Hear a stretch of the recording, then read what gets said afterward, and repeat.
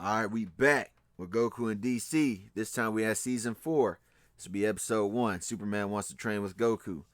So let's get into it.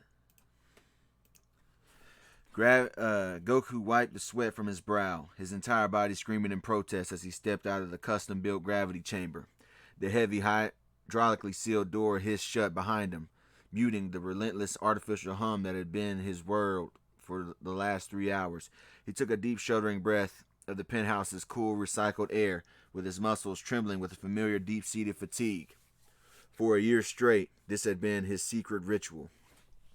Whenever the Justice League didn't need him, and whenever Diana was away on heroic duty, or after Diana had fallen asleep, he would slip away, drawn back to the sterile room that was paid for with Lex Luthor's somewhat suspicious generosity.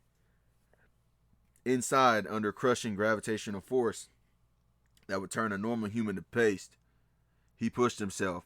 He ran through katas until his legs buckled, lifted impossibly heavy weights, and focused his ki until his vision blurred. It was a self-imposed punishment and a desperate prayer for strength. Each drop of sweat felt like a tribute to those he'd failed, a penance for Terra's sacrifice, and a vow that he would never again be too slow to protect someone like Robin when he was away. The chamber was his crucible, and he would endure its hell until he emerged strong enough to face any threat, no matter the circumstance, no matter at what cost to his own body. The heavy, hydraulically sealed door hissed shut. Goku stepped out, his body screaming in protest. He braced himself against the cool metal frame, every muscle fiber trembling with a deep cellular fatigue. His gi was soaked through, even though he had just put it back on, and his breath came in ragged gulps as he read the digital display. Gravity level, 300 times. Session complete. For a year straight, this had been his secret ritual, his self-imposed penance funded by the smartest man on Earth. It was a hell of his own making, a crucible where he forged his body and spirit against an invisible, crushing weight. A slow, measured clapping broke the silence. Goku didn't need to sense the energy signature. The smug, calculated applause was signature enough. Magnificent! Lex Luthor's voice echoed through the vast, sterile training hall. He stood near the entrance, impeccably dressed in a tailored suit with a purple tie, a stark contrast to Goku's battered and sweat-soaked state. A whopping 300 times gravity. And to think, a year ago you struggled at a mere 20. Your growth is exponential. It defies every known law of biology and physics. We crank this gravity up enough and we might create a black hole. We wouldn't want that, would we? Goku straightened up, using the back of his hand to wipe the sweat from off his brow. He was wary of Lex. Always had been. Clark's warning echoed within his mind, a constant low-level hum of distrust, especially after he plotted to take Superman's life all those years ago. But the cold hard truth was that no one else on Earth could or would provide him with a tool like this gravity chamber. The Justice League preferred monitored, safe training protocols. Lex offered brutal, unprecedented results, completely dismissing safety altogether, which Goku liked. Thanks, Lex, Goku said, his voice hoarse. The chamber's working great. I can feel myself getting stronger every day. Of course it is, Lex replied, a predatory smile playing on his lips, as he gestured to the monstrous machine. I built it, after all. My engineers and I can keep enhancing it, pushing the limits as long as you can. But such advancements require significant investment. Goku's guard went up, a subtle tightening in his shoulders. What kind of investment? Nothing too arduous, I assure you, Lex said, waving a dismissive hand. In 1 month's time, I am hosting a gala here in Metropolis, a celebration of human potential and technological advancements and achievements. Your presence would be invaluable. Consider it a personal favor to the man who keeps your training on the cutting edge. Goku frowned, his mind racing. Parties, suits, and small talk were his personal version of hell. A different kind of battle he was ill-equipped to fight. A party? Lex, you know I'm not good at that stuff. What's it really for anyway? Lex's smile didn't falter. It's for public relations, of course. For showing the world that powerful beings like yourself can be civilized. Your brother and his Cape colleagues often view my events with suspicion, so your attendance would demonstrate a bridge between our worlds. So, do we have an agreement? Goku let out a long breath. He hated the games, the politics, but the chamber was the key to being ready for the next Vegeta, or the threat like Frieza that was still out there. And some of these threats could possibly take everything from him, and protecting Diana, his friends in this world, was all that really mattered to him. All right, Lex, Goku agreed, a hint of reluctance in his voice. I'll be there, but no speeches from me, okay? Wouldn't dream of it, my friend, Lex said, his smile finally reaching his eyes, cold and triumphant. Wouldn't dream of it. Goku touched down softly in the central courtyard of the League of Assassins after he had left Lex's headquarters. He was at the League of Assassins stronghold, the familiar scent of cold mountain air and ancient stone filling his lungs. He expected the space to be empty, reserved for his solitary meditation or a late-night snack. Instead, he found Diana. She was seated on a stone bench, not in her battle regalia, but in a simple tunic with leggings. Yeah, I didn't feel like drawing. I didn't feel like making that.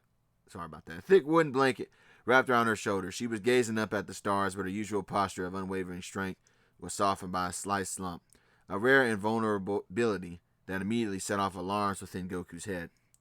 Diana, he said, his voice cutting through the quiet night. He approached his training fatigue, forgotten. I'm surprised to see you back so early. I figured you'd be halfway across the world by now, stopping a bomb threat or something. Diana turned, and even in the dim light he could see the pallor of her skin and a subtle tightness around her eyes that spoke of a deep discomfort. She offered him a soft, weary smile, a feeble imitation of her usual radiant warmth. I had intended to, she began, her voice lacking its typical commanding resonance. But I find my focus wavering today. My body is not fully cooperating as it should. Goku was at her side within an instant, crouching down to her eye level, his brow furrowed with genuine concern. What's wrong? Are you hurt?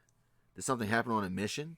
The questions tumbled out, his mind already racing through potential enemies or toxins that could have affected the Amazon. Seeing the immediate storm of worry on his face, Diana reached out and placed a calming hand on his arm. No, my love, it is nothing so dire. No battle wound, no villain's plot. It's just a weird feeling. Aches with a slight fever. I think it is some type of human ailment that I've caught in man's world, I believe. Something my body is still learning to process fully. She tried to wave it off, her warrior's pride showing through. Do not trouble yourself. I will be fine.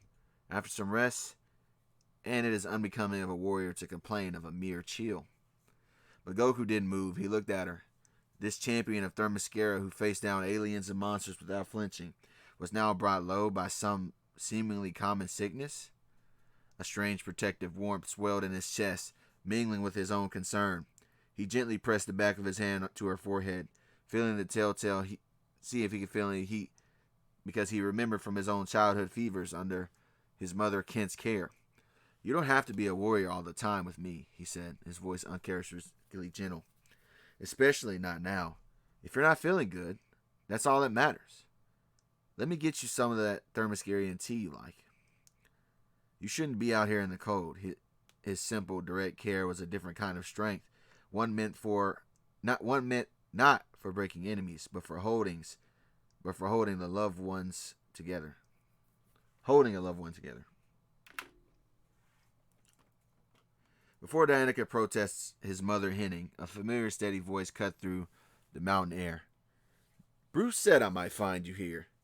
Goku turned to see his older brother Clark touching down silently at the edge of the courtyard. He was in the full Superman regalia, his cape flowing gently in a night breeze. His presence was both comforting and, given the late hour and private moment, immediately signaling something was important. Clark?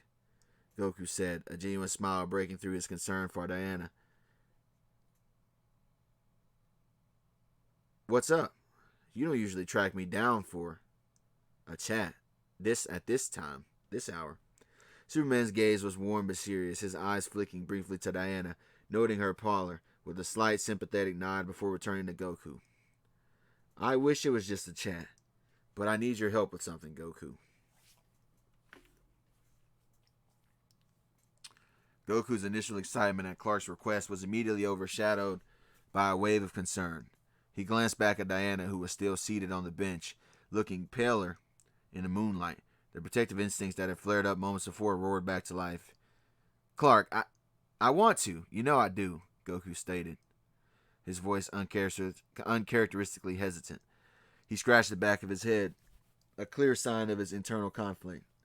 But Diana's not feeling so good. I can't just leave her alone like this. Maybe we can talk about it tomorrow, if she's feeling better. Diana offered him a soft, appreciative smile. His willingness to put her well-being above a thrilling new challenge with his brother touched her deeply. Goku, I am an Amazon. I have endured far worse than a slight fever. Do not let me be the reason you delay aiding your family. But you said your body aches a little bit, right? Goku insisted, crouching down again to be at her level. And you feel a little warm. Ma Ken always said the best thing for a fever is rest and someone to make soup. I should be that someone. Before Diana could gently argue further, a calm, authoritative voice spoke from the shadows of the archway. She will not be alone, little brother. Nissa Al Ghul emerged, her steps silent on the ancient stone. She had a steaming ceramic cup in her hands, the sharp herbal scent of Himalayan tea filling the air. She offered a rare slight smile to Diana before turning her gaze back to Goku. Your concern does you credit, Nissa said, her tone pragmatic, yet not unkind. But you are a warrior, not a nursemaid. Your path is one of strength and conflict. Ours, for tonight at least, is one of quiet care. I have already prepared a restorative draught from our own stores, enhanced with the Amazonian-like herbs that I am familiar with because of your lady's constant visits. Diana will rest in the chambers we have prepared for her, and she will be safe, watched over, and lacking for nothing. You have my word. Goku looked from Nissa's confident assurance to Diana's reassuring nod. The tight knot of worry in his chest loosened. He trusted Nissa. She was fierce and capable, and her care was as precise as her blade work. He let out a long breath. Okay, he relented. Standing up, he gave Diana one last tender look. You get some rest. I'll be back as soon as we're done. Leaning down, he pressed a quick, gentle kiss on her forehead before turning to his brother with renewed focus. All right, Clark. Let's go. Goku and Superman soared above the cloud layer, the world below reduced to a tapestry of shimmering lights and dark continents. Under the blanket of night, the air was thin and cold, but neither of them noticed. Once they were clear of the mountain range, Goku couldn't contain his curiosity any longer. So, what's this all about, Clark? You're the strongest guy I know. What could you possibly need my help with? Superman flew beside him, his expression thoughtful. Strength isn't the issue. Goku, it's the application of it. He paused, choosing his words carefully. Do you remember my fight with General Zod? Of course, I do. Even though I showed up at the end of it. You guys were tearing up the city. It was a heck of a fight, Goku said, his eyes sparkling with the memory of such a powerful clash. It was a brawl, Clark corrected, his voice tinged with a hint of frustration. A destructive, chaotic scramble. I had the power to match him, sure. Maybe even power to surpass him as the fight went on. But he had decades of military training of Kryptonian combat discipline that I never received. He was faster and more precise in his movements. Every block, every strike was efficient and lethal, and I was just the one that was punching back harder. He looked at his brother, his blue eyes earnest. I realized I was relying entirely on my raw power and durability. My technique is rudimentary at best. If I had faced someone with your level of martial arts skill, even with a fraction of my strength, I would have been at a severe disadvantage. I can't allow that. I need to be better. Not just stronger, but smarter. More skilled, and you're the best martial artist I've ever seen. Right next to Batman in that regard. Goku listened. His usual boisterousness replaced by a rare, thoughtful silence. He understood completely. Power was nothing without control. Without the knowledge of how to wield it, Clark's admission wasn't a sign of weakness, but of profound wisdom. It was the same drive that pushed Goku into that gravity chamber day after day. A wide, proud grin spread across his face. I get it. Don't worry, Clark. I know just the place to start. Goku put a firm, reassuring hand on his brother's shoulder, the red and blue cape feeling smooth under his palm. This is going to be great. Clark, you're going to see. There's a whole other world to fighting than just tracking punches. It's going to be a fun experience, I promise. The idea of teaching his incredibly powerful brother, the icon of hope himself, was thrilling. It was a new kind of challenge, and Goku always thrived on those. I know, you've been in scrapes before, Goku continued, his mind already racing ahead. But we need to build you a real foundation from the ground up. And for that, we don't need some fancy alien tech or a magic waterfall. He pointed a finger decisively towards the glittering sprawl of a city on the horizon. We're going to Gotham, or really a place near Gotham. There's a guy there, Ted Grant. He runs a gym. He taught Diana and me about footwork and setting up your shots. He's old school. And he doesn't care who you are or how strong you are. In his ring, you're just another fighter that he can train. It's the perfect place to start. With a confident nod, Goku shot forward, a streak of orange against the dark sky. Come on, Clark. Your lesson starts now. So that's where we're going to end it on this one, man. Let me know what you guys think. Just setting it up, setting up something light for the season that's to come. Catch you guys on the next one. Be sure you like, comment, subscribe. Also, I got Super Chats now if you want to make a donation to the channel. It'll always go to improving this content. Anyways, I'll catch you on the next one. Peace. Alright, Goku in DC Season 4, Episode 2. In this episode, Goku will be helping out Batman, so let's get to it. Goku pushed open the weathered door to the boxing gym. The familiar scent of old leather, sweat, and liniment filling his senses.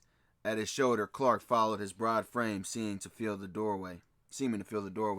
He moved with a quiet, contained power, but his eyes, behind his glasses, held a rare look of uncertainty as he took in the sparse, no-nonsense training facility. Yeah, I have Superman, but I should have made it Clark Kent, but it is what it is. From across the room, where he was wrapping a young fighter's hands, Ted Grant looked up. A slow, knowing grin spread across his grizzled face, stretching the old scars around his eyes. Well, I'll be, he grumbled, his voice a low rumble like distant thunder. The kid's back. And he's brought another stray in off the street. Should have known my gym was turning into a metahuman halfway house. Goku let out a good-natured chuckle, the sound easy and bright in the greedy atmosphere. He clapped a hand on Clark's stiff shoulder. Hey, Ted, this one's special. This is my big brother Clark, he said, the word brother with a weight that conveyed more than just shared upbringing. It spoke of a shared origin, meaning among the stars and non-human, but a bond forged in the Kansas fields. He then gestured between the two men. Clark, this is Wildcat. He's the one who taught Diana and me that there's more to a fight than just throwing the hardest punch.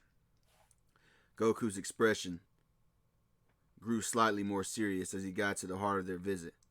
See, Clark here, he's got all the power in the world, but he realized that when he's up against someone who knows what they're doing, someone with real technique, all that power can get a bit messy. He doesn't want to just be strong. He wants to learn how to fight properly from the ground up. And I told him there's no one better to learn from to start with than you.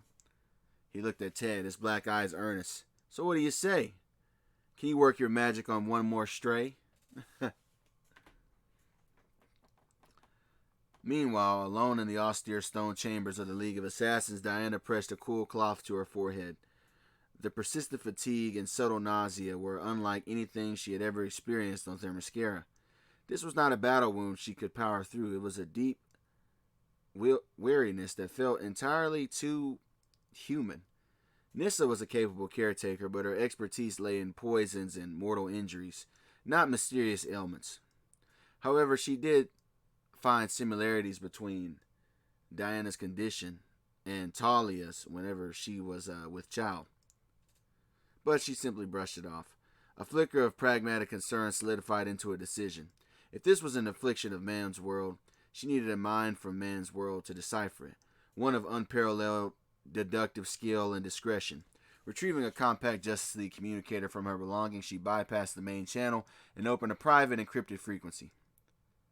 Batman, she said, her voice softer than usual, betraying her fatigue. A moment of static, then his voice. Shh. clipped and calm, came through. Wonder Woman, what do you need? I find myself unwell. It is not a wound, but something internal, I believe. I require a diagnosis beyond my own understanding, and I trust your thoroughness. Could you run some tests? There was a brief pause on the other end, a silent calculation. Where are you? The League of Assassins stronghold, Nanda Parbat. A den of killers is an ideal infirmary, he noted dryly, but his tone was not one of refusal. It was the voice of an ally acknowledging a duty, despite the circumstance. I have mobile equipment. I'm on my way. Don't let any of the late Raj Al Ghul's disciples try any alternative remedies before I get there. The line went dead. Diana let out a breath she hadn't realized she was holding, a small measure of relief easing the tension that was within her shoulders. Help in the form of the world's most formidable detective was en route.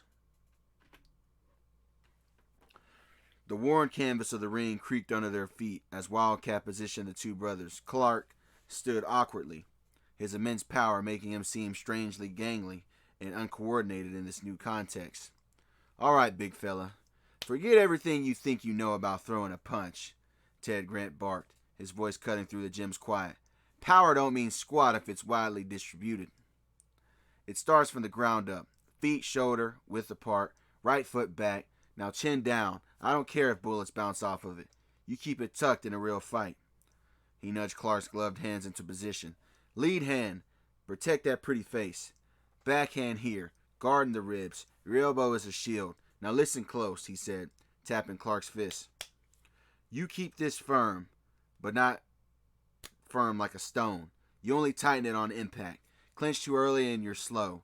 Too late, you'll weaken your wrists. It's a snap, not a shove. Speed is your friend here. To Clark's credit, he absorbed the instructions with intense focus, his body slowly mirroring the stance. Goku, leaning against the ropes with a wide, proud grin, watched the transformation begin. He saw the moment Clark's brow furrowed, not in confusion but in comprehension, his posture shifting from that of a brawler to a student of the sweet science. It was a small step, but for the Man of Steel, it was a fundamental recalibration of how he viewed combat, and Goku couldn't have been happier for his brother. The Batwing had just touched down on the secluded landing pad of the League stronghold when Batman's encrypted communicator chirped with a specific, rarely used frequency. Selena's. Bats, her voice was a hushed, urgent purr, devoid of its usual playful teasing. I'm perched above the old bar at the bad side of town. And some of Joker's leftover clowns are bragging downstairs. Looks like Harley's not just planning a breakout, she's going to do it right now. She's hitting Arkham's East Wing in 10 minutes to spring her puddin' loose. Bruce's jaw tightened, a muscle twitching beneath his cowl. He was hours from Gotham. The calculus was instant and frustrating.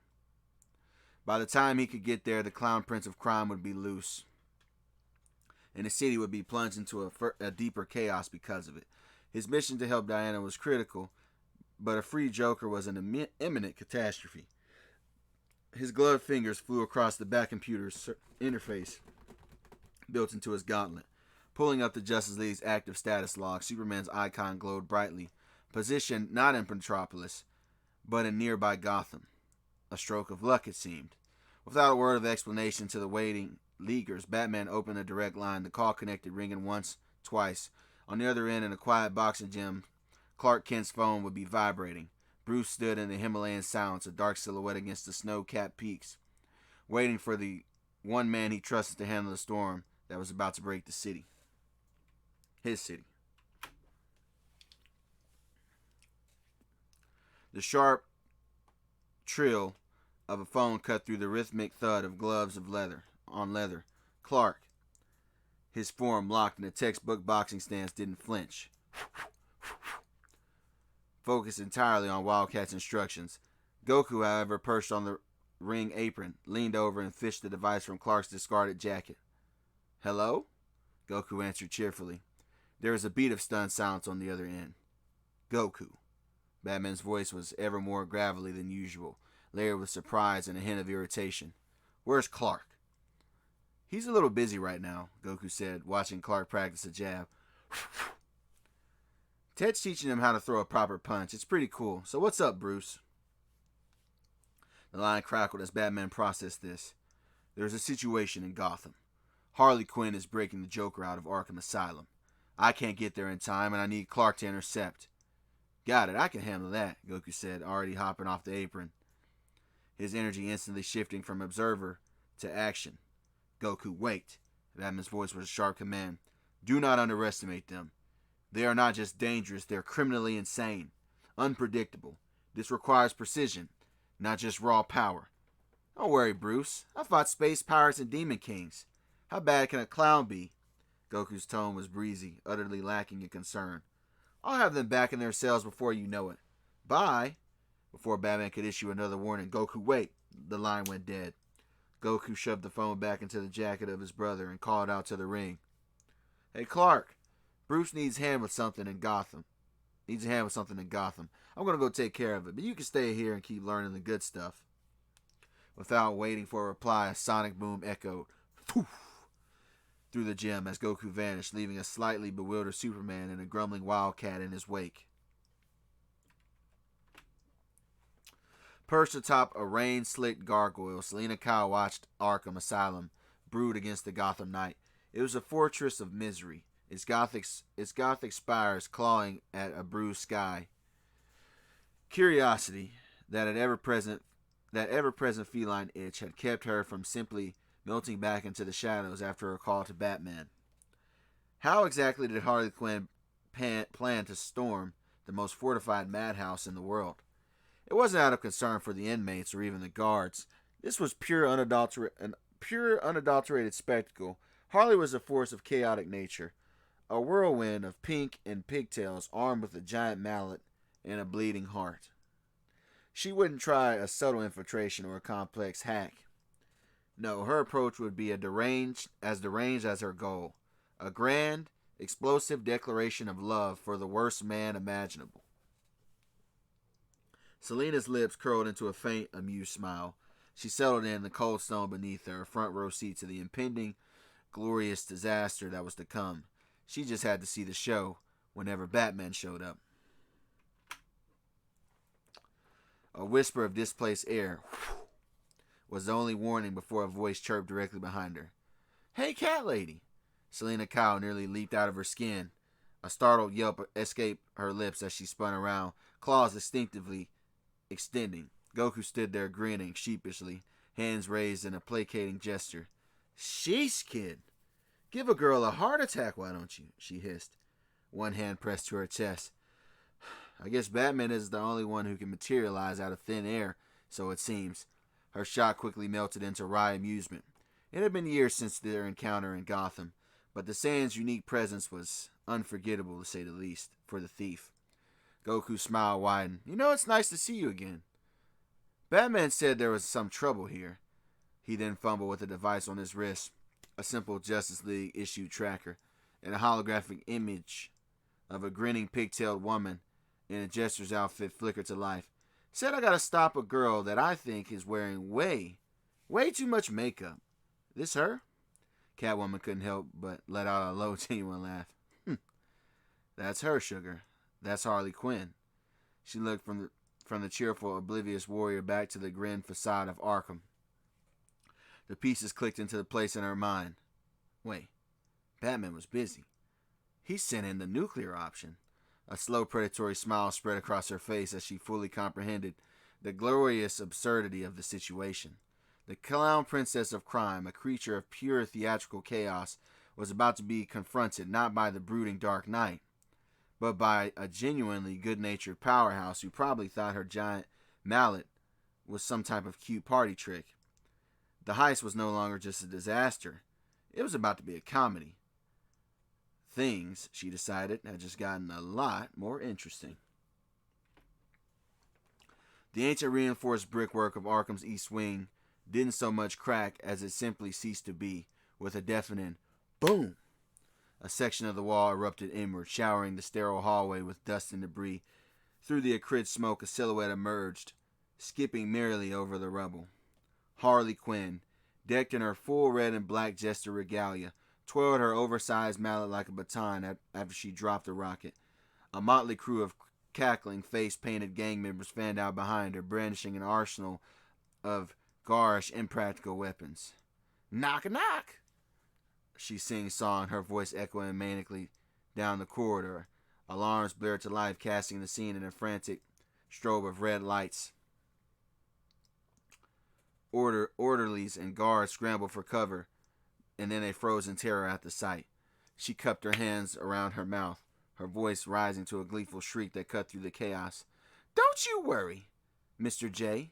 Your main squeeze is here to spring you. We're on the way, Puddin'. Just sit tight and get ready for the real hootenanny. With a gleeful cackle, she led her chaotic charge deeper into the asylum, leaving a trail of destruction and confusion in her wake. The breakout was officially on. All right, man.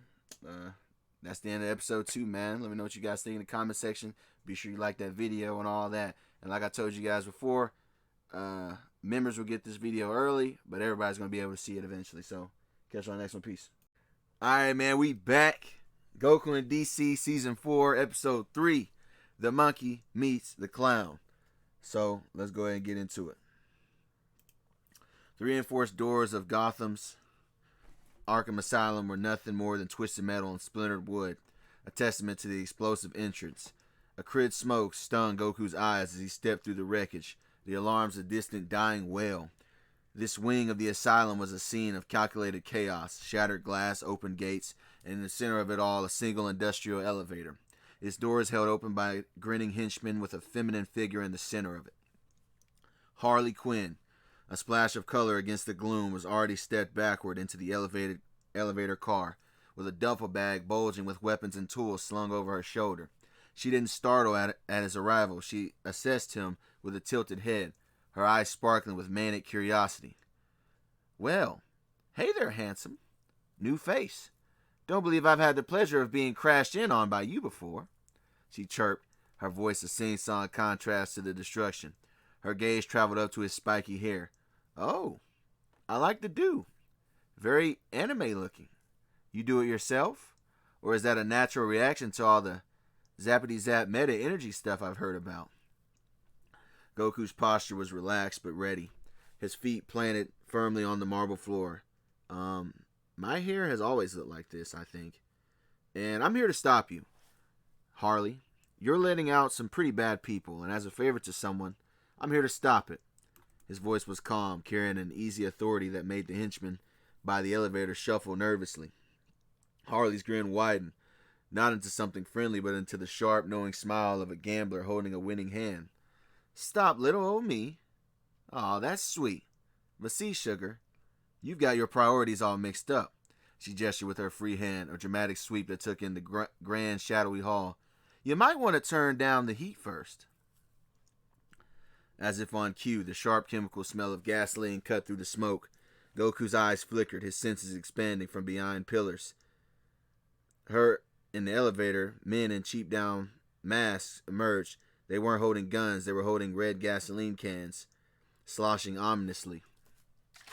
And then Goku realized that scent he picked up on was gasoline, and he looked to see Harley smiling with a lighter in her hand. A going away present for me and the boys. Harley laughed, the sound echoing in the vast space. Gotham's so dark nowadays, it could use a little light.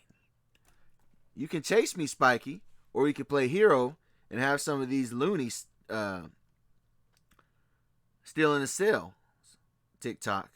With a final blown kiss, she tapped the henchman's shoulder and the elevator doors began to slide shut, sealing her smug expression behind him, leaving Goku standing alone in a asylum wing, rapidly being transformed into a gigantic tinderbox.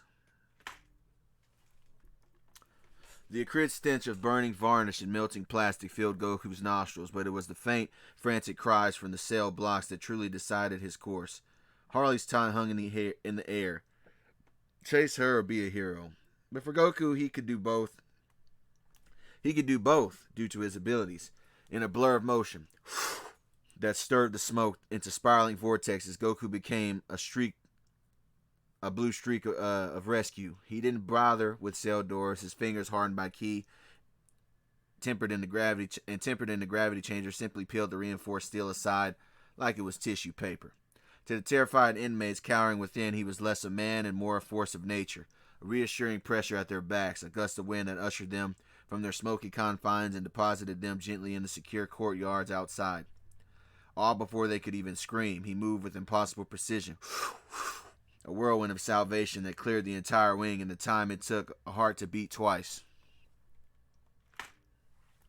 Returning to the central atrium, now empty of prisoners but choked with roaring flames, Goku planted his feet firmly. He took a deep breath, drawing not just air but the calm, focused energy within. His aura flickered to life, a serene blue-white amidst the chaos. With a sharp, guttural shout, "Ha!" he unleashed a tremendous Kiki-eye. The concussive wave of pure force erupted from him in the perfect sphere. It didn't feed the fire, it smothered it. Flames were ripped from their fuel and snuffed out in an instant, leaving behind only scorched walls, steaming puddles, and an echoing silence broken by the distant wail of sirens outside. Goku stood amidst the sudden calm, smoke curling off his gi. His black eyes lifted, tracing the path of the elevator shaft up through the shattered ceilings. A determined set tightened his jaw. Harley Quinn wasn't just a criminal, it seemed. She'd used lives as bargaining chips, and that changed the game. With a final glance to ensure the area was secure, he crouched.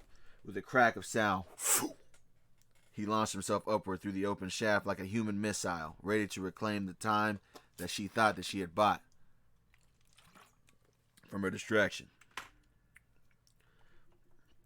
The door at the top in the shaft led not to another cell block, but into a grim utilitarian service corridor. Goku landed with a soft tap of his boots on the concrete. Ahead a group of four jittery-looking henchmen, their garish clown makeup smeared with sweat, were huddled around a heavy, riveted metal door. "Just keep your eyes peeled," one with a squeaky voice was saying, nervously checking his cheap pistol. "Harley said the guy in the orange getup might be faster than we expect. Our job is to buy her 10 minutes. We just need 10 minutes. "Relax," Abokir one grunted, loading the shotgun. "He's probably still playing fireman." "No way he... Wait, you mean this door?" The voice came from directly behind them, cheerful and curious. All four men froze, then whirled as one, their weapons coming up to find Goku, standing calmly in their midst, having moved with a whisper of sound. Panic dissolved into a trigger-pulling frenzy. Blam, blam, blam, blam.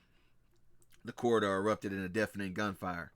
Bullets and buckshots struck Goku's center mass in a storm of leaden fire. As smoke filled the air, when it cleared, Goku stood unfazed. Not a scratch on his gi. A small cloud of flattened smoking slugs dropped from his chest to clatter on the floor. The henchmen stared, their bravado evaporating into pure terror. Goku's easygoing smile didn't change. "You done? All right, my turn." He was a blur of controlled motion. A swift, precise chop to the back of the nearest gunman's neck. A spin, and another chop. A sidestep and a third. The last one turned to run, but a gentle tap from Goku's finger sent him crumpling into a heap with the others. They dropped like marionettes with their strings cut, unconscious before they hit the ground. Goku didn't even break stride. He stepped over the peaceful pile of would-be guards pushed open the heavy metal door they'd been so desperate to protect, and walked through into whatever lay beyond.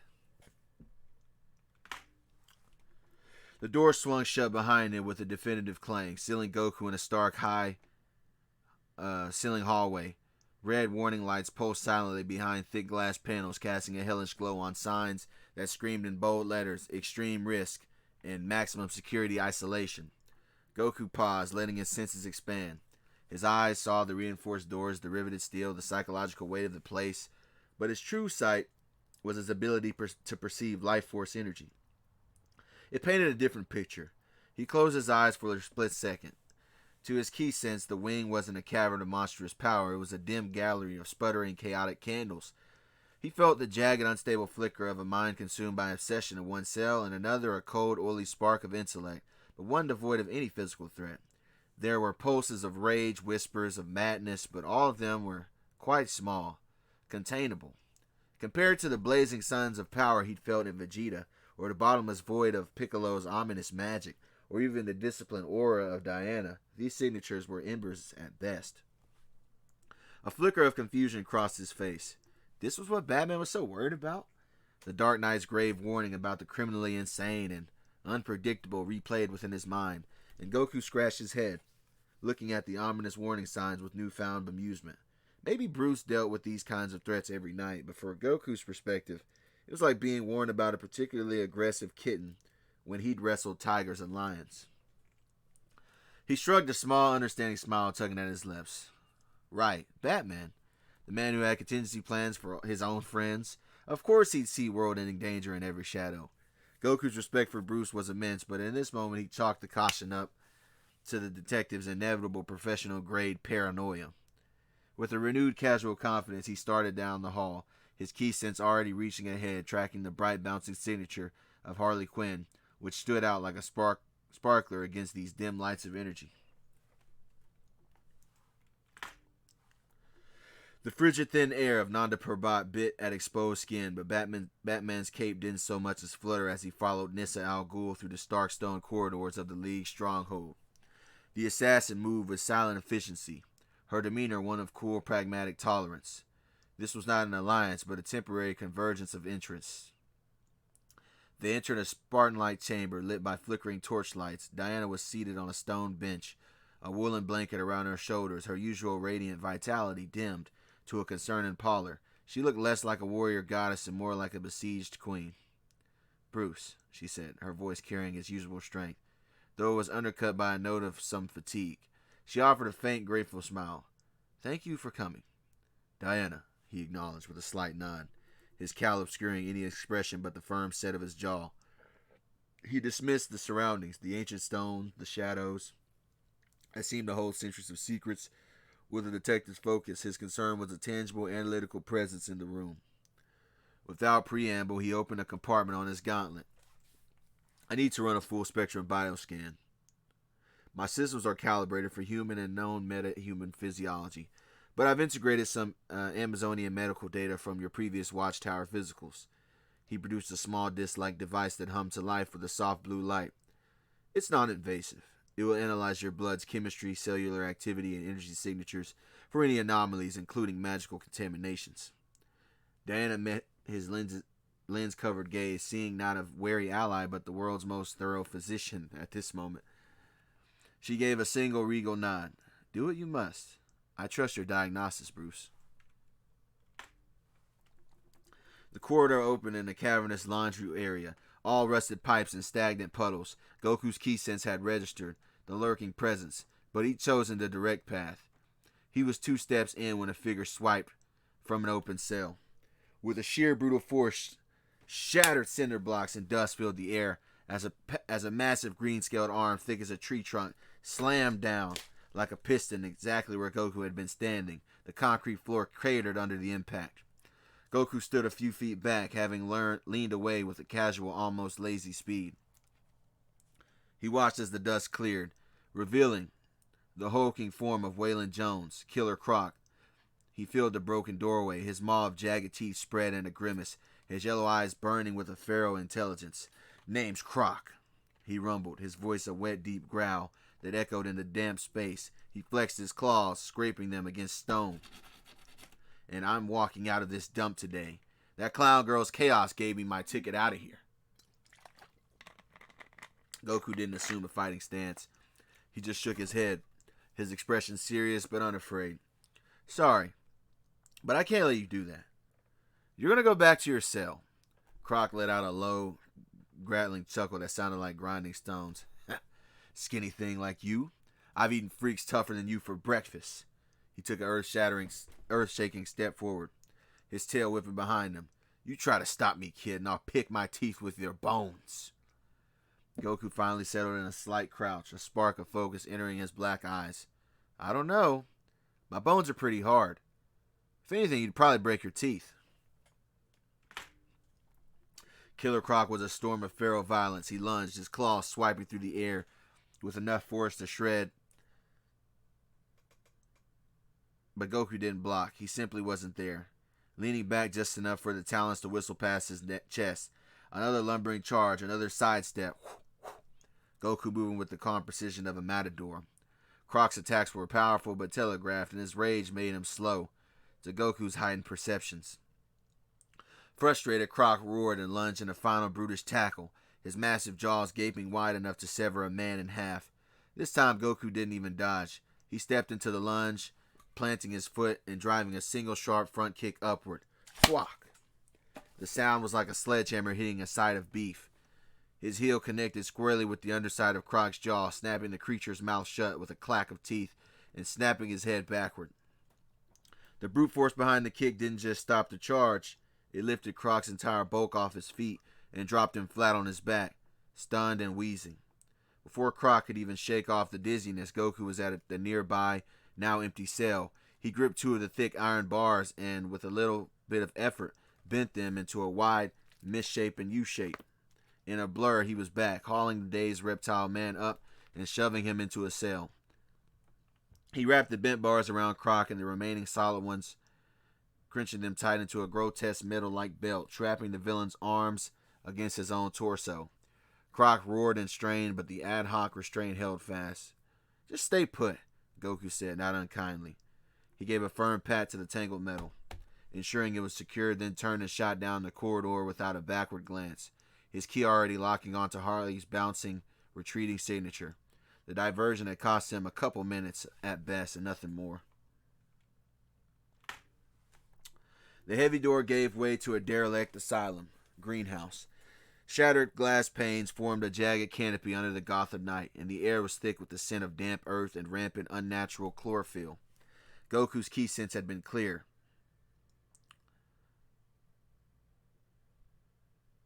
Harley's sparkler bright energy was right there, intertwined with a colder, more pervasive signature that he remembered, a slow green pulse like a forest heartbeat. He pushed the door open. Harley Quinn was perched on the edge of a broken ceramic planter, grinning like a child who'd pulled off the perfect prank. "Took you long enough, Spiky. I gotta admit, Batsy's got himself some powerful friends." She swung her legs. "But so do I."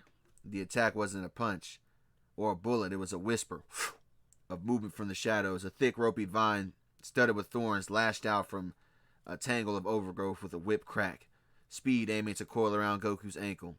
He simply lifted his foot, letting it pass harmlessly beneath him. From the verdant gloom, Poison Ivy stepped forward. The dim light played over her red hair and pale skin, her expression one of detached botanical curiosity. "The monkey man," she stated, her voice a husky murmur. "The one who caught me when I fell." Goku's eyes narrowed slightly, his fighting stance becoming more defined. "It's you again." Harley's eyebrows shot up, her head swiveling between them. "Whoa, whoa, whoa, whoa. Spiky Nose Red? Well, ain't it a small, messed up world?" She hopped down, giving an exaggerated, apologetic shrug. This is fascinating, really, but my pudding is waiting, and a lady shouldn't keep her date cooling his heels in a cell block." She began backing toward a rusted service elevator, its gate already pried open. "You two have yourselves a nice reunion. Try not to kill each other too quickly. Toodles." With a final gleeful wave, she slipped into the elevator cage. The rusty door clanged shut, and with a shuddering groan, the mechanism began carrying her downward, leaving Goku alone in the oppressive living green with an old and decidedly thorny acquaintance. Poison Ivy took a slow, deliberate step forward, the plants around her seeming to lean in with her. The air in the derelict greenhouse grew heavier, thick with pollen and a palpable dangerous intent. Poison Ivy didn't move to attack again. Instead, she took a slow, swaying step forward, a predator assessing its prey with a newfound interest. A smile both haunting and alluring played on her lips. "The one who caught me," she repeated, her voice a low, verdant hum that seemed to emanate from the very leaves that were around them. "You had me at your mercy, monkey man. You could have let me fall. You could have struck me down, and yet you chose to save a woman who had just tried to bury your city in alien plant life." She took another step, the hem of her leafy dress brushing against creeping vines. "Such unexpected gallantry from a brute force creature like yourself." Goku kept his stance ready, but his brow furrowed in genuine confusion at her tone. "You were going to get hurt. That's really all it was." "Is it?" she purred. Now within arm's reach, her emerald eyes glinted in the fractured moonlight. "I've been thinking about that. About you. A life debt is a powerful thing in any culture. Perhaps," she leaned in slightly, the scent of night-blooming jasmine and something more sinister wrapping around him. "Perhaps I should thank you properly. A kiss for my savior. It would be so much more intimate than our last encounter." Goku didn't relax his stance, but a look of pure, uncomplicated apprehension crossed his face. He held up a hand, palm out. No thanks, he said, his tone direct and slightly wary. I saw what you did to Batman when you kissed him. You know, with the whole poisonous mind control stuff. He shook his head, his concern shifting to something more personal. And I'm pretty sure Wonder Woman would really not like that. And then she'd probably come try to find you, and she'd be pretty mad. He stated it not as a threat, but as a simple, inevitable fact, like forecasting bad weather. She doesn't usually hunt people down for something personal, but for something like that, if she found out, I'm sure she would try to find you, and I wouldn't want to have to get between you two, if I don't have to. Ivy's smile didn't falter. It simply gained a sharper, more intrigued edge. He had seen through the seduction to the toxin beneath, not with a detective's cynicism, but with the warrior's practical understanding of cause and effect, and a man's loyalty to his woman.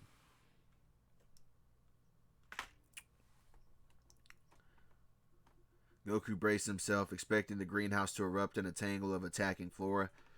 But instead, Poison Ivy did something far more disarming. With a faint, almost resigned sigh, she stepped gracefully to the side, clearing the path to the elevator shaft that Harley had just used. Go on, then, she said, her gaze drifting to the overgrown plants around them. I won't stop you this time. Consider it returning a favor. She glanced back at him, her green eyes unreadable. Besides, I never liked the Joker. A vile little fungus. And he treats Harley like trash, but she's too madly in love with him to see it. Some poisons are just like that, you know. Goku blinked, his fighting stance loosening in a genuine surprise. He studied her for a moment, his head tilting. Then he surprised her right back. You know, he said, his voice losing its edge, I can tell that you're not all bad down deep. I can sense energies, you know. He nodded toward a broken window leading out the asylum's grounds. You could just leave.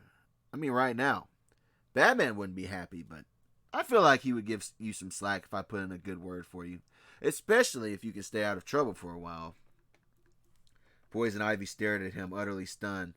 In all her years battling Gotham's protectors, none had ever offered her an exit strategy. They offered her sales, lectures, or violence. Never a choice based on blind faith alone. A complex, unidentifiable emotion flickered in her eyes. As Goku walked past her toward the elevator shaft, not looking back, she found her voice soft and genuine. You're not like the other heroes out there. Goku paused, one hand on the rusted elevator frame. He spoke without turning around, his words simple and carrying the weight of a personal truth. That's because I'm not a hero. And then he was gone, descending into the darkness, leaving Ivy there alone in her garden, contemplating a mercy she never expected, and an outcome she'd never even considered. The service elevator deposited Goku into the deepest, most fortified cell block in Arkham. The air was cold, sterile, and reeked of antiseptic and madness. At the end of the corridor, a vault-like door stood grotesquely ajar, its locking mechanism a mess of melted metal and plastic explosive residue. From within the cell echoed a sound that set normal teeth on edge, a duet of high, wheezing giggles. It was the sound of chaos celebrating its own birthday. Ooh, I knew you'd come for me, my sweet, deranged dumpling. A voice scratchy and saturated with synthetic glee crooned. The acoustics in this dump are just made for a comeback symphony. Anything for you, Puddin', Harley Quinn's voice chirped back, full of adoration. Now, what's first? A parade? A new gas? Ooh, we should go bowling with the mayor's head. Goku stepped around the broken door. The scene inside was a study in dissonance. The cell was a stark white box, now vandalized with garish green and purple spray paint. In the center, clad in his signature purple suit, the Joker was stretching his limbs with theatrical relish, as if shaking off a long nap. Harley was beaming up at him, with her mallet popped on her shoulder. Harley's head snapped toward the entrance first. Her painted eyebrows shot up towards her hairline. Well, slap me purple, Spiky, she exclaimed, a grin splitting her face that was equal parts impressed and annoyed. You beat Red that quick. Jeez Louise, you must be trying to beat Batsy's all-time Arkham Asylum record or something. He's gonna be so jealous. The Joker stopped his stretching. He turned slowly, his green-eyed gaze fixing on Goku. The grin never left his face, but it changed, curling from joy into something sharper and more intrigued.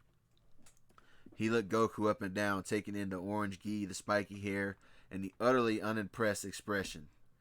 A new face, the Joker crooned, clapping his gloved hands together once. A new toy. In such a vibrant costume. Did you come to teach us karate? Are you with the circus?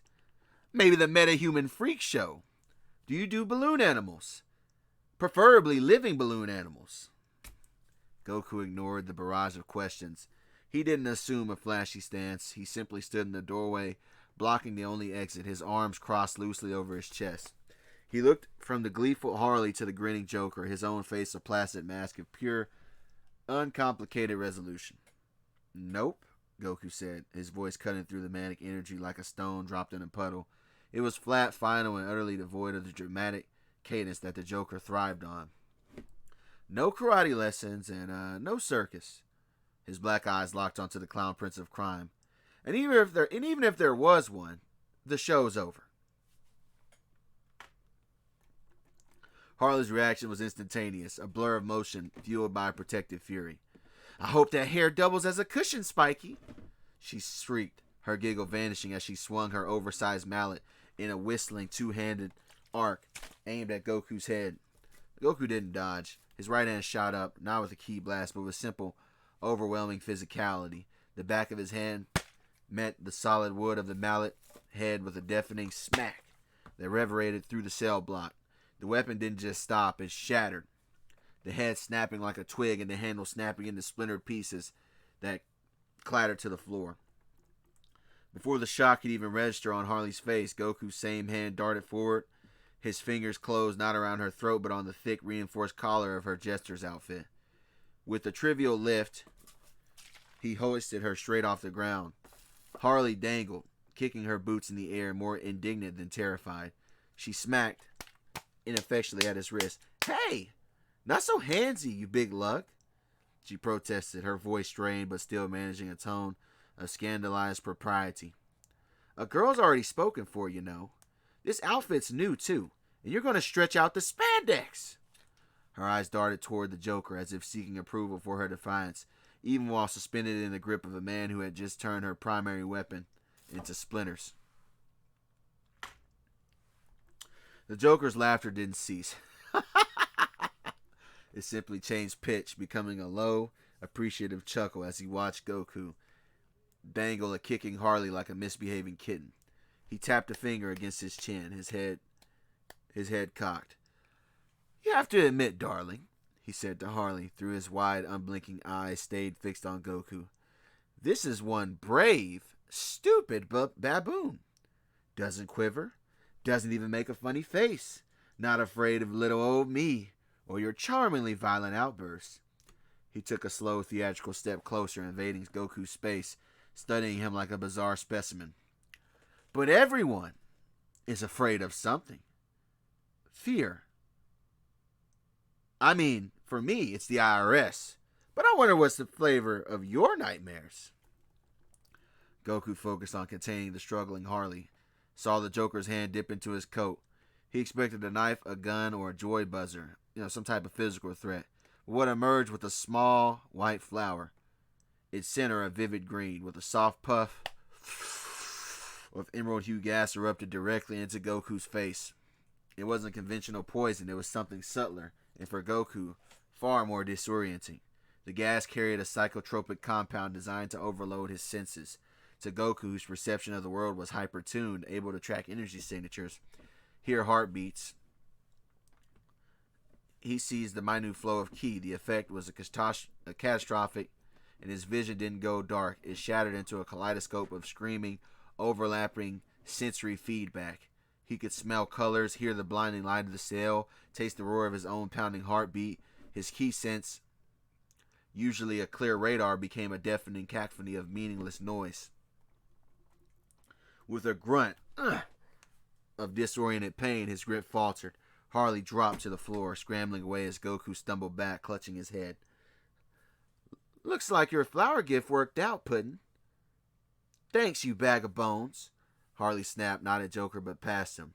From a side corridor, a gaunt skeletal figure emerged, draped in tattered rags and a stained lab coat. Dr. Jonathan Crane, the Scarecrow, lowered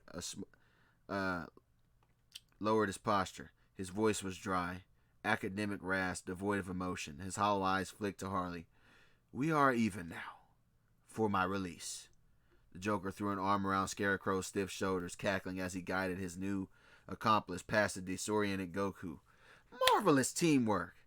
Brawn, beauty, and biochemical terror. It's the recipe for a hilarious evening. Come along, children. We have a city to paint. The sterile torchlit chamber in Nanda Parbat felt suddenly colder. Batman had been silent for a long moment, staring at the readouts on his gauntlet's holographic display. The data streams, genetic markers, hormonal surges, unique energy signatures intertwining, had coalesced into a conclusion both undeniable and staggering. He powered down the device, the blue light dying with a soft hum. He turned to face Diana, who sat watching him with the steady, patient gaze of a royal daughter awaiting a report from a trusted physician. The usual warmth in her eyes was tempered by fatigue and a flicker of concern for whatever verdict his science had rendered. Diana, he began, his voice devoid of its usual grim edge, replaced by a rare, almost unsettling neutrality. It was the voice of someone who was about to speak a pure fact. The scans are conclusive. The fatigue, the metabolic shifts, the hormonal fluctuations, they aren't an illness. They're not a toxin or some magical affliction. He paused, ensuring he had her complete attention. In the world of gods and monsters, he was about to state something profoundly and fundamentally mortal. Your physiology is adapting, he stated, each word precise and deliberate. The biosignatures present are a hybrid of your genetics and a second foreign DNA structure, a potent one. He met her eyes squarely through the cowl. You're not sick, Diana. You're pregnant. The words hung in the ancient air like a physical blow. Wonder Woman's spine, usually ramrod straight with divine grace, did not slump. Instead, she seemed to freeze entirely. The color that had slowly been draining from her face now vanished completely, leaving her pale as if the moonlit snow outside. Her lips parted slightly, failed to form a word. Her wide, luminous eyes, which had faced down space tyrants and demons without flinching, filled with a storm of pure, unadulterated shock. The regal composure shattered. A tremor, slight but unmistakable, passed through her hands where they gripped the stone bench. What? The word wasn't a shout. It was a breathless expulsion of air, a sound of pure, world-upending disbelief that echoed softly in the silent room, holding within it a universe of confusion, excitement, panic, and a dawning new realization. So, yeah, man, that'll be the end of this episode. Let me know what you guys think. Of course, if you're watching this on your phone, be sure you hit the like button. And when you hit the like button, it'll ask you to hype up the video. Please hype up the video, man. You know what I'm saying? Like the video, subscribe, share all that. Super chats open and memberships open. I'll catch y'all on the next one. Peace. Alright, back. Goku in DC, Season 4, Episode 4. Goku has a bad trip. Let's get into it. Perched on a steel girder high above the laundry level, Selena Kyle had watched the entire encounter unfold with the detached amusement of a cat observing a particularly chaotic bird feeder. She'd seen Goku dismantle Croc's challenge, seen him face down Ivy with baffling honesty, and seen him march toward the Joker's cell with the unshakable resolve of a force of nature. She'd even, with a roll of her eyes, overheard Harley's triumphant cackling and the Joker's grating voice echoing up the shaft. He's handling it, she thought, about to slip away. Messy but effective. Then she saw the emerald puff of gas. From her vantage, she saw Goku's entire body seize up. It wasn't a reaction to pain, but to profound internal cataclysm. He dropped Harley, not with intent, but like a puppet whose strings had been cut. He staggered back, his hands flying to his head and his face contorting not in anger, but in raw, uncomprehending agony. The Scarecrow's dry voice confirming the debt paid was the final piece of the puzzle. Fear toxin. Perfect. Selena dropped from her perch, landing in a silent crouch as the Joker, Harley, and Scarecrow scurried past, too gleeful in their escape to notice the shadow in the rafters.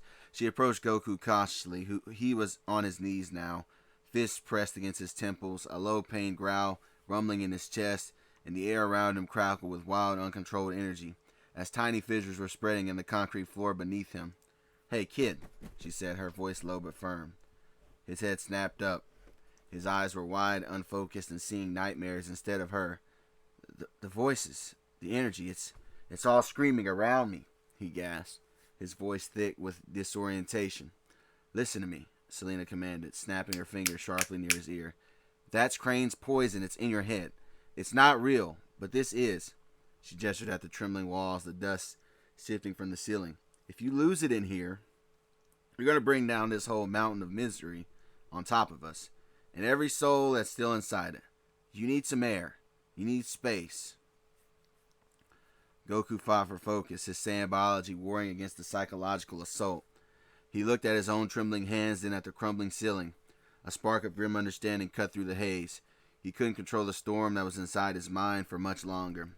So with a final, agonized grunt of effort, he looked up at the reinforced roof. His aura flickered erratically instead of a precise blast or a raw surge of power erupted from him in a desperate vertical lunge. Kaboom! He didn't fly, he punched his way out. Concrete, steel, rebar, and layers of asylum infrastructure exploded upward as he became a living battering ram, carving a jagged tunnel toward the cold, open Gotham sky. Selena shielded her eyes from the debris, a wry smile touching her lips as she watched the human rocket disappear into the night, leaving a star-filled hole and a settling silence in his wake.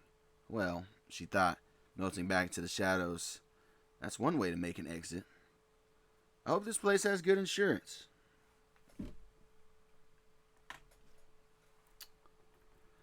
The word hung in the frigid air, vibrating with Diana's shock. Batman's pronouncement, so clinical, so absolute, had not landed with clarity but with the force of a cosmological contradiction. What? The explanation escaped her again, softer now, laced with a tremor of intellectual rebellion. She stood, the woolen blanket falling forgotten from her shoulders. "Bruce, what you are saying is... it's impossible." Batman, ever the monument to reason, didn't even flinch, but behind the white lenses of his cowl, one eyebrow lifted a fraction, a rare visible sign of his own confusion. The data was clear. His sensors didn't deal in possibilities, only in facts. The psychological markers are unambiguous. Diana, have you and Goku not been... He paused, selecting the most clinical term. "Intimate?" A flush, warm and human-like expression bloomed across Diana's cheeks, clashing with her pallor. It wasn't embarrassment at the act, but at the staggering implication. "Yes, we have," she admitted, her voice regaining some of its steel, though it was now directed at the absurdity of the situation. "But that is not the point, Bruce. I am an Amazon of Themyscira. We are not born of man and woman in the way that you understand it." She took a step forward, her hands gesturing as if physically sculpting her explanation from the thin air. "My people were created and given life by the gods. Our biology, while similar in function, is fundamentally different in its origin and purpose. We do not give birth like you all. The very concept is alien to our design. A child of an Amazon and a Saiyan," she shook her head, the impossibility of it making her dizzy. "It should not be. It cannot be.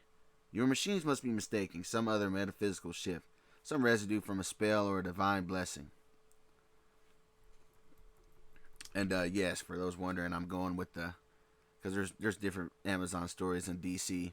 I'm not going with the one where they kidnap, or they not kidnap, they quote unquote seduce sailors and keep the female children and discard the male. I'm not going with that one. I'm going with the one where the souls were made of fallen women. I'm going with that one. Anyway, it should not be, it cannot be. Your machines must be mistaken. Some other metaphysical shift, some residue from a spell or a divine blessing. Batman listened, absorbing the theological disruption to his biochemical data. He didn't dismiss it. In a world of gods and monsters, the rules of biology were often suggestions. Your physiology is adapting to it regardless, he stated, holding up the gauntlet that had delivered the verdict. The foreign DNA structure, the foreign DNA signature is integrating with your own at a cellular level. If an Amazonian conception is a mythic process, then this is a new myth that's being written. He lowered his arm, his tone shifting from physician to tactician. I am not the authority on divine parthenogenesis. For answers that science cannot provide, you should speak to your mother. The suggestion was logical, but it felt like being told to consult a manual for a starship that wasn't supposed to exist. Diana opened her mouth to respond, her voice the whirlwind of fear, wonder, and sheer disbelief. And then, zzz, zzz, a sharp, insistent vibration cut the silence. Batman's head tilted slightly, the communicator embedded in his cowl, receiving a priority signal. His posture shifted instantly. The confidant was gone, replaced by the mission. He raised a gloved hand, not in farewell, but in a gesture for silence and for pause. I have to take this, he said. His voice once more the gravelly monotone of the Batman. He turned toward the chamber's archway, his cape swirling. He paused at the threshold, casting a last inscrutable look back at the princess of the Amazons, who stood utterly still in the torchlight, one hand unconsciously drifting to her abdomen. For now, he said, the words final and leaving no room for further discussion. I'll leave you to your thoughts. And then he was gone, melting into the dark corridor, leaving Diana alone with the impossible. The ancient stone walls of the assassin's fortress feeling suddenly terribly inadequate to contain the new frightening life form that was now currently growing inside of her. The line connected with a click, bypassing all public channels in the stone silence of Nanda Parbat corridor. Batman's voice was a low growl. Report. On the other end, the sounds of distant sirens and crumbling concrete filtered through. Selena's voice was characteristically cool, but underlined with a razor's edge of urgency. Your powerhouse has a bug in his system, Bats. Crane spritzed him with the good stuff right in his face. Pause. Batman's posture stiffened almost imperceptibly. Fear toxin. Status. He blew a hole through the roof and went skyward. He's not flying, more like a panicked launch. But here's the problem, Bruce. She paused, and he could hear the faint crunch on her boots on gravel as she moved. He wasn't just scared. He was overloaded. Talking about voices and screaming energy, his power, it was leaking, cracking the foundation just from him kneeling there. She let that sink in for a beat. You know what that gas does. It finds your deepest dread and makes it real. For a regular guy, that's spiders or drowning or getting cheated on. For a guy who can level a city block by landing wrong, his fear isn't some creepy crawly. And whatever his fear is right now, his brain's convincing him that's exactly what's happening in this moment. I know. Batman's mind raced, panting the scenario. Goku, disoriented and terrified, believing his own energy was a hostile force, or maybe that his allies were threats. He wouldn't be fighting criminals, he'd be fighting phantoms of his own making. Phantoms he could very well vaporize within his mind with a stray key blast that in reality would take down an entire building. He's not in the heart of Gotham anymore, Selina concluded, her tone grimly amused. He's a loose cannon in the sky, probably seeing giant lizards made of lava, or a monster trying to eat the moon. He's going to start throwing punches at imaginary foes, and the collateral damage won't be theoretical. You need to do something, fast. The Joker can wait. This is a potential DEF CON-like event, wearing an orange and blue karate suit. The line went silent, leaving Batman with a stark choice. The escaping clown or the living weapon on the verge of a catastrophic hallucination-fueled meltdown. He turned his cape, cutting a sharp arc as he strode toward the Batwing. Mission parameters had just been violently rewritten. Goku didn't land in the real world. He crashed through the roof of his own mind into a fractured landscape built from his fear. The world around him was a nauseating smear of colors and sounds. The sky pulsed a sickly violet, throbbing in time with a headache that felt like his skull was splitting. He could taste the sour tang of his own panic. He could smell the deafening static shriek that filled his ears. Hear. Why the hell did I say smell? Anyway. And they were waiting for him. Not in cells, but towering over him like grotesque monuments. King Piccolo, not as he was defeated, but in his prime, green skin glistening under the hellish light, his laughter the sound of grinding bones. Weak, the Demon King boomed each syllable of physical blow. You needed the magical pit of healing to face me. What does that make you, boy? A fraud. To his right, Vegeta materialized with a swirl of crimson energy, his armor pristine, his smirk a blade. This is your power, Kakarot. This trembling. The Prince of all Saiyans was laid low by this, a lowly bumpkin who couldn't even save his friends from Nappa. He pointed a scornful finger. You barely won. And the mercy of that dying whelp was a mistake. I will return and finish the job. In front of him the ground bubbled and Slade Wilson arose, not as Deathstroke, but as the calculating mastermind, his single eye gleaming. You are a tool, Goku. A weapon. I turned against your own. Your will is an illusion. Your strength is alone, and I can repossess it whenever I wish. He gestured in ghostly images of the Teen Titans. Robin, Terra, the missing Beast Boy flickered, trapped in cages of light. You cannot protect them. You are the danger. They need protection from. The voices overlapped, a symphony of his failures. You were not fast enough. You were not strong enough. You are never enough. The apparitions didn't attack. They simply declared the words, carving canyons of doubt deeper than any physical wound. Goku clutched his head, sinking to his knees on the non-existent ground. Stop, he growled, but his voice was lost in the cacophony. He tried to focus, to find the calm center Kami had taught him, but his key sense was a shattered mirror reflecting only terror and failures. Unconsciously, the real untamed energy within him reacted to the inner storm. Back in the physical world, he floated insensate above a Gotham industrial park. With each psychic accusation, a visible pulse of gold and orange-like aura erupted from his body. The first pulse blew out every window in a neighbor warehouse with a symphony of shattering glass. The second pulse struck a power of a substation, causing transformers to explode of blue and white sparks, plunging a city block into darkness. And the third was stronger.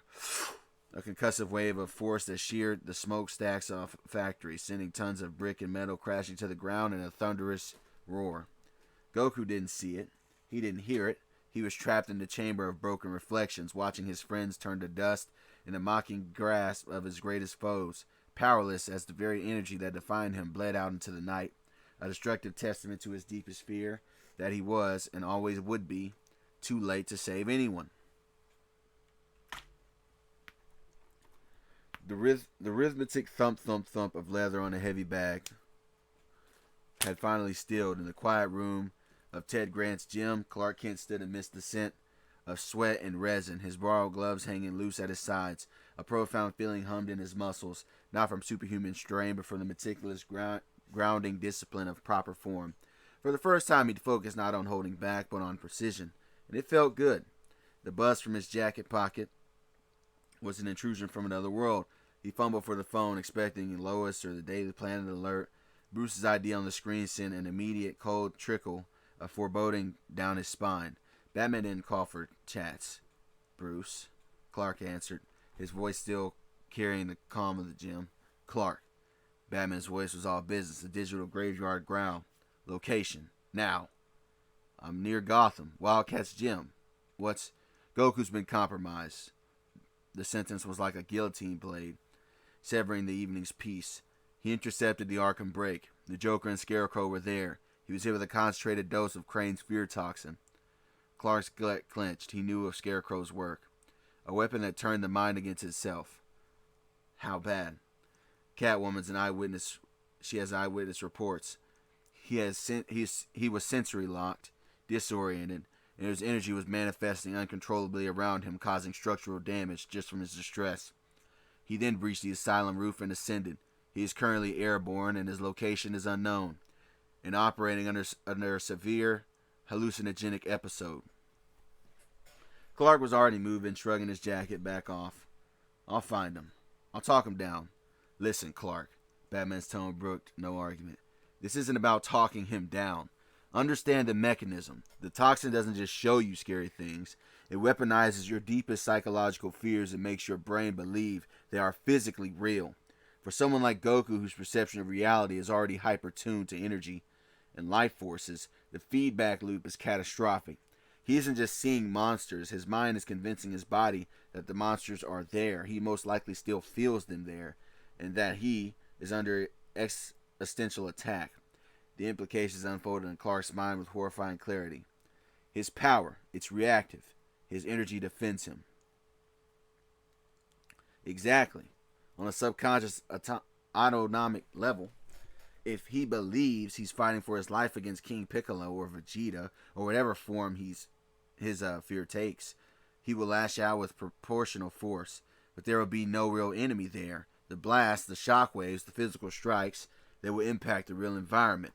A city block could be vaporized because he blocked an imaginary energy beam. A ki blast meant for a phantom could pierce the atmosphere. Bruce's voice was still. He's no longer just careless. He's unstable, high-yield tactical hazard, a walking disaster area. Your priority isn't just his well-being, it's the containment of the collateral damage his terrified psyche is about to unleash, undoubtedly. Find him and subdue him, before his nightmare becomes our world's reality. The line went dead. Clark stood frozen for half a second. The gritty gym air suddenly suffocating, the mental image shifted from his cheerful, oblivious brother to a heartbreaking, terrified weapon, adrift in the sky alone in the prison of his own worst fears and memories, with the power to make them real for everyone that's around them.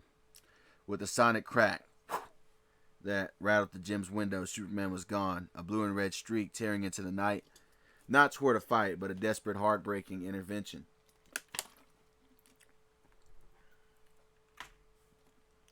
The world dissolved into a churning, suffocating green. Within his fractured mind, Goku wasn't flying, he was falling, dragged down by cold, spectral hands. The laughing faces of Piccolo, Vegeta, and Slade melted into the murk, replaced by a crushing, abysmal pressure. The sea. It's got me. Can't breathe. His lungs burned with a phantom need for air. He could feel the coiling grip of massive tentacles, like a kraken of his own dread, squeezing his ribs and pulling him deeper into the lightless trench. It was the fear of helplessness, of being trapped and subdued, made terrifyingly frangible. Let go! He roared. A stream of bubbles erupted in the real water he'd unconsciously plunged into. In reality, he had spiraled down into the Atlantic, his body reacting to the primal terror of drowning. Instinctively flared, his aura ignited like a blue sun in the deep. The effect was catastrophic. The water around him didn't just heat up, it violently displaced, and a sphere of raw kinetic energy exploded outward from his screaming form. The shockwave traveled at impossible speeds, hitting the ocean's surface not as a ripple but as a sudden hill of displacement. The sea bulged and then erupted into raging waters.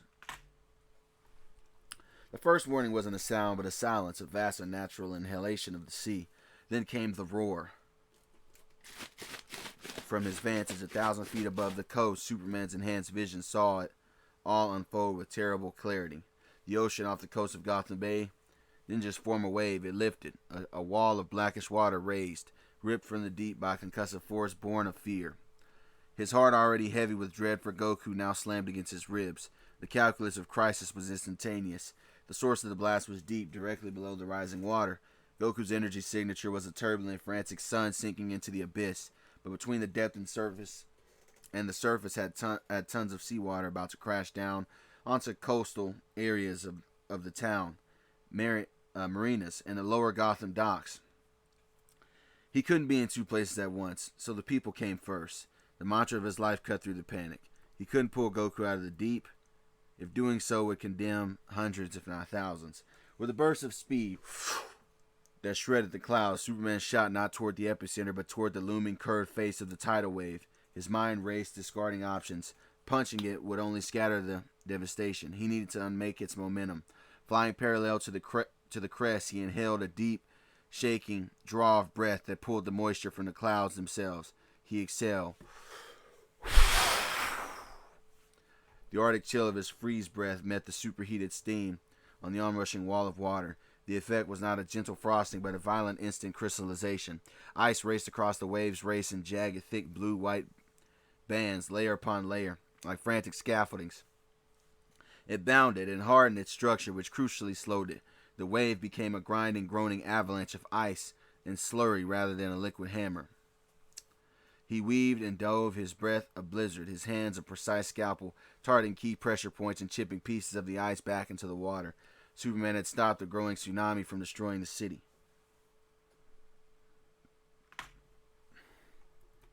Goku broke the surface, not with a leap, but a gasp, his body heaving for air that felt like shattered glass in his lungs. The real world was a screaming collage of wrongness. The salt sting of the ocean was the taste of blood. The moon's reflection on the water was a giant mocking eye. The groaning of the ice-locked wave behind him was the laughter of dying cities. And then he saw it, looming out the mist of a hulking silhouette of lights against the dark. To his toxin-scrambled senses, the streamlined white hull of the luxury cruise ship. Neptune's pride was a monstrosity of scale and menace. Its rows of illuminated portholes became rows of jagged, glowing teeth. The blare of its foghorn, warning of the ice hazard, was a deep, challenging roar. King Shark. The name exploded in his fractured mind with the certainty of a nightmare. It was him. He was bigger than ever, a leviathan of hate risen from the deep to finish him. He could see the grinning shark like a maw, the beady eyes full of predatory glee, filled by a fresh wave of defensive terror. Goku's hand flew to his side, blue and white energy, chaotic and spitting, coalesced between his fists as he prepped a booyah blast. The air crackled. He was going to end this. He was going to protect everyone from this monster. He wouldn't be too late this time. Shoo, shoo, shoo. The world detonated in fire, the sound behind him. Fire and sound behind him, not from the ship monster, but from above. 3 high explosive rockets slammed into his back in quick succession, staggering him mid-charge. The concussive force drove him forward through the water. The gathering energy in his hands sputtered out harmlessly. The pain was real, sharp, jarring, and cutting through the psychic noise for a split second. Goku whirled in the water, confusion battling the fear. The King Sharp ship was forgotten. A new threat had announced itself. High above the bat plane, banked sharply, its angular form a black cutout against the bruised sky. In the cockpit, Batman's eyes were fixed on the targeting reticle. He had mostly aimed to distract. A direct hit from Goku's energy blast would have vaporized that cruise ship and all of its passengers. The rockets were a violent tap on the shoulder, at best. Through the ringing in his ears and the chemical fire in his veins, Goku's blazing eyes locked onto the batplane. It wasn't Bruce to him. It was another villain in a nightmare. The world snapped into a new horrifying focus. The explosions against his back weren't just attacks. They were signatures. That specific concussive impact, it was the same feeling as Vegeta's blast, pounding into him. The same brutal shock that had rattled his bones on the mountainside. Goku's head whipped around, seawater stinging his eyes. The sleek black bat plane banking away wasn't a machine. His toxin-scrambled mind stripped away the plating, the wings, the technology. He saw only the silhouette of power and arrogance against the storm-lit sky. The angular cockpit became a scowling aristocratic face. The glowing afterburners flared into the blazing yellow aura of the Saiyan Prince. A raw, ragged laugh, Vegeta's laugh, seemed to echo from the engine's roar. It wasn't just in his head, it was the foghorn, the shriek of the wind, all twisted into that familiar, contemptuous sound. Kakarot! The phantom voice boomed in his mind, sinking with the plane's next turn. Still flailing in the mud. I told you I would return. I told you I would burn this rock. You call a home until nothing remains but your failures. The tidal wave, the sinking, the ship monster, all of it was a prelude. This was the real battle. Vegeta had come back just as he'd vowed. He wasn't here for a fight. He was here for a conquest, to finish what he had started, to erase Goku and everything he loved from the cosmos, and he was starting by toying with him from the sky. Rage, hot and cleansing, burned through the colder layers of fear. This was a fear he knew how to fight. No! Goku roared, the sound tearing his throat. Energy wild and untamed erupted from within in a plume as he shot out of the water. You're not taking anything else. Not this planet. Not my home. Never again. He became a comet of furious light rocketing towards the bat plane. In his eyes, he wasn't chasing the vehicle. He was chasing a sneering prince in mid-flight who dared to look down on the earth he'd sworn to protect. This time he wouldn't be too late. This time he'd stop Vegeta for good. Before the first city fell, the nightmare had a face, and Goku's heart was hammering with a terrifying mix of delusion and determination. He flew to smash it. The cockpit alarm screamed a symphony of failure, structural stress, engine failure, altitude drop. Batman's eyes never left the near display, now showing only empty sky where Goku had been. Good, the flares blinded him. It bought a few seconds until a metallic groan and sickening shudder through the frame, not an external impact from beneath. His eyes dropped to the belly cam feed. There, clinging to the ventral hole like a monstrous barnacle, was Goku, not blinded and not deterred. He had slipped under the flare blooms, a predator avoiding a decoy. Water streamed from his gi as he braced his feet against the fuselage.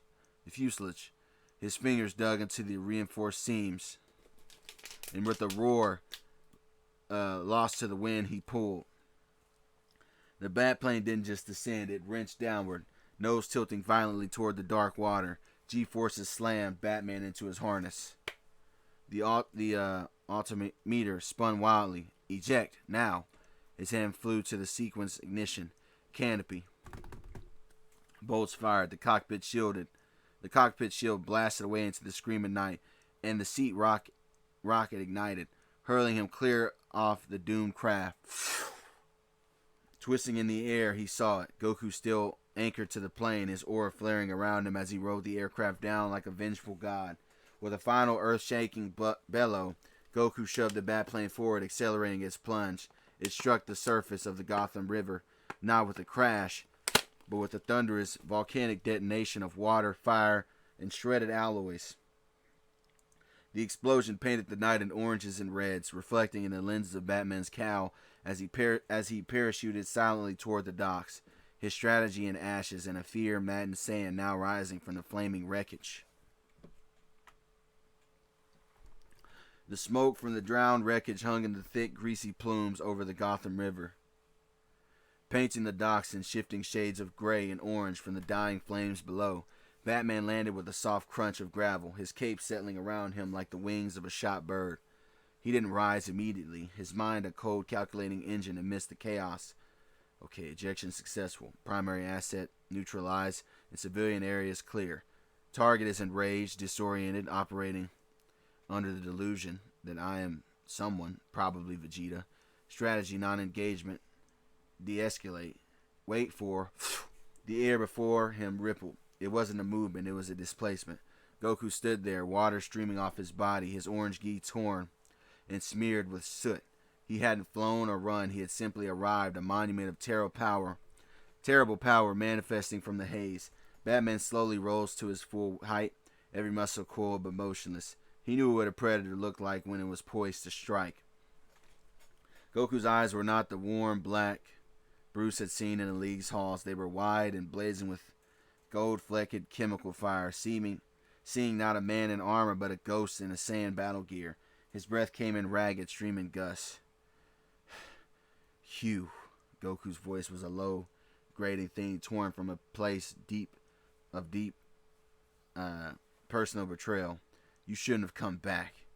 Batman remained silent, a statue, letting him talk. Let the hallucination narrate itself and find a thread. You got away. Goku continued, taking a shuddering step forward. The ground beneath his foot cracked. Because of him. Because of Robin. He believed in mercy. He believed in second chances. The name Robin hissed in his throat, raw with the grief the toxin was weaponizing. He spared your life, and you come back here to burn it all down? To make his mercy a joke? Every word was a blade twisted in a wound that Batman shared. He saw the Phantom Goku saw. Vegeta, prideful and vicious, disrespecting the sacrifice of the boy who, with his dying breath, had pleaded for a killer's life. It was the ultimate insult in Goku's fractured mind. Goku's aura flickered, an unstable sun already ready to go supernova. He raised a hand, energy crackling in his palm, painting his furious, tear-streaked face in a hellish light. I won't let you. I won't let his last act be a mistake. Batman didn't flinch. He didn't reach for a gadget. He simply stood. exposed, and met Goku's deranged gaze. The world dissolved into a new cosmic horror. One moment, the sneering specter of Vegeta stood before him. The next, a blur of blue and red impacted his side. Not with a ki blast, but with a world-shifting tackle of pure momentum. Goku tumbled through the air, skidding across a barren stretch of industrial coastline, gouging a trench in the sand and gravel. He shoved himself up, spitting out grit. The figure standing in front of him wasn't Batman anymore. The sleek armor and the cape, it all melted away. In its toxin-scrambled perception, it was replaced by a form of elegant, alien menace instead of seeing the familiar red and blue of his older brother who had really stopped him. White, gleaming, predatory white, a carapace of bio-armor, smooth and cold, light purple skin, a tail tipped with razor edges swished lazily through the air. In the face was lavender, pale lavender, with lines of cruel aristocratic design and a smile that held a vacuum of space. The voice that echoed in his mind wasn't Clark's. It was a high, cultured, and utterly merciless purr. Well, well, the last son of Planet Vegeta. The little monkey Bardock smuggled away. Frieza. The name was an ice pick of primal terror driven straight into Goku's brain. Not a ghost from his past, but the architect of it. The cosmic tyrant whose face he'd never actually seen, but whose shadow had haunted every story since Radix, every record in the Fortress of Solitude. The destroyer of worlds, the murderer of his bloodline and Clark's, the ultimate fear not of personal failure, but of planetary extinction. I must admit, the Frieza phantom continued, taking a languid step forward on booted feet, its hands clasped behind its back. I'm disappointed. Scout spoke of your potential. Vegeta in his final humiliated transmissions warned me that you were a nuisance. And yet here you are, rolling in the dirt of this pathetic mud ball, fighting old enemies. Is this what my beloved Saiyans have been reduced to? Rabid, flailing animals. Goku's breath hitched. The air didn't smell of salt and smoke anymore. It smelled of ozone and blood. The grinding sound of distant machinery became the hum of a starship engine. This was it. The threat he trained for. The enemy he knew was coming. He was too late, and he didn't think he'd gotten strong enough. You, Goku growled, pushing to his feet, his aura sputtering with panic. You're not taking this one. You're not destroying another planet. Frieza's laugh was a glassy, chilling thing. Taking? Oh no, my dear monkey, I'm not here to take it. The Phantom raised a single graceful finger, a pinprick of violent light terrifying in its concentration, ignited at the tip. I'm here to erase another world. A final bit of housekeeping, starting with you. Alright, so that's the end of this episode. Next episode will be a deluded Goku versus Superman who he thinks is Frieza. Originally, I was going to make this Goku-Superman fight two-parter, but I decided to do one. I cut a lot of content that I'll talk about later in the video when it comes out. Anyways, I'll catch y'all in the next one. Peace. Alright, man. This is my third time recording this, man. 2 audio mess-ups. Hopefully this goes through, man. They trying to stop me on the beginning of the new year, but they can't, man. We about to go up. I feel it. So, before we get to Goku and DC Season 4, Episode 5, I want to give a shout out to my 2 first members of my YouTube, which is John Lane 2016 and Jason 57835. Shout outs to y'all, man. I hope y'all keep joining the memberships, man. It helps the channel, so I can make my videos more, put some more pizzazz to it. You know what I'm saying? Shout out to my subscribers, man. We hit 1,200 last year, man. And we going up this year, man. I feel it. So anyway, man, let's get to it. Superman's X-ray vision pierced the settling dust, moving past Goku's superficial wounds to the terrifying reality that lied beneath. Goku's heart was frantic, a trapped thing, not beating with combat rhythm, but stuttering in a panicked, erratic tachycardia. It was the signature sign of pure terror, a psyche screaming of annihilation. Worse were his muscles. Every major group was chemically flooded, locked in hypertense vibration like steel cables, wound to maximum tension. This wasn't a warrior's poise, but a full-body flinch, primed for a blind, obliterating counterattack. The synergy was the diagnosis. The chaotic heart was a command center in meltdown. The coiled muscles were weapon systems aimed by its broken commands. Goku's unparalleled power was now a runaway system, targeting phantoms that weren't really there. Superman's answer came instantly as Goku's body erupted. With a guttural, unrecognizing scream, Goku launched himself forward. This wasn't his controlled speed, but a feral detonation. The ground beneath his feet vaporized into a crater, and he became a blue and orange torpedo of malice, closing the distance in a blink. To Clark's super hearing, the roar was shredded by rage, but one word broke through, howled with utter conviction: Frieza. It was a vow of annihilation. In Goku's poisoned mind, this was the final stand against the destroyer of worlds. The Phantom's mocking smirk was superimposed on Clark's face. The red cape was Frieza's cruel gaze. The charge held no technique or strategy. It was a pure kinetic fury that cold terror Clark had witnessed now unleashing a catastrophic release. The air ionized around Goku, crackling with a corona of blue-white energy that smelled of sour psychological trauma. This wasn't a warrior fighting. This was a cornered animal striking with the full power of a Saiyan who had believed he had to go all out to save his planet. The air screamed around them. Goku's fists, a comet of misguided rage, slammed into the space where Clark's head had been a nanosecond before. The shockwave pulverized the concrete piling 50 yards behind. To Goku, the effortless evasion was nothing more than a taunt. The Phantom Frieza, blurred with contemptuous languor, his features arranged in that infuriating smirk. Is this the famed monkey speed? After all that training, the hallucination purred. Clark's actual shout, Goku, listen to me, twisted into the tyrant's mocking coo. How pathetic. Another lunge, a haymaker that could crater a mountain. Clark weaved under it, the wind of the blow whipping his cape. It's me. It's Clark, he implored. But in Goku's mind, the movement was a graceful, insulting backstep. Frieza examined his gloved fingertips, sighing with theatrical boredom. Too slow, Goku. You're always too slow. You're too slow to save your planet. You were too slow to save your friends, and now you're too slow to even touch me. Each word landed with scalp precision, reigniting the shame of every failure. That Goku roared in a frantic denial, unleashing a wild flurry that shattered the landscape but only brushed the edges of Superman's shifting form. Each miss a confirmation of the Phantom's cruel verdict.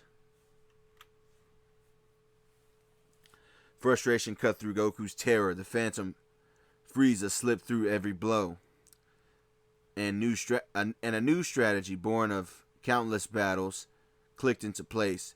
He didn't fire a wild blast, but a focused cerulean lance of energy screaming at the smirking apparition. Superman saw it coming. The trajectory was straight, predictable. A slight shift would send it harmlessly past and into the air. He moved a blur of primary colors, but Goku's hand didn't drop.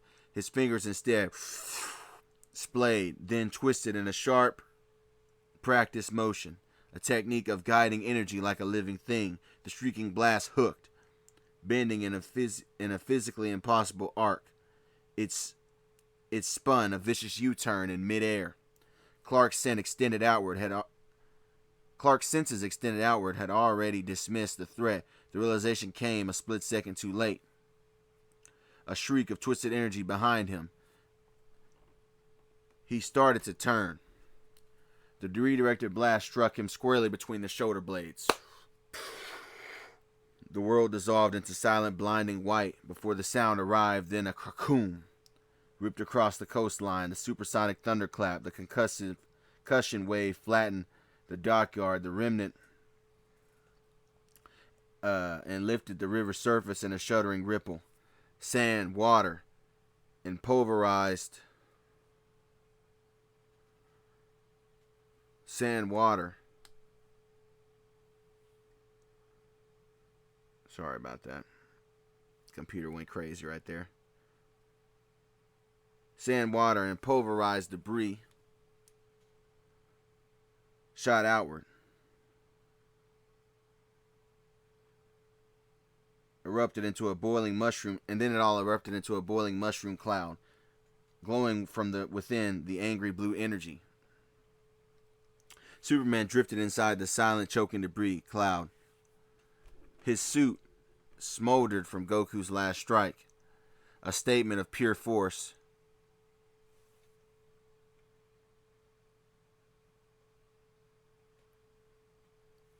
A statement of pure force. Through the gray swirl, he saw Goku standing atop rubble, his chest heaving, steam rising from his skin as his eyes blazed with a terrible, triumphant light. In his mind, he had just struck the ghost of Frieza. Goku. Clark's voice cut the silence. Please stop.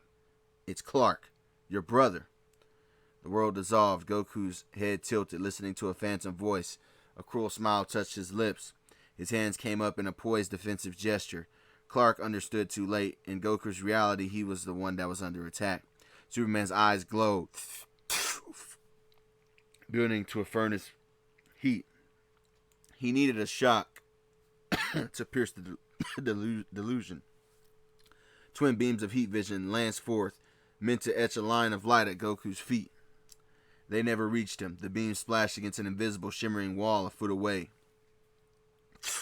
The air solidified into a concave dome of crackling cerulean energy.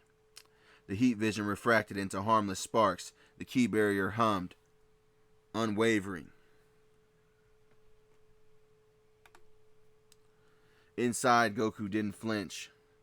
His expression was one of focused contempt. To him, this was Frieza's predictable, cowardly salvo. The barrier was his retort. Superman cut the beams. He floated, staring at the impenetrable wall of his brother's power in psychosis. A cold knot of dread tightened in his gut. The problem wasn't the barrier, but what it meant. The toxin had hijacked more than Goku's rage. It had hijacked his combat genius. He wasn't lashing out blindly. He was stargazing against... He was straight gazing against apparitions, defending against attacks that weren't even there. His every survival reflex was screaming that Clark was the ultimate evil coming to destroy the Earth. Reasoning with a frightened man was one thing. Reasoning with a strategic, hyper-lethal weapon, convinced that you were a cosmic evil, was something else entirely. The battle had shifted from the physical to the profoundly psychological. And Clark feared with a sinking heart that words were now truly powerless. Words had failed. The barrier was a declaration of that. Goku's mind was a citadel, and Clark was the enemy outside. Superman's plan turned clinical. Grimly clinical. If he couldn't speak through the fear, he would contain it. He would use his strength to grapple Goku, to hold him until the nightmare burned itself out. He moved without warning. A blue and red streak aimed for his center mass tackle, his hand stretched out to secure, to wrap Goku in an inescapable embrace. But Goku, even drowning in his terror, was the superior martial artist of the two. Superman's charge met a vacuum. Goku's body evaporated from the point of impact with a subtle pivot, raising Clark's own momentum against him. As Superman blazed through empty space, a knife-edged pain shot upward. It connected with a precise thud just under Clark's sternum. Not to damage, but to redirect, lifting his trajectory and spoiling his balance. In the same fluid motion, Goku's other arm hooked Superman's overextended limb, and he accelerated the charge, adding a ruthless spinning torque. Superman became a helpless pinwheel. His own power turned against him. The finale was applied physics as Superman spun past. Goku's legs swept out in a low arc, catching Clark behind the knees with a surgical timing. The forces synergized velocity, gravity, leverage into one catastrophic result. Superman was projected earthward. He slammed into the ground with a deep boom that shook the bedrock, a new crater erupting around him. He lay stunned, not by pain, but by the elegant effectiveness of the counter itself. It required no massive energy, only a flawless fight IQ and an understanding of kinetics that made raw strength look clumsy. Goku stood over the crater's edge, looking down in his eyes. The Phantom Frieza was slowly rising, his armor scuffed. His smirk was finally gone. A low, satisfied sound rumbled in Goku's chest.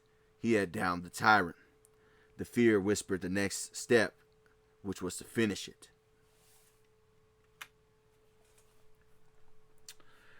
The crater exhaled dust as Superman rose unharmed. Tactical reassessment was instantaneous. Grappling was impossible. His brother's skill was quite the labyrinth. The equation was now brutal and simple. The immutable, impenetrable Kryptonian force against an adaptive Saiyan martial artist trained in many martial arts. Goku sank into a low stance. The Phantom Frieza before him smirked, unfazed by the rubble he climbed out of. Then they converged. The space between them vanished. What followed were not flurries, but deliberate earth-shattering collisions. Superman fought with the devastating simplicity of a force of nature. Each punch carried continental weight designed to crush any defense through pure power. The air ruptured with every swing. Goku was the whirlwind around the stone. He parried world-ending hooks with circular deflections, redirecting their energy into the ground, which erupted in new fissures. He slipped under jabs that could pierce armor. His counters were precise stings, a strike to a nerve cluster, a need to disrupt balance, systematically dismantling Superman's offensive structure. It was a perfect violent impasse. Strength met skill, and neither gave ground. The climax broke with brutal symmetry, seeing a fractional opening. Superman committed to a titanic right hand meant to end the contest.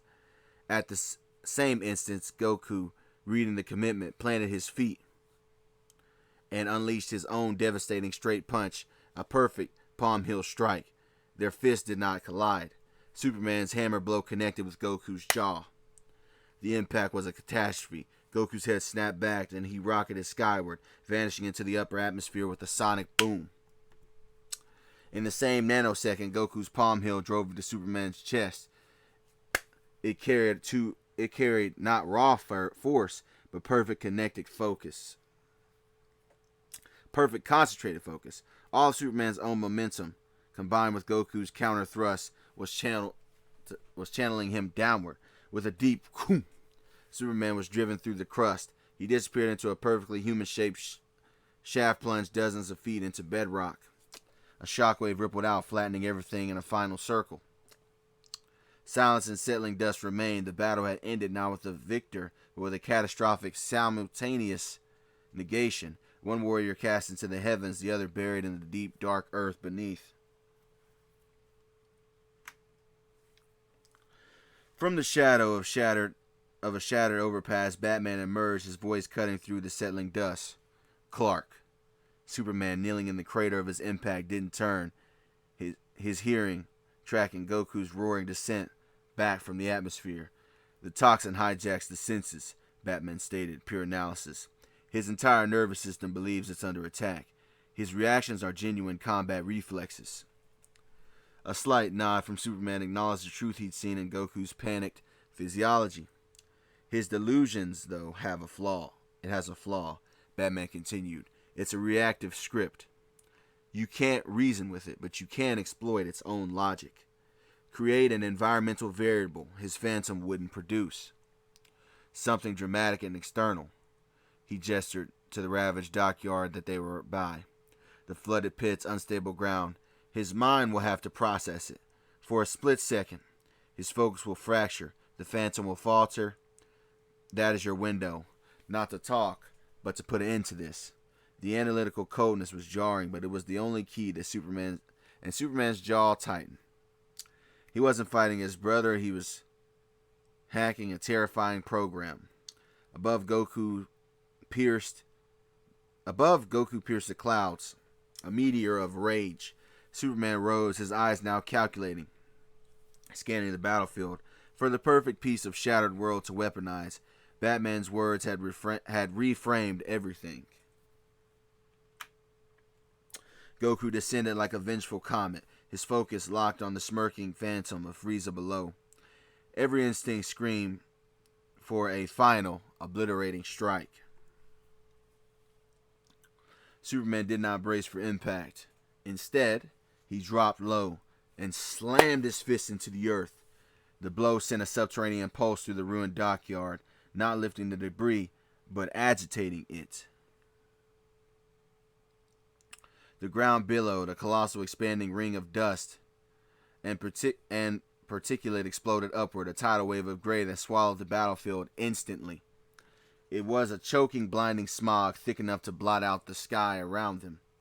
To Goku plunging into the cloud at hypersonic speed, the world itself had transformed. The gray became the void, Frieza's final cowardly trick. The gritty taste was a foreign atmosphere, the roaring air, the shriek of failing engines. His senses flared wildly, seeing a million swirling particles, creating a blinding fog clutter. He was lost, blind and trapped in debris smog. In that moment of total sensory chaos, the real attack came, not from the fog, but through it. The attack came from the fog, not Frieza, but a blur of indigo and crimson. Superman struck from the side, his forearm like a steel beam slamming across Goku's chest. Arresting his spin with relentless pressure, he drove them both downward through the dust cloud and into the largest coastal crater. Superman pinned him against the cold, wet earth as Goku roared, his aura flaring, but Superman's grip was immovable. "I'm sorry, Goku," Superman whispered, the words lost to the chaos. Then he inhaled deeply and exhaled in concentrated azure torrent. The frost breath enveloped the crater, not to destroy, but to subdue. Superheated steam from Goku's body met the glacial blast and solidified into a frozen-like mist. Pooling water crackled into milky ice, cementing his boots. A sparkling frost coated his gi and skin. The cold delivered a systematic shock. The fear toxin's chemical fire met a violent slowdown. Goku's overheated metabolism, his race panic, was forced to relent. The world of phantoms and rage grew distant. Muffled under a blanket of numbness, his struggles weakened. His bellows became shuddering gasps that plumed white in the sudden Arctic silence.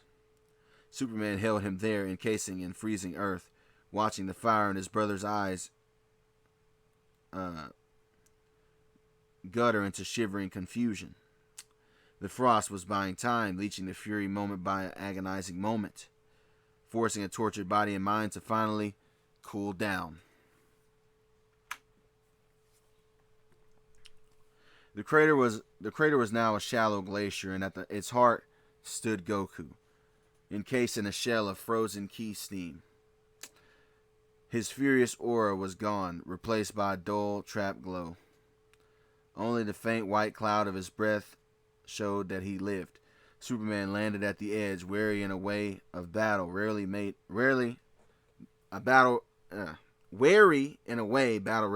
him.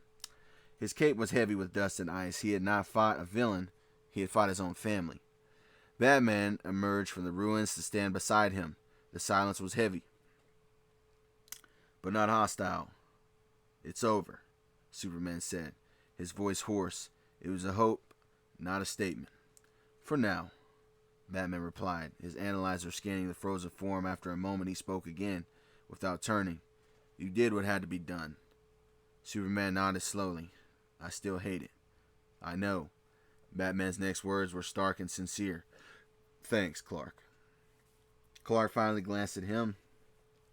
The gratitude wasn't for the victory, but for the bearing weight, for being the anvil against which their brother's hammer had to go against.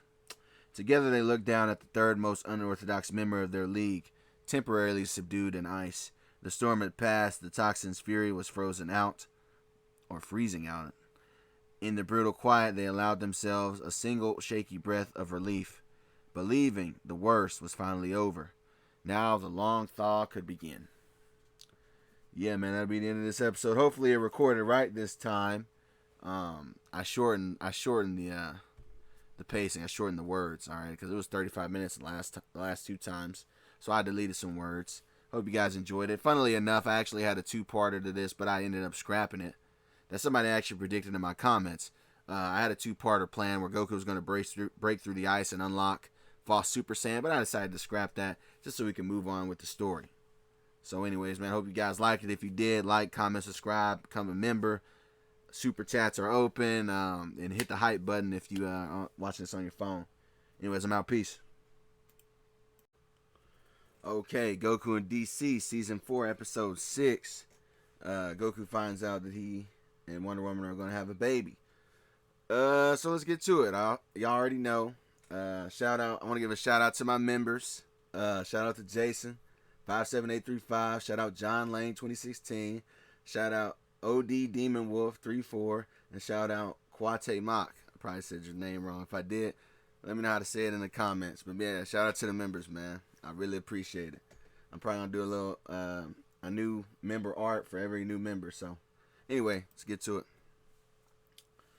A deep bone ache shiver was the first thing to pull Goku back to himself. It started in his core, a relentless chill that made his teeth want to chatter, and radiated out to his fingertips and toes.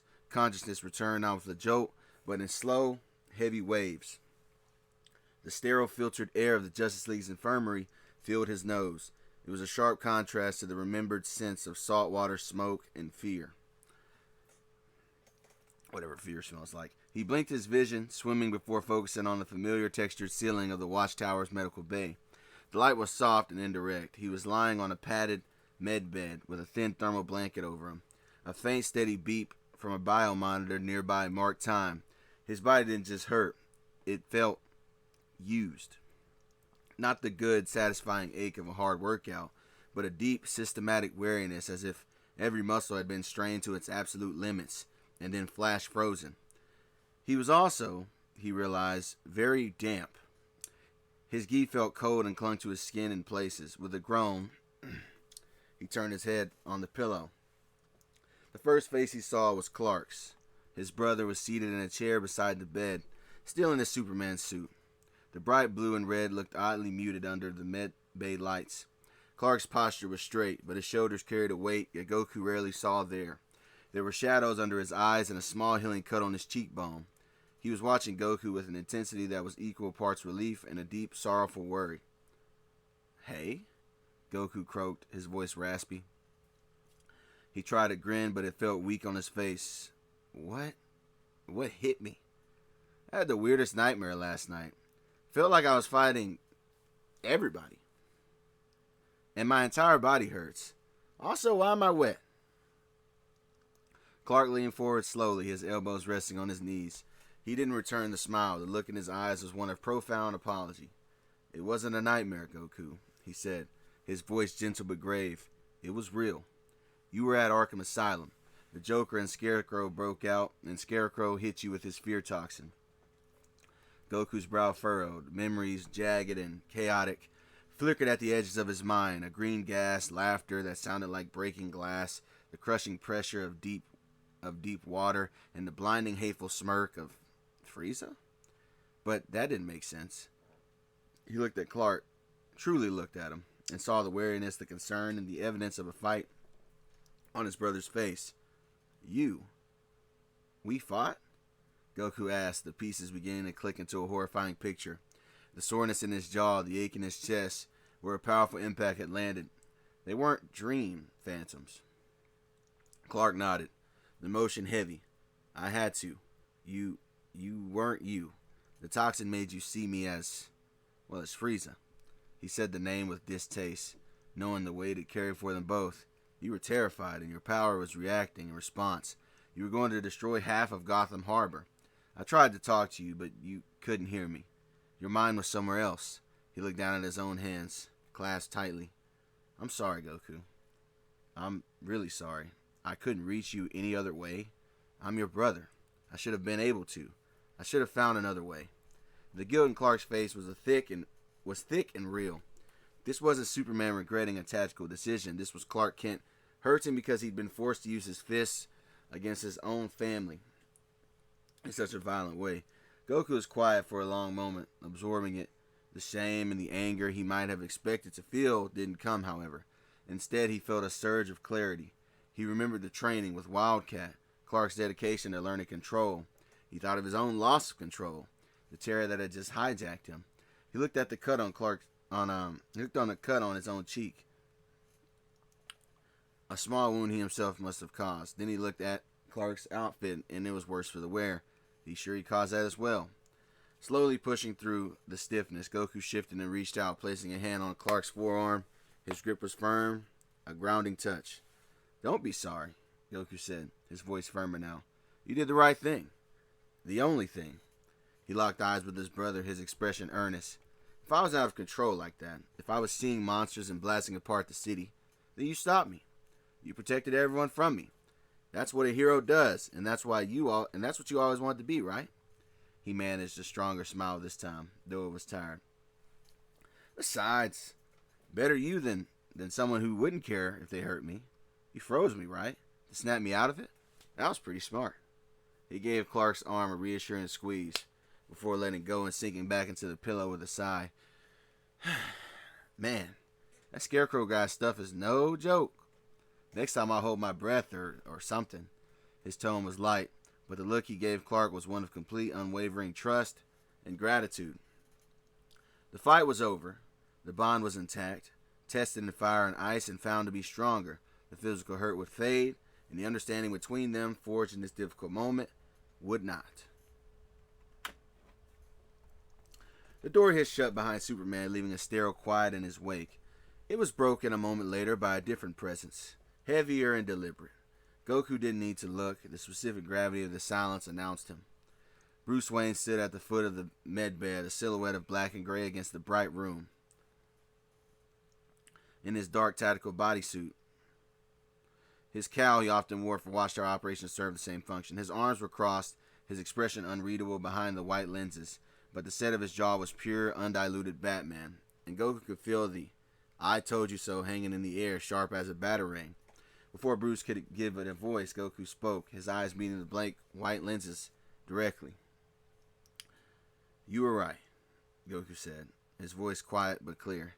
No defensiveness, no joking deflection. About Arkham. About them. I shouldn't have just rushed in. I thought they were just clowns with gadgets. I didn't get it, but I get it now." Batman was still for a moment, as if recalibrating. The prepared admonishment was derailed by the direct admission. He uncrossed his arms, placing his hands on the bed's footrail.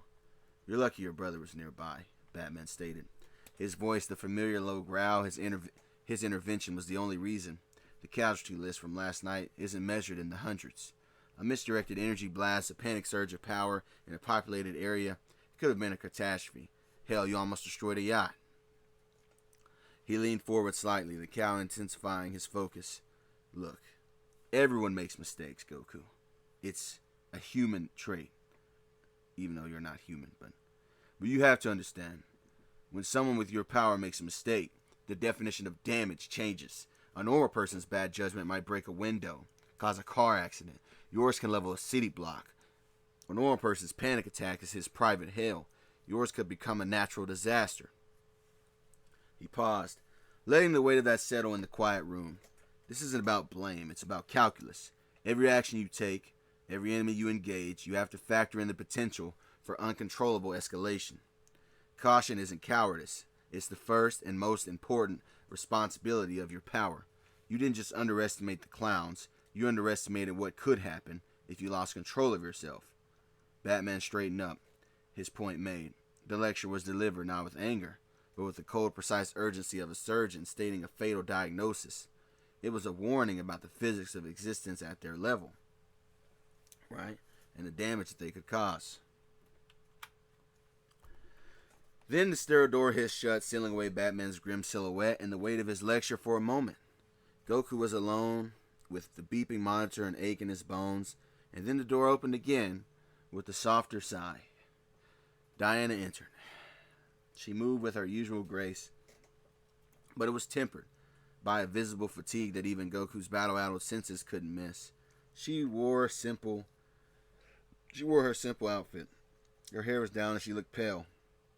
All of Goku's own pain, the throbbing jaw, the deep chill, the shame of losing control, vanished within an instant, burned away by a surge of protective alarm. Diana? He pushed himself up on his elbows, wincing but ignoring it. His eyes scanned her wide with concern. You're here? Are you okay? You look tired. Did something happen? Was it the fight? Did I...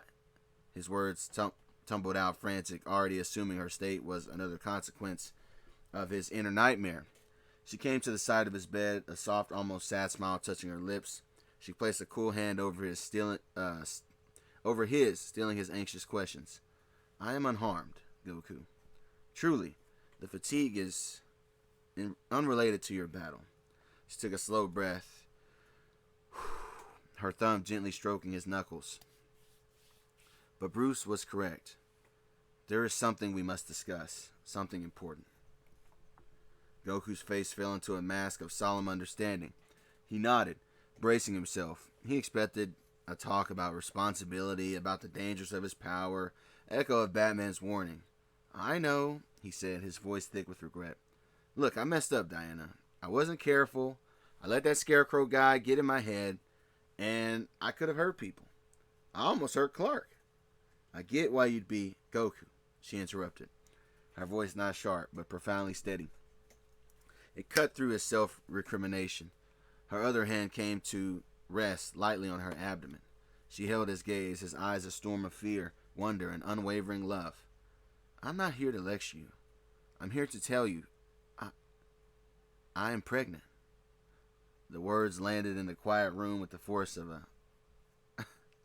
a silent I don't know why I said a silent supernova. Anyway, Goku froze. Every thought, every ache, every ripple of ki in the watchtower seemed to stop. His dark eyes fixed on hers went blank with pure, unprocessed shock. His mouth opened slightly, but no sound came out. The word narrowed to Diana's face, to her hand on her stomach, to the impossible, universe-altering truth she had just spoken to him. Pregnant? He finally whispered, the word foreign and heavy on his tongue. His mind, capable of calculating complex battle trajectories in a microsecond, simply short-circuited. It couldn't compute. He thought Amazons didn't... He and Diana had... We're having a baby? Diana's nervousness was a rare fluttering thing in her chest, a feeling she hadn't known since the night she first confessed her love in those quiet chambers. This secret was infinitely more profound, more world-altering. She watched his face, braced for confusion, for fear, for the weight of the impossibility to crush his simple spirit. Instead, she saw the blank shock in his eyes crystallize into pure, unadulterated light. A goofy, breathtaking smile broke across his face, erasing every trace of pain and remorse. With a grunt of effort that ignored the battered body, he pushed himself fully upright and swung his legs off the bed. Before she could utter another word, his arms were around her, pulling her into a warm, secure hug that smelled of medbay antiseptic and his unique, sun-warmed scent. Diana, that's great. That's really great. He mumbled into her hair, his voice thick with joy, so uncomplicated it felt like a bomb. He pulled back, holding her shoulders, his eyes sparking. A kid? We're going to have a kid. Then in quintessential Goku fashion, his boundless mind leapt over the practicalities, the how, the why, the cosmic implications, and vaulted straight into the most exciting horizon. He knew potential. Can you imagine? He said, his grin widening with childlike wonder. How strong they'll be, with you as their mom, an Amazon, and a Saiyan? He released her shoulders, gesturing excitedly with his hands, as if already mapping out a training regimen. We'll have to start them early. Not too early, but, get them used to their balance. I can teach them the basics, and you can show them all the cool weapon stuff. They'll probably be able to fly before they can even walk. Anna felt her own anxiety melt, not just away, but into something warm and effervescent. She couldn't help the radiant smile that spread across her face, a soft laugh escaping her. His enthusiasm wasn't about creating a warrior, it was the joy of a master who loved his art, instinctively wanting to share the thing that brought him the most happiness, the thrill of growth, of testing limits, of playful sparring, with his very own child. The greatest gift he could give wasn't just protection, it was the joy that comes with being strong. She placed a hand back on her stomach, his excitement making the impossible future feel not like a daunting mystery, but a thrilling adventure waiting to unfold. The radiant smile on Diana's face slowly tempered, the sheer force of Goku's joy momentarily having overwhelmed her own deep-seated unease. But the reality of the situation and its profound impossibility resettled around her. "Goku," she said, her voice regaining its softer, more serious tone. She gently took his gesturing hand in hers, stilling them. "This joy, it is everything. But we also must be cautious. What we are told to be it should not be possible. The Amazons of Themyscira are not born of man and woman as your world knows it. We were given life by the gods. Conception, pregnancy, through your natural way, it is not our process. It is foreign to my people's very design." She saw the confusion flicker in his eyes, not fear, but the puzzlement of a problem he couldn't solve with his fists. "There is a mystery here, one my own heart cannot answer.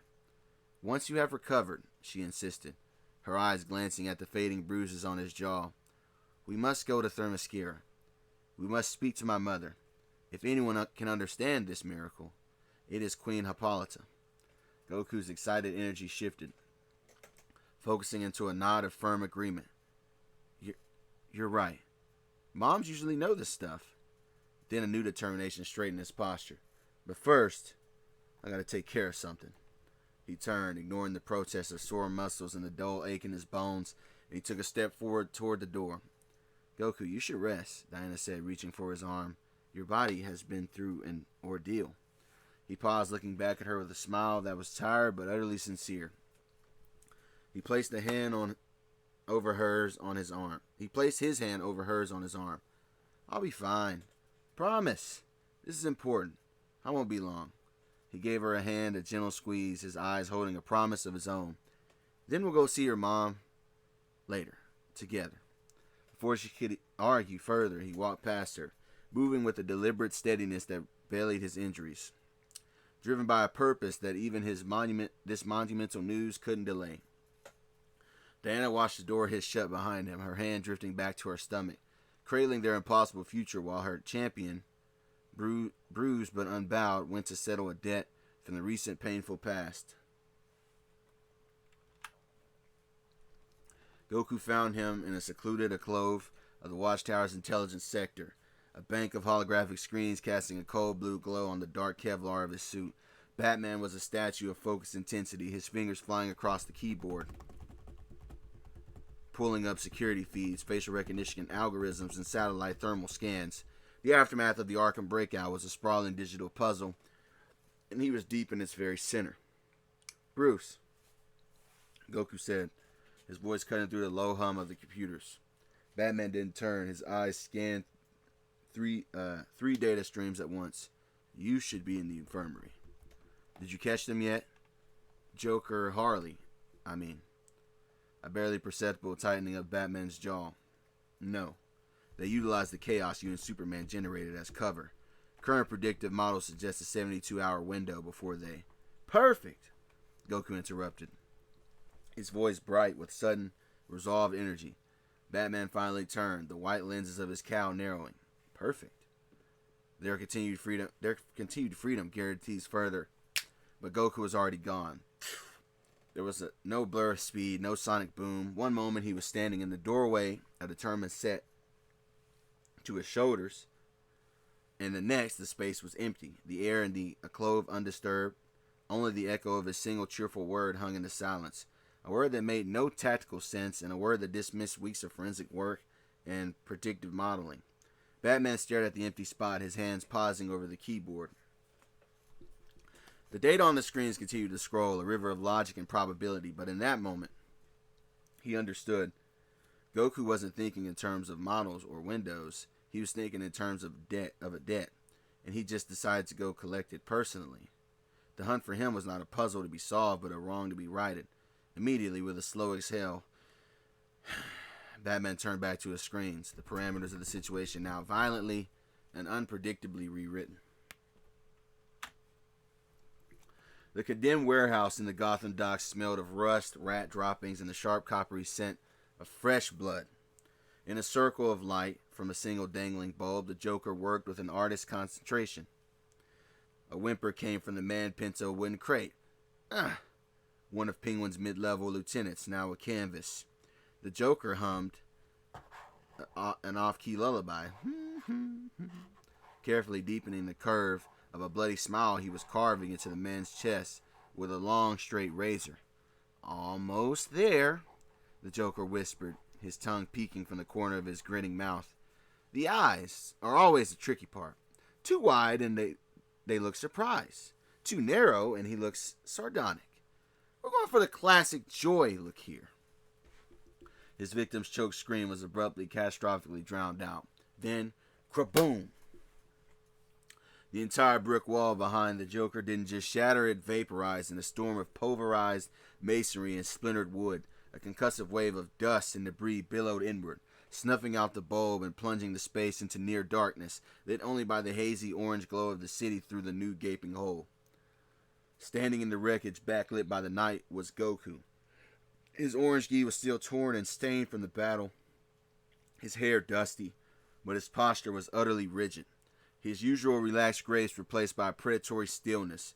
His eyes, dark and devoid of their characteristic warmth, were fixed on the Joker with a scowl that promised not a fight, but a reckoning. The Joker, however, didn't startle. He simply paused, the bloody knife hovering above his completed grin. He slowly turned his head, his wide green eyes taking in the destruction, then landing on Goku. A low chuckle bubbled in his throat, building into his full wheezing cackle. "Well, if it isn't the party crasher," he giggled, waving the razor in a cheerful blood-fleckled gesture. "And you made your own door. How creative!" He tilted his head, his grin stretching impossibly wider. "So tell me, Iron Monkey, did you have a good trip off that little party favor I left you with back at the asylum? The colors must have been fabulous." He wiped a mock tear from his eye, his laughter echoing in the dust-ruined space, a stark, insane counterpoint to Goku's silent, simmering fury that was boiling within him. The Joker's laughter, however, died in his throat, his maniac glee shifting instantly to tactical calculation.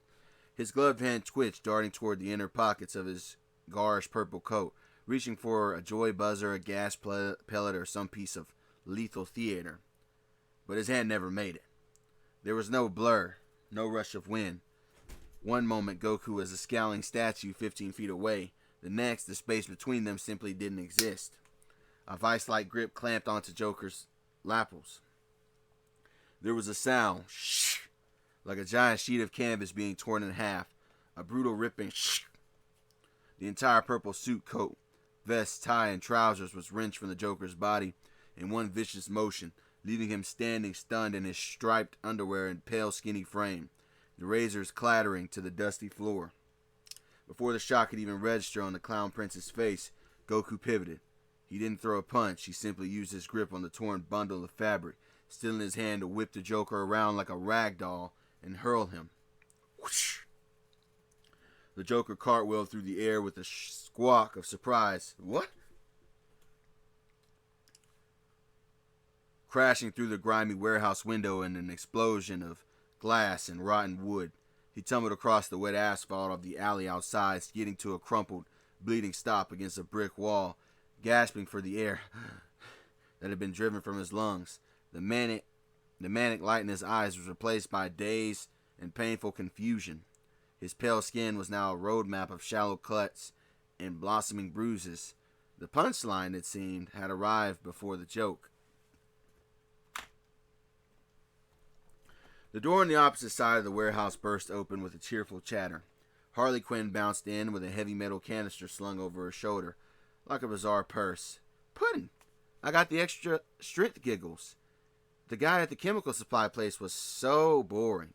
But a little mallet to the knee, diplomacy, and our words froze in her throat. Her wide blue eyes took in the scene.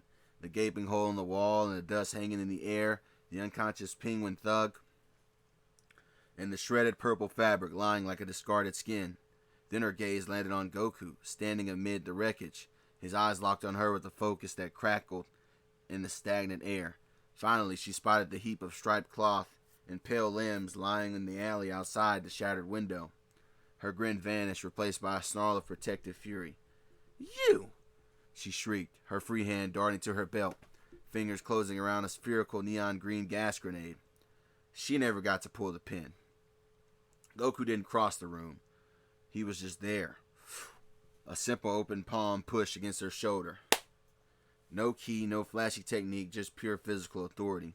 It was like being hit by a moving wall. The force lifted Harley clean off her feet. The gas grenade flew from her grasp, clattering harmlessly across the floor, as she was catapulted back through the doorway she just entered. She tumbled into the dark corridor beyond in a clatter of limbs and a fading yelp of outrage. The heavy canister of laughing gas rolling after her with a metallic thud. The door swinging on its hinges slowly began to close, cutting off the sight of her sprawled form. Goku stood in the silence, his work only half done. Harley groaned, stars dancing behind her eyes, as she tried to push herself up from the concrete floor. A shadow fell over her. Before she could focus, Goku's hand closed around the collar of her jester outfit. He lifted her up with one arm, setting her dazed form unceremoniously on her feet against the wall. With his other hand, he snatched up the heavy canister of gas that she dropped, his fingers denting the metal as he confiscated it. A wet, grating laugh echoed from the Waterhouse entrance. Standing in the jagged hole of the destroyed wall was the Joker, a horrific silhouette against the night. He was covered in glistening blood and embedded glass shards, and his hair was a wild mess, yet his grin was wider than ever. Stretched in a rictus of pure pain and ecstasy, hoisted on his shoulder was a military-grade rocket launcher, its muzzle pointed squarely at Goku and the dazed Harley that was behind him. "Whew! That stung!" the Joker cackled, blood trickling from his lips. "You've got a mean fastball, Spiky. Since you've made such an explosive entrance," he said, his thumb hovering over the firing mechanism, his green eyes blazing with incendiary madness, "let's make an even more explosive exit. For the Karate Kid himself. Say goodnight, Gracie." He pulled the trigger. With a deafening the rocket streaked across the short space, its propellant trail painting the room in fire, aimed to turn them all into a single, bloody crater. Harley squeezed her eyes shut, bracing for the searing heat and the shattering concussion, the final blinding nothingness. The roar of the rocket was the last sound she expected to hear. The world became a hurricane of fire, noise, and violent pressure. The warehouse around them ceased to exist, replaced by a deafening cracoom that vaporized brick, steel, and wood, an expanding orange fireball. Debris became shrapnel, pelting everything in a deadly hail. Yet no heat ever touched her. No force slammed into her own body. Tentatively she opened her eyes. The world outside was a hellscape of swirling flames and falling wreckage. But here, in a perfect silent pocket of calm, she remained unharmed. Goku stood solidly in front of her, one arm still holding the gas canister, the other held out slightly. A shimmering concave dome of cerulean energy surrounded them both, its surface rippling like tranquil water as fragments of the destroyed building and tongues of fire washed over it and dissipated harmlessly. Inside the barrier there was no sound but her own rapid breathing. The air was still and cool. Goku's profile was etched in the barrier's soft glow, his expression one of intense concentration, but not strain. His eyes were fixed on the fading inferno, his spiky hair undisturbed by the cataclysm he had casually negated. Harley's jaw went slack, all her manic energy, her furious loyalty, her entire worldview built on unpredictable chaos, evaporated into a stunned, profound silence. This wasn't a trick. And it wasn't a gadget. It was a quiet, absolute negation of destruction by sheer aura alone. She stared not at the man, but at the radiant energy inches from her face, a power that protected that contained, with an ease that made the Joker's rocket look like a cheap firecracker. For the first time, awe, pure and simple, flooded her heart, leaving no room for anything else. The flames from the rocket's impact licked at the edges of the smoldering crater that was once the warehouse. In the center, Goku's barrier winked out. He stepped forward, the canister still in one hand. With the other, he unceremoniously deposited a stunned Harley Quinn onto the rubble strewn ground beside the Joker. And before the Clown Prince could even react, Goku's hand shot out. Not for a weapon, but for the front of the neck. He lifted the Joker clean off his feet, bringing him eye to eye. The manic grin was still there, but it was strained at the edges, a mask overrising confusion. "You're lucky," Goku said, his voice low and devoid of its usual warmth. It was flat, factual, and carried the weight of experience. "That fear toxin you hit me with. It made me see things. Terrible things. It made me want to destroy everything around me. But I got lucky, too. I didn't hurt any innocent people." He gave the Joker a small, jeering shake. If I'd killed someone because of that poison you thought was so funny." Goku's eyes narrowed, gesturing with his chin toward the dying flames behind him. "You'd be in those fires right now behind me. Look, Batman, Superman, Wonder Woman, they're heroes. They have rules." He pulled the Joker closer, his words a cold, stark promise. "I'm not a hero, and I've gotten rid of threats like you before. Permanently." For a split second, the Joker's grin faltered, his green eyes searching Goku for the bluff. He found none. Then the manic glee flooded back, twice as intense. He let out a wheezing, delighted chuckle. "I promise. A real one, too. Don't you threaten me with a good time, Bruce Lee. That's the most interesting thing anyone's ever said to me, and..." It wasn't a punch. It was a short, brutal, efficient motion. Goku simply turned and slammed the Joker's head sideways into the only remaining upright section of the brick wall.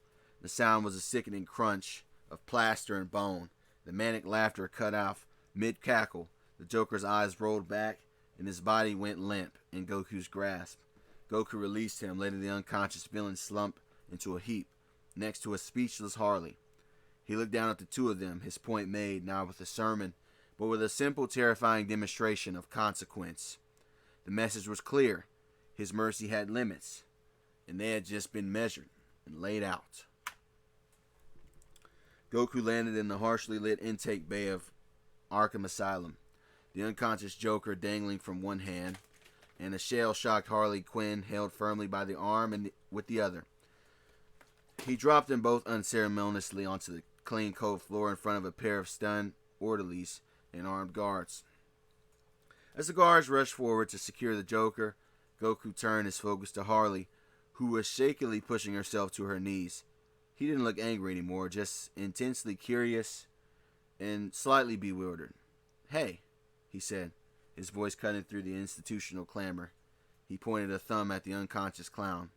"Why do you follow him around?" Harley blinked up at him, her makeup smeared and tears welling in her eyes. He's my puddin'. We're a team, and he loves me." Goku shook his head, his brow furrowed in a genuine confusion. No, he doesn't. He just tried to blow you up with me. He knew you were right there. He didn't even hesitate." He stated it as a simple, irrefutable fact, like noting the sky was blue.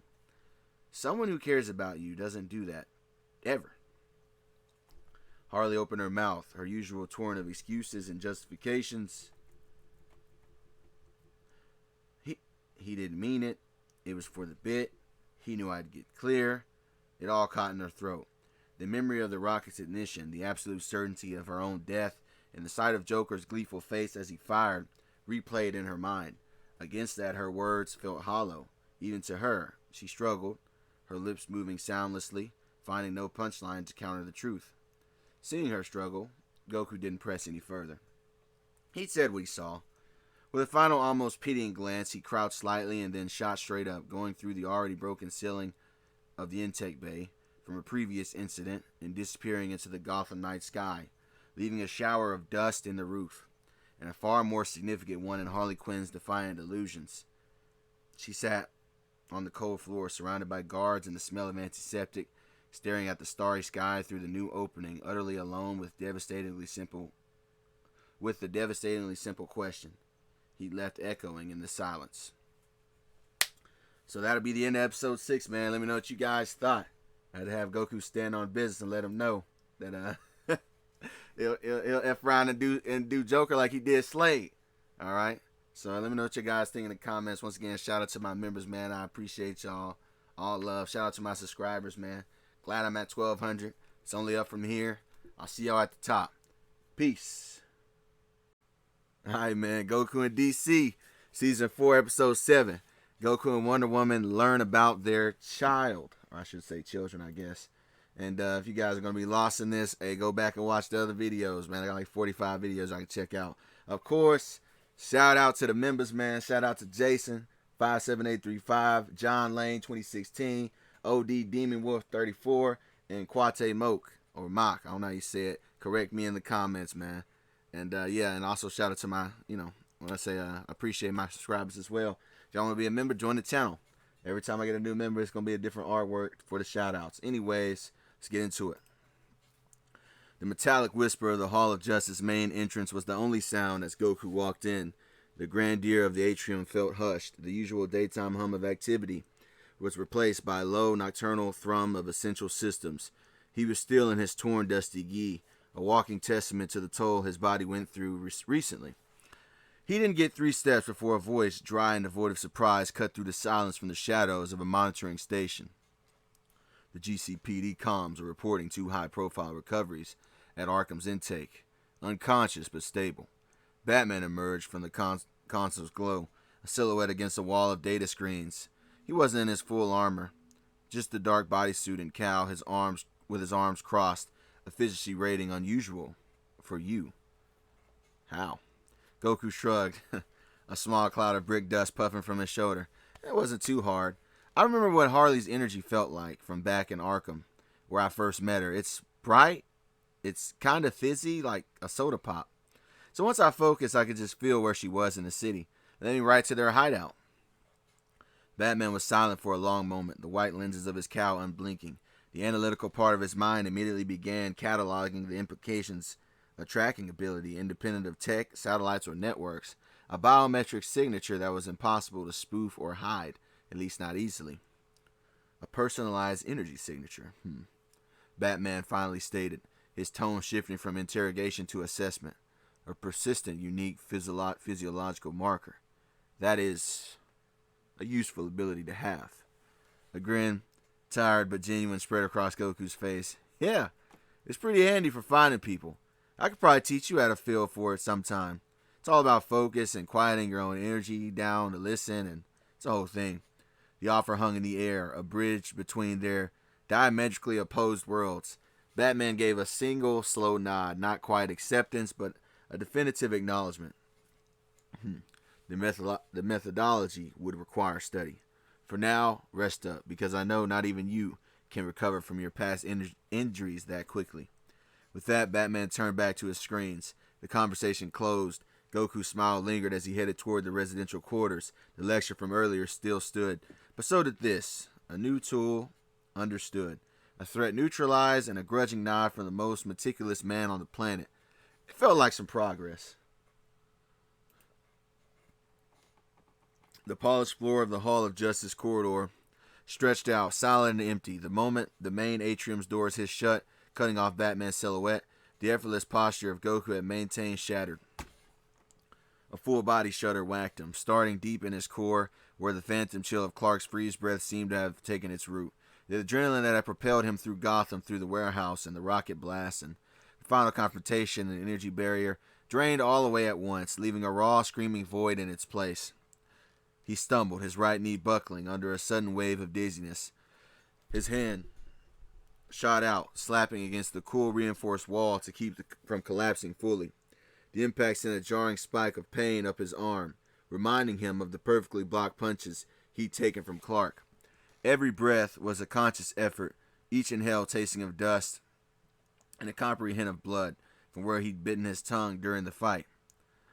Just need a second, he thought, squeezing his eyes shut against a wave of nausea. The world tilted slightly.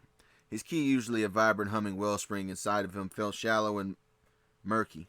Sluggishly trying to repair the deep muscular tears and systemic shock, he could feel the bruises on his jaw and his ribs throbbing in time with his heartbeat, a painful drumbeat of his own failure and recent violence. But beneath the physical agony was a sharper, more urgent drive. Diana's news, her pale face, the seemingly impossible life they were now about creating. It flashed behind his eyelids. He couldn't be weak now. He just couldn't. So with a grit of his teeth that sent a fresh ache through his jaw, he pushed off the wall, forcing his trembling legs to carry his weight. He began a slow, deliberate limp down the corridor, each step a testament to his own will. He would rest, just for a while. He had to heal. He had to get strong, for her and for them. The empty hallway bore witness not to a hero's triumph, but to a warrior's solitary, stubborn march toward the next battle that was to come, and the profound new reason he had to win it. The morning sun streamed into the watchtower's private quarters, painting the room in a warm gold. Diana stood ready, clad in her regal armor, though she'd forgone the heavier pieces. A subtle protective hand rested on her own abdomen, which was a new habit. Goku, looking significantly better after a couple solid days of rest and several enormous meals, bounded over with his typical energy, but his eyes held a softer, more watchful quality. "All right, ready to go?" he asked, already shifting his stance. "I am," Diana affirmed, a slight smile on her lips, "and I am perfectly capable of flying myself, thank you. Goku, it is a short journey." "Nuh-uh," he said, shaking his head with a stubbornness that brooked no argument. Before she could protest further, he smoothly stepped forward and scooped her up into his arms, one arm under her knees and the other supporting her back. It was done not with dramatic flair, but with a surprising gentle certainty. "Goku," she exclaimed, a flicker of her royal defiance surfacing. "This is entirely unnecessary. I am the princess of Themyscira, not some damsel." "I know," he said simply, already levitating them off the floor. A serene blue and white aura enveloped them both. "But you're also carrying our kid. Just let me do this, okay? Humor me." Her protest died on her lips, and she looked up at his determined profile, backlit by the sun from the viewpoint. The pragmatic part of her knew she was in no danger from flight, but another part, a newer, more vulnerable part, stirred by life within her, felt a profound wave of gratitude. His concern wasn't born from doubting her strength, but from an earnest, boundless desire to safeguard what was precious to him. She allowed herself to relax into his hold, her head resting against his shoulder. A warm blush touched her cheeks, hidden from his view. As they shot through the Earth's atmosphere and into the brilliant blue sky, the roar of wind was muted by his ki barrier, held securely in his arms, feeling the steady, powerful beat of his heart. Diana looked out at the sparkling ocean rushing between them, or beneath them. For the first time since the shocking revelation, a deep sense of peace settled over her. They were flying toward answers, toward an uncertain future, but they were doing it together. And for this moment, cradled in the unwavering strength of her best friend, she felt utterly and completely safe. The air of Themyscira was like a living balm, scented with salt, exotic blooms, and ancient stones. Goku touched down with impossible lightness on the familiar white sands of the training grounds, the glow of his ki fading as he carefully set Diana back on her feet. He kept a steadying hand on her elbow for a moment longer than necessary, his gaze scanning her face to ensure the journey hadn't tired her in any way. Before Diana could even straighten her shoulders, a rich, amused voice rang out from the colonnade nearby. "Well, it seems man's world has made our princess softer. Has the sky grown too heavy, Diana, that a man must carry you home like a precious, fragile thing?" Goku's head snapped toward the voice, his posture instinctively shifting a fraction in front of Diana. Emerging from the dappled shadows was a warrior woman of imposing stature and fierce beauty. Nubia, One of Diana's oldest friends and fiercest champions, leaned against a marble column with her arms crossed. Her expression wasn't one of anger or scorn, but of deep, affectionate amusement, a smirk playing on her lips. Diana, instead of looking offended, felt the last of the tension leave her. A genuine laugh escaped her. Peace, Nubia. His concern is insistently gentle, not a commentary on my own strength. Nubia pushed off the column and strode forward, her eyes sparkling as she looked from Diana's slightly flushed face to Goku's earnest and slightly confused one. She stopped before them and reached out, not for a weapon, but to clasp Diana's forearm in a warm, welcoming grip. I know, Nubia said, her voice dropping to a warm, teasing murmur meant only for them. I see it in his eyes. He looks at you as if you are the entire world, newly forged and wondrous. A man brave enough and perhaps foolish enough to treat an Amazon as some type of precious, as precious is a rare one. She gave Goku an approving nod, welcome back, Saiyan of Earth. Your timing, as ever, is interesting.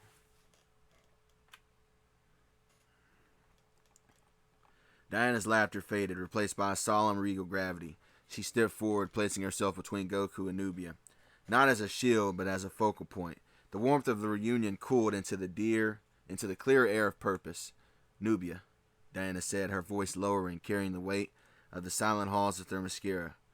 Your welcome gladdens my heart, truly, but this is not merely a social return.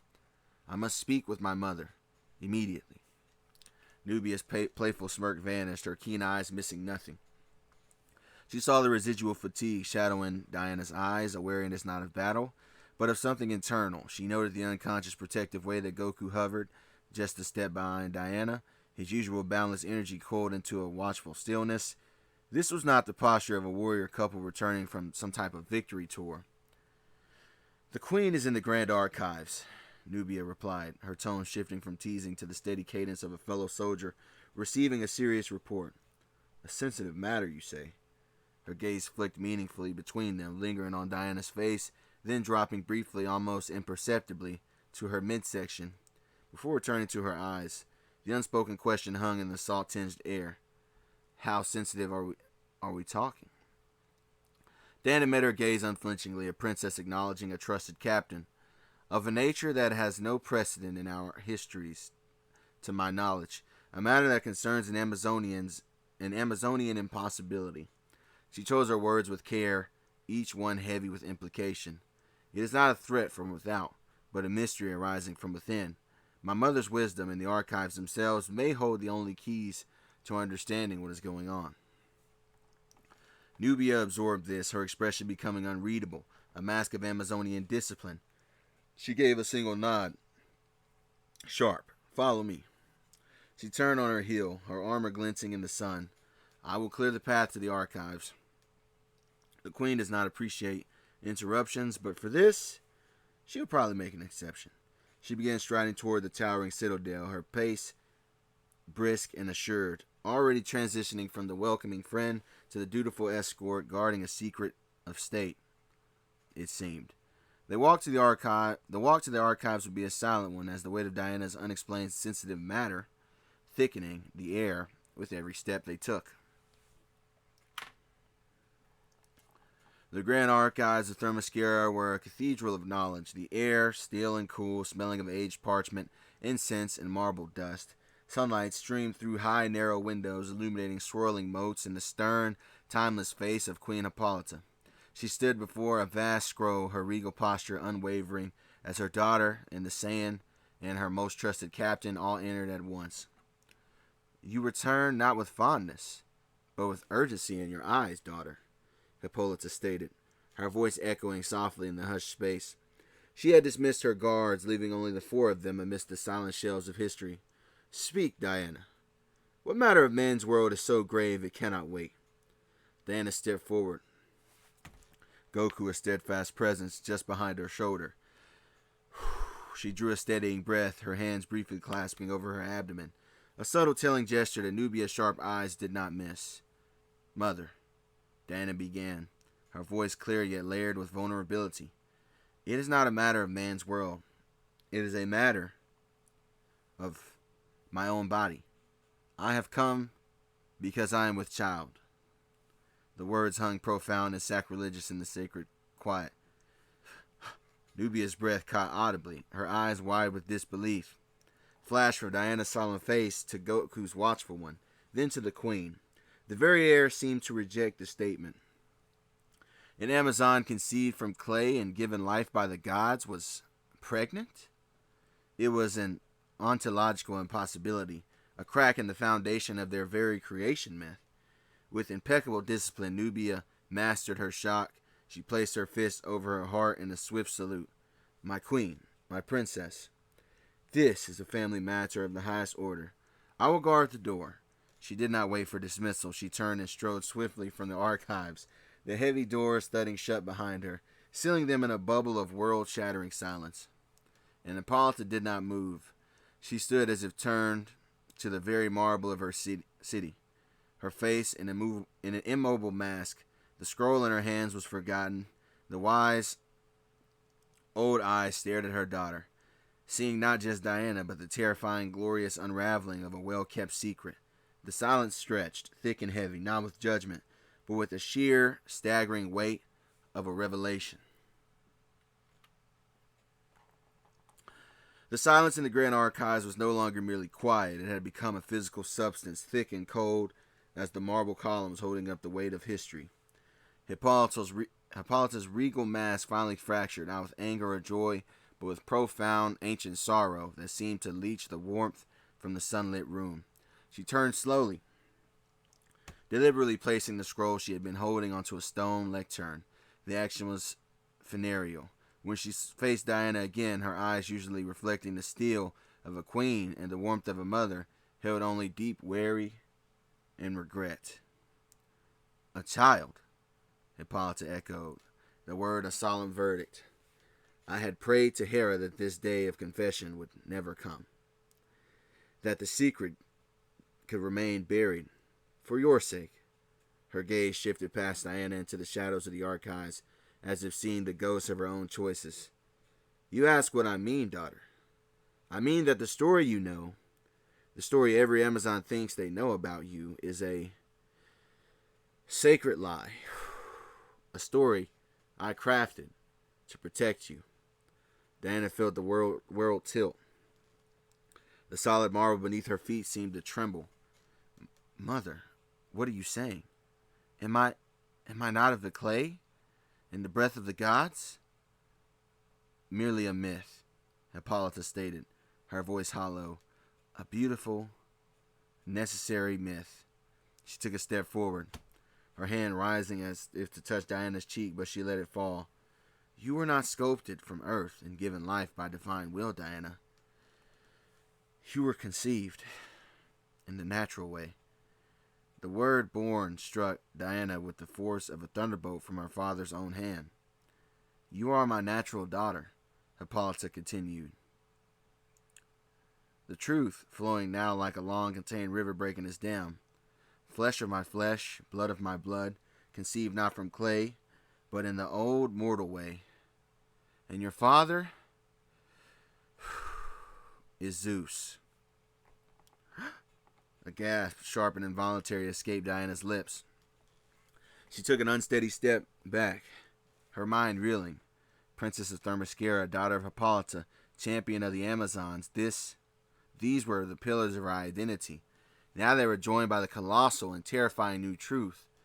Daughter of Zeus. That means she was a demigoddess, not a creation, but a descendant. The implications exploded in her mind, her preternatural strength beyond even her Amazon sisters, her affinity with the gods' weapons, her very existence, which had always felt different, now had a terrifyingly specific source to it. Her hand instinctively went to her abdomen, where her impossible child now grew. The impossibility of it shattered. If she was born, not made, then her body could and would follow the laws of mortal biology. The mystery of her pregnancy was solved, only to reveal a far deeper, more personal mystery about her own origin. She looked at her mother not as her queen, but as a woman who had lied to her for centuries. The betrayal was a cold knife alongside the shock. All this time, Diana whispered, her voice trembling with the store of emotions. Why would you lie to me? Hippolyta's eyes shone with unshed tears, the weight of years of secrecy bowing her shoulders. To protect you. To protect you from the jealousy of Hera, and from the destiny that stalks all of Zeus's children. To let you be an Amazon pure and simple, not a pawn in the games of Olympus. She looked at Goku, then back to Diana's stomach, her expression one of dawning, horrified understanding. And now, it seems the fates have woven a new thread. Your child will not be born of myth, Diana. It will be born of a lineage more powerful and more dangerous than you can even possibly imagine.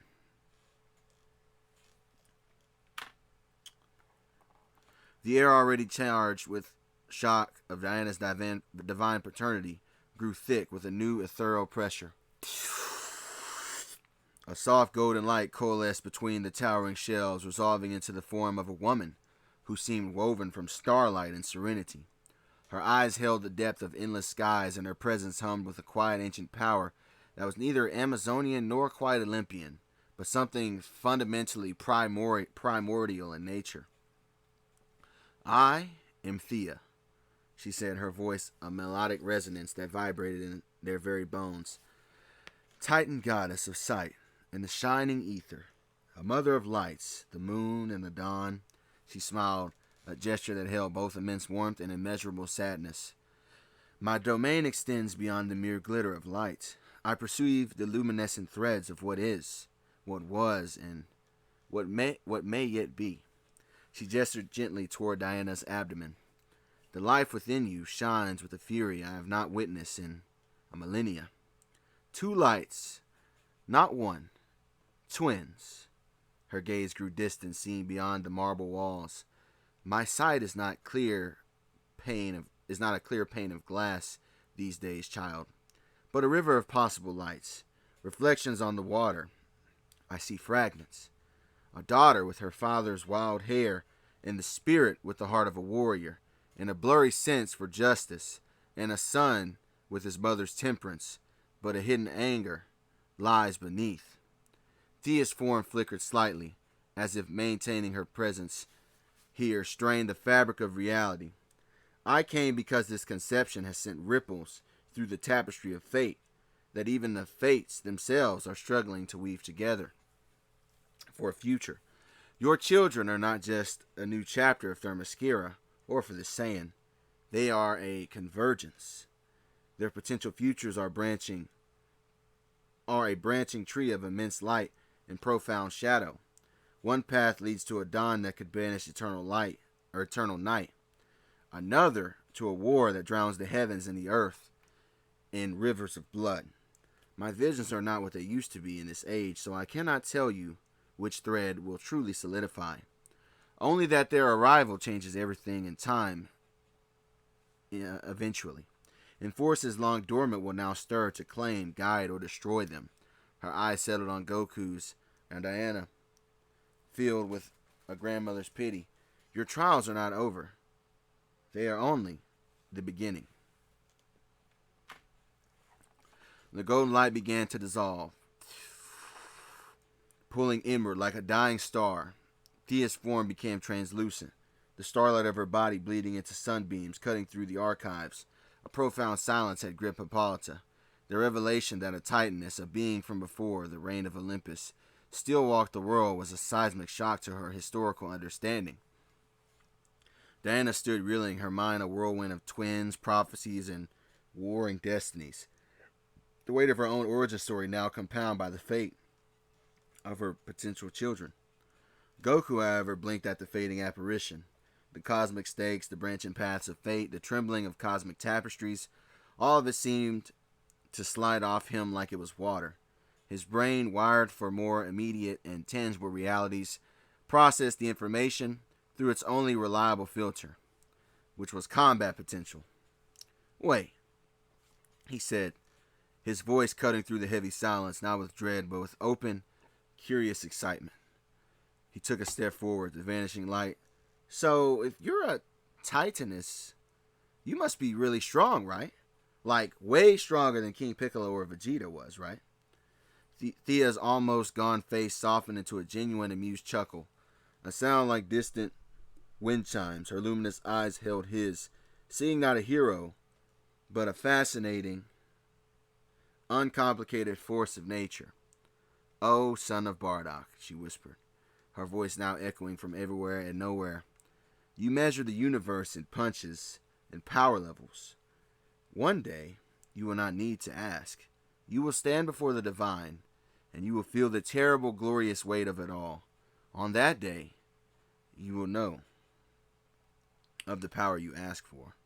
With one last shimmering glance at Diana's midsection, a look of both blessing and profound warning, the light collapsed into a single brilliant pinprick and winked out. The air settled, the motes of dust returned to their lazy dance, and the grand archives were just a room again, though forever changed.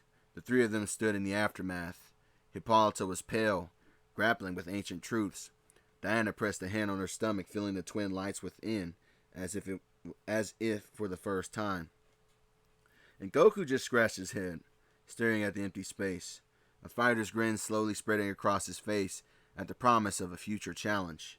The Titaness was gone, but her final promise still hung in the air, a whispered prophecy of a coming storm that only Goku seemed eager to meet head on. The white sands of Themyscira stretched before them, the turquoise sea whispering against the shore in a rhythm older than the Amazon and sand. The walk from the stifling silence of the archives had been quiet. Diana's gaze was fixed on the horizon, but she didn't see the beauty. She saw a maelstrom of possible futures, a daughter's fury, a son's hidden rage, wars that drowned the heavens. The weight of her new identity as the daughter of Zeus sat on her shoulders like a leaden cloak, making the familiar armor she wore feel like a damn costume. They'll be targets, Goku," she finally said, her voice barely above the sigh of the waves. "From the moment they draw breath, not just for earthly threats, but for powers possibly beyond our understanding.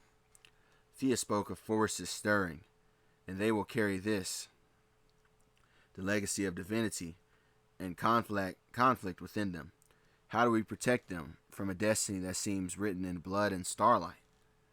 Goku stopped walking, letting the warm foam wash over his boots. He wasn't looking at the ominous horizon, he was looking at her, his head tilted with that familiar, uncomplicated focus. "Huh? Why are you worried about all that? What if stuff?" "Because what if is now a possible prophecy," Diana replied, frustration and fear tightening her voice. "A Titaness foresaw it. It is no longer a possibility, it is a potential path." "So?" Goku shrugged, a simple dismissive motion. "Lots of people say lots of stuff. The old Demon King said he was going to rule the world, and Vegeta said he was going to turn the planet to dust. They're not doing much of anything now." He stepped closer, his black eyes earnest. "Listen, no matter what comes, we'll handle it. We always do. And the kids, Diana, they're going to be amazing. They've got your heart and your smarts. They're going to be stronger than both of us someday, probably way stronger than me." He said it with such absolute joyful certainty that a crack appeared in Diana's dread. She started to protest, to cite the vision of the darker path, of the sun's hidden anger, but Thea said one future leads to a war that... "Nah," Goku interrupted, not with arrogance, but with a faith as solid as the earth beneath them. He reached out and poked her gently in the shoulder, a playful grin spreading across his face. "That kind of future it's not going to happen. Not a chance." "And how can you be so sure?" she asked, her regal defiance rising, though it felt fragile. "Because they'll have you," he said, as if it were the most obvious truth in the universe. "They'll have you as their mom, and you're the most just person I know. So you'll teach them what's what. Any dumb, dark path won't stand a chance."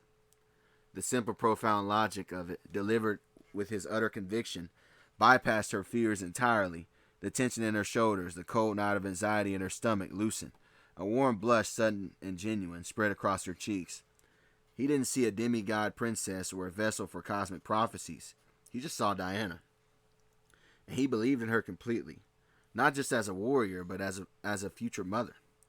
The weight didn't vanish, but it felt shareable now, balanced by his unshakable confidence and the tangible promise of his presence. She let out a breath she hadn't realized she was holding, and a small, true smile touched her lips as she gazed out at the endless, hopeful sea.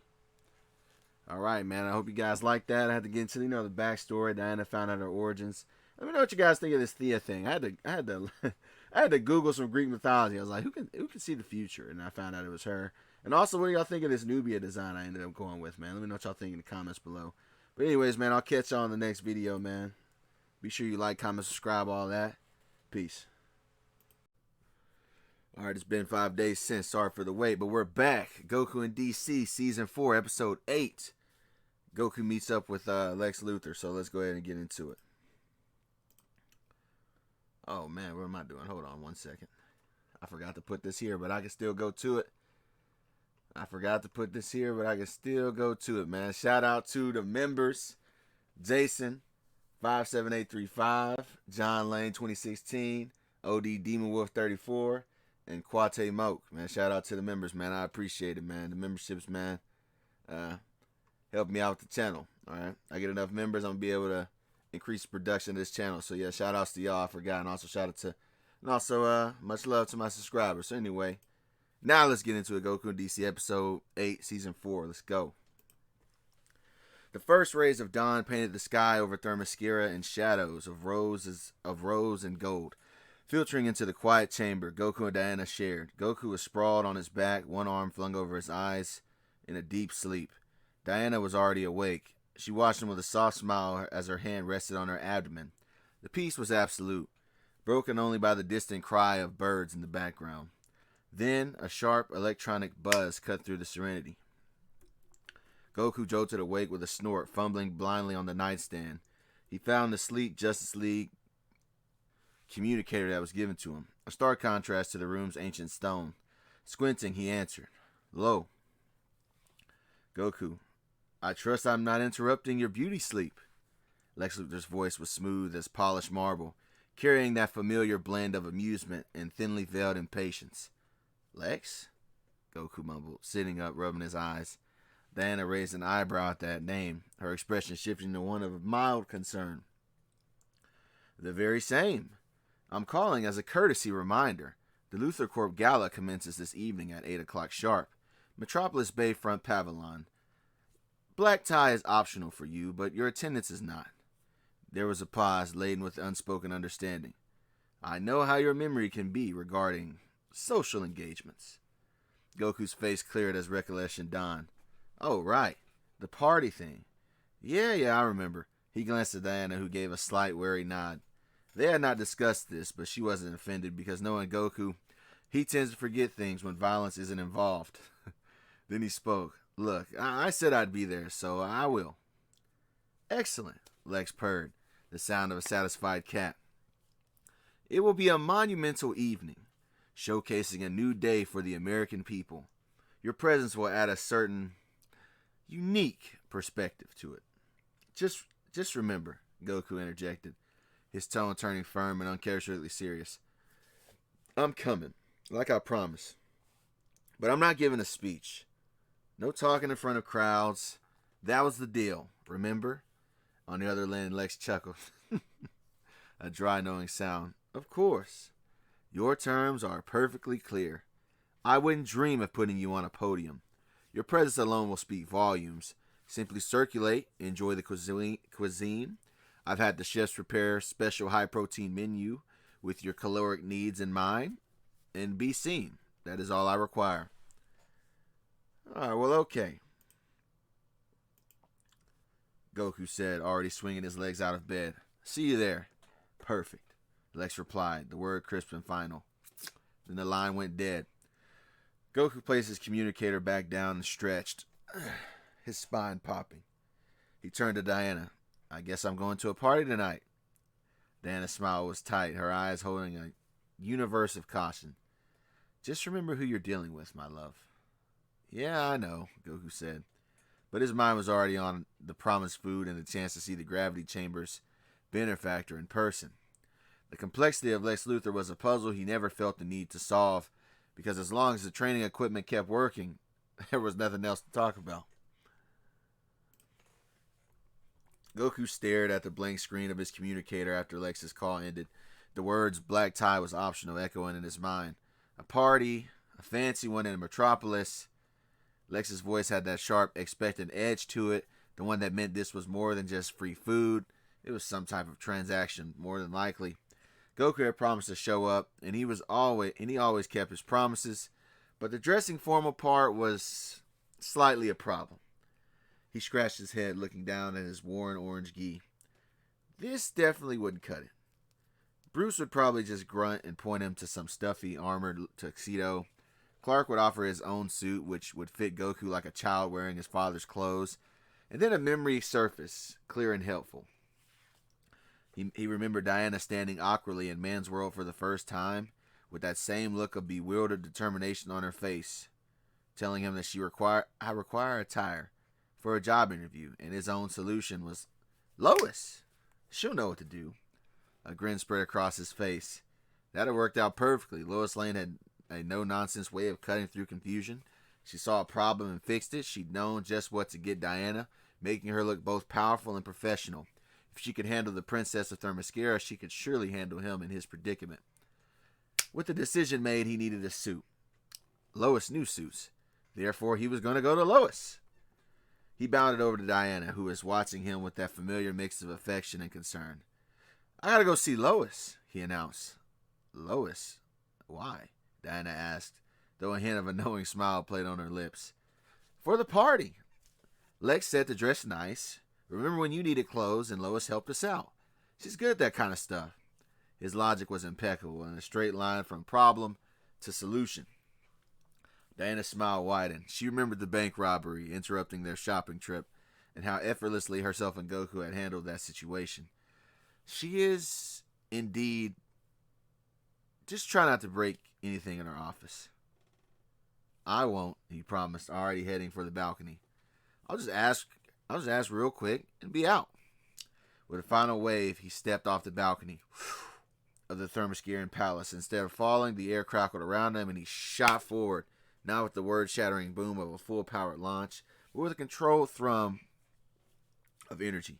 He became a streak of blue and white against the bright morning sky, arcing over the sparkling Aegean Sea, his course set unerringly for the towering spires of Metropolis and the bustling hive of the Daily Planet. He didn't ponder fashion trends or social etiquette. He focused on the simple, satisfying trajectory toward a friend who could help out in his predicament. The problem of the suit would soon be solved in his eyes. The newsroom of the Daily Planet was a symphony of controlled chaos. The clack of keyboards, the murmur of phones, the faint smell of stale coffee and ink. Lois Lane was in her element, perched on the edge of her desk, gesturing with a half-eaten powdered donut. And that is why Smallville, she said, punctuating the air with the pastry. When a source says meet at midnight, they don't mean 12:07. They mean midnight. It's about professionalism. It's about trust. It's about not making me stand in the rain-soaked alley next to a malfunctioning dumpster for 10 extra minutes while you're struggling to read a damn GPS location. Hey, Lois. The voice, cheerful and familiar, came directly from behind her. Lois jumped, a cloud of powdered sugar puffing into the air as she whirled around. Goku stood there, hands in the pockets of his dusty gi, smiling as if he strolled out on the elevator instead of apparently materializing from the vents. Clark, leaning against the adjacent desk, barely managed to hide his own surprise behind a sip of coffee. Goku, Lois exhaled, brushing sugar off her blazer. A little warning. You don't have to use the windows, you know. Yeah, this was faster, Goku said, his grin unchanging. Hey, listen, I need a favor. You're good at clothes stuff, right? I need a suit. Like a fancy one. For a party tonight. Lois stared at him. She took in the spiky hair, the calloused hands, the utter absence of anything resembling sartorial concern. She pinched the bridge of her nose. Goku, sweetie. I'm a Pulitzer-winning investigative journalist, not a personal stylist. I helped Diana once as a favor because the alternative was her going to a museum gala looking like she just finished a triathlon. Clark has told me that you are friends with Bruce Wayne. So you have a billionaire on speed dial, so just go ask Bruce. He probably owns like a dozen tailors. Yeah, but you're probably better at it, Goku insisted, his logic impeccable. Come on, it'll be fast. Just point me at something at the store, I'll put it on. No, Lois said, her tone shifting from exasperated to firm. I can't. I'm up to my eyeballs in a real story, you know. The kind that involves actual work and doesn't end with a building falling down. She tossed the rest of her donut into the trash and grabbed a manila folder from her desk, her eyes alight with a different kind of intensity. Look, I've got a source deep inside a biotech black site. There's whispering about something called Project Red Ribbon. It's not just weapons research, Clark. She leaned in, her voice dropping, though Goku could hear every word perfectly. They're not just building robots. They're growing them and hybridizing them. Synthetic tissues over a cybernetic core. My sources use the word androids, but that doesn't even fully cover it. They're talking about perfecting prototype templates, stripping away unreliable biological components like empathy, fatigue, conscience. The goal isn't an army of tin cans, it's a new breed of cyber metahumans. One that can be programmed, controlled. In the funding trials, they're a spider web of shell companies, but the silk all leads back to one name popping up in the procurement logs. Jarreau. She looked directly at Clark, her gaze sharp. Ring any bells? Because my gut says this isn't just corporate espionage. This is someone building a solution to a superhuman problem. And I believe they are the reason for this file on missing scientists. This party you're going to, Goku. Be careful. The most dangerous monsters in Metropolis don't always wear their fangs on the outside. Sometimes they wear a tuxedo and serve canapes while they plot the next forced evolution for mankind or something. She straightened up, tapping the folder against her palm. So sorry. No suit shopping. I've got a city to save the old-fashioned way. Journalism. With a pen, a hunch, and a source who's risking their neck. Now, if you'll excuse me, I have a narrative to structure before Perry has a conniption. Lois's sharp gaze held Clark's for a charged moment after her warning, the weight of her investigation hanging in the air between them, because they had talked about this prior. She saw the familiar concern tighten the corners of his eyes, concern for her and for the city, and now probably for his brother walking into what he assumed was Lex's party. With a sigh that was more fond than exasperated, she waved a hand toward Goku, who was still looking hopefully between them as if the suit might materialize through sheer force of will. Go on, Smallville, she said, her voice softening just a fraction. Get him sorted. I don't need you hovering right now anyway. This digging is a solo act until I have more than shadows and whispers. All right, Lois, thanks. Be careful. Always am. She was already turning back to her screen, the journalist's fire reigniting in her posture. The conversation was closed. Goku perked up immediately. Wait, so you're going to help Clark? Come on, Clark said, steering his brother toward the elevator with a hand on his shoulder, leaving the buzz of the newsroom behind. We'll find you something presentable. But we're leaving here the normal way. Through the front door. As the elevator door slid shut, Goku grinned, the mystery of Project Red Ribbon already fading within his mind, replaced by the immediate solvable puzzle of a necktie. Clark, however, stared at the descending floor numbers, his expression pensive. Lois's words were echoing in his mind, casting a long, sinister shadow over the glittering evening that was to come. Their simple quest for a suit now felt like the calm before a very different kind of storm that was being made in the shadows. The bell above the door of Bernard's bespoke of alterations gave a soft, gentle chime, a stark contrast to the metropolitan roar that was outside. The interior was a sanctuary of quiet order. Boats of fine fabric lined the walls, and the air smelled of cedar, steam, and lemon polish. An elderly man with a meticulous posture and sharp eyes behind his spectacles looked up from a drafting table. Ah, Mr. Kent! A pleasure, the tailor Bernard said, his voice as measured as it seems. Then his gaze shifted to Goku, his professional smile faltered. then transformed into something white and genuinely awestruck. He set down his shears with a quiet clatter. "By all the saints, it's you!" Bernard breathed, stepping out from behind the counter. He didn't offer a hand to shake. Instead, he placed his own over his heart and gave a small, deep bow. "I wondered if I'd ever get the chance." Clark was puzzled, and he glanced between them. You two know each other?" "Know him? Mr. Kent. This man saved my granddaughter's life," Bernard said, his voice thick. He pointed a slightly trembling finger at Goku. "Look, some years ago, the live wire attack in Centennial Park. A girder from the shattered monument was falling right where she was strapped. I was watching it all on the news, and I was helpless. And then, he was just there." He looked at Goku, his eyes glistening. "You caught it. With one hand. Didn't even seem to strain. And then you set it down like it was a piece of firewood and pulled her out and gave her up to a paramedic before shooting back into the sky. You never even looked at the cameras." Goku scratched his cheek, a faint blush of embarrassment coloring his features. He racked his brain, images of that chaotic fight flashing, live wires cackling, the ozone smell, the collapsing stage. The people were a blur of movement and panic. Yeah, that. Yeah, I remember that fight. The lady with the electric hair was really fast. And also kind of crazy. There was a lot of stuff falling. I'm just glad your granddaughter's okay." "Okay? She's thriving because of you," Bernard insisted. He straightened his vest, composing himself, but the reverence remained. "Anyway, so you need a suit, I presume. The gossip columns are buzzing." He waved a dismissive hand at Clark. "Put your money away, Mr. Kent. For this man, there is no bill. Not today. Not even at not ever at my shop. What do you want? Wool, linen? I have a remarkable new ballistic silk blend. Light as air, but it could probably stop a bullet. We'll make you something that looks like $1 million and can survive a you." Goku beamed, the awkwardness replaced by genuine delight. "Really? That's amazing. Thanks, Mr. Bernard." Just Bernard.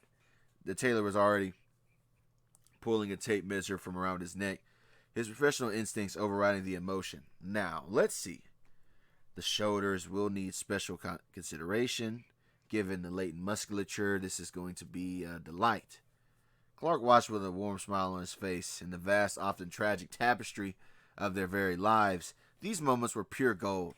He saw not the universe. He saw not the planet shaking sand, but the simple, good man whose reflexive heroism had woven a thread of gratitude into the life of a humble tailor. As Bernard began taking measurements, chatting softly about lapel styles, Clark leaned against the counter. The looming dread Lois's warnings faded briefly, replaced by the simple, solid goodness of the present.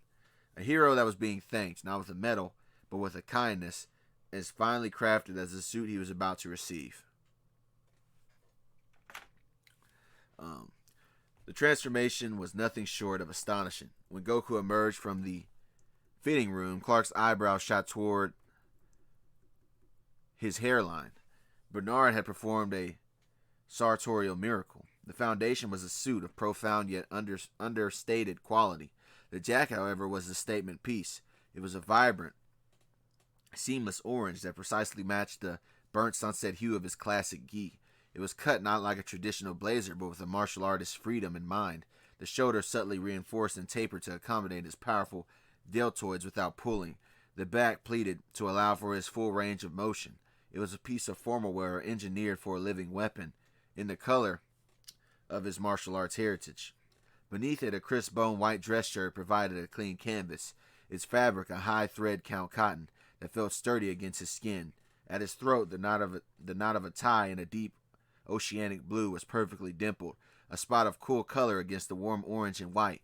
Peeking from the breast pocket of the blazing jacket was a matching blue silk handkerchief, arranged in the precise peak fold, a tiny deliberate echo of the tie and a nod to formality he'd never understand, yet now wore it effortlessly. The trousers were a classic charcoal gray, offering a grounding contrast to the bold top half above, and fell straight to polished black Oxfords that somehow looked both elegant and ready for a fight. Bernard had tailored everything to a T. It fit his powerful frame impeccably, hinting at the tremendous physique beneath without straining at the seams. This was no borrowed or rented costume. It was his armor for the evening, a brilliant translation of the wandering sane martial artist into the lexicon of metropolis high society. He looked simultaneously out of place and perfectly himself, a force of nature contained just for the night within the lines of a master tailor's grateful art. So how'd I look? Then we went to the crisp evening air of Metropolis. It carried the distant sounds of traffic and chatter as Clark and Goku stepped out of Bernard's tailor shop, the bell's gentle chime fading behind them. Clark, still smiling at the sight of his brother, transformed into a pillar of sartorial excellence. He clapped a warm hand on Goku's orange-clad shoulder. "You know," Clark said, a fond teasing glint in his eye, "I always thought the only time I'd ever see you in a suit like this would be at your wedding. If that day ever came." Goku looked down at the brilliant orange fabric, his brow furrowing for a second, and thought, "Huh? Oh, a wedding? Nah, me and Diana aren't doing that right now," he said, his tone as casual as if he were discussing the weather. He adjusted the cuffs of his shirt, a small focused gesture. "We've got other stuff to figure out first. We're having twins." He delivered the line with the same straightforward, unburdened clarity he used to describe a new training technique. Then he glanced up at the darkening sky, a practical look on his face. "Anyways, Clark, thanks for the help." "Clark, the party's going to start soon. See you around." Before Clark could even process the words, before his brain could form a single syllable in response, Goku gave a little wave, crouched slightly, and shot up into the sky with a soft thrum of displaced air. He became a diminishing streak of orange and blue against the twilight, heading toward the glittering bayfront. "What?" Clark stood frozen on the sidewalk. The sounds of the city, the honking cabs, the chatter of pedestrians, the distant wail of a siren, all melted into a formless buzzing white noise. His super hearing, usually a symphony of the world's minutiae, narrowed to the frantic sudden hammering of his own heart. His vision, capable of seeing subatomic particles, blurred at the edges, fixating on the empty spot of air where Goku had just been. Twins? The word echoed in the sudden vast silence of his mind, a depth charge detonating in the calm waters of the evening. It wasn't just the fact of a pregnancy, which was staggering enough given Diana's Amazonian nature, a mystery he'd needed to unravel later but never thought of asking her directly about. It was the casual, effortless way it had been revealed. No solemn announcement, no nervous joy, just a simple statement of fact dropped between a sartorial joke and a farewell. A torrent of emotions crashed over him, each one vying for dominance. Profound shock, yes. A spike of protective concern for Diana and his brother facing the unknown. But beneath it, swelling faster and much more brighter, was an immense, overwhelming wave of familial joy. A nephew and a niece. The Kent family, forged from starship wrecks and Kansas soil, was growing. His little brother was going to be a father. He realized his mouth was still slightly open. He closed it, swallowing hard, a slow, incredulous smile beginning to break through the shock, but it was tempered by the sheer weight of the revelation. He leaned back against the tailor shop's brick facade, needing the solid support. "Twins," he whispered to the empty air, the word finally finding sound. He looked up at the first stars beginning to pierce the metropolitan glow, a laugh of pure wonder and disbelief bubbling in his chest. Goku was halfway across the city by now, likely already thinking about the buffet table, completely oblivious to the seismic shockwave he just left rippling through his brother's soul on a quiet metropolis sidewalk.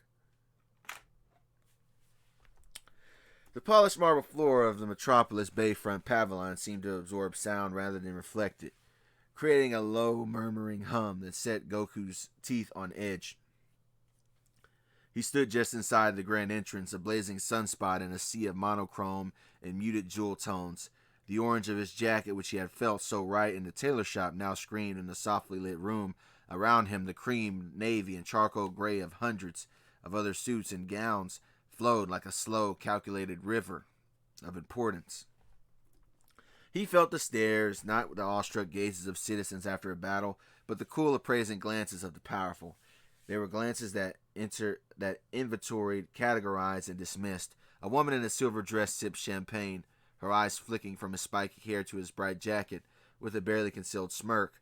A cluster of men in nearly identical black tuxedos paused their conversation about market futures. their eyes narrowing as they took in his unusual martial arts inspired cut. Their whispers were like the rustle of expensive paper. The cologne and the faint, greasy scent of canape circling on the silver trays. It was nothing like the clear, open sense of Themyscira or the honest sweat and leather smell of a training ground. Every breath felt processed and artificial. People moved with a gliding, purposely relaxed pace he found bewildering. They engaged in a ritual of gentle touches on arms, slight leans into conversations, and laughter that was a dry, polite sound, nothing like the full-bellied laughs that he shared with his friends. He saw a man effortlessly balance a delicate flute and a small plate of food while shaking hands, a feat of coordination that seemed more impressive to Goku than some of the combat maneuvers he learned himself in his younger years. He was an engine of kinetic energy trapped in a gallery of still lifes. Every instinct told him to move, to act, to engage, but here, action was a subtle tilt of the head, engagement a carefully chosen synonym. His his greatest attribute, was rendered utterly irrelevant in this scenery. He wasn't out of place because he was weak.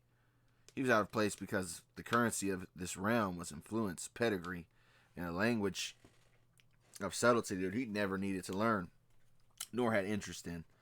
He was a nuclear reactor at a chess tournament, immensely powerful and completely awkwardly missing the point of the game. The suit Bernard had made with such gratitude felt less like a gift and more like a very colorful cage for the spectators who looked like they saw him as some type of zoo attraction. A low murmur of the gallows confused an ocean of sound, and Goku stood on its shore feeling profoundly adrift. The stares were like pinpricks on his skin. Not hostile, but assessing, dissecting. He was a specimen under glass. Then a familiar voice cut through the haze, smooth and deliberate as a scalpel. I must admit, I was beginning to wonder if your definition of on time involved a last-minute battle with some rogue asteroid or something. Lex Luthor materialized from the crowd as if parting a curtain. He was a portrait of monolithic power in a suit of obsidian black silk, so impeccably tailored it seemed to reject the very concept of a wrinkle. A single tasteful platinum L glinted on his lapel, and he sported a purple tie as he held a glass of amber liquid that was untouched, more of a prop than a beverage. His smile was a thin, satisfied line as his eyes traveled over Goku from head to toe. But you've arrived, Lex continued, his gaze finally setting on the blazing orange jacket. And you've certainly committed to an aesthetic. He took a half step back, performing a mock appraisal. A very bold choice, truly. He let the word hang, lacing it with layers of meaning. In Lex's world, bold was rarely a compliment. It was a synonym for risky, unrefined, brazenly unaware of the unspoken rules. He gestured slightly with his glass toward the sea of navy and charcoal. In a room where conformity is the highest currency, you've decided to print your own. Orange, the color of warning signs, of construction bearers, of sheer unapologetic visibility. His smile didn't reach his cold green eyes. It tells people that you do not care to blend in, that you are fundamentally unlike them. A statement piece in every sense. I suppose when one can bench press a freight train, one doesn't need to speak in a subdued language of fabric. He was complimenting the suit to critique the man, praising the audacity to highlight the otherness. For Lex, Goku's outfit was a perfect metaphor for the Saiyan himself. Powerful, visceral, and impossible to ignore, and utterly disruptive to the elegant, controlled order that Lex sought to impose upon the world. He liked it, precisely because it confirmed his thesis that Goku was a force and not necessarily a peer. He was a phenomenon and not necessarily an equal. And in Lex's grand design, phenomena were to be studied, utilized, and, if he could, controlled. But he did respect Goku's lack of concern for the common opinion. Goku, missing the venomous subtext but sensing the examination, just shrugged. The fine fabric of Bernard's masterpiece moving with his shoulders. Yeah, my friend Bernard made it. He said it was tough. I just wanted something I could move in.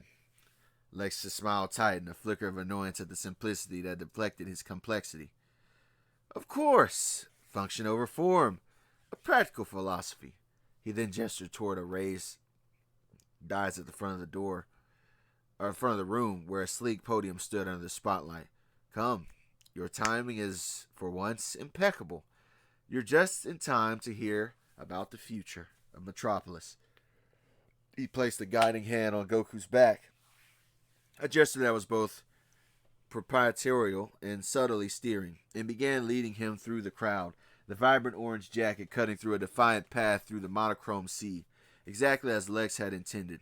The exhibit was now being presented to the audience.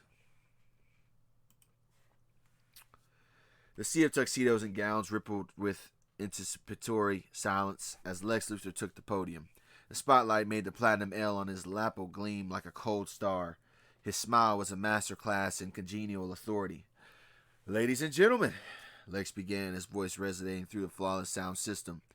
We gather tonight not merely to celebrate progress, but to champion a new paradigm. For too long, humanity has gazed upward, not in wonder but in trepidation, at forces beyond our understanding, at beings who operate from the shadows draped in wings, capes, masks, accountable to no one, imposing their own vague morality upon us all. He paused, letting the subtle disdain in his words settle over the crowd. A few uncomfortable ships, but mostly nods of agreement from the powerful. They hide their faces, Lex continued, his tone sharpening. They conceal their identities. They ask for our trust while offering none in return. They are ghosts, with the powers similar to demigods, and they have made us spectators of our own destinies. Then his gesture was a theatrical sweep, his focus laser sharp. But look, among us tonight, look at the man standing beside me. Every head turned, the spotlight as if on cue, widened to the envelope to envelop Goku. He stood frozen, a statue of vibrant orange in the monochrome room as his expression shifted from a polite boredom to a dawning confusion. The massive screens flanked the podium flickered to life, not with corporate logos, but with footage. We know his name, Lex declared as the screen showed Goku as a boy in LexCorp. It is not a secret. He is Goku. The footage changed to Goku younger than he is now, fighting alongside Aquaman against King Piccolo, his tail visible on footage. We know his origin. He does not hide it. But he was raised in the heart of America by hard-working farmers. The video showed the Kent farm and Martha waving from the porch. Apparently he had visited her at some point. Lex's voice swelled with a persuasive conviction. He does not wear a mask. He does not skulk in the dark. The screens now showed recent news clips. Goku and his touring gi carrying civilians from the Arkham fire. Goku exhausted and battered after the battle with Vegeta. He wears this simple garb of a martial artist that seeks improvement, the honest uniform of a working athlete. He stands in the light, and he bleeds in the light. He shows his flaws in the light. Goku's jaw tightened. He saw himself on screen covered in the grime and blood, his face etched with pain and effort. It felt intrusive. This wasn't a celebration of heroism. It felt more like an autopsy. And when invited to walk among us, Lex said, his hand indicating the gala, he came. Despite the discomfort it clearly brings him, the camera feed cut to a live shot of Goku from moments ago, looking profoundly out of place, a fish in a crystal bowl. A few chuckles echoed, polite but edged with superiority. He honors his word. He engages with the society that he chooses to protect. He is not a distant god. He is a neighbor, a citizen, a known quantity. Inside Goku's mind raced, costume wearing, holier than thou. The words seemed to be aimed at his friends like Clark, Diana, and even Bruce. His friends. People who had rules, who struggled with the weight of their power every day. But Lex was twisting everything. He made their caution seem like arrogance, their secrecy seem like contempt. He made Goku's own simplicity look like transparency, while framing their complexity as nothing more than deceit. A hot ember of disagreement glowed within his chest, and he wanted to step forward to say that he was wrong, and that wasn't right, and they're better than that. They're trying to do good, the best way they know how. But he stuck to his word of no speeches, just his presence, His fist clenched slightly at his side, the fine silk of Bernard's trouser stretching over his thigh. He remained a silent, blazing monument at Lex's side, his discomfort now magnified tenfold, not by the crowd, but by the sickening feeling that his very image was being used as some sort of weapon to fracture the world he was trying to help. The applause that began to roll through the room felt like a physical pressure, a wave trying to shape him into something that he wasn't, all orchestrated by the man with the cold, triumphant smile that was beside him. The applause for Lex's carefully crafted praise of Goku began to ebb, but Lex did not step away from the podium. Instead, he raised a hand not for silence, but for heightened attention. The spotlight remained fixed on them both, binding Goku's vibrant orange to Lex's monolithic black in the eyes of the crowd. With a practiced, congenial smile, Lex descended the single step from the dais. He moved to stand beside Goku, close enough for the cameras to frame them both together. The brilliant, unconventional power and the sharp guiding intellect. He placed a firm proprietorial hand on Goku's shoulder, a gesture that felt less like camaraderie and more like a claim being staked. "My friends," Lex began, his voice dropping into a more intimate yet still perfectly projected register. "Tonight, we have celebrated transparency. We have celebrated a power that does not hide, but stands right beside us, a strength that is accountable because it is known." He paused, his gaze sweeping the room, meeting the eyes of donors, media magnates, and political operatives. The air grew taut with anticipation. This was no longer a speech about heroes, it was shifting into something else entirely. "But admiration is not enough," Lex continued, his tone hardening with resolve. "Celebration without action is merely pageantry. We have seen where a lack of accountability, a lack of true leadership has brought us. Our city, our very nation looks to the skies and sees nothing but chaos. It looks to the shadows and sees arbiters who were never elected. It is time to look forward, to build a future where order is not imposed from above by the mysterious and the masked, but built from the ground up by the people and for the people." He squeezed Goku's shoulder slightly, a silent cue for the cameras to hold the shot. Goku stood rigid, his jaw tight, feeling like a prop in a play that he never planned on auditioning for. "Therefore," Lex announced, his voice rising to a clear declarative peak that filled the pavilion, "I will not stand idly by as the old guard clings to its broken methods. I will not allow the destiny of this great city to be decided in back alleys and satellite fortresses. It is time for leadership that embraces the light of progress, that champions human achievement, and that holds all power to a public standard." He let the moment hang, a master of suspense. Every person in the room leaned forward. "It is my great honor and my solemn duty to announce to you all tonight, the first to know, that I, Lex Luthor, will be running for the office of Mayor of Metropolis."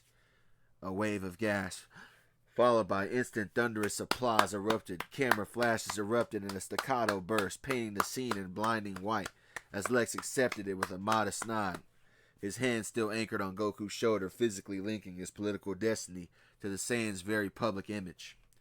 "I run not for prestige," he proclaimed over the applause, "but for principle, to bring the values we see here tonight, transparency, strength, and unwavering commitment to the people of this city, into the heart of our government. Together, we will not just rebuild Metropolis, we will redefine it. We will prove that humanity's greatest days are not behind us, protected by relics, but ahead of us, built by our own hands and our own will. Thank you." The applause swelled into a roar.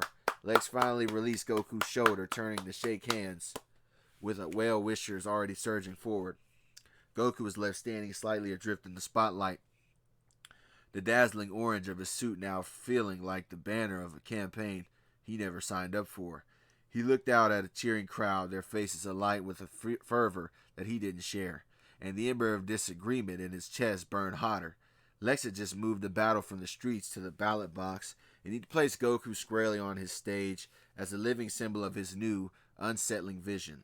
The party was over, and his campaign had just begun. So yeah, man, that'll be the end of this episode. I hope you guys liked it. This is like the second episode where there wasn't a lot of action that happened. It was more so world building. You guys like it anyway. I appreciate that. I'm glad you guys like even the episodes I do where there's no action. There's going to be action next episode, by the way, and an android's going to make an appearance. I'm not going to say who or what, or is it going to be a crossover? Y'all find out when it happens, though. But let me know what you guys think in the comment section, man. Of course, once again, shout out to the members, man. I love y'all. Appreciate y'all, man. Y'all inspire me to keep going. Appreciate the subscribers, man. We just hit 1230. Let's hit 2,000. All right, let's hit 2,000, man. Like, comment, subscribe, all that. Hype up the video, and I'll see y'all in the next one. Peace. All right, we back. Goku and DC Season 4, Episode 9. Deadshot meets Goku, a.k.a. Deadshot versus Goku. All right, so I don't know what y'all think of this artwork, too, by the way. Kind of gives me like a cyberpunk-like aesthetic. Anyway, and of course, y'all already know. Shout out to the members, man. Shout out to Jason, 57835, John Lane, 2016, OD Demon Wolf 34, and Quade Moke, man. Appreciate the support, man. Shout out to the members, man. I'm going to start putting like a link in the comment section if you want to become a member. Because I really appreciate it. It helps the channel grow. It helps me keep upgrading, to better things. And also, shout out to the subscribers, man. We going up. We at 1230 now. So let's go. The thunderous applause had finally faded. The last of the glittering crowd filtering out to the after parties that was downstairs. In Lex Luthor's private penthouse office high above the glittering bay, the silence was profound and expensive. The floor-to-the-ceiling windows displayed Metropolis like a circuit board of ambition. Goku stood facing them with his vibrant orange jacket, a jarring burst of color against the sterile monochrome of Lex's world.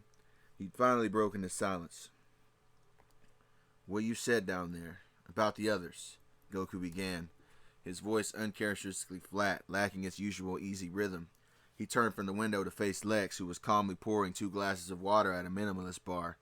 "It wasn't right. They're not like that." Lex didn't even look up, his movements precise. "Like what, Goku? Please elaborate, because I spoke only facts, observable by the public." "You made them sound sneaky, like they think they're better than everyone or something, holier than thou." Goku repeated the phrase, the words foreign and bitter on his tongue. "Superman, he'd give his life for anyone on that street down there. He has a bunch of times, just not the dying part. And Wonder Woman, she has more honor in her little finger than most people have in their entire bodies. Batman is paranoid, yeah, but it's because he's seen the worst stuff up close. He doesn't trust anyone, not even himself sometimes. It's not about hiding, it's about protecting people." And there, Lex finished pouring and finally turned, offering a glass. Goku ignored it. A faint, chilly smile touched Lex's lips. He set the glass down with a soft click. "Your loyalty is admirable. Truly. It's rare and a potent quality." Lex walked around his deck, leaning against it, folding his arms. "But loyalty can blind one to inconvenient truths. I did not say they were evil, Goku. I said they were unaccountable. A subtle but crucial distinction. They operate on their own moral calculus behind masks and aliases. When they make a mistake, and they do, catastrophically, who do we, the people who live in the rubble, hold responsible? Superman, a concept, Batman, a specter." He gestured towards Goku, his eyes sharp. "You, however, you are known. Goku, the adopted son of the Kents of Smallville. You wear your history on your sleeve, quite literally. Given your chosen attire, you have no secret identity to retreat to. When you fight, you do so in the open. When you are injured, you bleed where the cameras can see. Your victories and your failures are public property. That is transparency. That is integrity, of a kind they cannot or will not, because they refuse to offer." Lex pushed off the desk, taking a step closer, his voice dropping to a conspiratorial, almost sincere register. "That is why, in a world of caped ghosts and armored shadows, you are the only one that I trust. Not because you are the most powerful, though you are quite formidable, but because you are the only one who is real. You have nothing to hide. In my experience, that makes you unique. And in the difficult work ahead, rebuilding this city into something that doesn't need to be saved by comic book characters, your uniqueness is the only foundation that I can build on. Goku stared at him, the brow furrowed in an intense thought. He understood the words, but they felt like a puzzle where the pieces were forced together. Lex's logic was smooth and cold, a stream flowing around the bedrock of Goku's simple experiences. He knew what he knew. Clark's heart, Diana's honor, the weight Bruce carried. Lex's version felt like a photograph of them taken from a bad angle, making them look strange and sinister. "They're my friends," Goku said finally. The statement simple, absolute, and utterly immovable. It was his bedrock. "And you're talking about them like they're part of the problem." Lex's smiles didn't waver, but it settled into something harder and more resigned. "I'm talking about the world as it is, not as we might wish it to be. Listen, you can admire the sun, Goku, but you still build that roof to shield you from its rays, and I am building that roof for my city. And I trust the pillar that stands in the light far more than the ones that prefer the dark." He picked up his own glass of water and took a sip. The conversation clearly ended in his mind. Goku stood his ground for a moment longer, the vibrant orange of his suit a silent protest in the gray room. The ember of disagreement still glowed, but it was banked now, smothered under the cool, heavy blanket of Lex Luthor's certainty. He hadn't been convinced, but he felt the trap of the words. The way his own transparency was being used as a weapon against everything else he held dear. The tension in Lex's sterile office was a living thing, thick enough to taste, a metallic blend of Goku's simmering frustration and Lex's icy certainty. Goku stood his ground, the vibrant orange of his suit blazing against the cool grays and chromes. Lex's words were smooth and logical, but they felt like chains trying to bind a simpler truth. His friends were good people, after all. "They're my friends," Goku repeated again to himself, his voice low but as solid as bedrock. "And they are not a part of the problem." Lex offered that thin, patient smile, the one that said the conversation was beneath him. He turned slightly to place his water glass on a coaster with precise finality.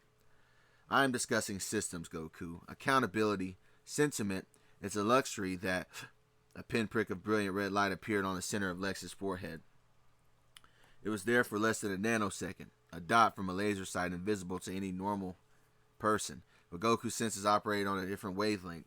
His head snapped toward the floor to the ceiling window, across the vast canyon of the city, on the roof of a distant financial tower. A figure was silhouetted against the night sky. The faint subsonic crack of a high-caliber rifle reached his ears. A fraction of a second later, the bullet already carving a path through the atmosphere. And there was no thought, no strategy, only instincts. Goku's body became a blur of orange and motion. He didn't push Lex, he displaced him. One moment Lex was standing by his desk holding forth.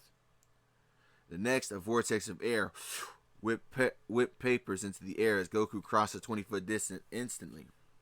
His hand clamped onto Lex's shoulder, not with force but with unyielding control, and he yanked him down and sideways. The window didn't so much as shatter, it exploded inward. A hypersonic round meant to turn Lex Luthor's head into pink mist tore through the space his skull had just occupied. It pulverized the $1 million abstract sculpture into powder, drilled through a reinforced concrete wall with a deafening crunch, and buried itself somewhere in the building's core with a final dull thud. A starburst of crystalline shards filled the air, glittering in the office lights like lethal confetti. The door to the office blasted inward off its hinges. Mercy Graves, Lex's personal bodyguard, surged into the room with a compact submachine gun already leveled, her eyes sharp and deadly. Her gaze swept past the raining glass, past the stunned Lex, and locked onto the only moving thing in the room that wasn't her. Goku was already straightening up, his eyes fixed on the distant rooftop. "Sir," Mercy barked, placing herself between Lex and the shattered window, her weapon scanning for unseen threats. Lex sprawled on the floor amidst paperwork and glass, and he took a single sharp breath. His composure for once was genuinely rattled. but his mind was already clicking forward, analyzing the attack vector, the implications. He looked up at Goku, who was dusting a few glass fragments from his brilliant orange sleeve. "The shooter," Goku said, his voice now devoid of all argument, flat and focused as a honed blade. He pointed a finger, unerringly accurate, toward the distant rooftop. "He's over there. I'm going after him." He didn't ask for permission. He didn't wait for a plan. The debate about philosophy and accountability was over. This was a direct threat and a clear enemy. It was a language he understood perfectly. Before Mercy could utter a word of caution or protocol, the air in the office compressed with a concussive thump that shook the entire penthouse below. Goku vanished. He didn't go through the broken window. He simply ceased to be in the very room. The sonic boom of this departure rattling the remaining glass in the frames and whipping Mercy's hair across her face.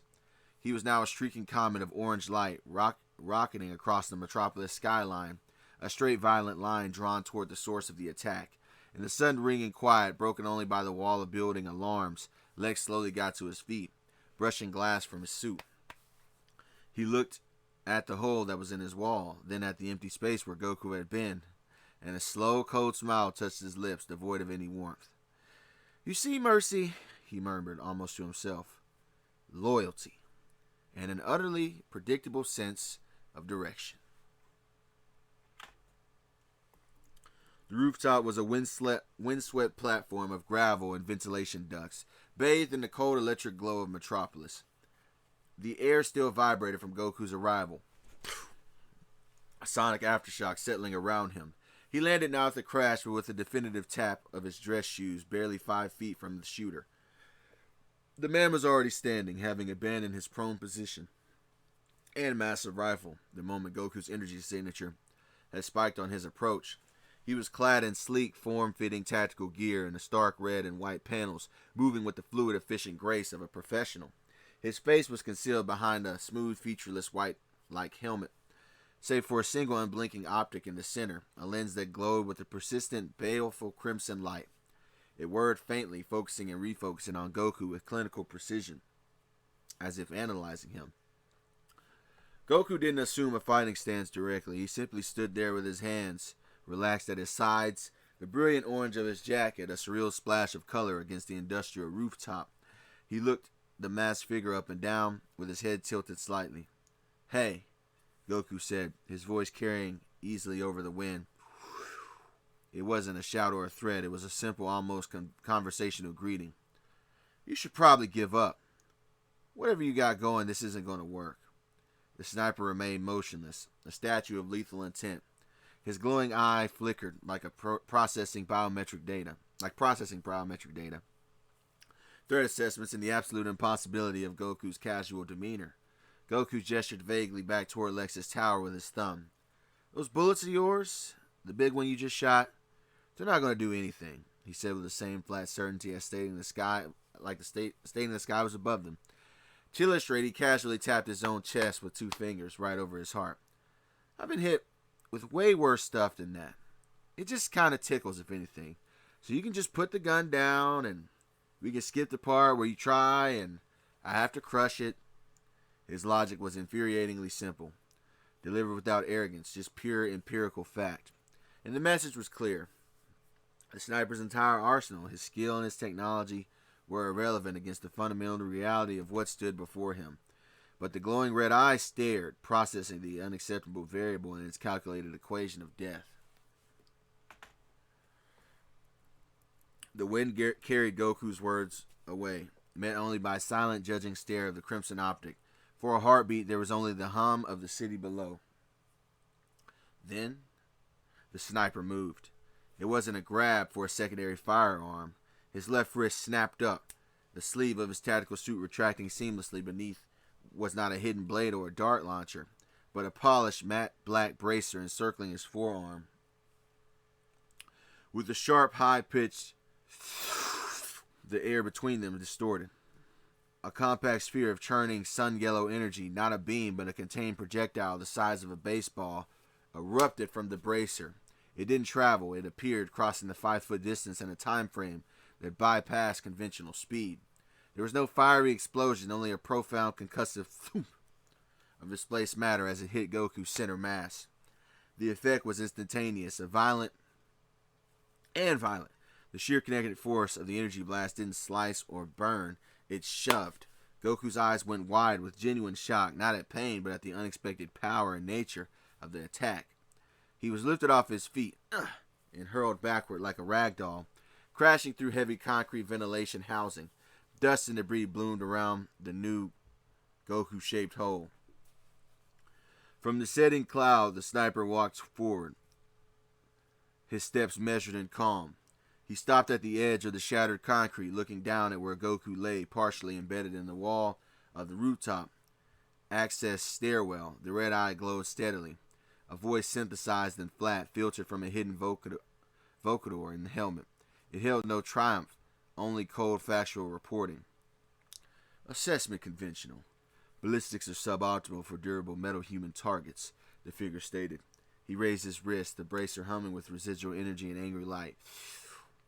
So I have upgraded to bigger guns. Goku coughed, a cloud of concrete dust puffing from his lips.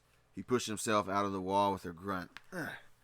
Chunk of masonry clattering around his now scuffed dress shoes. He looked down at his pristine orange jacket, now dusted white and smeared with grime. Then back at the shooter's wrist, a slow, intrigued grin spread across his face, cutting through the dust. Huh? Goku said, his voice filled with more professional curiosity than anger. Okay. That's new. Goku pushed himself fully upright, a shower of pulverized concrete cascading from his shoulders and spiky hair. He brushed at the front of his ruined jacket with a grimace.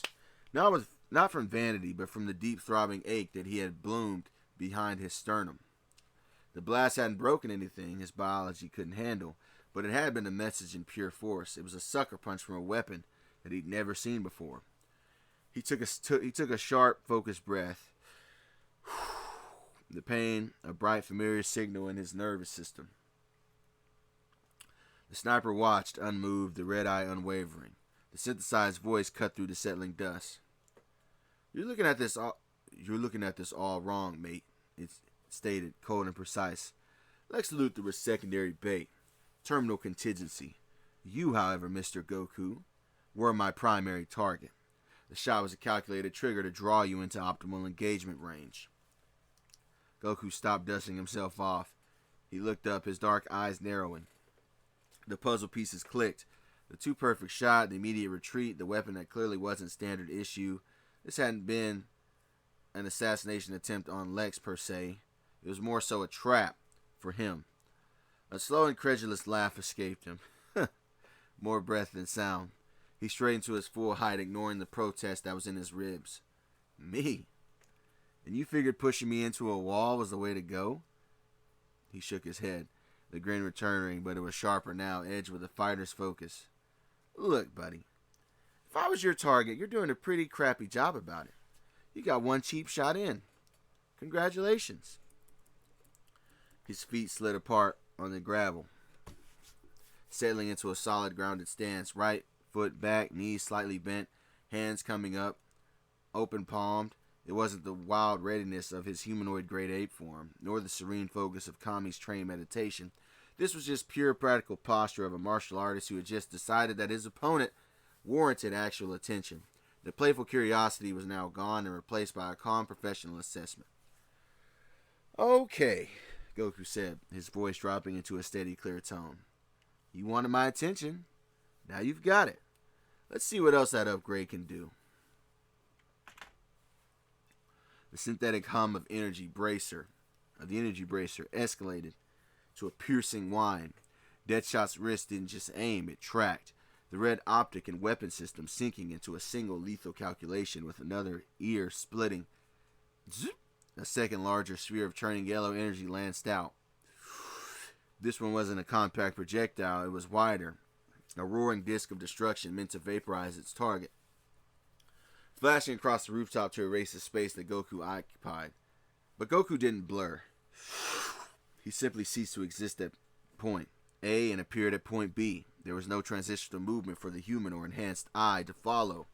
One moment he was a silhouette against the distant city lights. The next, the energy disk tore through the empty air, obliterating a satellite dish array in a spectacular shower of sparks and molten metal. The wind of its passage ruffled Goku's hair from behind. Deadshot. The mercenary system screamed a proximity alert a millisecond too late, before his body could even register the failed shot. A hand, not a fist, but an open palm, planted itself between his shoulder blades. There was no dramatic wind-up, no key-enhanced flair. It was a simple, devastating transfer of momentum. Thoom! The sound was brutally concrete. Goku shoved and Deadshot's world became a violent linear blur. He rocketed forward, his high-tech armor scraping a fiery trench through the gravel before he slammed back first into a solid brick wall of the rooftop penthouse. The impact wasn't an explosion, it was a deep and structural crunch. Reinforced brick cracked in a spiderweb pattern around him, and the red optic flickered wildly, systems overloading from the physical shock. Ugh. A pained, staticky grunt hissed from his vocodor. He slid down the wall, leaving a smeared mark, and slumped into a seated position. Limbs splayed, the energy bracer on his wrist sputtered, its light dying to a faint, failing ember. The fight, if it could even be called that, had lasted a couple of seconds. Goku lowered his hand, looking at the stunned, immobilized mercenary with a hint of disappointment. "See?" he said, dusting his palms together. "I told you it wouldn't work." Goku watched the mercenary slump against the wall, the last sparks dying in the ruined bracer. He let out a short breath, the ache in his chest already fading into a dull memory. "Another one who talks bigger than he hits," he thought, turning slightly to scan the rooftop for any other surprises. A sharp hydraulic hiss froze him in place. His head snapped back around from the dust and debris at the base of the wall. The figure in red and white was moving not with the pained groan of a man with broken ribs, but with a series of sharp, precise mechanical adjustments. Zzz, zzz. First one leg straightened, then the other, the movements unnaturally fluid. He placed his palms flat on the ground and pushed himself in one smooth, powerful motion. The cracked brick wall behind him groaned in protest. The mercenary stood fully upright, rolling his shoulders in a wide, deliberate arc. The motion produced a series of audible metallic clicks and soft pneumatic sighs from within his suit, like a machine coming online. He lifted his arms, flexing his fingers, the same fingers that had just been limp moments before. The single red eye burned brightly once more, locking onto Goku with renewed, chilling focus. "You overestimated your performance," the synthesized voice stated, flat and devoid of any strain. The vocodor seemed to emphasize each word. "Yeah, I've got new ballistic and energy weapons." He took one step forward, then another, his footing absolutely sure on the loose gravel. The ruined energy bracer hung uselessly, but his very posture now radiated a different, more intimate threat. "These days I'm more than my tools," the mercenary continued, stopping 10 feet away. He tapped the center of his own chest plate with a knuckle. It produced a solid dull thunk like knocking on tank armor. "Now, I am the gun." The implication hung in the cold air. It wasn't just about what he carried. He had been rebuilt, reinforced. The man inside the suit was now part of his arsenal. Goku's earlier disappointment vanished and was replaced by a sharp, focused interest. His fighting stance re-solidified, becoming lower and more rooted. A new, appreciative glint entered his eyes. "Oh," he said, a slow smile spreading. "So you're tough too. Okay, now we're getting somewhere." The smoke canisters erupted with a sharp pop hiss, vomiting thick gray plumes that swallowed the rooftop in seconds. Goku's eyes narrowed, not from the sting, but from instinct, a retreat tactic standard. He braced for a fleeing energy signature, for the fizz pop of a grappling hook or the thrum of hidden jets. But he heard nothing. He felt nothing. No scrambling heartbeat, no rush of adrenaline-fueled movement, just the empty, hollow void where a living presence should be. His key sense was attuned to the vibrant spark of life itself. It swept through the smoke and found a hole. His life radiated no warmth and no soul and no fear. A cold, sickening deja vu slammed into him. It was a flashback to Slade's lab, back in the Season 2 finale.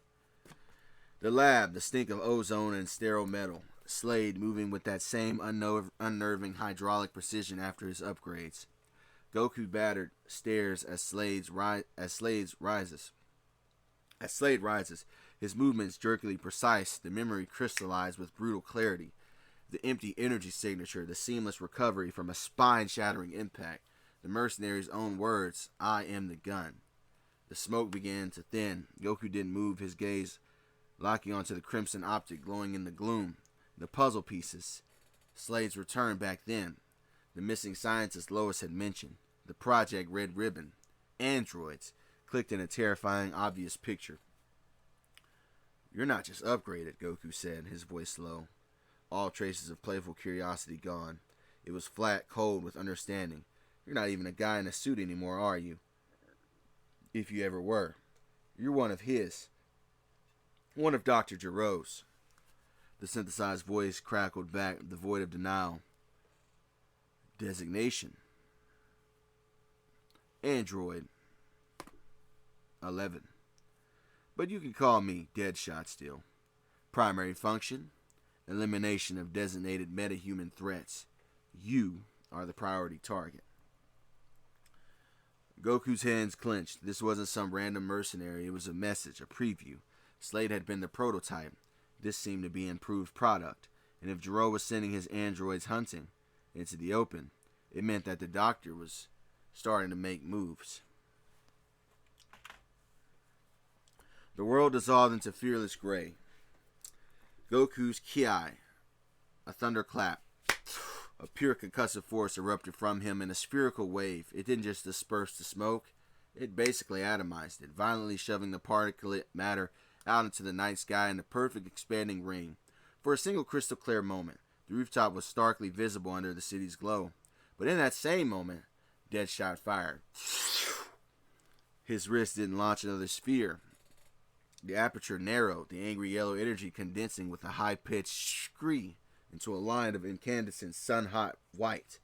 It was no wider than a pencil, a lance of pure focused entropy meant not to concuss, but to pierce. Goku's mid-motion from unleashing the ki saw the telltale gleam. His instincts screamed. He wasn't where he'd been. He twisted in a micro shift of his torso that would have dodged any conventional beam by inches, and he almost made it. The hypercondensed laser seemingly moved at the speed of light itself. It didn't care about his superlative speed. It grazed the meat of his left deltoid just below the shoulder joint. There was no sound of impact, just a searing hiss. Goku's eyes flew wide, not with pain that came a nanosecond later. A white-hot brand pressed into his flesh, but with pure, unadulterated shock. He felt it. A sensation so foreign it short-circuited his battle cognition. His ki barrier, which had shrugged off artillery shells, energy blasts, and blows that could level mountains, had been breached, penetrated. He landed a few feet away, his left arm instinctively dropping. He glanced down. A neat cauterized grove, deep and angry red, smoldered in his shoulder. Tiny tendrils of smoke rose from it, carrying the nauseating alien scent of his own vaporized flesh and synthetic plasma. I don't know why I put synthetic. Anyway, it was a debilitating wound, but it was an impossibility. It was a statement. His head snapped up, meeting the glowing red optic, the smirk now gone, replaced by a cold clinical understanding. This wasn't just an upgrade. This was a weapon engineered with one purpose: to invalidate the natural durability of beings that were like him. If a glancing shot could do this, a direct hit could have pierced his heart or his skull. For the first time since facing Vegeta, Goku felt the genuine icy pinch of tactical vulnerability.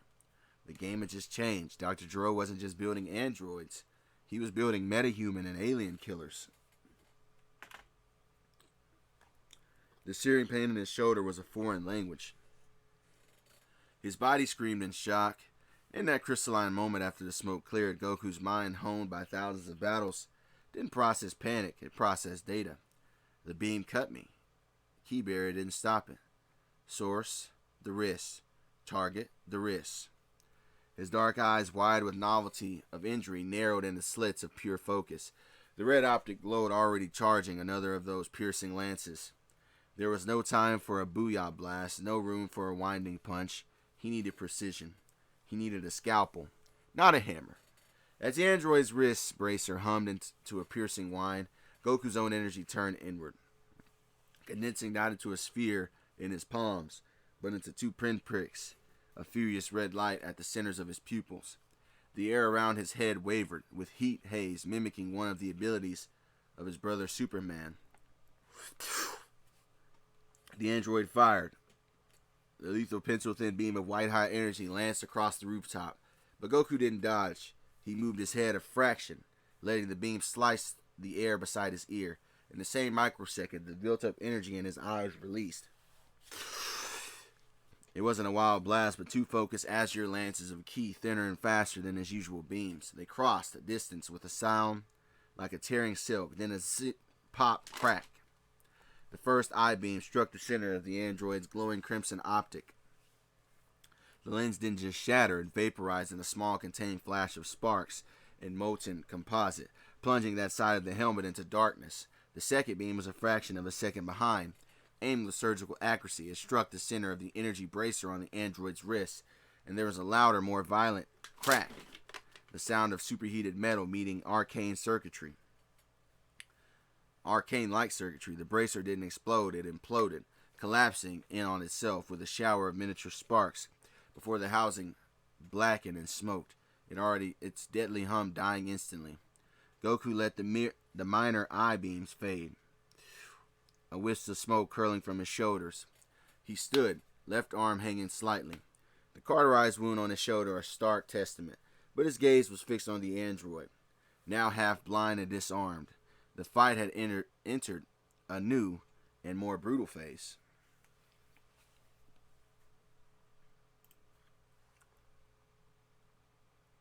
The numbness from the cauterized wound burned away, replaced by a sharp electric anger that was something colder and more precise. He'd been marked, almost killed by a machine. A flicker of Vegeta's smug face or Piccolo's mocking laughter played through his mind. Even a metal toy can make you bleed. Pathetic. The android's remaining systems whirred, its body tensing for a physical assault.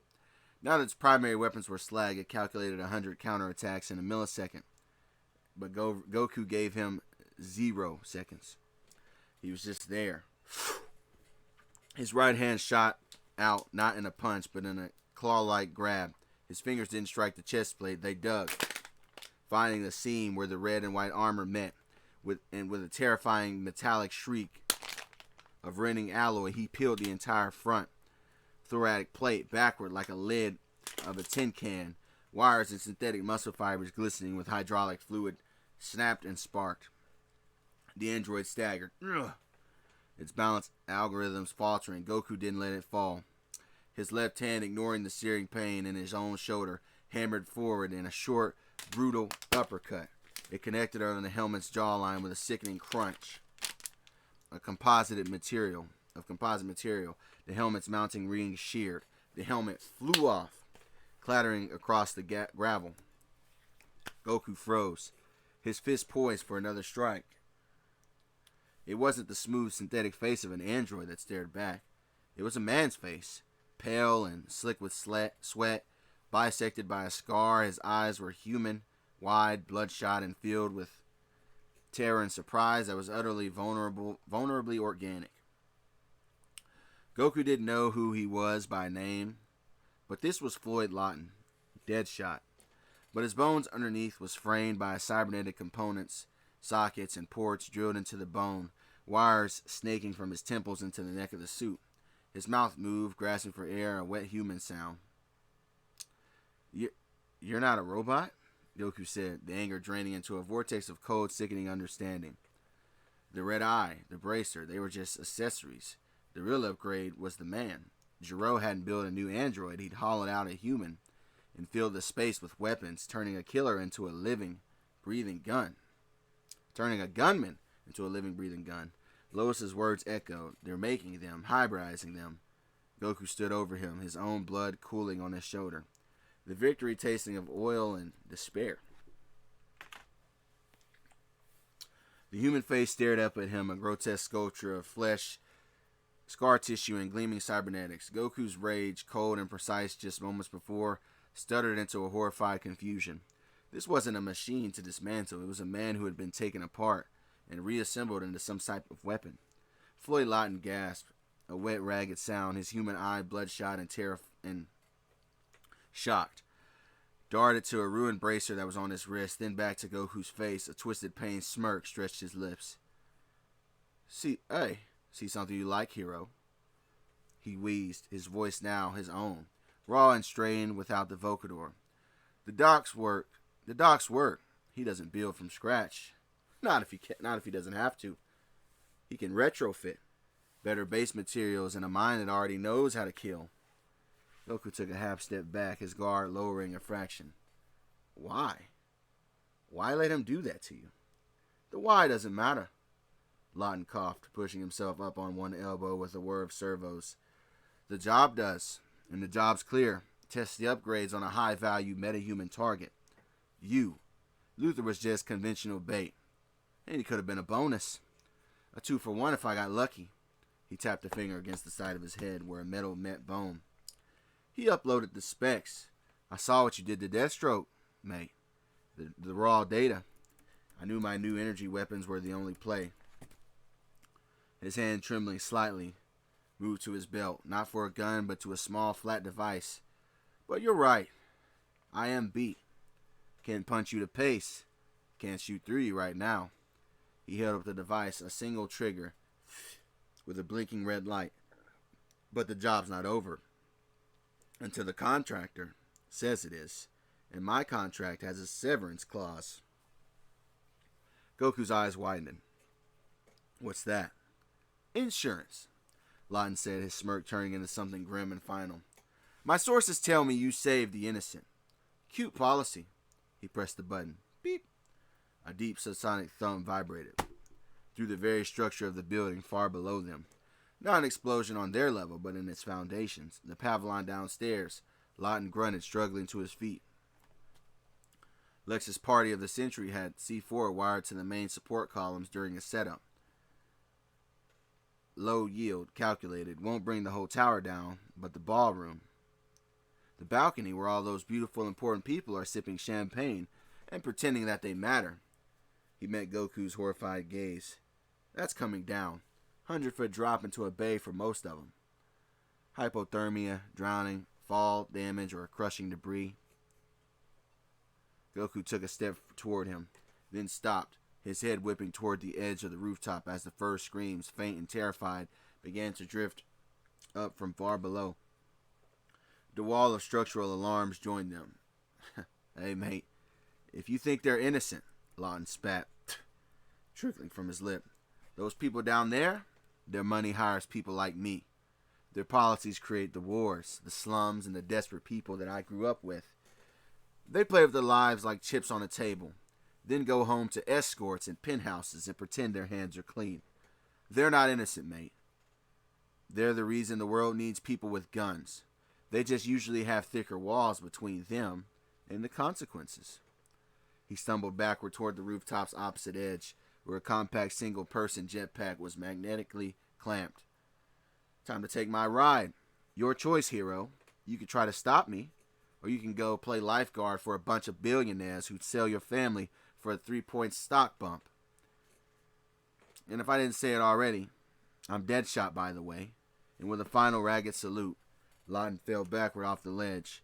The jetpack ignited with a roar, catching him and steering him erratically into the night sky. A damaged bird fleeing the chaos he'd sown. Goku stood frozen for one agonizing second, torn between the pursuit and salvation. The screams from below decided it. With a curse of frustration that was also a vow, he turned his back on the fleeing android assassin and dove headfirst off the roof, a streak of orange aimed not at the enemy, but toward the collapsing world of the quote-unquote innocent that he had decided he'd save.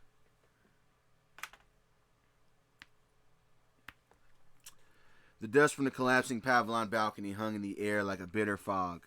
Goku moved through it as a calming orange blur. He wasn't fighting now. He was stitching the world back together, one by one. He plucked coughing, terrified socialites and politicians from twisted girders, from sinking sections of flooring, from the chilly waters of the bay itself. He set them down gently on the stable inland plaza, his movements efficient, his expression grimly focused. As the shock wore off, the gratitude began. A sobbing woman in a torn gown clutched his arm. "You saved us. You were right there." A man with a bleeding forehead nodded vigorously. "Lex Luthor was right. You are here, in the light, with us." Another voice filled with awe chimed in. "Yeah, no mask, no secrets. Just a man doing the right thing." The words were meant as praise, but they landed on Goku like stones.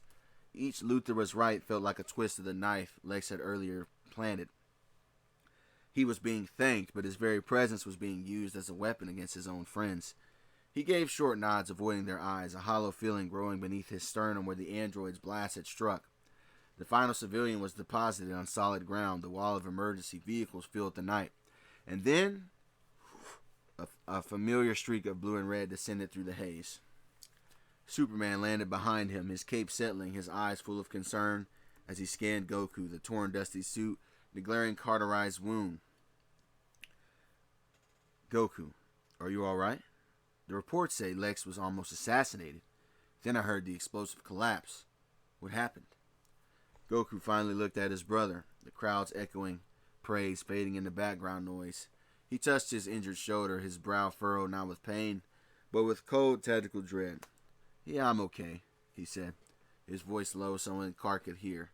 "But Clark, it was all a trap. The shooter wasn't just for Lex, he was for me." He met Superman's gaze, his own eyes deadly serious, and he wasn't just a guy with a fancy gun. He was different, like Slade was, but worse. His tech pierced right through my key barrier, and he called himself Deadshot.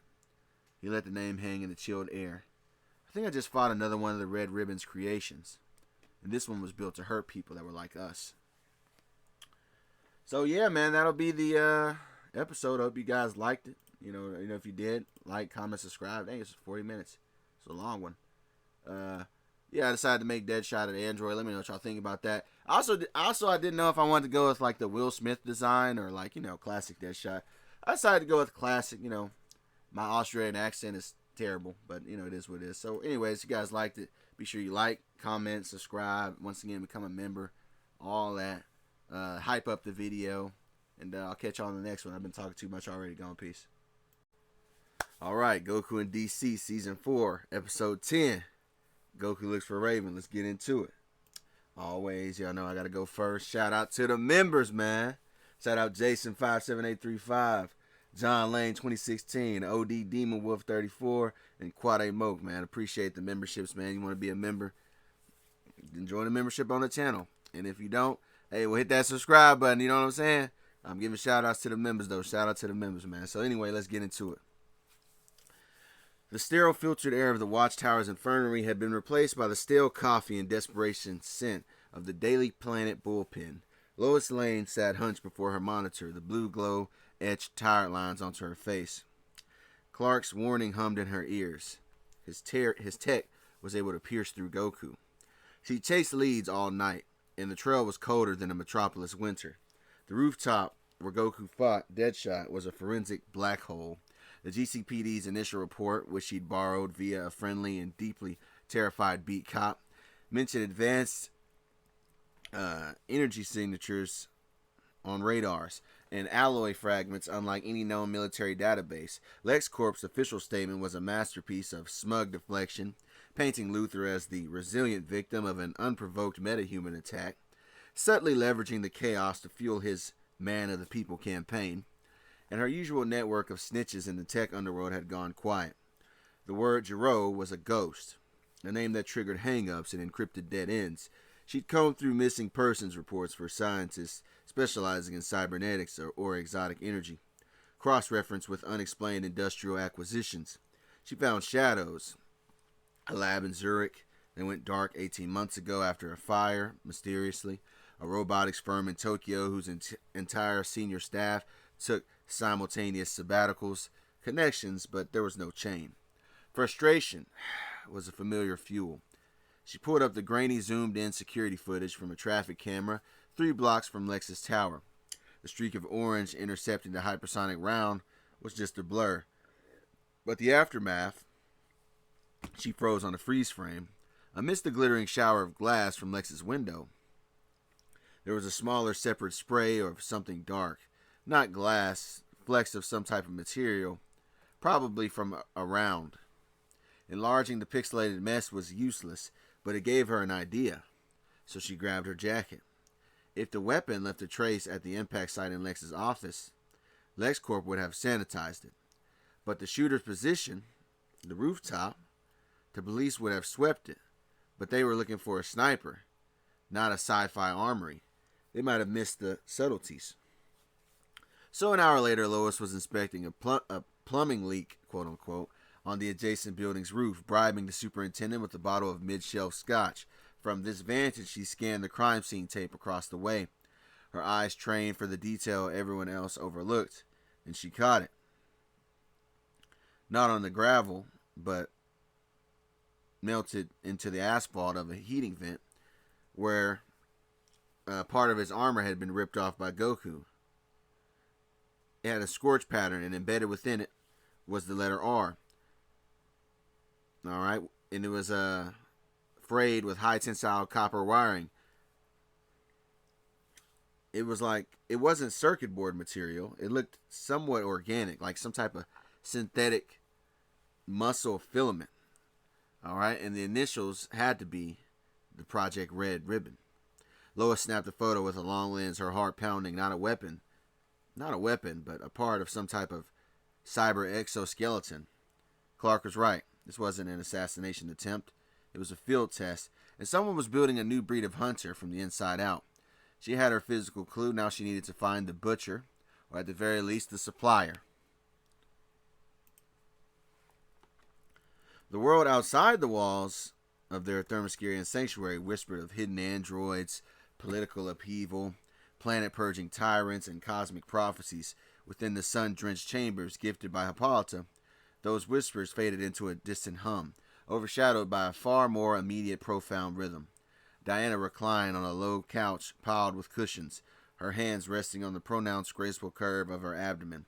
The fear that had once shadowed her eyes, fear of the impossible, of divine wrath, of dark destinies, it had been refined through months of quiet preparation and Goku's unwavering calmness into a fierce protective warmth.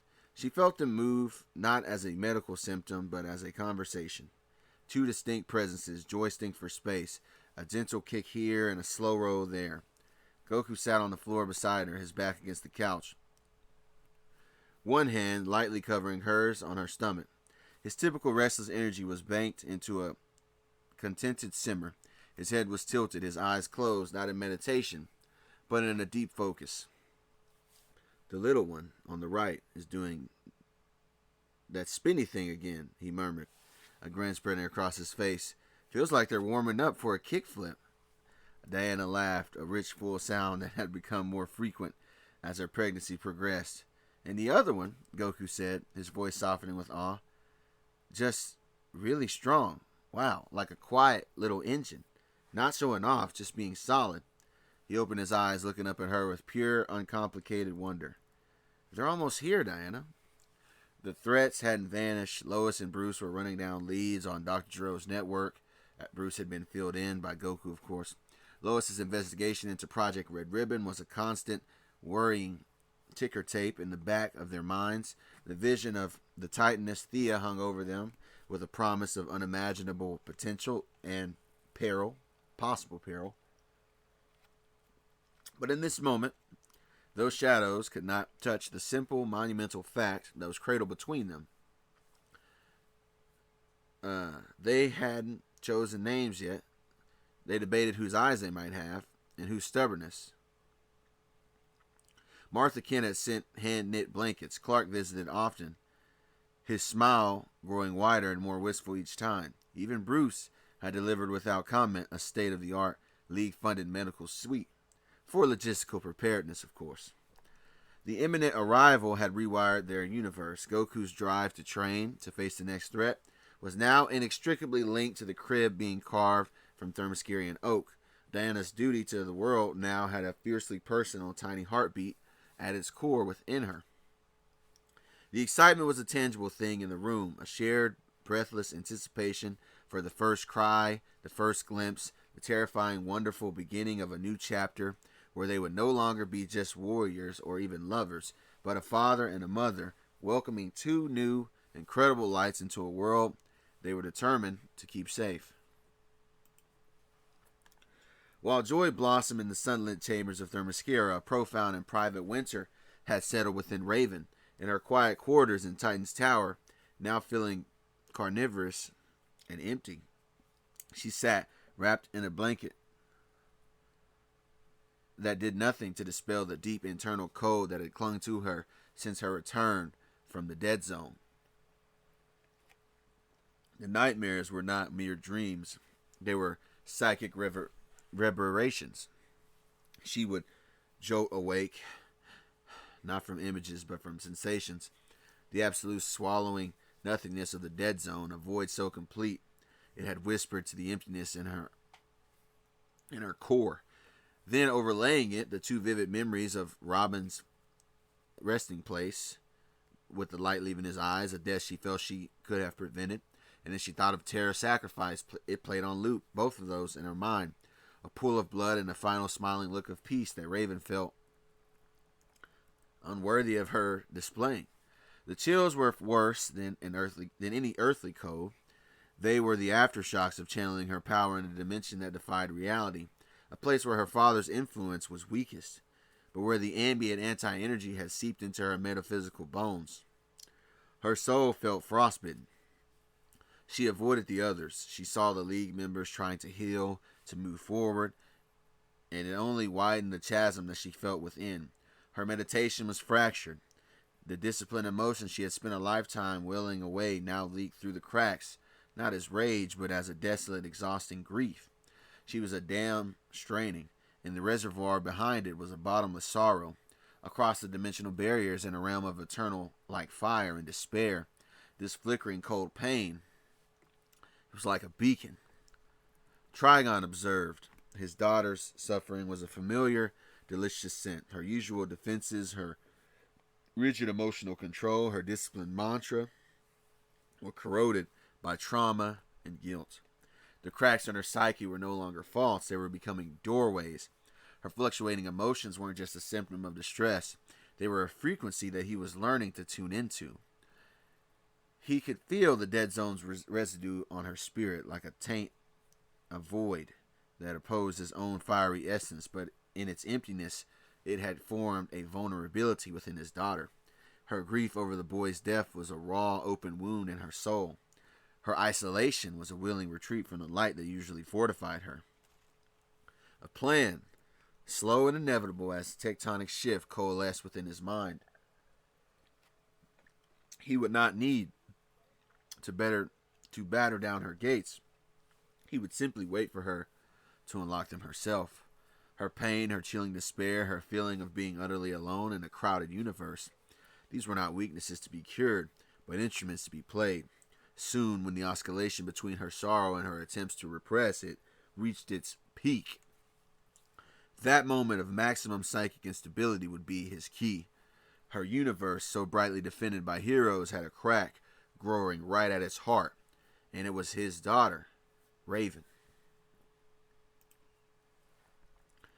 The air in the Batcave was cool and still, a stark contrast to the chaotic energy of most of Goku's training grounds. Before the central computer bank, Batman sat cross-legged on the stone floor, his cowl removed, his eyes closed. Goku knelt opposite of him, his usual boisterous energy contained into a patient, guiding focus.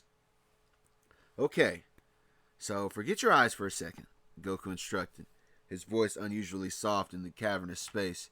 And your ears, too. It's not about that stuff. It's about the hum.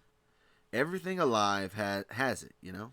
You gotta stop listening out there, he tapped his own temple, and start feeling in here. He placed a hand over his own center. Bruce's brow was furrowed in an intense concentration. This was a new kind of detective work. He was investigating the fabric of reality itself, it seemed. He began with what he knew, his own physiology, the steady rhythm of his heart, the flow of his own breath, the subtle warmth of his own body, and the cave's chill. Goku had him focused there first, building up a baseline. Good, Goku murmured. Now, push that feeling outward, like a sonar pulse. I think that's what you call it. Don't look for me, just feel for the space that I'm taking up. My hum is way different than yours. It's bigger, kind of sparklier. Minutes pass, then Bruce's head tilted a fraction. A fluctuation in the air density, he stated, his voice analytical. A localized temperature gradient of approximately 0.5 degrees Celsius difference, and a resonant frequency of sub-audible vibration. Goku blinked. Yeah? That's the stuff. You just wrapped it up in fancy words, I think. He was genuinely impressed. Batman had bypassed the mystical framing entirely, processing the sensation through the lens of empirical physics and sensory extrapolation. He wasn't just feeling ki, he was forensically analyzing it like a detective. Now, Goku said, a challenge in his tone. He rose silently and moved, not with super speed, but with the absolute stealth of a League of Assassins trained warrior, to a shadowy perch atop a gargoyle. Find me now. Don't think, just feel for the sparkly hum, remember. Bruce's lips pressed into a thin line. He discarded the temperature data, the air currents. He sought the unique, energetic signature. And about a minute later, his hand rose, and a single finger pointed unerringly to the dark spot where Goku crouched, a grin spreading on the Saiyan's face. Batman wasn't just learning. He was weaponizing a new sense, and his progress was terrifyingly efficient.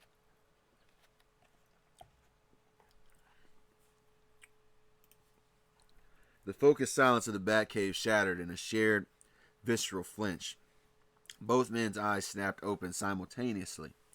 For Goku, it was a deafening crash on the periphery of his own senses, like a tidal wave of ancient malice and soul-chilling cold that stained the psychic atmosphere. For Batman, it was far more jarring. The nascent, delicate hum he'd been learning to trace was violently eclipsed by a crushing, staticky dissonance. It wasn't an energy signature. It was like an anti-signature, a screaming void that consumed the very concept of life itself, that he'd just begun to perceive.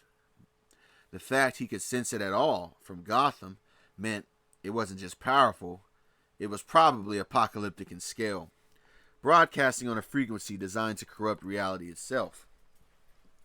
Above, through the cave's entrance, the sky did not merely darken with clouds, the daylight seemed to bleed away, consumed by a deepening, bruise-like purple that swirled into an oppressive black, streaked with veins of ominous bloody red. The light that remained felt sickly and stolen. You feel that? Goku asked, already on his feet, his playful demeanor completely vaporized. A negative energy waveform, Batman stated, his voice tight as he rose, data already streaming across the nearby monitor. Its origin is triangulating, it's localized, but its emissions appear global. It's not attacking a place, it's like poisoning a dimensional layer. Goku's gaze was locked on the corrupted sky with his jaw set. He recognized the texture of that darkness. It had hints of the dead zone's void, but it was filled with a conscious, hungry hatred. Whatever this was demonic, and probably very old. This is bad, Bruce. Really bad. I don't think that's a person. It's something else. He took a step toward the open air, his gi rippling as his ki began to flare. A defiant blue against the creeping red. I think I have to go now. Coordinates are being sent to your communicator, Batman said, his hand flying across the keyboard. His mind already shifting to global Justice League alerts and contingency mobilizations. Do not engage blindly. We don't know what it is. I don't need the coordinates, Bruce. I can feel where he is. And don't worry, Goku said, a spark of fierce determination in his eyes. I'll find out.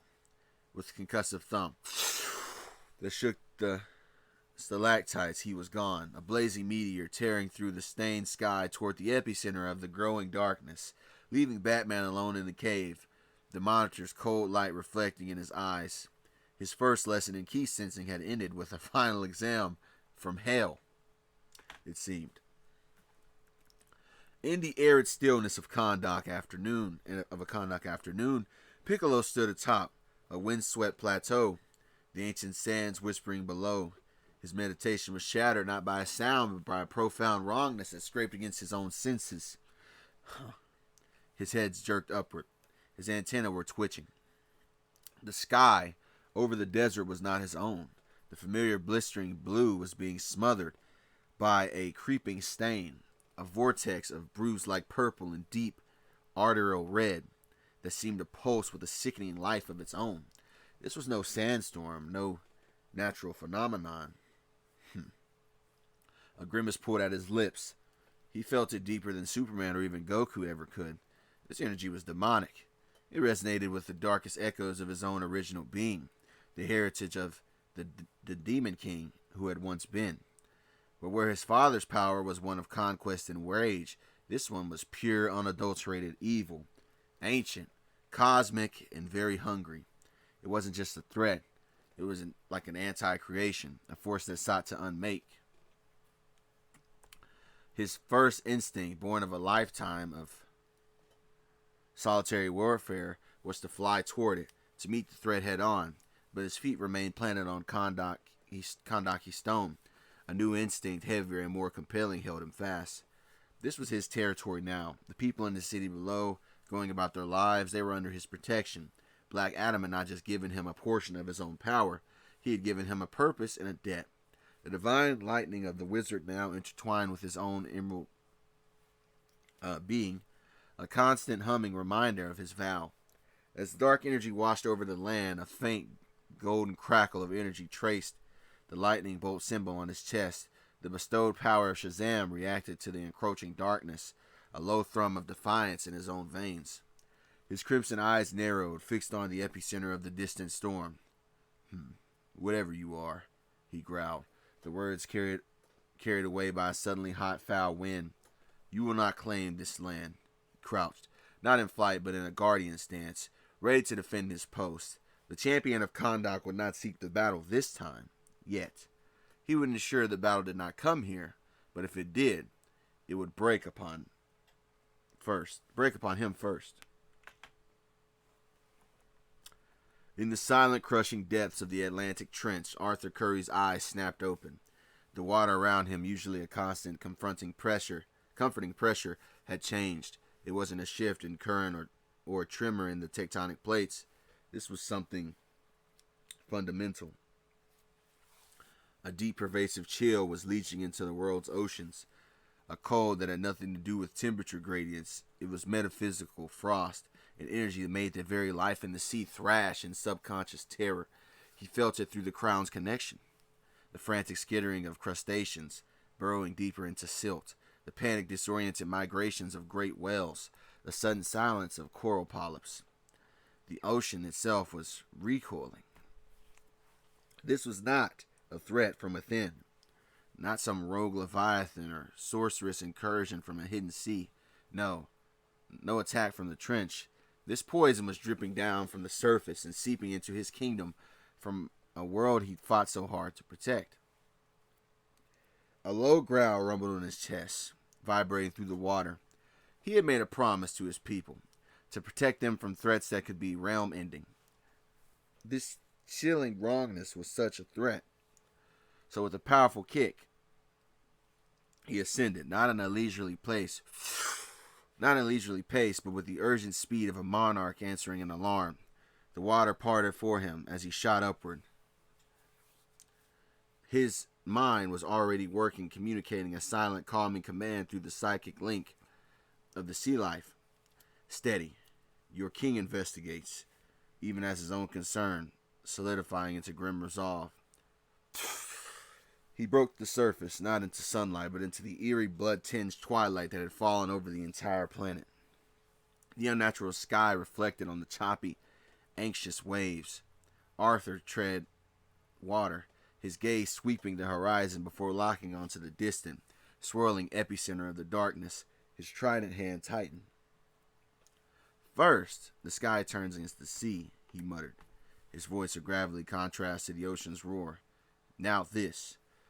The surface world's troubles have a way of sinking beneath.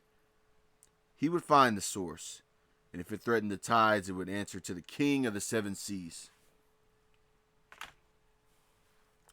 Goku touched down on the scorched earth of a desolate plateau, the epicenter of the psychic hurricane.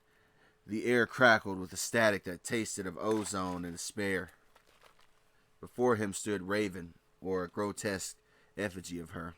She was suspended a few feet above the ground, engulfed in a corona of energy that was no longer her signature violet, churning amalgam of black and bloody red.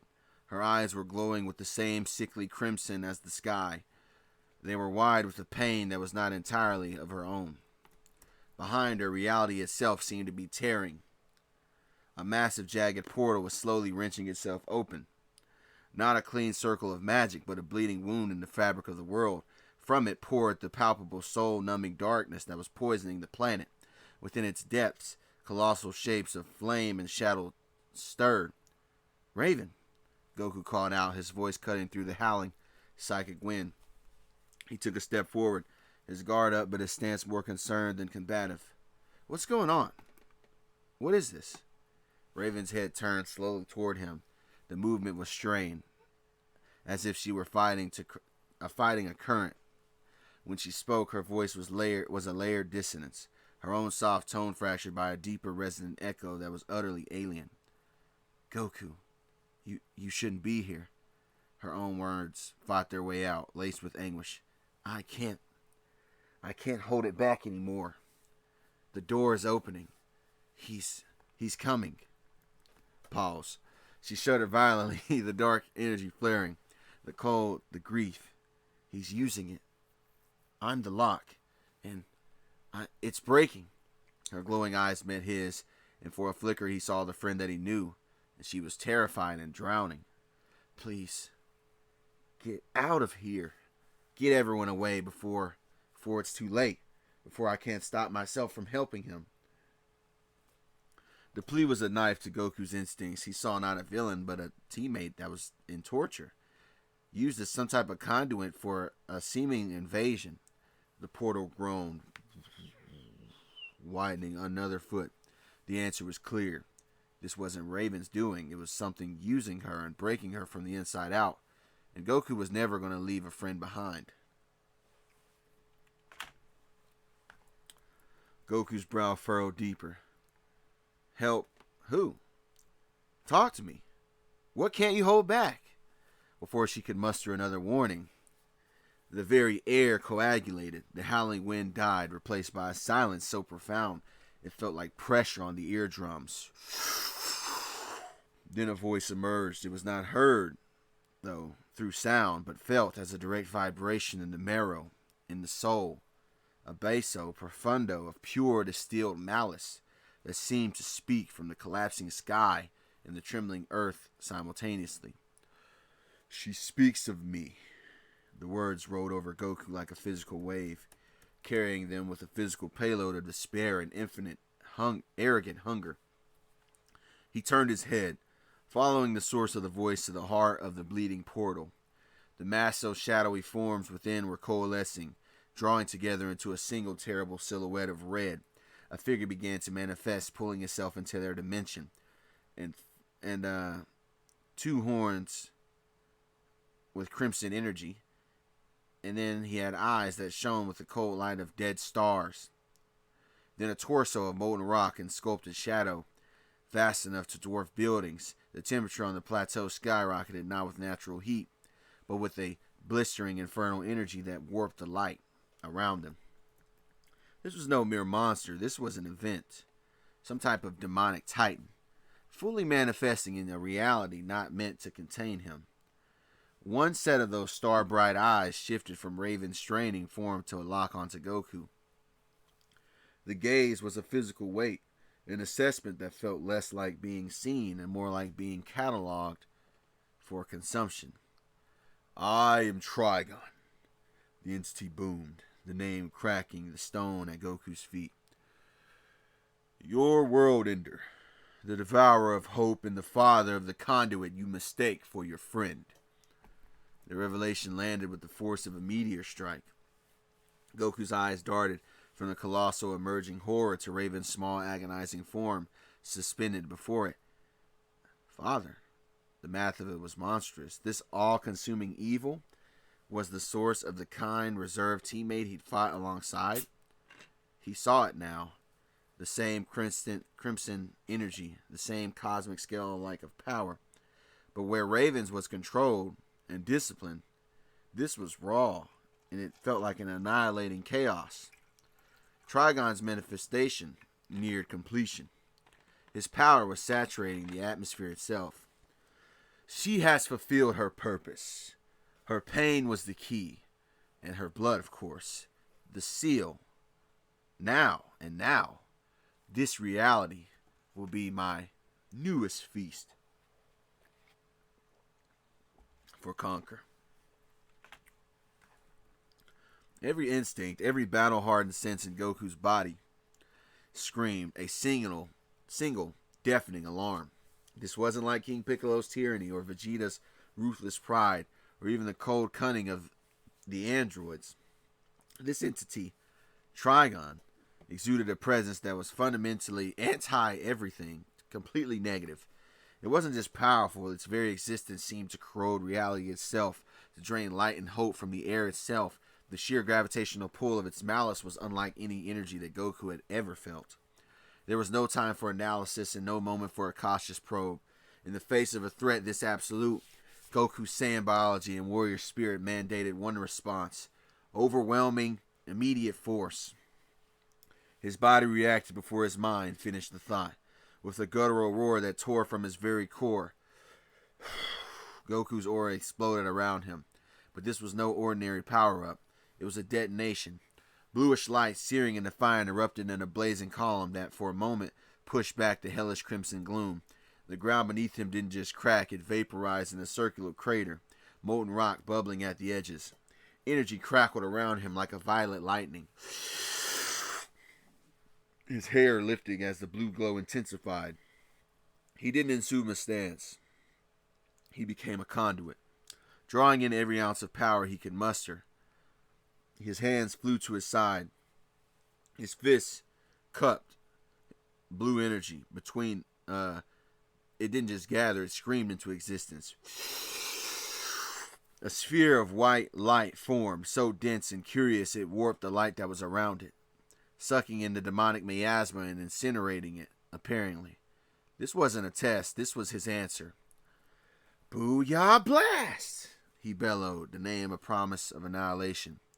With the final seismic surge, he thrust his fist forward. The colossal beam of pure, focused ki tore through the corrupted atmosphere.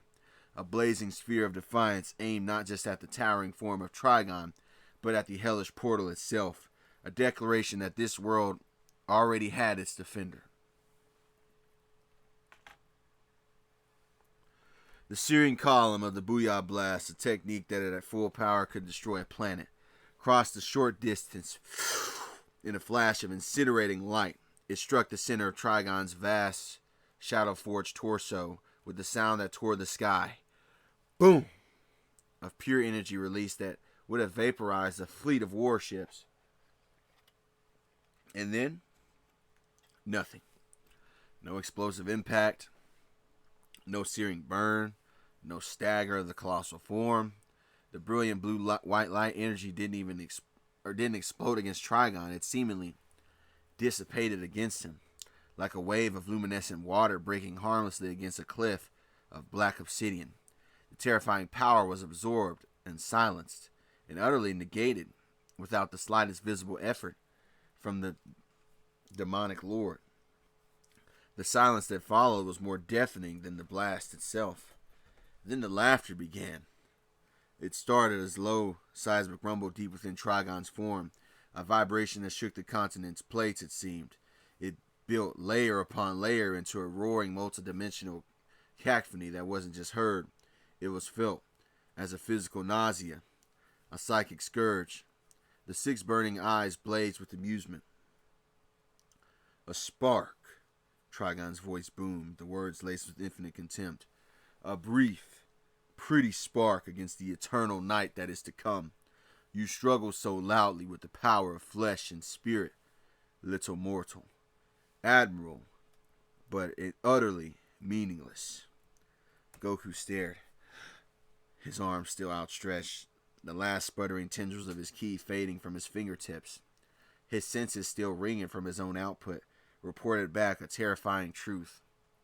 His full power attack hadn't just been blocked, it had been consumed without a ripple, as if he'd thrown a pebble into a black hole. A cold, unfamiliar knot of primal understanding tightened within his gut. This wasn't an enemy that he could overpower. He was facing a force of nature. This was an extinction event with a voice and a will. For the first time, his strength felt not just matched, but completely irrelevant.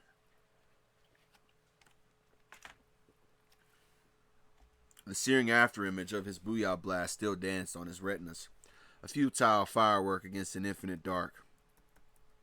Goku's arms fell to his side, not in defeat, but with the cold, sharp clarity of a warrior who had just taken the measure of a mountain and found it to be a world, his own power, the power that had matched his most powerful opponents. Foes had been swallowed without a whisper. The psychic roar of Trigon's laughter wasn't just sound, it was like an erosion, scraping at his very will. His eyes snapped from the towering, contemptuous demon to the small, agonizing figure suspended before it. Raven, her form a nexus of cracking violet light under the assault of the crimson corona. He saw it now, the terrible symbiosis. Her pain was the lens, her power was the doorway. Trigon wasn't just using her, he was feeding on her. And as long as that connection held, this invasion would continue. Damn it. A grimace of pure frustration twisted his face. Every instinct screamed to charge, to keep fighting, to do something. But the smaller instinct, the one forged in battles against Piccolo and Vegeta, the one that knew when to train and when to seek help, roared even louder. He couldn't blast Raven free. He couldn't punch a concept like a dimensional possession. Clenching his fist so hard the air crackled around them, Goku locked eyes with Raven. He didn't shout over Trigon's cacophony. He spoke with a focused intensity, aiming his words like a dart at the flicker of her true self behind the glowing red eyes that were overtaking her purple pupils. Don't worry, Rachel, he said, using the name few ever did, a touchstone to her own humanity. This isn't you. Just hold on. I'm getting help. I will be back for you. I promise. It was a vow, not a farewell. In a single fluid motion, he crouched and launched himself skyward. But this was no desperate panic flight. It was a controlled, violent eruption. A sonic boom that carved a temporary tunnel of clean air through the miasma. A brilliant blue streak tearing a defiant line across the blood-red sky. He was a living signal flare, shooting not away from the fight, but toward the only chance that they had. Trigon's booming laughter followed him, not in pursuit but in a dismissive amusement. One set of his star-bright eyes watched the tiny brilliant spark recede. Fly, little spark. Gather your flickering candles, and let them witness the dawn of their final night. Your hope is merely the seasoning for my feast. To a being who consumed galaxies, the frantic rallying of mortals was not a threat. It was part of the spectacle, a confirmation of his absolute, inevitable victory that was to come. Let the insect summon its hive. It would only make the crushing more complete. His focus returned to the widening portal and to the breaking child who was his key. The corruption of this world would be a leisurely, delicious affair. As Trigon's laughter faded into the vibrating atmosphere, his four burning eyes swept across the bleeding vista on the earth. The portal behind him throbbed like an infected heart, but the direct invasion was merely the first course. He still needed to regain his full power in this realm, so his true dominion required servants, enforcers to scour the flesh And what better enforcers than those this world's heroes, quote unquote, had already spent their spirit to defeat? Why create new terrors when old familiar ones could be reforged with fresh torment and infernal power amps? This reality clings to its ghosts, Trigon's voice and tone, not to anyone present but to the planet itself. Let them rise again. Let them remember their pain. And know I am their master. Let them be my hand that forms the fist. He raised two of his hands, not in a spell, but as if in a command. A gesture of absolute cosmic will. The effect was not localized to the plateau. It rippled across the world's key lines through the streams of negative energy that was now polluting the biosphere. The ground did not simply crack. It convulsed. Trigon's command was not a spell, but a cosmic edict. It resonated through the corrupted ley lines of Earth. A frequency of pure resurrection that sought not to heal, but to exhume and enslave. The ground of the desolate plateau convulsed in response, but it was in scorched, forgotten impact crater, half a world away. The very site where Goku and his friends had defeated them, that the command found its most vengeful and willing vessel. The earth did not simply crack, it screamed. A geyser of blackened soil and molten rock erupted hundreds of feet into the blood-red sky. From the heart of this infernal fountain, a figure was vomited forth, landing with a cataclysmic boom that reshaped the crater anew. It was Nappa, but not the Nappa who had fallen. His massive form was intact and reconstructed by hellish power. His battle armor, once cracked and scorched, was now fused to his flesh, the plates edged with glowing crimson lines like cooled lava. His skin was a pallid, deathly gray, and his eyes, once burning with sand rage, now smoldered with the same bloody fire as Trigon's own. The symbol of the sand race on his chest flickered with an unholy light. He was not merely alive, he was reforged, a sand brute that was amplified by demonic energy, his very cells vibrating with a hatred that had festered in the void of death. He uncurled from his landing crouch, his knuckles pressing into the earth. The ground for 50 yards around him crystallized and blackened from his touch. He took a single shuddering breath, the first taste of the air since his humiliation, and it was thick with the scent of despair and dimensional decay. A grin split his face, a horrific rictus that showed too many teeth. Namekian. His voice was a granting avalanche, deeper and layered with a hellish echo. He remembered it all. The feel of Piccolo's hand plunging in his chest and taking out of his heart. The humiliation had been the last fuel for his consciousness before it all went black. Now was the first fuel for his resurrection. He flexed his arms, and the air detonated around him in a sphere of crimson and gold energy. A sick perversion of his Saiyan aura. The power was familiar, yet profoundly wrong. It felt hungry and consuming the light around it, rather than emitting it. If Nappa's resurrection was a volcanic eruption of rage, the next emergence was a steady and silent, chilling reassembly. The site was not a natural landmark, but a place of profound personal defeat.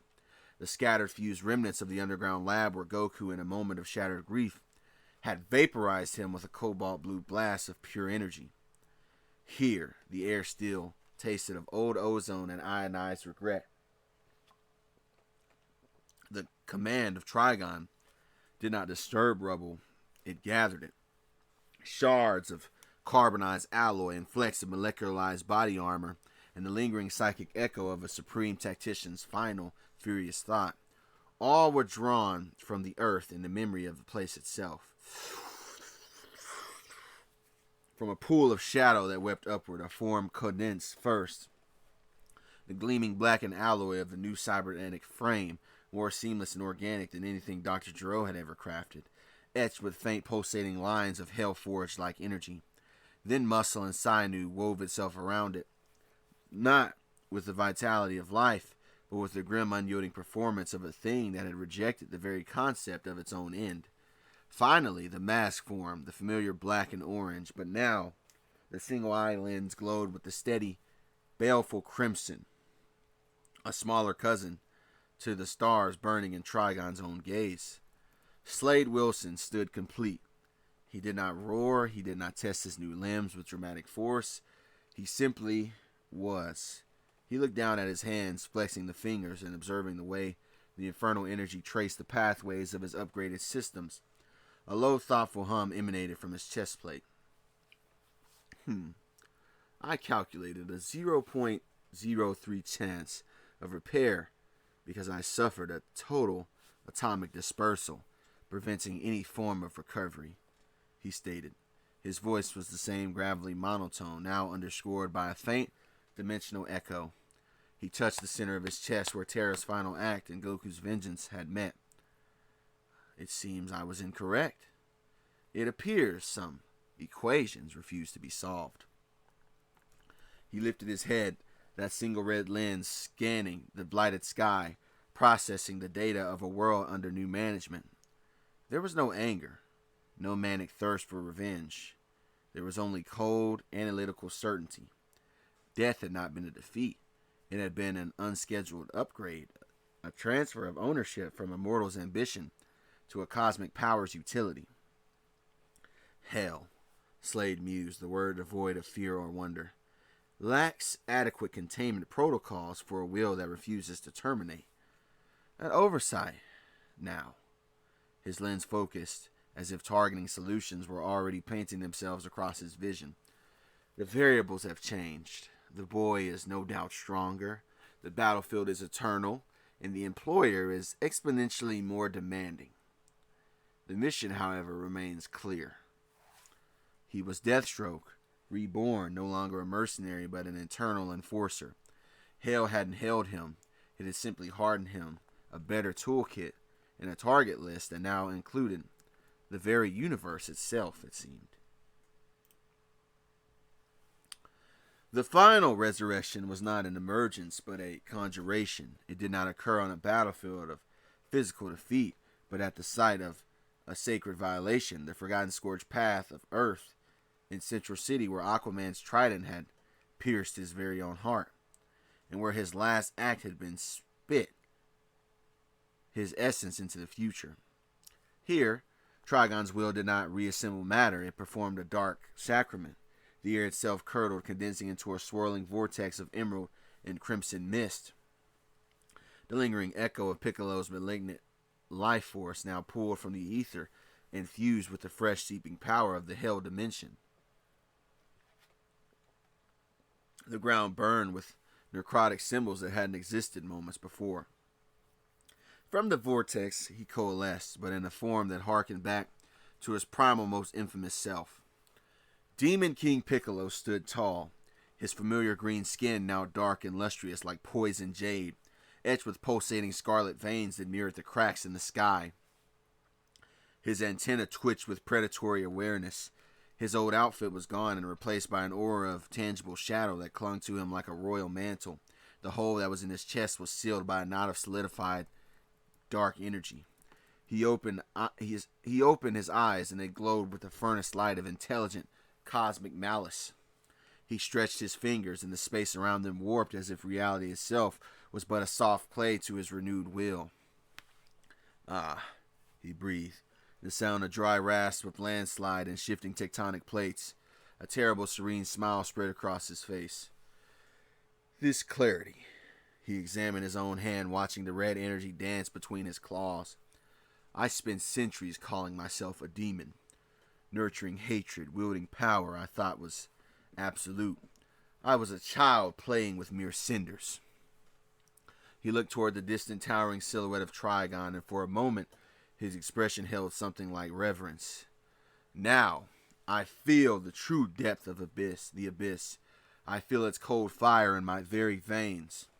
This is my birthright, amplified. He clenched his fists, and a sphere of energy formed, not the brilliant green of his past, but a swirling, unstable orb of emerald core, sheathed in a crackling red lightning. It hummed with frequency that promised not just destruction, but complete unraveling. I am no longer just a king, Piccolo declared, his voice resonating with a newfound dreadful authority.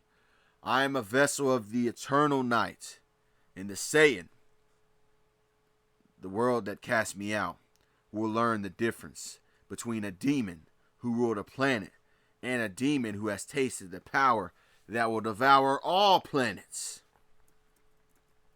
He was the final piece, the sorceress lieutenant.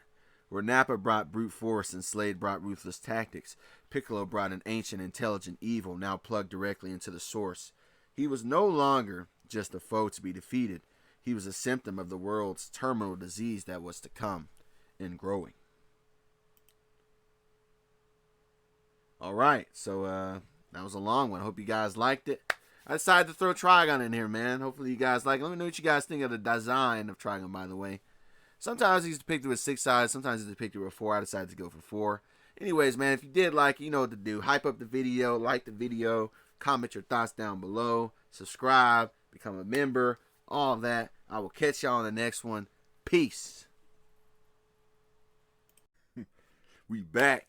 Goku and DC Season 4, Episode 11, man. In this episode, Goku meets back up with old Beast Boy. All right, but he gonna be a little different than this. Let me show y'all my thumbnail I had before I decided to go with this, man. I thought this was cool, but then I got to looking at it. I'm like, damn, bro, why Goku looking at homie like that, man?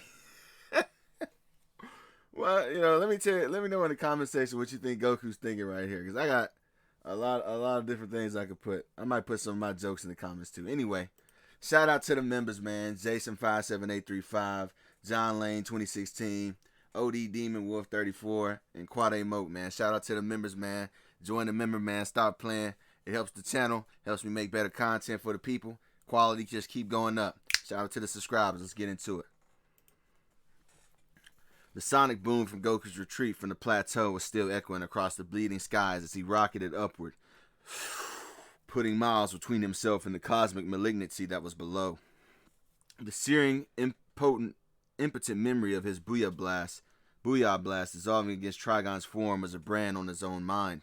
This wasn't a fight. It seemed to be a foreclosure for their world. Leveling out high in the stratosphere where the air was thin and the hellish red glow stained the very edges of space, it seemed, Goku skidded to a halt. He fumbled for the Justice League communicator that was on his wrist, his fingers uncharacteristically clumsy with adrenaline and a cold, sinking dread.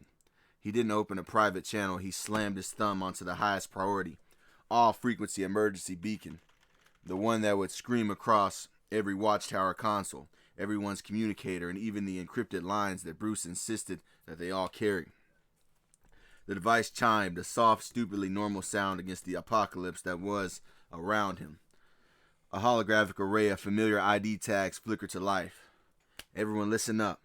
Goku's voice was a raw, stained bark, devoid of its usual easygoing tone. He didn't wait for acknowledgments. It's Raven. She's in trouble. Bad trouble. Something called Trigon is using her. Her pain, her power, it's like a key to a doorway. He's using her to tear a hole in our world right now, and he's stepping through. He took a shuddering breath. The image of her suspended, cracking from form burning behind his eyes. I just hit him with everything I had. Full power. It didn't do anything. It did less than anything. He's not just strong. He's not just some strong opponent. He's an ender, a world ender, and I think he's here to consume everything that we have. Goku's gaze swept across the virtual faces of his friends, his family, his allies. I think he's bringing back the dead. I feel it. I feel like the presence of old enemies, but twisted into something worse. This is it, the big one. If we don't group up and figure this out now, there won't be a later to save. So go to the watchtower or go to the hall. I don't care where. Just move. Raven's fighting in there, but she's losing. And we're all she's got. He killed the transmission, the silence that followed louder than any explosion. Below him, the red stain continued to spread. He had sounded the alarm. Now he had to make sure that Diana and his unborn children were okay. The air over Themyscira, usually cleansed by sea winds, tasted of ozone and ash. Goku touched down in a rush of displaced air. his eyes instantly finding Diana where she stood on a balcony, her hand pressed against the swell of her stomach, her gaze locked on the bleeding horizon above.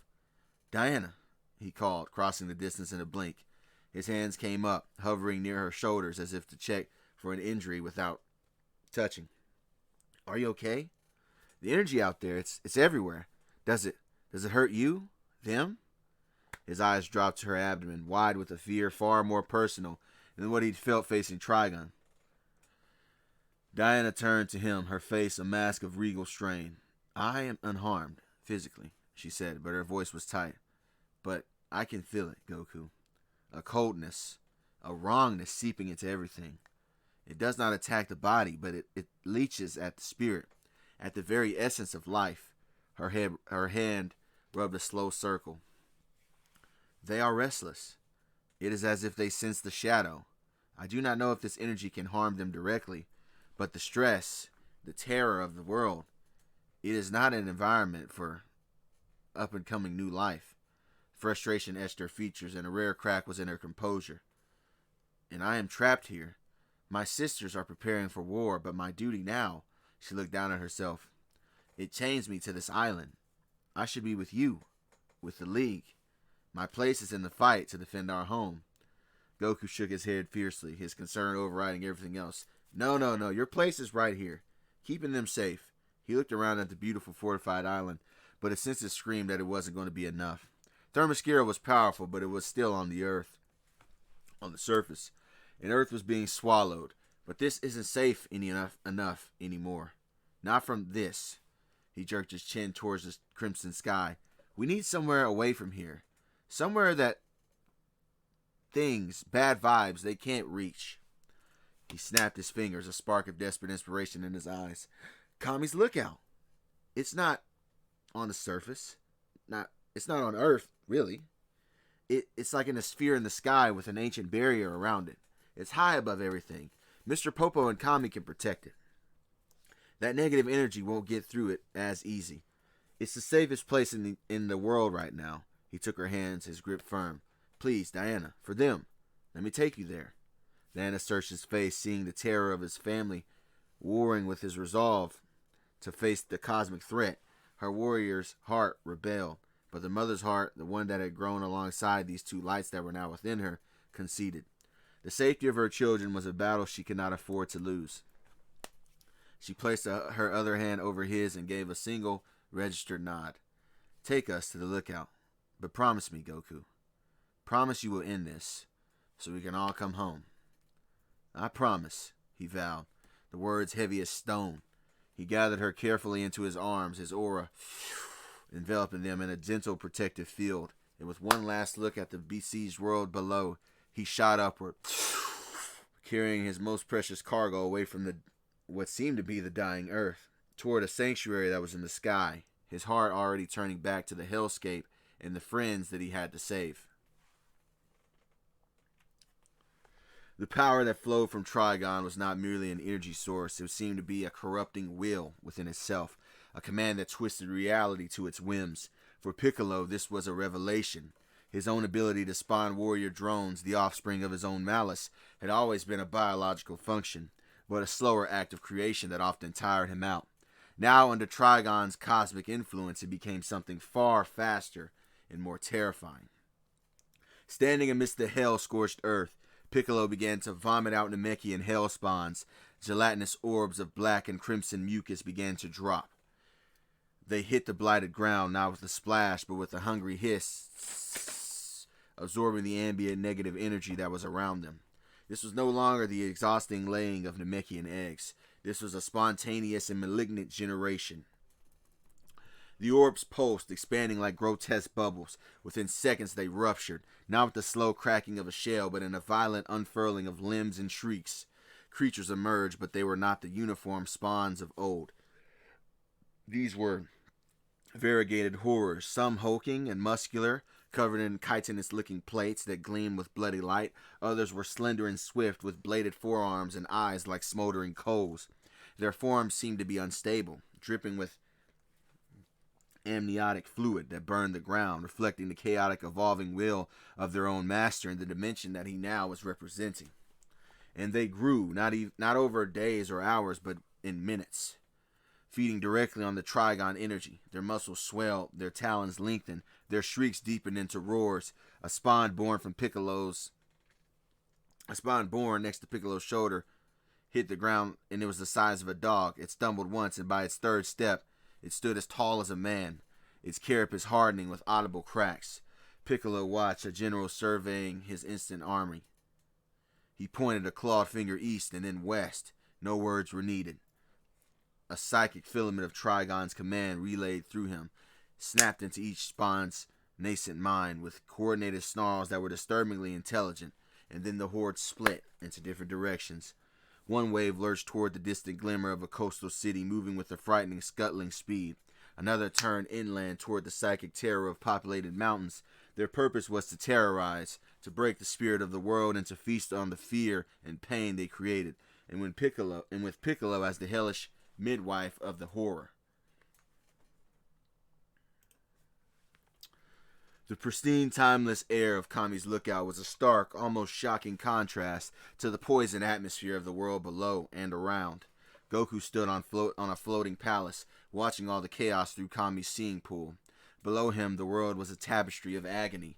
He could feel it, not just see it.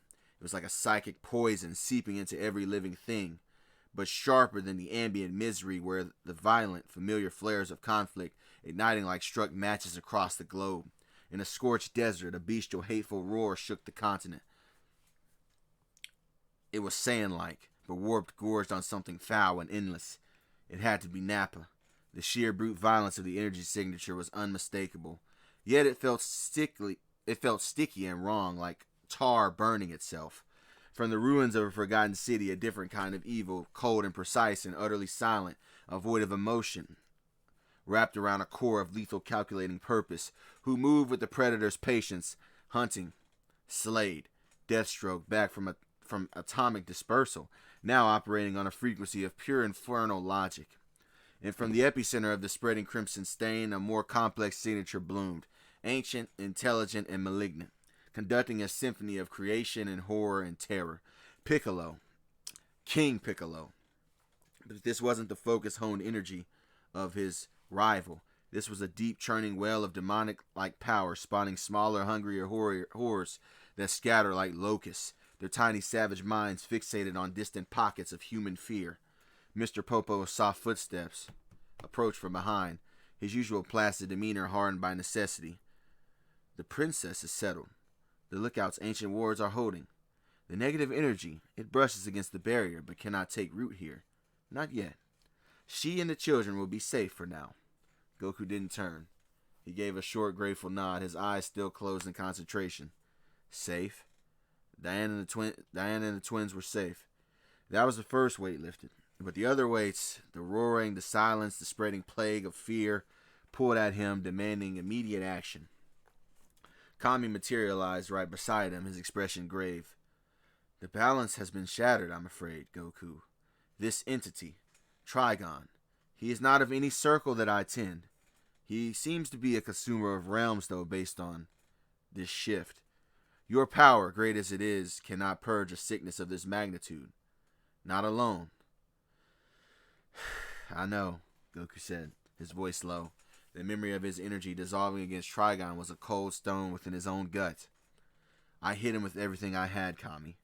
It was like I was throwing a glass of water into the sun. He finally opened his eyes, staring with a fierce focus. Brute force isn't the answer this time, but I'll figure something out. He pushed off from the railing, turning to face the Eternal Guardian. Kami, I need you and Popo to hold this line. Protect this place with everything you've got. No matter what happens down there, this has to stand. It will, Kami assured him, his staff glowing with a soft, reassuring light. But where will you go? This battle seems to be everywhere. Goku's gaze was already fixed on the horizon, toward a specific familiar frequency. A determined, almost grim smile touched his lips. I'm going to go have a chat with an old friend. Because right now, we need all the help we can get. And without another word, he crouched and launched himself from the lookout. But this wasn't a frantic, explosive leap. It was a controlled, powerful descent. A blue comet cutting through the high atmosphere with purposeful, velocity. He wasn't streaking toward a brawl or a blast. He was on a recruit mission. A city trembled under a haul of indiscriminate destruction. Napa, a mountain of resurrected malice, floated above its center, his laughter a grating avalanche of sound. With casual flicks of his wrist, he launched searing orbs of crimson-tinged ki. A bank tower vaporized into shimmering dust. A hospital east wing disappeared in a flash. The screams within were cut short. He was enjoying himself like a child with a magnifying glass, focusing on an anthill. Each explosion was a petty, satisfying pop. Ha! This mudball's architecture is even flimsier than I remember, he roared, charging another blast aimed at a crowded transit hub. Let's see how high the little bugs can fly. His finger began to tighten.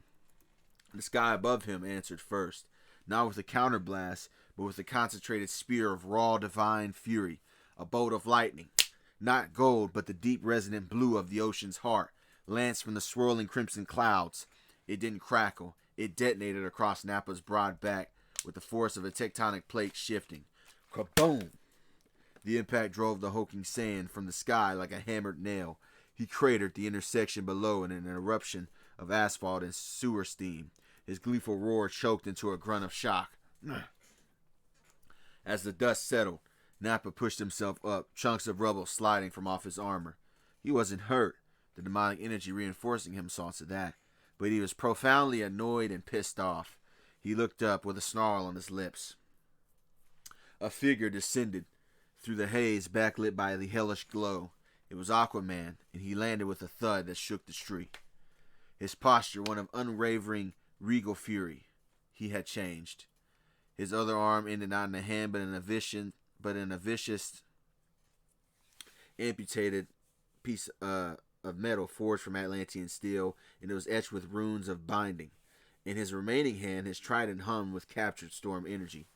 His eyes were colder than the abyssal trench, locked onto Napa, the memory of their last battle, the shocking pain, the spray of blood, his own severed arm spiraling away into the deep, flushed between them as tangible as the ruined city that was around them. You. Aquaman's voice was a low tide of promised violence, each word dripping with the pressure of the seven seas. You took my hand last time. He hefted the trident at points aimed at Napa's throat. The hook on his other arm, the amputated other arm, glinted with a brutal, silent promise. So it's only fair, Aquaman declared, the air chilling around him, that this time I take off your head. Central City was a symphony of chaos. Buildings that had stood for generations were now skeletal remains, crumbling under the assault of Piccolo's hellspawn, who were blasting buildings down with mouth blasts. Through this hellscape moved a streak of crimson and gold, a blur of hope against the crimson sky that was above. The Flash was a human whirlwind of salvation. He moved not at his top speed, but at what he called rescue velocity. Fast enough to be everywhere at once, but slow enough to be gentle. He darted to a collapsing office tower, feeling the groan of stress girders through the vibrations in the air, and emerged moments later with 3 office workers cradled in his arms, depositing them safely 3 blocks away before the structure finished its death-rattled descent. Back and forth he raced, the crimson line stitching the city back together one life at a time. Almost got everyone from the financial district, he muttered to himself, zipping up the side of a leaning skyscraper to pluck a stranded maintenance worker from a crumbling ledge. Now, for the residential quadrant. He hit the ground running, his feet a blur as he navigated through the streets choked with debris. His senses were hyper-tuned.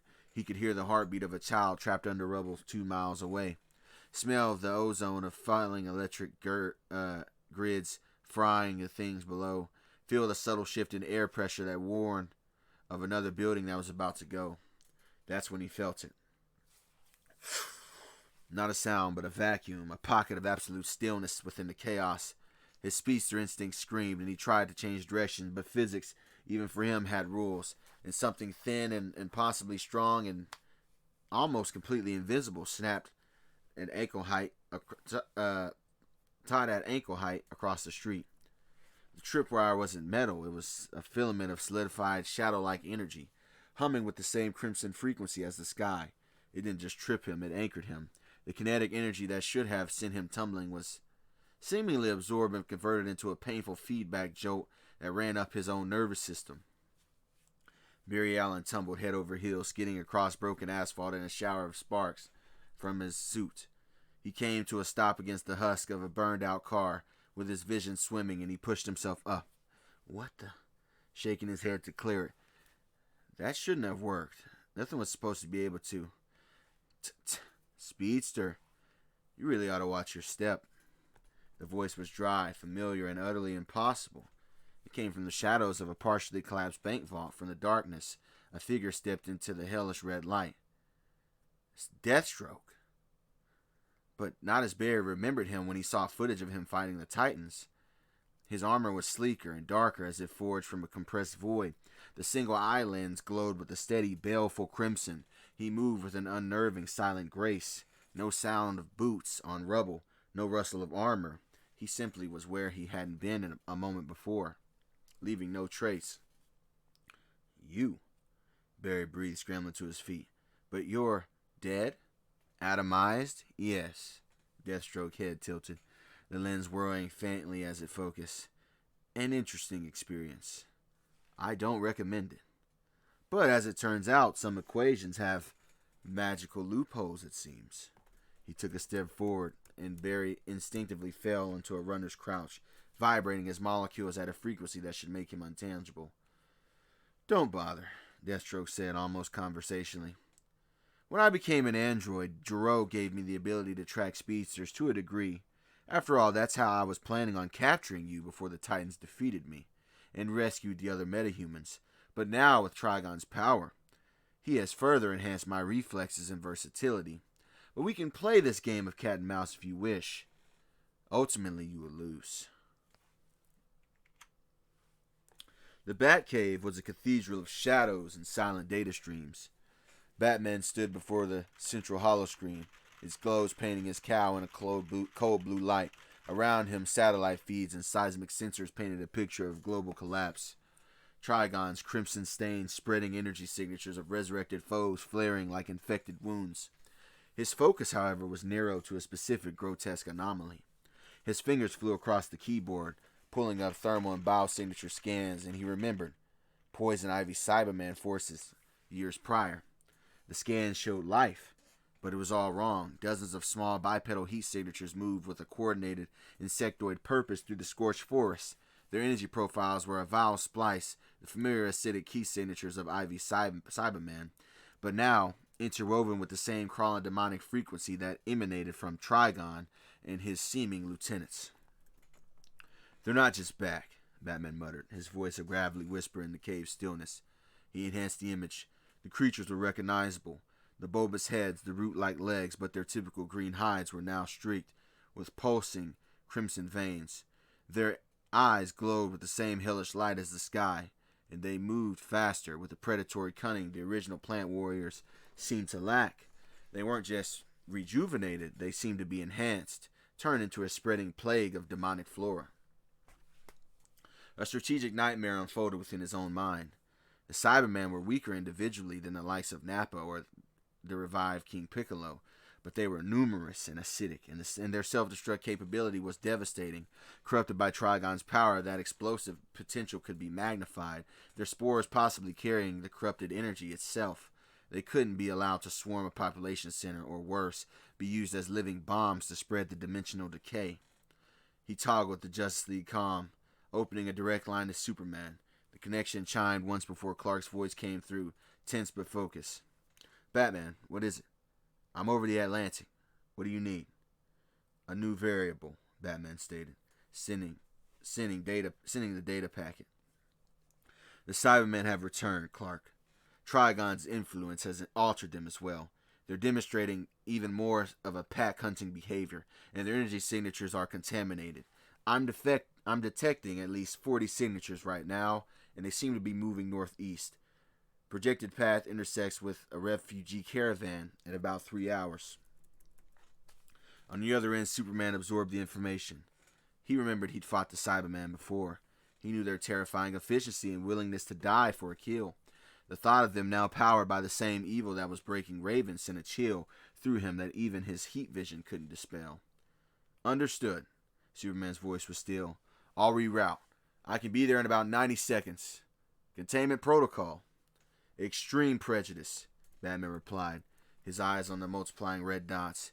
They are no longer just biological entities, Clark.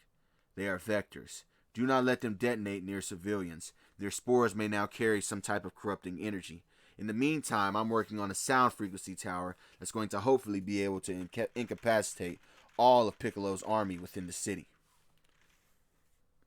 And then the call ended. Piccolo's head snapped up, his antenna twitching violently amidst the cacophonous symphony of terror he was conducting. A single discordant note had slammed into his senses. It was a key signature, similar to his very own, yet warped. It felt like himself, but full of malice, and he was swiftly approaching it.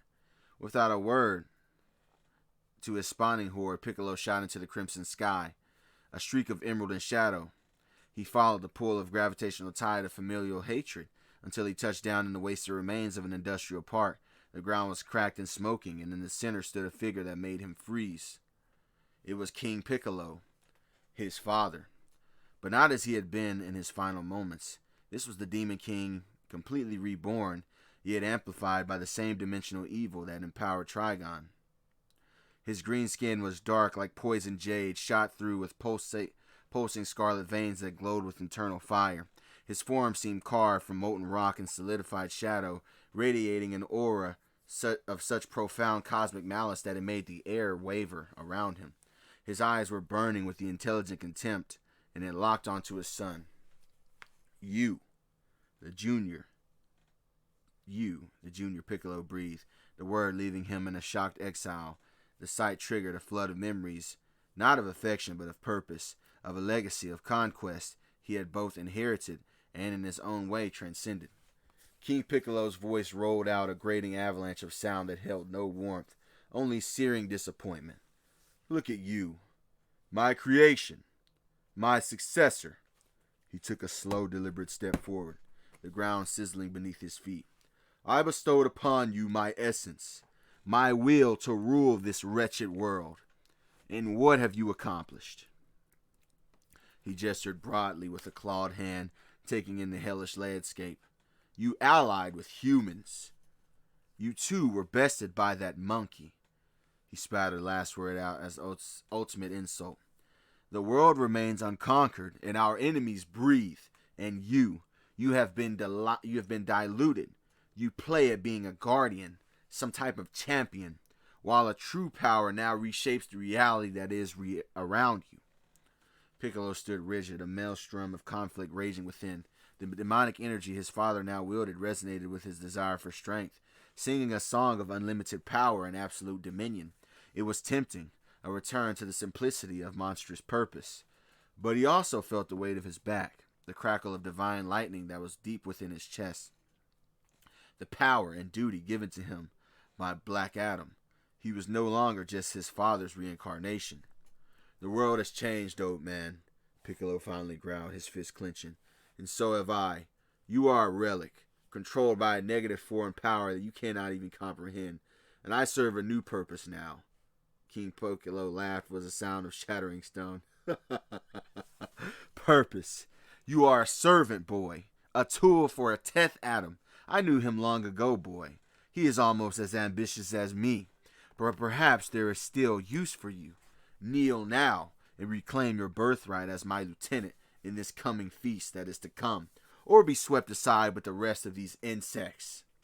The ultimatum hung in the toxic air, and Piccolo's crimson eyes narrowed, not in submission, but in cold, calculated defiance. The father-son reunion was about to be over. The battle for the soul of the Demon King's legacy and for Piccolo's own chosen path was just about to begin.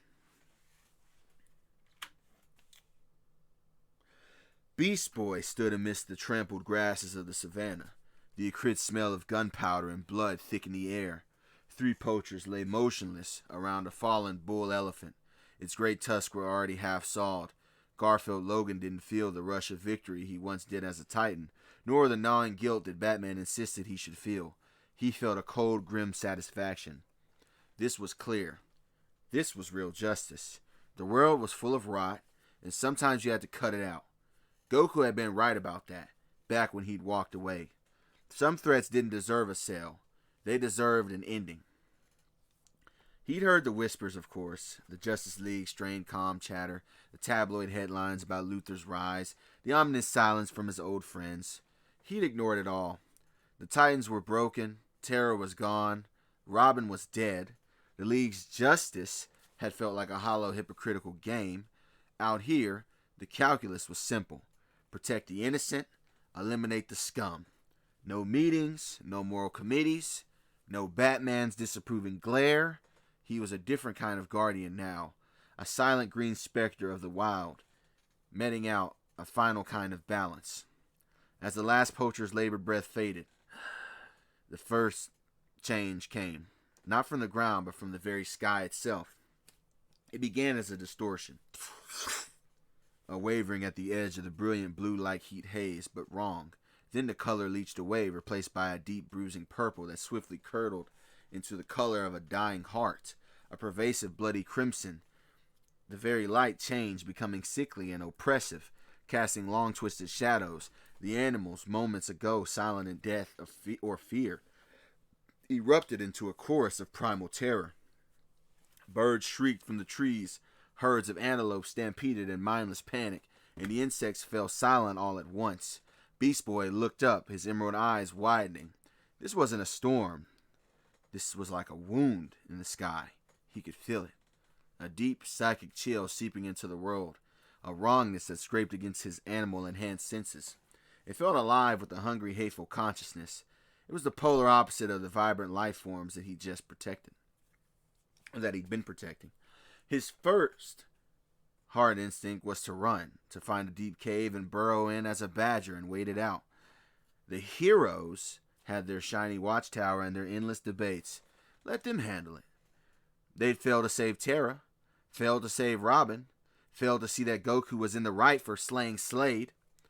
Why should he throw himself into another one of their catastrophes? They seemed to always end in failure. He looked down at the dead poachers, then at the murdered elephant. This wasn't a poacher. This wasn't a trafficker. This was something that threatened the wild itself. The creeping crimson miasma seemed to poison the very air. The animals breathed. The terror he felt from the stampeding herds wasn't just fear or noise. It was a soul-deep recognition of extinction. A low growl rumbled in his throat. Unbidden, he thought of the Titans. Specifically of Raven. Her power always had this dark-like feeling to it. A chill. This felt kind of like that, but magnified to a whole nother world-breaking scale. The air over the savannah had a metallic wrongness to it that now stained the sky. Beast Boy stood amidst the carnage, the crimson light painting his green skin a sickly brown. The primal terror of the animals was a physical scream in his senses, worse than any poacher's gunshot. This was definitely world-ending, the kind he couldn't stop alone. A sonic crack not from the sky, but from the right beside him shattered his grim thoughts. Beast Boy didn't startle. He turned his head, a slow, deliberate motion. As the dust settled, standing there in his classic orange gi was Goku. He looked older. There were lines of stress around his eyes that hadn't been there during their Titan days, and a grim set to his jaw that spoke of a fight that he had already lost once before. Garfield, Goku said. No. No Beast Boy. No long time see. Just the name. It was jarringly direct. A smirk, thin and devoid of real humor, spread across Beast Boy's face. He crossed his arms, leaning back against the dead elephant's massive side. Well, well. Look what this hell on earth dragged in. Been a minute, Goku. Or what, a couple years? Time flies when you're not saving the world and just tidying it up a little. He gestured vaguely at the dead poachers. Goku's eyes didn't waver. Yeah, it's been a while. I knew where you were the whole time. Beast Boy's smirk faltered for a microsecond. What? Like with the Justice League satellite? Batman finally put a tracer on me, huh? No. Goku shook his head, his expression earnest. I can feel you, your energy. Its power shifts a lot. and it feels like primal but sad and really angry. He said it like stating a fact about the weather. I felt you move around the planet. I just figured you'd want to be left alone after everything that's happened. So I left you alone. The simple blunt truth of it hit Beast Boy harder than any accusation. Goku hadn't hunted him, hadn't tried to drag him back. He'd just known and respected his choice. A flicker of the old easy camaraderie sparked within him, but then it was smothered by the newer, colder cynicism. Right. The sensory hack. I forgot you could do that. So, he uncrossed his arms, his green eyes narrowing. You're here, which means whatever the hell this is, he jabbed a thumb at the bleeding sky, is way past bad territory. Past league pay grade. Past everyone's pay grade. So bad that you're digging up old retired titans who've gone feral. The crimson light stained the savannah, painting the world in shades of a wound. Beast Boy had already turned, a dismissive gesture hanging in the toxic air. Yeah, well, have fun with the apocalypse. I've got my own corner of hell to take care of, and I'm fine to do that. He took a single step, his posture rigid with the resolve of a man who had buried his entire old life away. It's Raven. Goku's voice stopped him cold. It wasn't loud, it was pleading. It was just a fact. It wasn't loud, it wasn't pleading, it was just a fact. Heavy and final, dropped into the space that was between them. Beast Boy froze mid-step. The cynical mask, carefully constructed over these years of solitude and bitterness, didn't just crack, it shattered. Every muscle in his back tensed. He didn't turn around, but his head tilted slightly, the line of his shoulders shifting from dismissal to a predator's alertness. What did you say? The thing causing all this, Goku continued, his voice low and grave. It's called Trigon. He's a demon, and he's using Raven. He's a demon, I think, and he's using Raven, her pain or her power. It's like the key he's using to break our world open. She's trapped, Garfield. She's fighting him from the inside, but I know she's losing. A low, inhuman growl vibrated in Beast Boy's chest. A sound that had more in common with the panicked wildlife than with a man. He slowly turned back around. The smirk was gone, erased as if it had never been. In its place was a raw, naked fury that made his emerald eyes seem to glow in the hellish light. Using her, he repeated. The words a guttural scrape. The images flashed unbidden. Raven in the Titan's common room with a rare small smile as she sipped tea. Raven using her power to shield them all from damage. Her face a mask of strained control. Raven quiet and constant, a pillar of their strange family that once was. He looked down at his own hands, still faintly smudged with the blood of the poacher's camp. The cold satisfaction he'd felt moments ago curdled into a sickening shame. He'd been out here playing judge and executioner, telling himself that he was making a difference while his real family, well, what was left of it, was being tortured and used to end existence, as it seems. He spoke.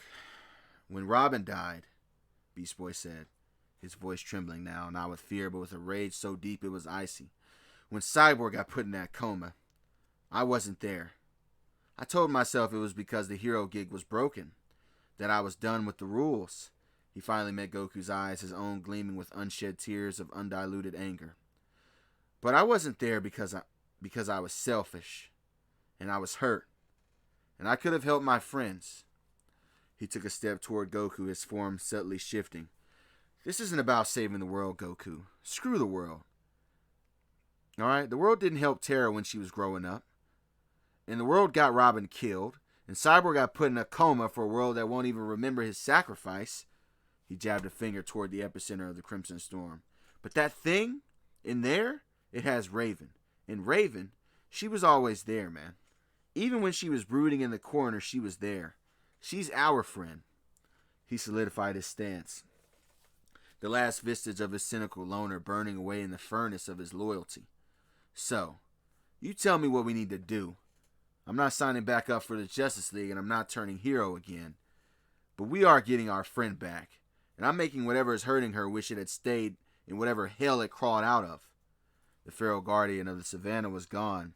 In its place stood an avatar of vengeance, ready to tear through dimensions for the sake of one quiet, powerful girl who had never given up on him, even when he'd given up on himself.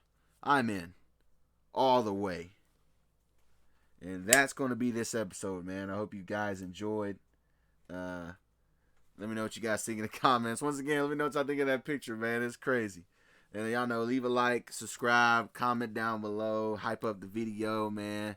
Become a member, all that. I'll catch y'all in the next one. Peace. All right, man, we back. Goku in DC, Season 4, Episode 12. All right, in this episode, Poison Ivy is going to help out our Boy Scout Superman. As always, I want to give a shout out to the members, man. Jason 57835, John Lane 2016, OD Demon Wolf 34, and Quote A Moke, man. Appreciate the memberships, man. It helps this channel, helps me get better stuff for the channel with more currency and all that. You know what I'm saying? So appreciate that, and shout out to the subscribers. Anyway, let's get into it. Superman hovered over his mission target. The term hive felt inadequate. Before him was a pulsating organic fortress that had overgrown to a landscape, a sickly green mountain range of briars and dense plant matter.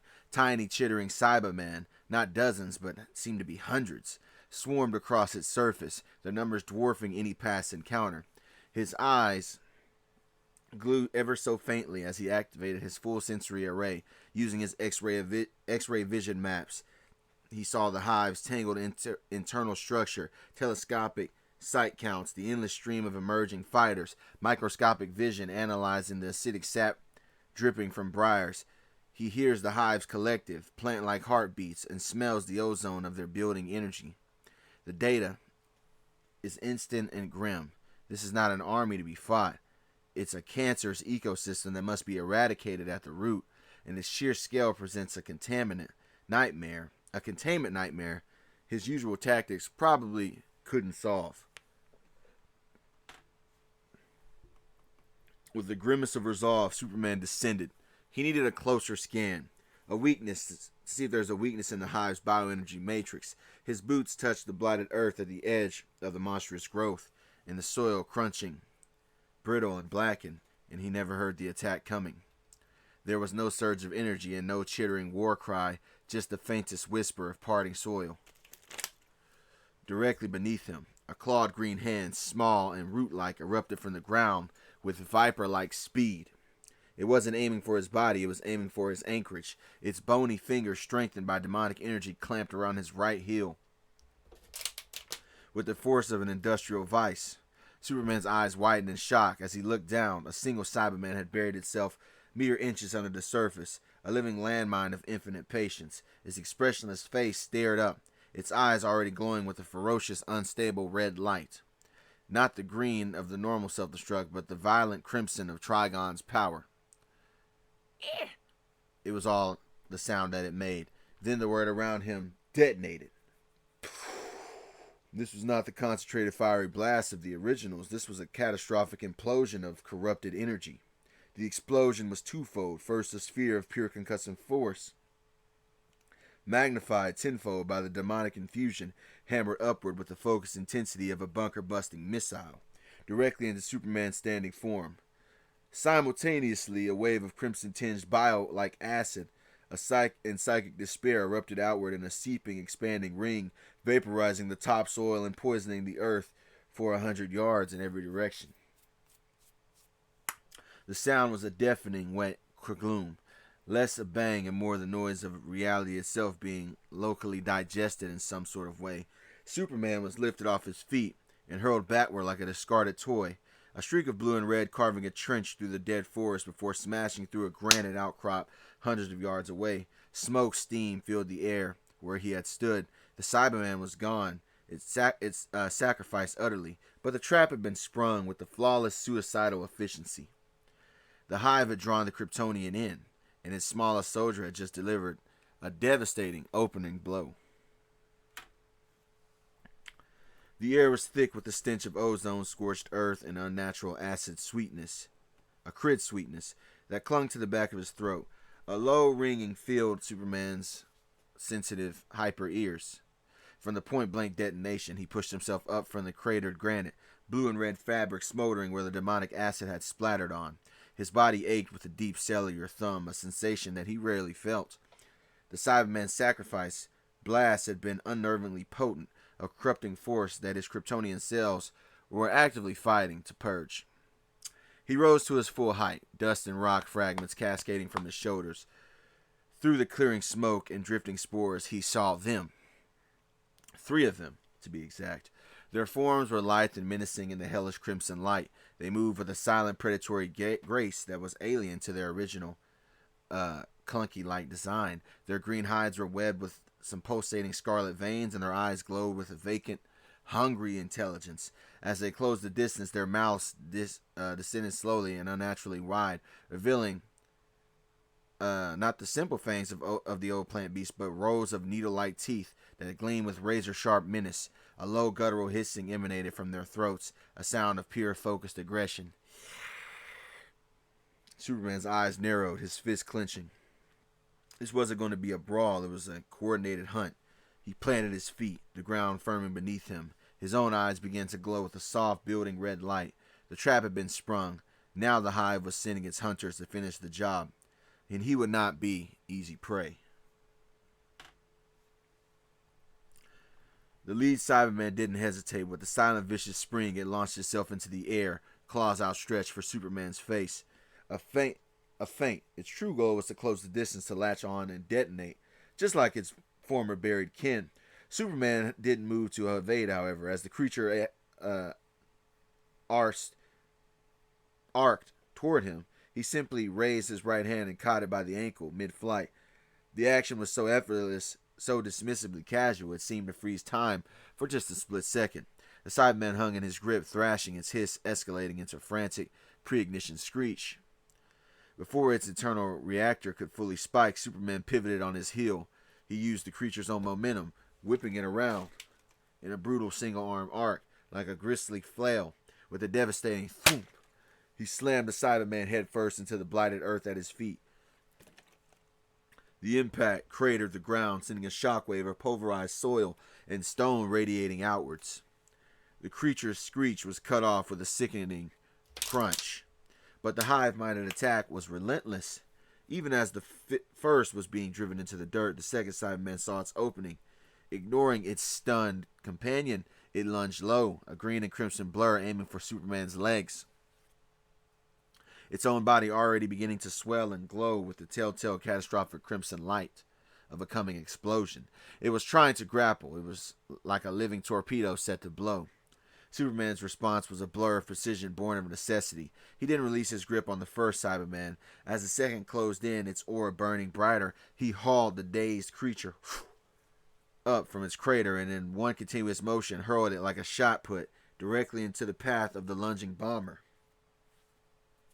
The 2 corrupted bioweapons collided mid-air. There was no time for a sound, only light. A twin-core detonation of corrupted energy erupted where they met. The explosion was a silent, expanding sphere of searing white for a millisecond before the sound hit, a deafening, concussive that shook the landscape. A hellish fireball of green acrid and crimson despair bloomed, swallowing the point of impact and vomiting out a rolling cloud of superheated debris and toxic vapor and shimmering deadly spores. The shockwave flattened the surrounding dead trees that were around him and hurled a storm of shattered rock in all directions.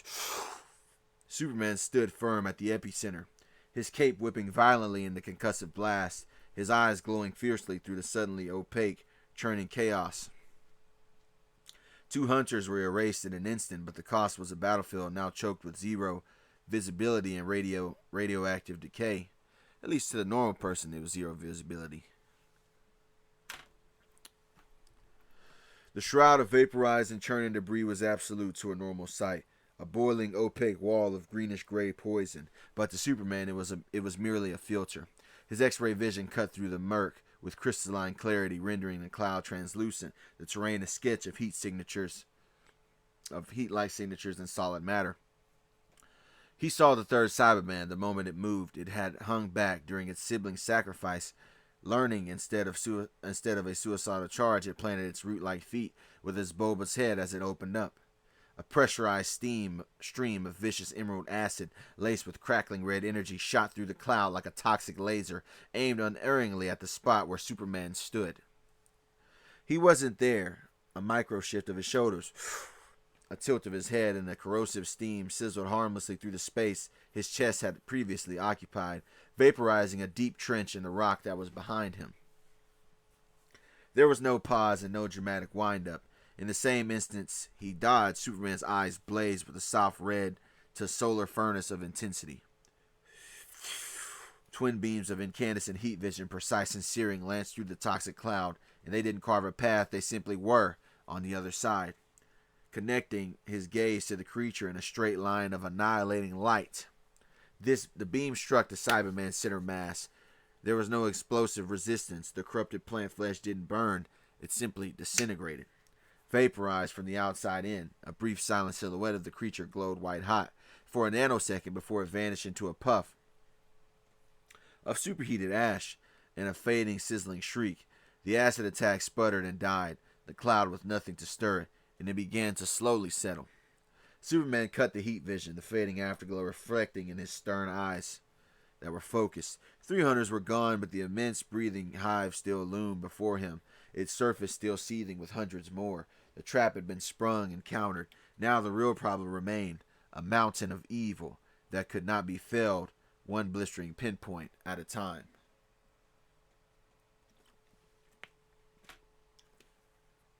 As the last of the acidic vapor dissipated, Superman's grim assessment solidified.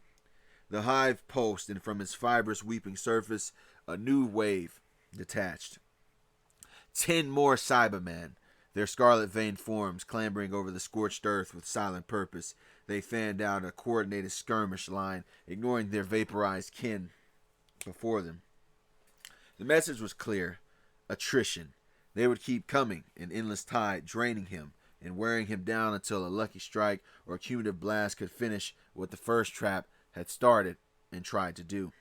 He braced himself, calculating the angle for a wide area heat vision sweep that would vaporize the group but risk igniting the volatile spores saturating the air around. Before he could act, the ground itself rebelled. Thick ropey vines as dark as old blood and studded with thorns the size of daggers erupted from the blighted soil. They moved with shocking speed and sentience, not growing but like lashing, coiling around ankles, torso, and limb with the force of industrial cables. The 10 Cybermen were snatched mid-stride, yanked into a tangled thrashing knot of plant matter and shrieking bioweapons. They hissed and flailed, claws scrabbling against the unyielding vines as acidic spit sizzling harmlessly against the seemingly enchanted flora. Superman didn't question a reprieve. He saw the opening, a perfect immobilized cluster of the enemy. Inhaling deeply, he exhaled not the fire of his heat vision, but the focused azure torrent of Arctic cold. His freeze breath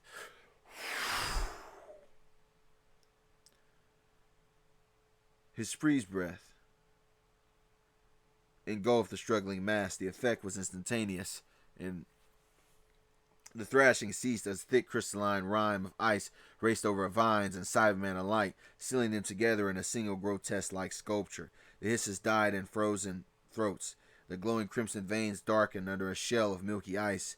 In moments, the knotted mass stood silent and immobile, a frozen monument to thwarted chaos. Lowering his head, Superman let the cold mist dissipate. His gaze shifted from the frozen cluster to the periphery of the now seemingly alive dead forest. Of the dead forest that was seemingly alive, I should say. Superman tensed, expecting another trick. The voice was unmistakable. A low, sultry purr that seemed to emanate from the shadows themselves. He turned his eyes and narrowed them. Poison ivy stood framed by the skeletal remains of a petrified oak, looking more like a forest dryad than a prisoner. Her skin seemed to drink the meager light, pale and smooth, and her hair cascaded with the living ivy down her shoulders. Like the living ivy down her shoulders, she held herself with a regal, unsettling calm, one hand resting on the bark of a dead tree, as if listening to its final long-extinguished heartbeat. "I've heard it said one should offer an olive branch to gain an ally," she mused, her emerald eyes fixed on the frozen monument of vines and Cybermen. "But you look like you are in more desperate need of my thorns." A faint wry smile touched her lips. Superman remained guarded, floating a few inches off the scorched earth. Poison ivy. I'd ask how you escaped, but given the company your children seem to be keeping, I think I can guess. His tone was flat, implying her alliance with Trigon's forces. Ivy's smile didn't falter, but a flicker of genuine irritation crossed her features. My children, she said, gesturing with a vine-tipped finger toward the pulsing, corrupted hive, are currently on a rebel streak. It seems my little dalliance with their older, less evolved cousins gave them ideas. They found a new father, one who offers a more direct form of worship. They no longer listen to the green. They listen to that. She spat the last word with contempt that surprised him. Superman studied her, his super hearing attuned to the steady, organic rhythm of her own biology. A stark contrast to the hive's discordant scream. You are free. How? The last report had you in custody after Arkham. So how are you free then? Ivy's smile turned genuine, if slightly baffled. Your comrade, the monkey man, he let me go.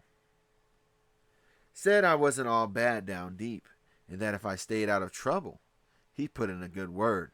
She shook her head as if still processing the absurdity of it all.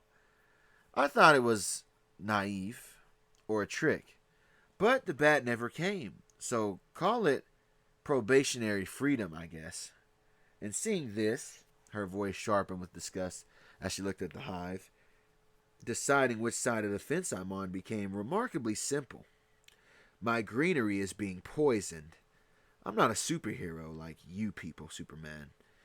But even a weed fights the rot that tries to consume it.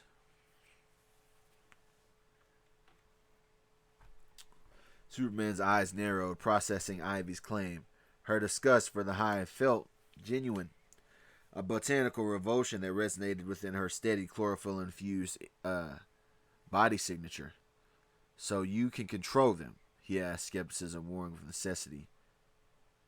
They're corrupted, merged with energy that defies natural law.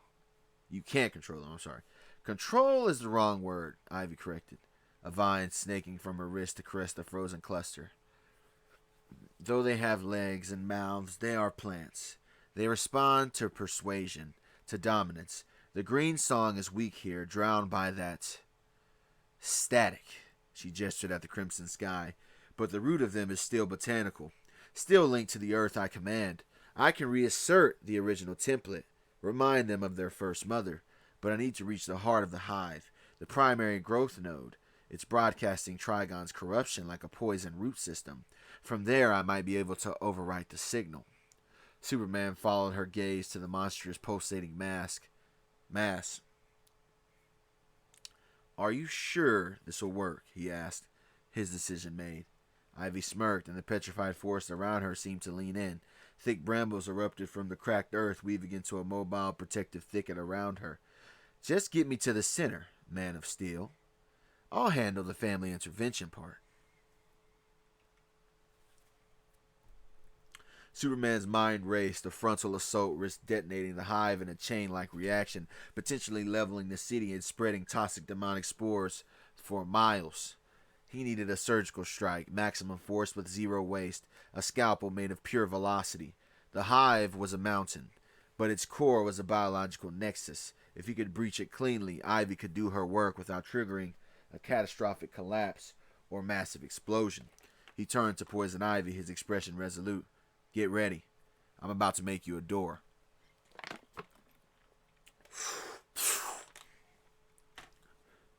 Superman's mind became a single focused equation. Reach the heart, avoid the blast. He didn't just fly. He dropped into a runner's crouch, the blighted earth cratering beneath his boots. Then he launched himself into a low, flat orbit around the perimeter of the gargantuan hive. He wasn't breaking the sound barrier, he was shattering it. The first sonic boom was a thunderclap. The second, third, and fourth overlapped into a continuous, teeth-rattling roar that shook the poisoned landscape. He became a blur. He became a blue and red blur, a humanoid particle accelerator circling the cancerous mountain, each circuit injecting more raw kinetic energy into his frame. The air itself screamed, superheated into a plasma trail in his wake. When his velocity was screaming tectonic hum in his very cells, he changed vector. Not a graceful arc, but a vicious 90-degree turn right into the hive's flank. The impact was catastrophic but precise. He struck with like a hypersonic needle. Not a hammer, a tunnel of pure oblivion erupted ahead of him. Flesh-like plant matter, chitinous plates, and clustered Cybermen didn't just shred, they vaporized into fine pressurized mist, unable to react, much less detonate. He carved through layers of pulsating chambers, through nurseries of twitching pods and rivers of acidic sap, following the psychic pull of the hive's centralized sickening heartbeat. The journey inward was a microsecond of concentrated fury. He found the heart, a vast cavernous chamber pulsing with a grotesque fleshly light, and he didn't slow. He aimed his momentum downward, fists leading, and slammed into the chamber floor with the condensed force of his entire run-up. The shockwave was not an explosion out, but a collapse in, a perfectly contained sphere of force radiated from the point of impact. The organic walls of their heart chamber bulged inward, then imploded with a wet, momental crunch. Every corrupted root and neural strand connected to that nexus was pulverized in that single concussive instant. The hive around him gave a single seismic shudder and fell silent, its guiding intelligence obliterated. Superman stood in a suddenly quiet ruin of collapsing biomass, a tunnel of clean devastation behind him, the air reeking of scorched chlorophyll. The door was open. The heart was stilled. The hive was ready for its gardener to make her move.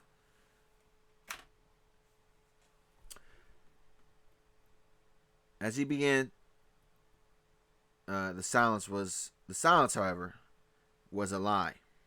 Before the dust of shattered biomatter could even settle, the hive groaned, not a death rattle, but a deep, visceral stirring. The pulped floor of the heart chamber, where Superman's impact had left a crater of liquefied plant matter, began to bubble and knit. Thick, fibrous tendrils, glowing with urgent crimson light, shot from the walls, weaving a grotesque new lattice over the wound. The severed veins of the hive he'd obliterated sparked and regrew, grafting back together with a speed that seemed to defy biology itself. Worse, the ground outside the breached tunnel trembled. All around the perimeter, the soil bulged and split, not with the slow growth of plants, but with the violent birth of soldiers. New soldiers. Dozens of new Cybermen clawed their way to the surface, their forms slick with amniotic fluid, eyes igniting with that same vacant, hungry crimson. The moment they tasted the air, they didn't stumble. They oriented on him instantly, a fresh, silent wave emerging from the very earth he now stood on. Superman pushed himself up, a cold dread seeping through the ache in his own bones. He hadn't killed it. He'd angered it. He'd festered it. The hive wasn't just an organism. It seemed to be a process, an endless process of a demonic replication engine. For every node he destroyed, the corrupted energy seemed to spawn two more.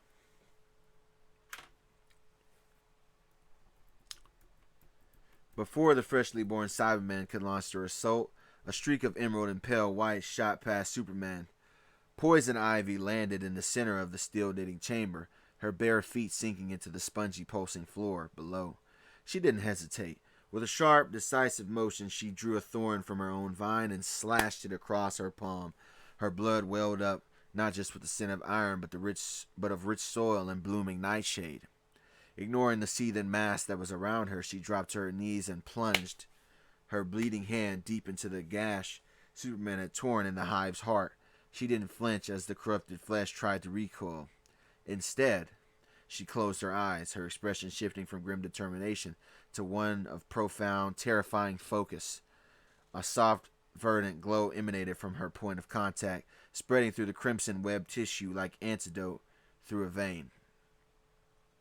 A visible shudder ran through the entire hive. The newly emerged Cybermen who had been poised to attack froze mid-crouch.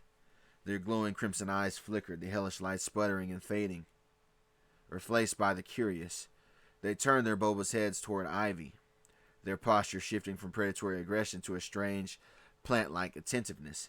They didn't kneel, but they grew still, Watching her as sunflowers tracked the dawn, the frantic demonic replication ceased. The hive's aggressive hum faded into a low vegetative thrum. Ivy had not commanded them. She had reminded them. She had broadcast the older, deeper song of the green itself, and for now the corrupted children were listening, their programming momentarily overridden by the memory of their original queen. The tension in the chamber didn't break. It transformed. With the Cyberman pacified, Poison Ivy rose from her knees, the pulsing heart of the hive now responding to her own will. She gestured languidly, and the very biomass of the chamber obeyed. Thick dark vines woven with thorny roses and phosphorescent fungi surged from the walls and floor. Coiling and knitting together behind her, they formed a towering organic throne, grotesque and magnificent at the same time, its back rising like the trunk of an ancient wicked tree. She settled into it with a sigh. That was part exhaustion and part exultation. From her throne, she looked down at her silent green alien army. Her voice, when she spoke, was not a shout but a resonant whisper that carried through the root network of the hive itself. Our soil is poisoned by a foreign blight. The crimson rot that twisted you comes from a single, malignant source. She pointed a slender finger not at the sky but down through the earth, toward the psychic echo of Trigon's other lieutenants. Find the other invaders. They are the rot's tendrils. Uproot them. The Cybermen didn't cheer. They simply turned as one, a silent, horrifyingly coordinated mob, and began to melt back into the ground and scuttle towards the hive exits, their purpose redirected with chilling efficiency. Superman watched the exodus, his expression unreadable. The immediate threat was contained, twisted into a weapon against their common foe. It was a temporary, unstable alliance, but it was all that they had. And he turned to leave. Superman. Ivy's voice stopped him, softer now. He glanced back. She looked down at him. From her throne of living matter, a strange, almost wistful expression was now resting on her face. When you see him, tell Goku. A faint, genuine smile touched her lips. Tell him this is me being good. With a final nod, Superman shot toward the hole that he'd made. A blue streak returning to the hellish sky. Below him, Poison Ivy, the reluctant queen of a corrupted garden, directed her children to wage war against the devil itself. And they would focus on the demon clan of King Piccolo's army. So yeah, that'll be the episode. I want to show you guys another leftover picture. I want to show you. Look at Superman. What is Superman looking at, man? Come on, man. I just thought that was kind of funny how that turned out. But anyway, yeah, man. I hope you guys enjoyed it, man. There's Poison Ivy turning a new leaf. And yeah, be sure you like, comment, subscribe, hype up the video, and all that stuff. Become a member. And I'll catch you on the next one. Peace. Alright, man, we back. Goku and DC, Season 4, Episode 13. Alright, this would be Aquaman versus Nappa rematch. So let's get into it. Of course, you already know I got to shout out the members, man. Shout out Jason 57835, John Lane 2016, OD Demon Wolf 34, and Quade Moke. And also what I want to say is I decided I guess I'll make like a membership goal or something, right? So if I get 10 members on YouTube, I'm going to start adding voices to characters, man. Voices to characters for the story. Let me know what y'all think about that. Anyway, let's get into the story. The crimson-lit street was choked with rubble and the chittering sounds of monsters. From a side alley, a pack of the resurrected Demon King's lesser spawn emerged, twisted, 7-foot-sized horrors with bladed limbs and eyes like smoldering red embers. They fanned out with their movements, a grotesque parody of a pride on the hunt, growling as they closed in on a darkened from the top.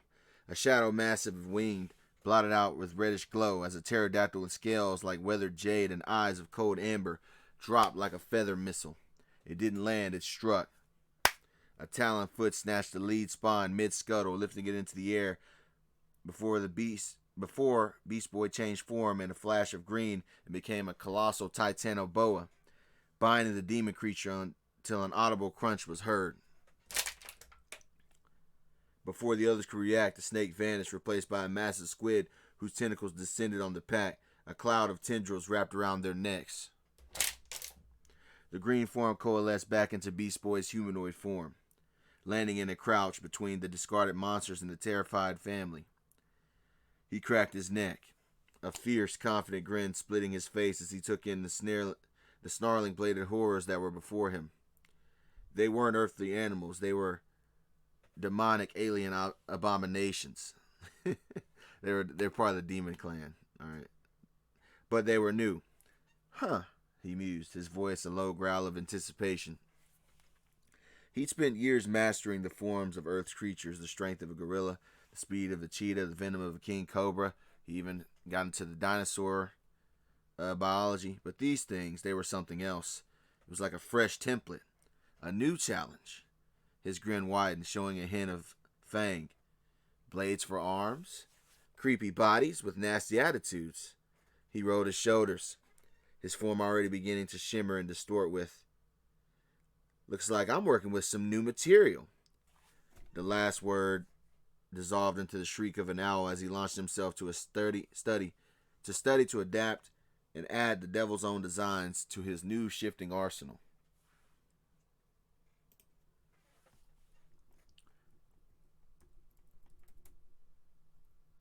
High above the clouds, the air was thin and bitterly cold, but the hellish crimson glow from below stained the stratosphere with a feverish light.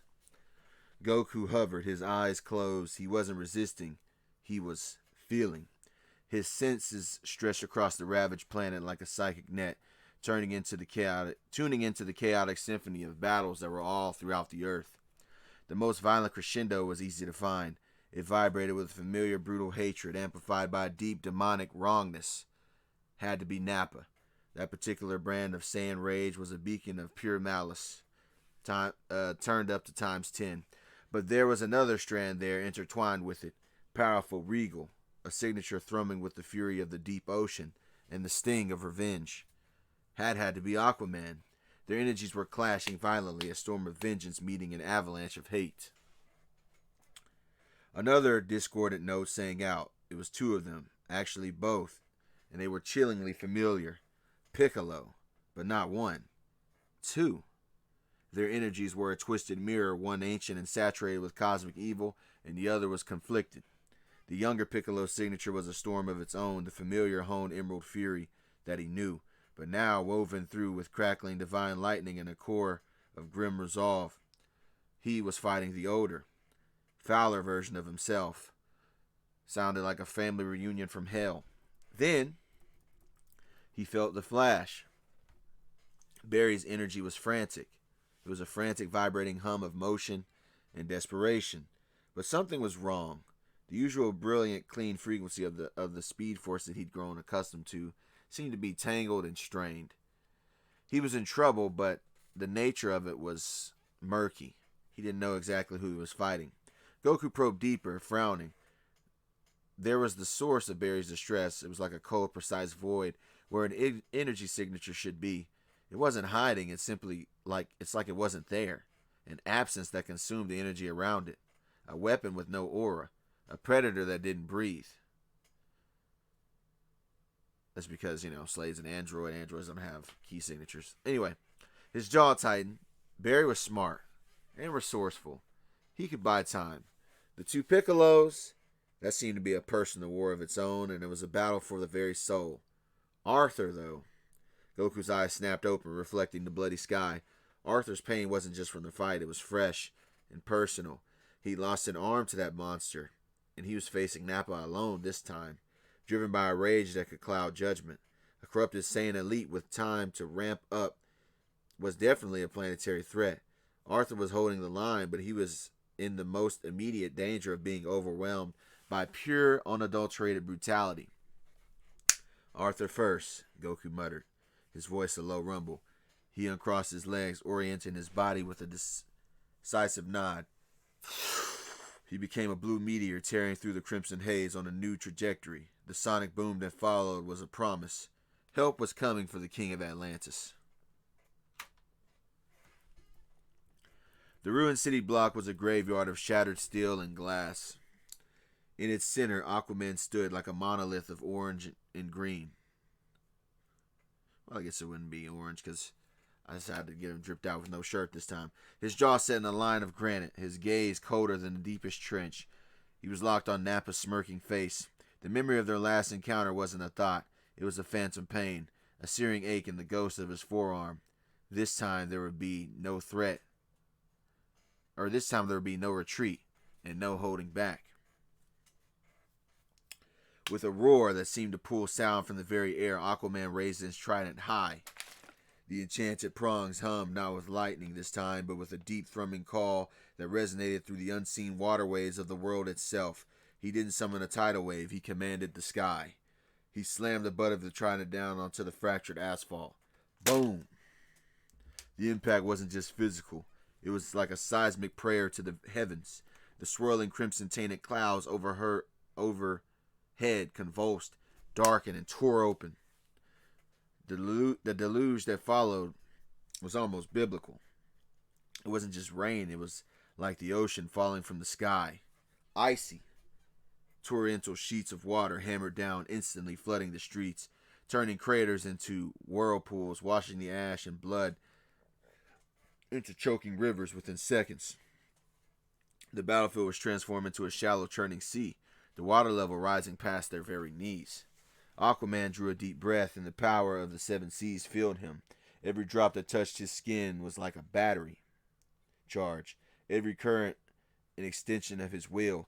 His muscles swelled with enhanced supernatural strength. This was his domain now. Nappa, now standing in the rushing water, wiped a steam from his bald head. No, I said the right stream the first time. His earlier annoyance melted into a sadistic wide grin. The rain plastered his scouterless face and dripped from his jagged teeth. So that's your play, fish man. Nappa's voice cut through the roar of the downpour. He cracked his neck, his demonic aura flaring, causing the water around him to steam and hiss. You think a little bath is going to slow me down? He took a step forward, a tidal wave of malice preceding him. All you've done is make the ground soggy for your own grave. He raised a fist, energy crackling around it, ignoring the water that sizzled away on contact. Congratulations. It's about to be a wet funeral. The stage was set. The king of the seas, empowered by the storm, faced the resurrected brute, fueled by the power of hell itself, it seemed. The floodwaters trembled in anticipation of the coming collision. Nappa didn't charge with strategy or finesse. He became a living meteor. Water parted before him in a steaming wake as he crossed the flooded streets in a blur. His fist pulled back like a piston, primed to detonate. The air around his knuckles screamed, compressed into a violent nimbus of pure demonic force. Aquaman braced, planting his feet in the submerged asphalt. He didn't dodge. Vengeance demanded meeting fury head-on this time. He swung his trident horizontally, catching the world-ending punch, not on the points, but across the broad enchanted metal of its central shaft. Crack! The impact was a thunderclap that vaporized the rain in a 10-foot sphere. A shockwave of concussive force and displaced water radiated outward, shattering every remaining window from a block away. The sound was less a clash of weapons and more of like a mountain breaking. Aquaman's boots immediately dug trenches through the streets, then through the foundation beneath. He grunted, every muscle in his body and his one good arm straining against a pressure that felt geologic. Nappa's grin was rictus of glee, inches from his face. Feeling stronger now, Guppy? Nappa sneered, his voice vibrating through the trident. My new boss gave me a hell of a raise. You couldn't match me back then, so you're a nobody now. With a final contemptuous roar, Nappa shoved. The impossible force overwhelmed Arthur's water-enhanced strength. He was driven forward like a skipped stone, his body plowing through the flooded ruin of a bank's brick facade. The building, already gutted, gave one shuddering groan, then with a roar of collapsing masonry and twisted metal, it came down in an avalanche of debris, burying both warrior and Saiyan in a tomb of stone and raging water. Silence fell, broken only by the relentless hissing of the rain itself. The mountain of rubble erupted not with a slow heave, but with a violent hydraulic explosion. Chunks of stone and mortar were blasted aside as Aquaman surged upward, a sovereign of wrath rising from his own grave. He didn't climb out. He was ejected by the force of his own fury. Nappa, brushing from his shoulder, barely had time to register the movement before a blur of blonde and a glint of blackened like steel shot across a short distance. It wasn't the trident, it was the other arm. The one that ended not in the hand but in a cruel nub, or so he thought, but now revealed a barbed point of an Atlantean harpoon hook. There was no dramatic wind-up, just a savage, precise shh. The hook found its mark, not on armor but on flesh. It carved a deep, gouging trench across Nappa's right eye. A spray of dark ichor-like blood mixed with the rain. Nappa's roar of anger was instantly eclipsed by a raw, shocked bellow of pain. Ugh! A sound more beast than warrior. Using the momentum of the brutal strike, Aquaman pivoted. He planted his foot on Nappa's chest and pushed off into a powerful backflip. He landed 20 feet away in the churning water, crouching and ready, his trident back in his grip. Rains slushed a grind from his face, revealing a fierce, cold smirk that didn't touch his eyes. He raised his hook, the point still dripping with Saiyan blood, and gave it a slight, mocking twist in the downpour. "You're not the only one with upgrades, ape," Aquaman growled, his voice cutting through the storm. "An arm for an eye."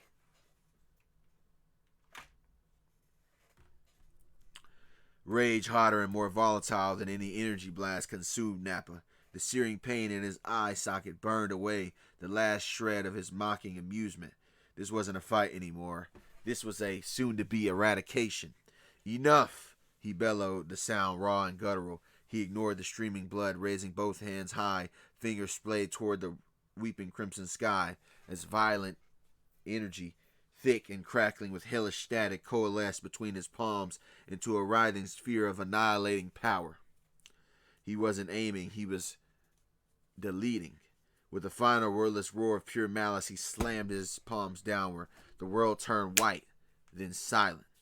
The explosion wasn't a blast from a point. It was like an instantaneous creation of a 400-yard sphere of complete annihilation. The ground ceased to exist, vaporized into superheated glass, a crater that was more than 10 feet deep. The flooding waters vanished in a shriek of steam. The ruins of buildings, the rubble, the very air, everything within that perfect circle was subjected to a microsecond of like star core fury.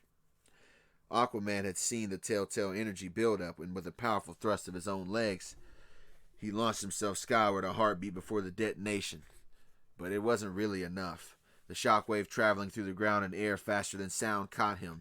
It was a physical wall of concussive force that hammered into his back, smothering his leap. The searing heat of the vaporized cityscape licked at his armor, scorching the edges of his skin. A hailstorm of superheated debris, molten stone, shredded metal, and crystalline silica pelted him like an infernal shrapnel. He grunted, teeth clenched against the barrage of kinetic and thermal punishment. His body wrenched through the air. He had been caught in the heart of the blast, but the periphery was a maelstrom of fury that had left him battered and dazed, and crashing down toward the newly forged smoldering hellscape. Below, Nappa had leveled the battlefield. Now there was nowhere left to run.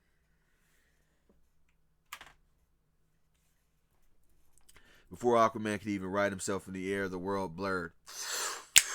Nappa, a smoldering phantom wreathed in a dissipating steam, and violent after him just didn't fly after him. It was like he just appeared. Trigon's power that had honed the brute's explosive burst into something terrifyingly precise. One moment he was a distant figure in a crater, the next his shadow fell over Aquaman from behind. There was no taunt, no war cry, only the grim, silent efficiency of a soon-to-be killing blow. A massive hand, hard as bedrock and crackling with residual energy, clamped onto the back of Aquaman's neck. The grip was absolute, freezing the Atlantean King's momentum. Dread, then with a contemptuous upward heave, Nappa slammed him into the planet. Crunch! Aquaman hit the glassy, still smoking floor of the crater, back first. The impact wasn't a collision. It was like it was a meteor strike. A new, smaller crater bloomed beneath him, a spiderweb of fractures radiating through the superheated earth. The air exploded from his lungs in a pained gasp. He had no time to recover, to draw a breath, to think. Nappa's boot, a armored piston, drove into his ribs with the force of like a train derailment. Thump! The kick lifted Aquaman clean off the ground. He didn't tumble. He was launched in a flat, helpless trajectory, skimming across the glassy wasteland like a stone skipped across an obsidian lake. He crashed through a jagged, upthrust spine of cooled magma, the impact spinning him violently before he finally came to a crumpled, steaming stop several hundred feet away. A trail of shattered glass and scorched earth marking his path, Nappa cracked his neck, his single good eye fixed on the distant, motionless form of his opponent.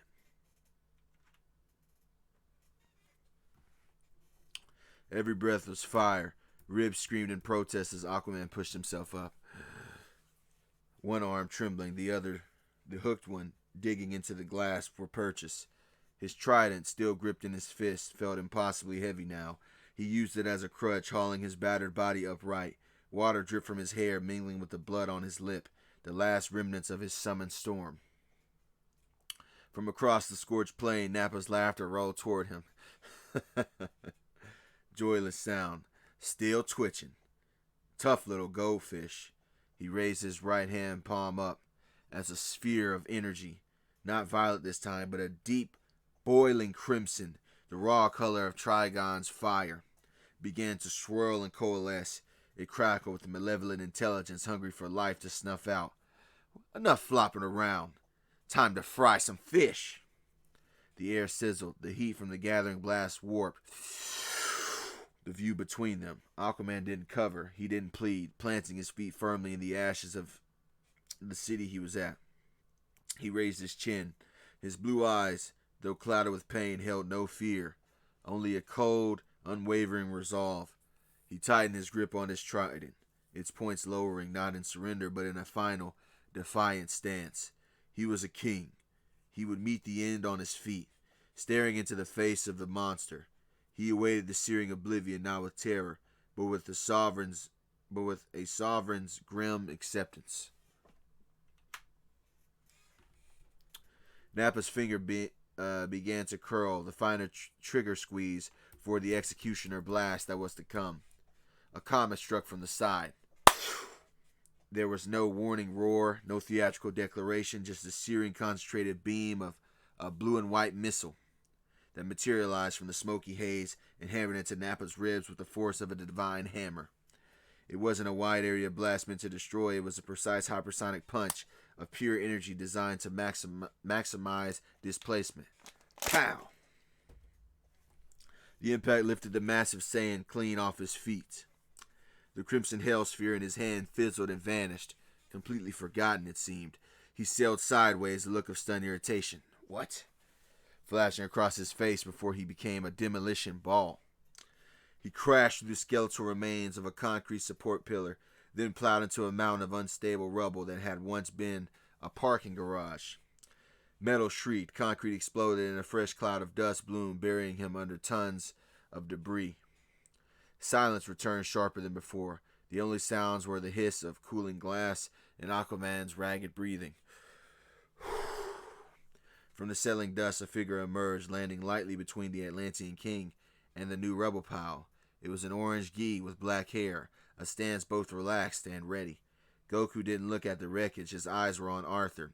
His expression a mix of relief and a grim apology was on his face.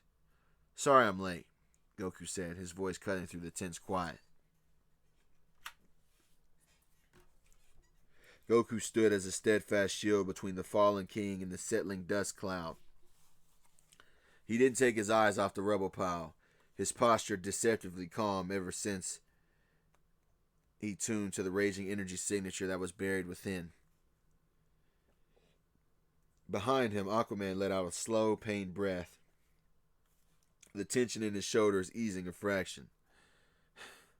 Your timing, he grunted, using his trident to fully rise, remains infuriatingly dramatic. A ghost of a smile touched his bloody lips. But the assistance is appreciated, old friend. Goku gave a short, acknowledging nod, his gaze still fixed forward. I had a feeling you could use a hand. The gratitude was cut short by a low, seismic rumble. The mountain of rubble erupted outwards. Now with an explosion moved with a violent, dismissive shrug. Chunks of concrete and twisted rebar were hurled aside like pebbles as Nappa pushed himself to his feet. Dust and debris cascaded from his scorched armor. The gruesome gash across his eye still wept, but it was his expression that was fully fearsome, a mask of pure, unadulterated fury. He brushed a chunk of cement from his shoulder, his single good eye scanning the battlefield, and it locked onto the new arrival. The recognition was instant, sparking a deeper, more personal hatred that cut through the demonic rage, it seemed. His lips peeled back from his teeth in a snarl that was more promise than a threat. You, Nappa spat, the word dripping with venomous contempt. The runt from the stars. Should have known you'd still be buzzing around. He cracked his knuckles, a sound like snapping timber in the sudden quiet. Good. Saves me the trouble of hunting you down later, runt. And that's going to be it in this episode, man. Let me know what you guys think. Once again, man, I decided to make a little goal, man. If I get 10 members, man, I'm going to try to add voices to this story. We'll see how that goes. And let me know what y'all think in the comments below. We already got 4 members. We just need 6 to go. Anyways, man, I'll catch you on the next one. Peace. Alright, we back with Goku and DC Season 4, Episode 14. In this episode, Flash battles one of the androids. Alright? I don't know why. I put Jiro there, but it's because Jiro, he's the maker. But we already know it's Android Slade brought back. Anyway, so, shout out to the members, man. Shout out to Jason, 57835, John Lane, 2016, OD Demon Wolf 34, and Quade Moke, man. I appreciate the members, man. It helps me increase the value of this channel, what I can do for this channel. And whenever we get 10 members, I plan on adding voices to certain characters. So that's a start there for a goal. So anyways, let's get into it. The crimson glow of the hellscape painted everything in shades of violence and despair. In the ruins of a city park, now overrun with gnarled demonic flora, Beast Boy landed in a crouch amidst the twitching bodies of 3 of Piccolo's clan spawn. Their bladed limbs were still. Their smoldering red eyes were now dark. He'd taken them down, not as an earthly animal, but as something new, something he just copied, which was them. He looked down at his own hand, still shimmering with residual green energy as he was shaping back. A slow, fierce grin spread across his face as he flexed a hand, watching the bone blade retract and reshape back into fingers. The old templates, Earth's animals, were powerful and they were familiar, but these things, they were a fresh palate, a challenge his power had been craving without him even knowing it. Huh, he murmured to the dead spawn, his voice a low rumble. He stood up, rolling his shoulders, feeling a phantom memory of the new form's potential humming in his cells. He looked toward the epicenter of the corruption, where the air throbbed with ancient evil power. Looks like the devil's given me some new suits to wear. The ruined streets of Central City echoed with the chittering growls of Piccolo's demon spawn. Beast Boy moved through the shadows of a collapsed office building, his green eyes scanning the pack of a dozen creatures tearing through debris ahead. He tensed, ready to shift into one of his newly acquired demonic forms, with their bone blades and tough skins itching in his muscle memory, when a shriek cut through the chaos. I can't do the scream, but it wasn't a scream of fear, but a weaponized shriek of pure concussive force. The air rippled visibly. Storefront windows, still miraculously intact, shattered in unison. The spawns froze mid-scramble, their skull-like heads snapping toward the source in an instant before the sonic wave hit them like an invisible freight train. They were lifted off their feet and hurled backward into a pile of rubble, with bones audibly cracking. Beast Boy flinched, covering his own ears as the residual vibration buzzed in his teeth. Through the settling dust, a figure stepped into the hellish crimson light. She was a blonde woman, clad in form-fitting black leather and a jacket, a stark silhouette against the ruins. She didn't look like a metahuman, per se. No flashy costume, no glowing aura, just a fierce, focused intensity in her blue eyes as she surveyed her handiwork. One of the spawn twitched, trying to rise, and she delivered a sharp, precise kick to its head, making a sickening crack sound. "Stay down," she muttered, her voice husky but calm. Beast Boy stared, momentarily thrown. This wasn't a leaguer that he recognized, and there was no cape and no symbol. But the way she moved, economical, lethal, and utterly unshaken by the monstrous foes, spoke of a seasoned fighter. She turned her gaze, sweeping the area, and landed on him. Her eyes narrowed slightly, assessing. "Are you lost, kid?" She called out, not unkindly, but with a no-nonsense edge. No. I'm just handling things myself," Beast Boy replied, straightening up, his earlier bravado tempered by the display of brutal efficiency. "I already handled this block," she stated, gesturing with her chin toward the silent spawn. "I've got this sector. Checkpoint setting up 3 blocks east by the old cathedral. Civilians are being funneled there." Her eyes flicked over his green skin, his unusual appearance registering but not giving her pause. "But you look like you can fight. The city could use the help." It was a dismissal and direction all in one. Beast Boy gave a short, sharp nod. Yes, she was right. This area was secure, and she clearly didn't need any backup from him. The distant sounds of battle and screams from other parts of the city tugged at him. His new forms needed a real test, something of a bigger stage. "Got it," he said with a final glance at the formidable blonde. Then he melted back into the shadows, his form shimmering and shifting into a large, shadow wing-like creature, a blend of a bird and something more infernal, before launching himself into the crimson sky, heading toward the next fray. Black Canary watched him go for a second, with a faint grim smile touching her lips, before turning to secure the perimeter. One less thing to worry about. Also, by the way, I think I finally found my animation for this series, man. I like this animation a lot. Might be using this let me know what y'all think. Anyway,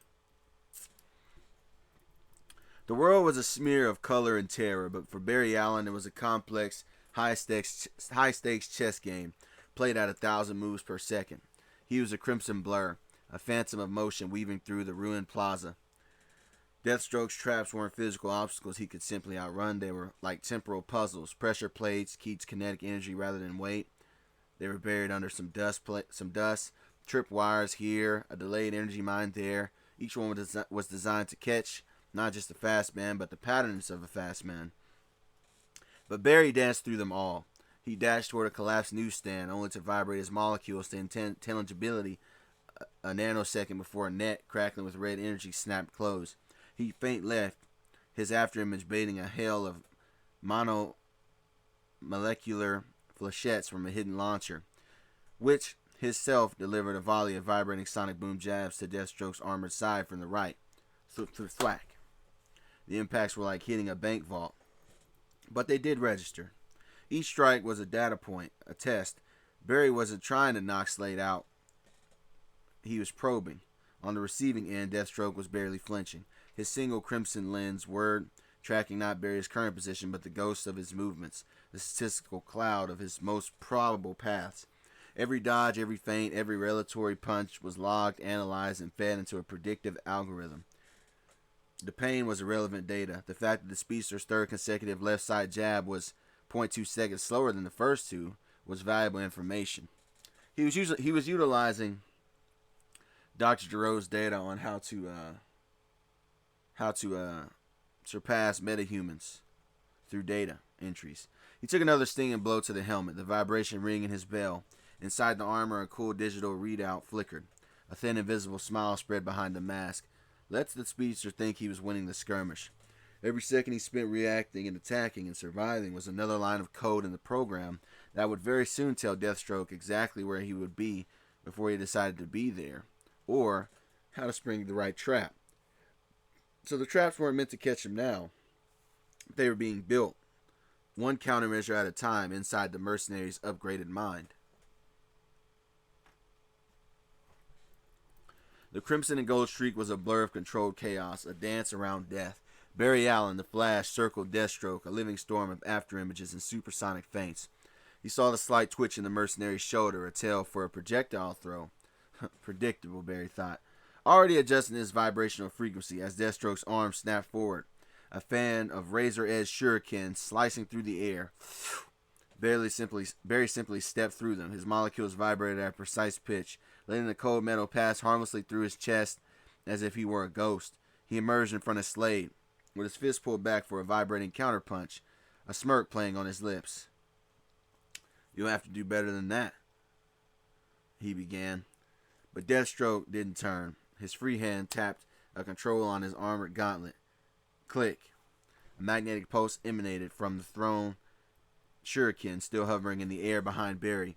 Instantly, a powerful localized magnetic field turned to the alloy of the blades it activated, and they didn't just drop, they were pulled in a reverse course with violent snapping force, becoming like homing missiles. Barry's speed was irrelevant because his perception was forward and his momentum was committed. He felt more than saw currently the searing lines of fire, or he felt more than saw the searing lines of fire that were across his back and calves as he stormed before with a gasp. The world tilting, crimson fabric tearing to reveal shadow stinging cuts. Before he could recover, Deathstroke's voice cut through the ringing in his ears, calm and dripping with contempt, as a single red lens seeming to bore into Barry's shocked expression. "You rely on your speed like a crutch, Allen," Slade stated, his tone that of a lecturer correcting a slow student. "You think velocity replaces strategy. You phase through the obvious threat, but you forget the battlefield isn't just in front of you. Even a speedster doesn't have eyes in the back of his own head. Your greatest gift makes you quite predictable. You always move forward when you attack me. You never consider what you've already left behind." The words landed harder than the shuriken. Barry clutched his side, the stinging wounds a physical testament to the truth. He'd been outmaneuvered not in speed, but in thought. Deathstroke hadn't just thrown weapons, he'd sown a minefield in his wake. Knowing Barry would never look back because he was so confident in his own abilities. Barry Allen ignored the searing lines of fire across his back and other parts of his body. Pain was a signal he'd learned to process at super speed, compartmentalizing it into a dull throb at the edge of his awareness. Adrenaline and the speed force flooded his system, sharpening the world to a crystal clarity. The crimson rubble, the swirling ash, and Deathstroke's looming form, all of it snapped into a hyper-focused tableau. "You talk too much," Barry said, his voice a low vibrato from the vibrating molecules. "How about we see if your new processors can keep up when I stop pulling these punches?" He didn't wait for a reply. He became pure motion. His feet became a blur of a deafening hum building in the air.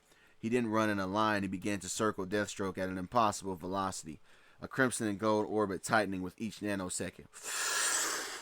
The air itself became a weapon, pulled into a raging miniature tornado. Dust, debris, and the hellish red light were sucked into the vortex, a roaring cylinder of force with Deathstroke at its dead calm center.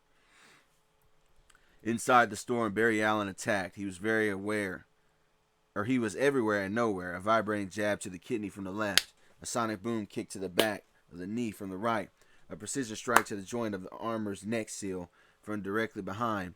He moved in a staccato rhythm of impossible fast apparitions, a barrage of blows delivered from every conceivable angle at once. The thwip-thwack crack of impacts was a continuous machine gun staccato of punches against Deathstroke's armor. The mercenary systems were being overloaded currently. Predictive algorithms were just scrambling, trying to chart a path through the storm that had no pattern. It was only overwhelming speed.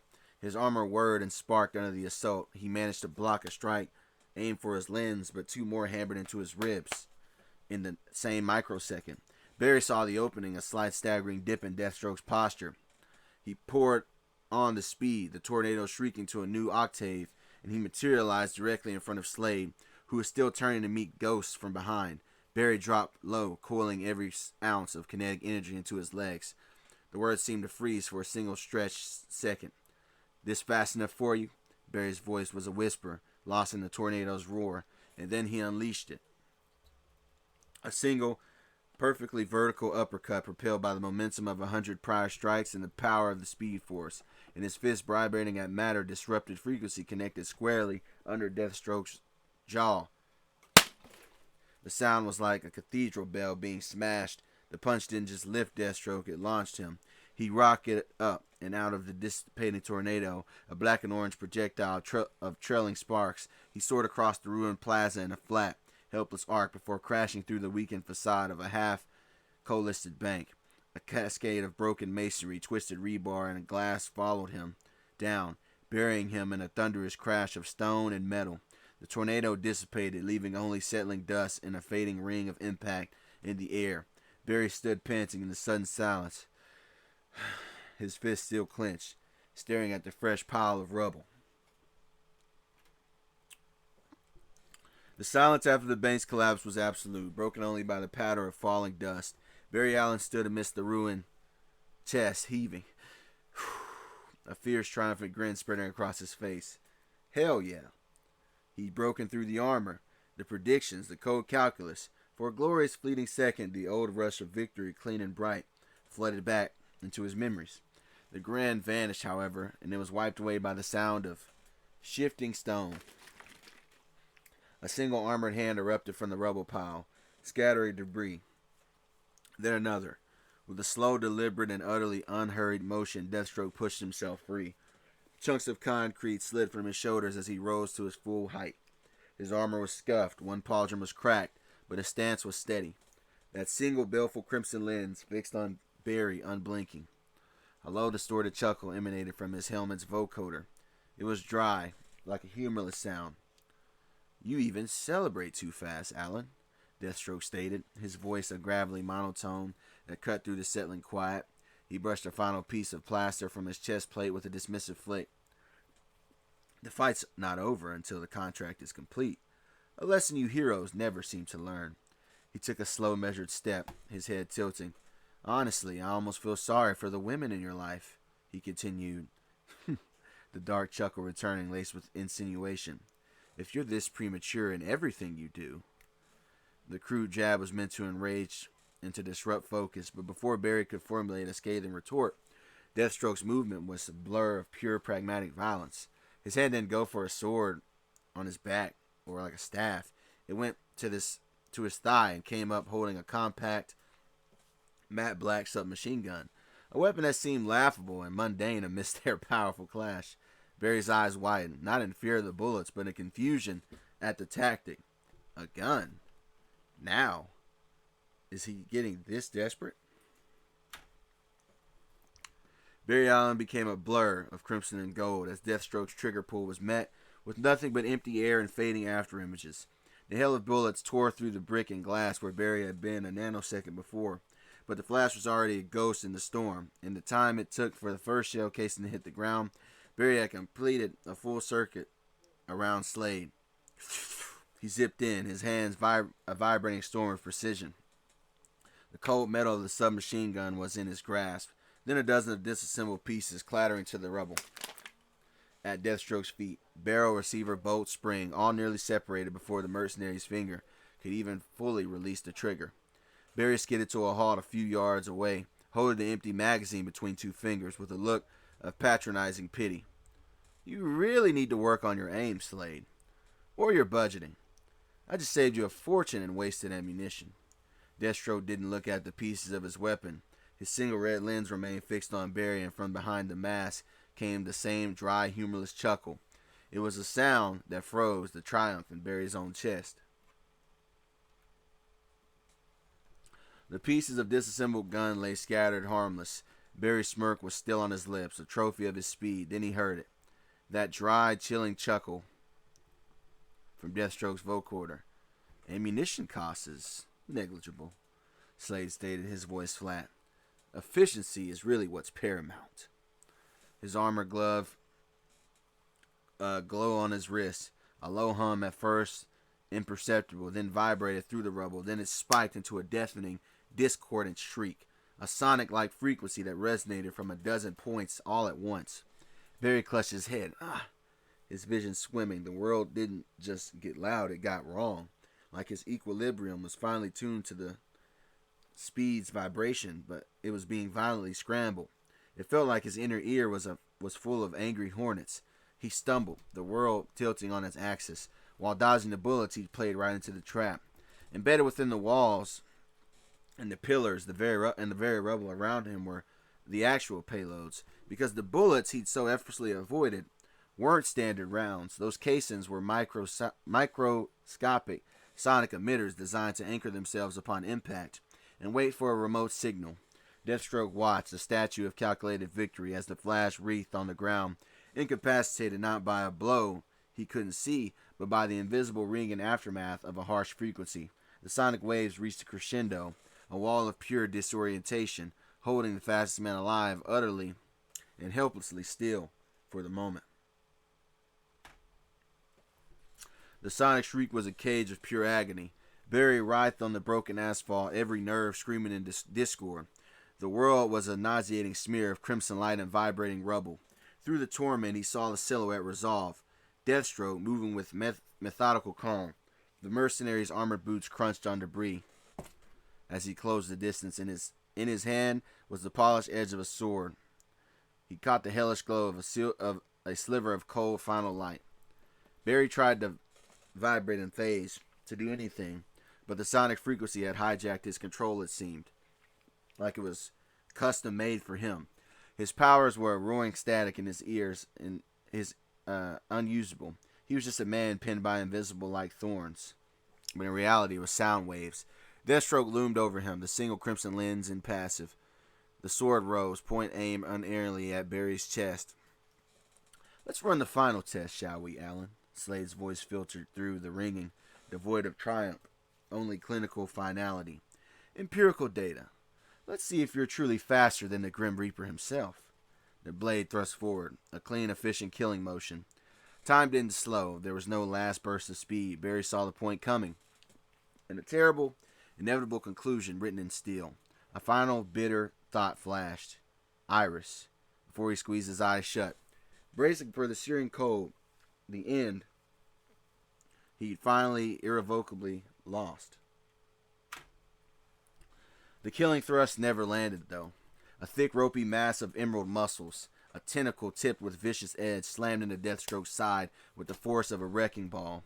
The impact wasn't concisiveness, it was raw, bestial power. Slade was ripped from his feet and hurled sideways, his sword spinning from his grip to clatter against the rubble. Simultaneously, more of the prehensile green limbs shot out with a predatory precision. They weren't aiming at Slade. They targeted the rubble itself. The specific points where the sonic emitters were buried with brutal crushing force. The tentacles pulverized brick, concrete, and metal, grinding the embedded devices into silent, sparkling dust, canceling the sound emissions. The deliberating sonic shriek cut off instantly, replaced by a ringing, blessed silence. Barry gasped, the terrible pressure vanishing. He rolled onto his side, his vision clearing to see his savior. Deathstroke recovered with a combat roll, coming to a crouch, his crimson lens focusing past the flash to the new figure standing at the edge of the plaza. It wasn't a leaguer. It was a hulking beast boy. Beast Boy had copied the image of a movie creature from something called Deep Rising. But he was still shifting back to his human form, and his face was one of pure anger, with the intent of revenge. Beast Boy, but not the kid he remembered from his Titan days. This was a harder, colder, a hunter, not a hero. Deathstroke slowly rose to his full height, his head tilting in a gesture of cold, analytical surprise. The dry chuckle returned, laced now with a fresh layer of contempt. "Well," Slade's voice grated through the quiet, "look what the apocalypse dragged in. The circus animal is ready to perform, and he came all the way to Central City for the final show." So, that'll be the end of this episode. Let me know what you guys think. Like I said, man, this animation to me is dope. It might be my Goku. It might be my Goku and DC animation for moving forward. Especially, look at this. This is fire. Let me know what you guys think in the comment section. Once again, we get 10 members, man. I'm gonna try to add some voice lines, and I'll catch you on the next one. Peace. Also, I already have the fight written. This Beast Boy and Slade fight is gonna be dope. So can't wait for y'all to see that. But that'll be a couple episodes after this. Anyways, I'll catch you on the next one. Peace. Yo, we back with another one. Goku and DC Season 4, Episode 15. This episode would be a Piccolo versus Piccolo. Alright, Father-Son Showdown. And, you know, a fun fact about when I make these videos, the longest thing that I work on is the thumbnail, man. I thought this thumbnail looks clean. But yeah, that's always the longest thing it takes to do is make a thumbnail. And I'd be so sad when I make this cool thumbnail and then it doesn't really take off on the algorithm. But you know, it is what it is. Anyway, I just wanted to give that out. Shout out to the members, man. Jason 57835, John Lane 2016, OD Demon Wolf 34, and Quad A Moke, man. I appreciate it, man. Y'all help me get more and more improvements for this channel. All right, y'all are investing in this, man. I appreciate it. Anyway, let's get into it. All right. King Piccolo blocked a savage elbow strike, the impact sending a shockwave through the sulphurous air. He didn't flinch. Instead, a cruel smirk split his ancient face. Your technique is sharpened, he rasped, his voice like grinding stone. The precision, the economy of motion, it speaks of a warrior's discipline, but your mind is a fog. He shoved Piccolo back, not with the overwhelming power, but with a contemptuous, effortless push. I can feel it. The hesitation, the conflict within. You fight not with the singular purpose of a conqueror, but with the fractured conscience of a protector of sorts. He spat the word as if it were poison. Earth's weakling philosophies have infected you, it seems. You worry about the collateral damage, and you measure your strength against some arbitrary sense of fairness. You carry the weight of your restraint like a chain, and it's weighing you down. He circled his son with his burning eyes dissecting him. My will, however, is pure, unburdened. I desire dominion, and every action serves it. You have become diluted, paralyzed by their notions of honor and allies.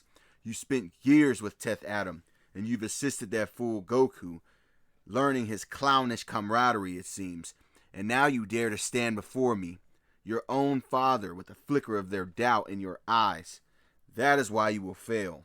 Your power is bound by the very sentiments you were born to erase. The stillness between them shattered in a simultaneous explosive decision. Father and son did not lunge with fists or feet. They spoke with pure power. Their left arms snapped up in a mirrored gesture, palms facing each other across the blighted clearing. In King Piccolo's clawed hand, a vortex of sickly, blood-orange energy coalesced, crackling with the raw, devouring hunger of Trigon's dimension. In his son's, a sphere of intense, focused, bright orange light, it ignited, laced through with a sharp, defiant yellow crackle. There was no taunt, no war cry, only a mutual, annihilating intent behind their building blasts. And then they thrust their palms forward as one. Two beams of cataclysmic energy, one of roaring river of hellfire, the other of piercing lance of sun-colored ki, screamed across the short distance and collided, not with a simple explosion, but with a matter-tearing shriek. The point of impact became a miniature sun of conflicting energies. A white-hot orb of negation that swelled for a nanosecond before detonating outwards. The resulting blast was a sphere of silent, obliterating force that vaporized the ground for 50 yards in every direction, swallowing the two Piccolos whole. A dome of superheated dirt, molten rock, and shredded ionized air erupted upwards, followed by a deafening krathum that rolled across the wasteland like the hammer of a god. The shockwave flattened the few skeletal trees that remained and sent a rolling cloud of choking radioactive-like dust and ash billowing outwards. A gray-black shroud that swallowed the battlefield and painted the hellish red sky with the layer of scorched earth. The pillar of fire and vaporized earth began to settle, and from within the swirling acrid heart of the blast zone, a massive silhouette emerged, smoke clinging to his shoulders like a cloak. King Piccolo strode forward unbothered, his form only singed at the edges. His crimson eyes locked onto a figure skidding backward through the molten slag. His son. One arm raised defensively, chest heaving. The younger Piccolo's boots carved deep, streaming furrows as he fought for balance. He'd matched the blast, but the raw, devouring quality of his father's hell-tainted energy had pushed through, leaving his guard shaken and his senses ringing. as he looked up just in time to see the demonic king vanish. Not with speed, but with a teleportation that cracked the air like thunder. He reappeared directly above Piccolo, not falling, but planting himself. King Piccolo's foot, wreathed in cracking crimson energy, slammed down like a piston onto his son's collarbone. With a sickening crunch of fracturing bone, the impact drove the Namekian into the ground with the force of a meteor strike, cratering the semi-molten earth and sending a fresh shockwave of dust and debris pulsing outward. King Piccolo stood atop his vanquished son, applying crushing, deliberate pressure, grinding him deeper into the bedrock as he struggled. King Piccolo's heavy boot ground into his son's chest, the pressure making it hard to breathe. The younger Piccolo strained, his muscles bunching as he tried to shove the weight off. But the hell-forged power of his father was an immovable mountain, it seemed. Looking down at him, King Piccolo's expression was one of a profound and very contempt. Pathetic. He rasped, the word laced with a bitterness that went beyond mere anger. I spawned you, poured my very essence into your creation, not as a mere copy, but as an expected evolution. I envisioned a successor who would learn from my imprisonment, who would wield my power with a cunning that I lacked in my own arrogance. You were to be the perfected demon king, ruling the world I nearly claimed, unburdened by sentiment, a true force of nature. He leaned his way forward, eliciting a pained grunt from below. And what have you become, right? What do you have to show for it? You've become a sentry, a guard dog on a leash, fetching scraps of power from an old tyrant in a forgotten desert somewhere. You were made to hold the world in your fist, to hear your enemy's screams as your anthem, to reshape continents to your will. Instead, you settle for defending a single patch of dirty sand, answering to the whims of a man who calls himself a king. You traded the throne of a planet for a footnote in the history of a backwater nation. You are not my successor. You are my greatest failure. The disappointment in his eyes was colder and more cutting than any hatred. The pressure on Piccolo's chest was more than physical. It was the weight of his father's legacy, a crushing verdict of every choice that he had made at this point. As King Piccolo's words began to echo, failure, guard dog, footnote, something within the younger Namekian didn't break. It simply ignited. His crimson eyes, pinned beneath his father's hellish gaze, began to flicker, and a faint golden light sparked deep within them and taking its place. Fighting against the surrounding crimson gloom, the air, thick with sulfur and decay, grew heavy with a new charge, ancient, sacred, and utterly defiant of the demonic corruption.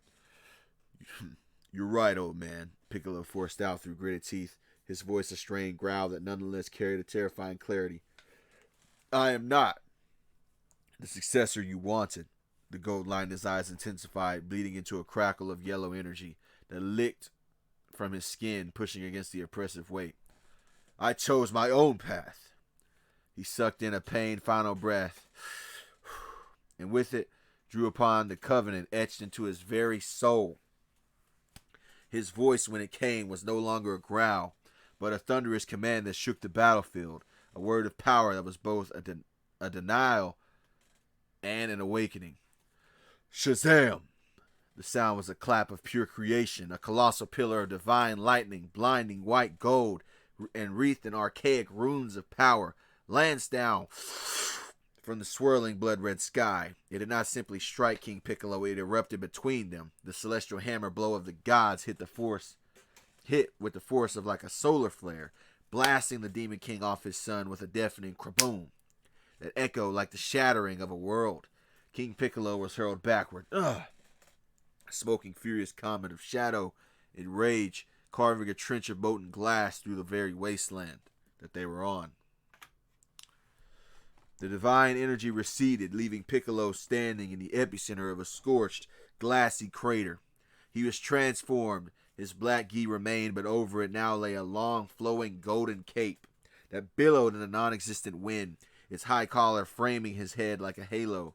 The lightning bolt symbol on his chest blazed with captured sunlight. But the power was not a calm, steady flow. It was like a storm that was barely contained within a vessel.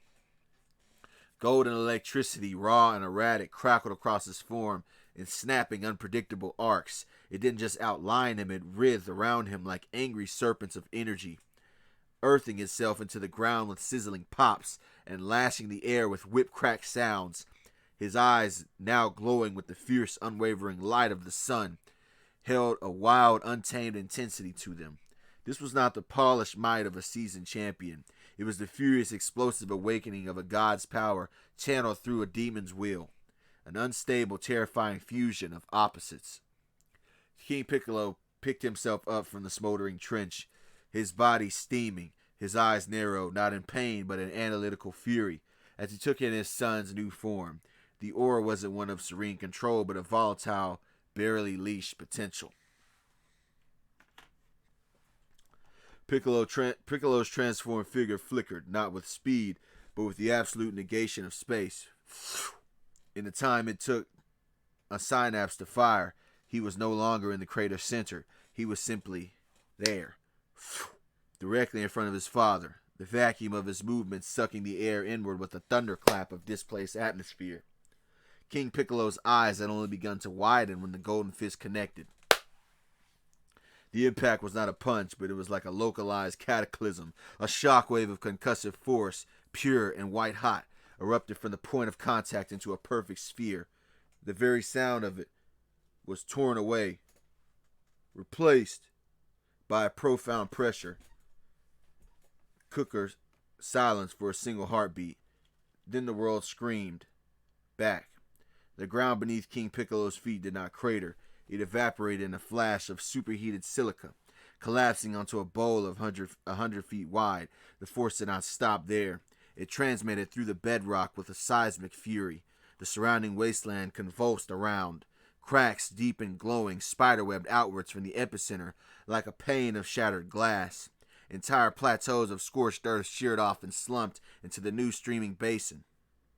The air itself shook, visible, as a rippling heat haze distortion irradiated for miles, carrying a blistering wind that scored the landscape clean of dust and debris. In the heart of the very devastation, wreathed in a snapping golden lightning, stood Piccolo, the son who had chosen his own path. His fist was still extended, the air around his knuckles shimmering with released divinity. Below him, buried deep in the newborn smoking crater, was the broken silhouette of his demon king father. King Piccolo roared, a sound of pure scraping fury, pushing himself up from the smoldering pit. Embers of hellish energy ignited around his clenched fist, coalescing into a swirling orb of dark, corrosive orange. He drew his arm back, the air sizzling with the promise of annihilation. But, before he could unleash it, his target simply vanished. There was no blur, no telltale shift in the air. Piccolo simply ceased to be in front of him and reappeared a mere foot behind his father's shoulder. The transition so seamless it seemed reality had stuttered. Before the Demon King's senses could recalibrate, he felt the air behind him thicken, grow heavy with ozone and ancient power. He started to turn, but it was too late. Piccolo's hand was already raised. Fingers splayed not toward his father, but towards the blood-red heavens above. A searing bolt of divine lightning, no wider than a man's arm, but concentrated to a sun-hot core of intensity, was ripped from the sky and into his palm. In the same fluid motion, he slammed the captured thunder directly into King Piccolo's exposed spine. The effect was catastrophic. The bolt didn't just hit, it unfolded inside him. King Piccolo's body went rigid, every muscle seizing as raw celestial power ravaged his demonic circuitry. He was launched forward, not like a projectile, but like a discarded puppet. Limbs flailing uselessly, he tore through the air for half a mile, a smoking comet of spasming green flesh and tattered clothing, before cratering into a distant rock formation with a sound like a mountain falling. Stone dust plumed into the crimson sky, marking the violent end of his counterattack. The younger Piccolo hovered silently, a golden sentinel against the bleeding sky. Below, his father stirred within the fresh crater chunks of shattered rock tumbling from his shoulders. The Demon King pushed himself up with a grating slowness. The spoke of cracked ribs and probably scorched nerve endings. Yet as he rose to one knee, a low sound escaped him. Not a groan of pain, but a dark, rattling chuckle that grew into a full, contemptuous laugh. Piccolo's brow furrowed behind his golden aura, the crackling energy around him snapping with irritation. "You find this amusing," he intoned, his voice layered with divine resonance. "Your own power was not enough, child. What is left to laugh at?" Excuse me. "Your own power is not enough, father. What is left to laugh at?" King Piccolo lifted his head, a smirk of bloody defiance in his ruined face. "I laugh at the very irony itself, boy," he rasps, each word laced with smug revelation. "You stand there, wrapped in borrowed light, looking down at me like some sort of judge. You preach of choosing your own path, yet when pushed to the brink, you kneel and beg for strength from higher powers." He spat a glob of blackened ichor onto the glass ground. "You rely on the borrowed magic of false gods. Fine. A quaint trick." His burning eyes gleamed with a vicious, knowing light. "But if we are playing that game, then two can play it." A cold dread, sharp and instinctual, cut through Piccolo's divine fury. What game? His father's confidence was not the bluster of a beaten foe, it seemed. It was like the calm of a gambler that was revealing his final trump card.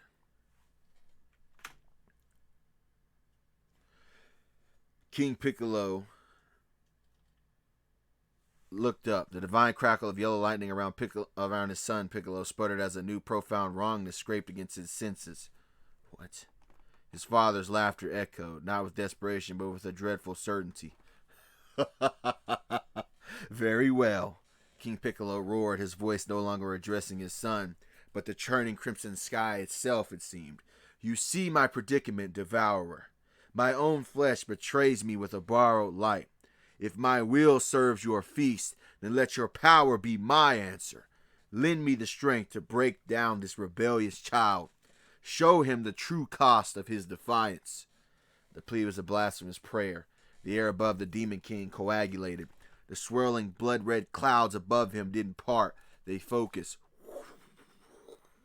A single dense column of utter blackness shot through with veins of pulsating scarlet energy, lanced down from the very heavens, and it struck King Piccolo with the sound of like a universe tearing.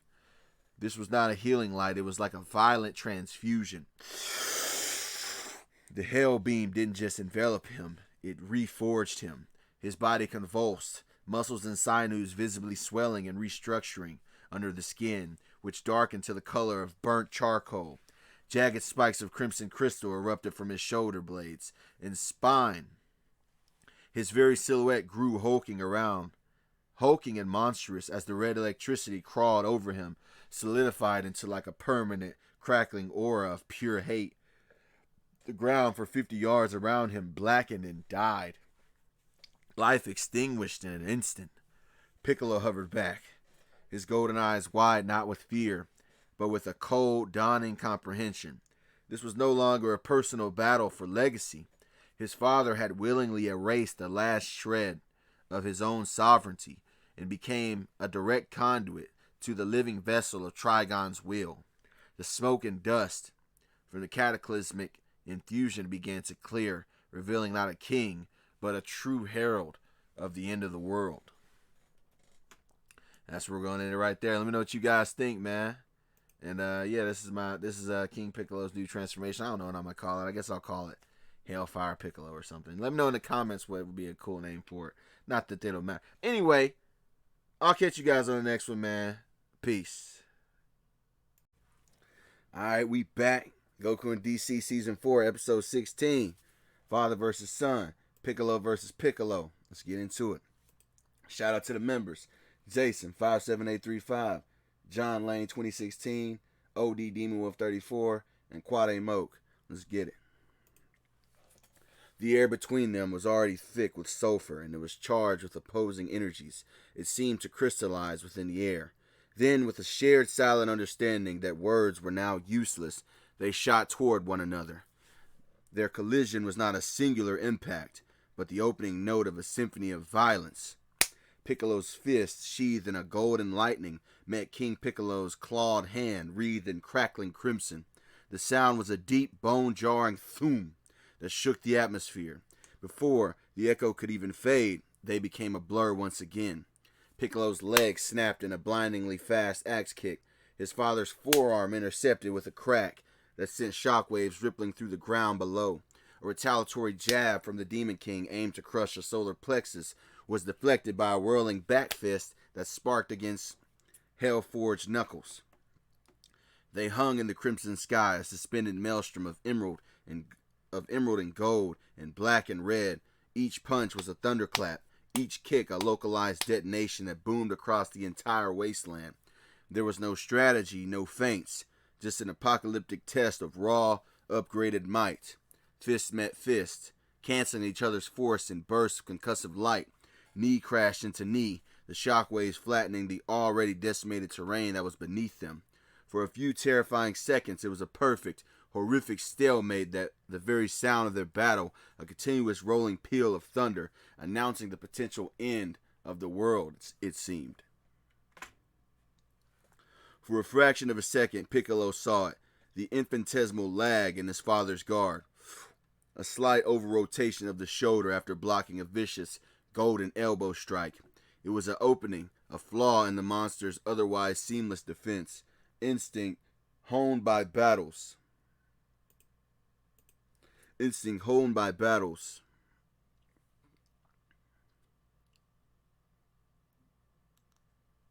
Sorry about that. Flaw in the monster's seamless otherwise defense. Instinct honed by battles overrode caution.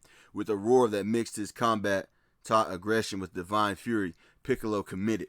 He pivoted on his leading foot, his entire body becoming a torque-driven weapon, and unleashed a devastating right cross aimed not just at his father's jaw, but to snap his head clean from his shoulders if given the chance. Golden lightning flared alongside his arm, promising complete obliteration. But it was all a trap. King Piccolo's supposed lag was a feint, a calculated surrender of space. As Piccolo's world-ending punch whistled through the air where his head had been, the ancient demon was already moving. He didn't block. He evaded, dropping his center of gravity with a serpent's grace, letting a seeming golden fist pass harmlessly over his crown. The momentum of Piccolo's own attack now worked against him, leaving his torso wide open. King Piccolo uncoiled from his crouch like a sprung bear trap, his own fist a mass of corded muscle sheathed in a pulsating crimson energy. He drove upward in a vicious short-range uppercut. It connected with Piccolo's diaphragm with a sickening wet crunch that echoed like a breaking boulder. The divine golden aura around Piccolo flickered violently. All the air within his lungs was driven out in a single, explosive gust, followed by a spray of saliva and ichor. His eyes bulged, the solar light within them dimming with a shock of agony. The world dissolved into white-hot pain as his body instinctively folded around the point of impact. He didn't fly backward, he simply folded, keeling over forward, his flight failing as he gasped soundlessly for a breath that wasn't coming, hovering on the edge of consciousness.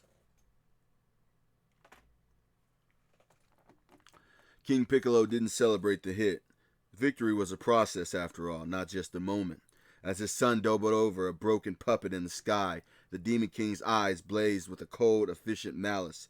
He didn't close the distance, he didn't gloat, he simply raised a single clawed finger, and crimson energy, thick and seething with the essence of Trigon's realm, coalesced around his pointed fingertip. With a contemptuous flick, he unleashed a thin, incandescent beam of pure hellfire. A demonic finger flame beam, aimed to drill straight through the hunched form of his vulnerable offspring. The beam lanced across the short distance, a line of absolute annihilation connecting father to son. In that final desperate microsecond, with agony screaming through his nervous system and his lungs refusing to function, Piccolo's will, a stubborn, defiant thing forged in rivalry and strange alliances, flared once again. His mind, screaming in protest, clawed for the familiar discipline of his training. Not the wild crackling power of Shazam, but the focused defensive technique of his own upbringing. A shimmering disc-like barrier of orange energy, hexagonal and interlocking, snapped into existence mere inches from his chest. It was not the grand golden shield of a god, but the last-ditch effort, instinctual defense of a Namekian warrior. The crimson beam struck the barrier with a deafening screech of conflicting energies. For a heartbeat, the light held, spiderwebbing with cracks under the hellish pressure, but it held. The killing beam diffracted into a shower of harmless, sizzling sparks that cascaded around Piccolo's hunched form, buying him a single precious second to gasp a ragged breath of seething air. The thin, crackling barrier shattered, its energy spent, but it had done its job. It had given Piccolo that one vital moment, the agonizing vacuum in his lungs, filled with a burning gasp, and clarity returned with a surge of pure, survivalist fury. He saw his father's momentary surprise, the slight recoil as his beam was thwarted. Driven by pain and an instinct, Piccolo didn't retreat. He attacked. Still hunched, he channeled the last of his physical momentum. Boom. Coiling like a spring with a raw, guttural cry that held no divine thunder, only primal determination. He launched himself forward, not with a punch, but as a living projectile. He crashed into King Piccolo's midsection, wrapping his arms around the demon's waist in a desperate tackle. The impact was less of a clash of titans and more a freight train hitting a statue. But it was enough to break the older Namekian's posture. They became a tangled knot of green and black, wreathed in sputtering gold and angry crimson, and they shot downward.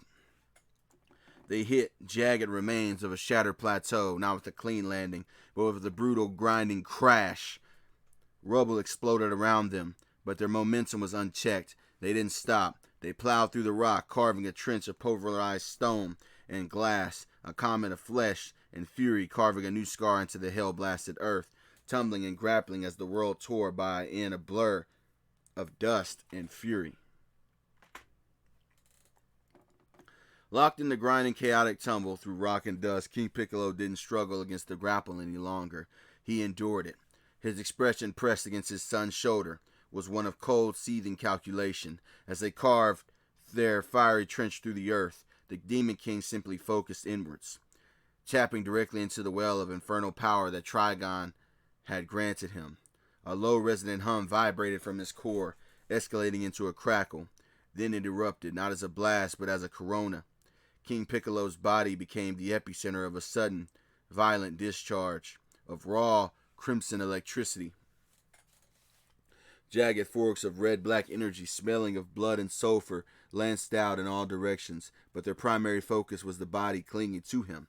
For Piccolo, the world dissolved into a white-hot, all-consuming agony. It wasn't the blunt trauma of a punch. It was a million searing needles driving into every nerve ending, it seemed, a current of pure malice cooking him from the inside out. His golden aura sputtered and died, overwhelmed. His muscles locked in their desperate hold, convulsed violently, seizing beyond his control. A choked scream was ripped from his throat as the smell of his own scorched flesh filled his nostrils. The instinct to survive overrode the will to fight. His arms, racked with paralyzing spasms, flew open. Breaking the hold, he was flung clear, a smoking, wreathing mass of pain, tumbling to a scorched halt yards away.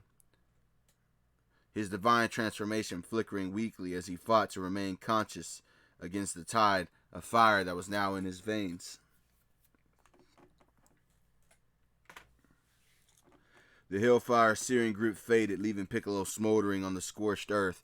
Agony was a clarion call, not a defeat. Pushing through the tremors, racking his body, he forced himself to one knee. Across the smoldering trench, King Piccolo's rose with deliberate, unhurried menace.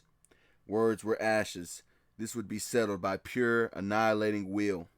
Piccolo's hand came together at his side, not in the familiar circular motion of his previous attacks, but in the broader gathering stance. In between his palms, energy did not spiral.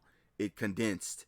Brilliant orange ki, the essence of his fiery Namekian life force, swirled violently, but through its core lanced jagged tendrils of captured divine lightning, the gold of Shazam's power infusing in it. within it. With a searing sacred heat, the sphere hummed with an unstable cosmic choir of opposing powers forcibly unified by its desperation. King Piccolo responded in kind, raising a single open palm. Above it, a sphere of a deep, void-like crimson bloomed. It was cold where Piccolo's was hot, silent where his hummed. Within its dark heart, arcs of the same corrupt red-black electricity that had tormented Piccolo began to crackle, weaving a lattice of pure dimensional hate. Their eyes met across the devastation, one blazing with solar defiance, the other smoldering with infernal contempt. In perfect mirrored silence, they thrust their hands forward. A roaring sun, bright pillar of orange and gold, screamed to meet a torrent of silent, devouring crimson and shadow. The beams collided not in the air, but in the space between realities. The impact made no sound, only a sphere of blinding white negation that swallowed all light and noise before detonating outward in a silent, world-breaking pulse that began to vaporize the very ground they stood upon. For a handful of heartbeats, the two cataclysmic energies hung in searing, trembling equilibrium, a vertical line of light and dark tearing the sky. The air screamed with the strain. Reality itself seemed to groan under the contest. But the balance was an illusion. King Piccolo's power, fed by the endless devouring hunger of Trigon's dimension, was not his own to exhaust. It was a dark tide, and it began to swell. A guttural roar of effort tore from Piccolo's throat, the golden lightning around his arms flaring wildly. Yet inch by an inexorable inch, the silent seething wall of crimson and shadow pushed forward. The divine orange gold of his beam began to fray at the edges, dimming as if it was consumed. The pressure became a physical force, shoving him back, his boots carving deep smoking furrows in the glassy earth beneath. He was driven backwards, unable to halt the slide, directly into the skeletal remains of ancient shattered towers. The hellish beam pinned him against the crumbling stone, the conflicting energy superheating the rock at his back. Then, with a final contemptuous surge from King Piccolo, the crimson torrent overwhelmed the last of Piccolo's light. It didn't just dissipate, it swallowed his energy and detonated. The world went white, then silent. A sphere of annihilation bloomed where the ruins stood, instantly vaporizing stone, steel, and earth. Then it erupted upward, a churning hellfire mushroom cloud of crimson and black, laced with the sickly green flashes of consumed Namekian energy, punching into the blood-red sky. King Piccolo hovered before the simmering, radioactive crater that had once been ruins. The hellish mushroom cloud dissipated into the ever-present crimson haze, leaving only a vast glassy depression and the acrid smell of ionized despair. He watched the settling dust with cold, analytical eyes. There was no movement, no flicker of golden light, and no defiant pulse of ki. Only the empty echo of his own victory. A slow, disappointed sigh hissed from between his teeth. "What a waste," he muttered to the lifeless air. His voice held no sorrow, only a profound, weary contempt. All that potential, twisted into a guard dog's loyalty. All that power, diluted by borrowed light and mortal sentiment. He shook his head, turning his broad back on the devastation. His son was gone, not just defeated, but erased, a fitting end for a failed creation. The chapter was closed. He had taken a single step when it happened. A sharp crack of shifting, superheated stone from a mound of collapsed rubble at the crater's smoldering edge. A single green arm shot forth. It was battered, its black gi sleeves torn to shreds, revealing skin blistered and cracked, but it moved with impossible, desperate speed. Stretching far beyond natural limits, his arm extended. The clawed hand clamped onto King Piccolo's shoulder with a grip of iron. The Demon King froze, his crimson eyes widening a fraction in genuine shock. He started to turn, to see. He started to turn.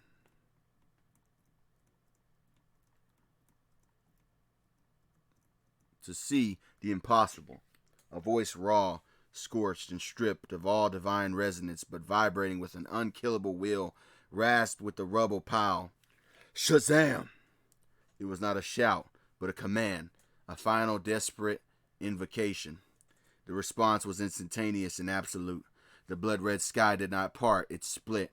A colossal pillar of primal white gold lightning thicker than an ancient tree and crackling with the raw fury of creation itself bypassed all barriers and struck through Piccolo's outstretched arm directly into King Piccolo as he mixed it with his own natural key life force. There was no time for a roar. The world dissolved into a deafening, all-consuming boom.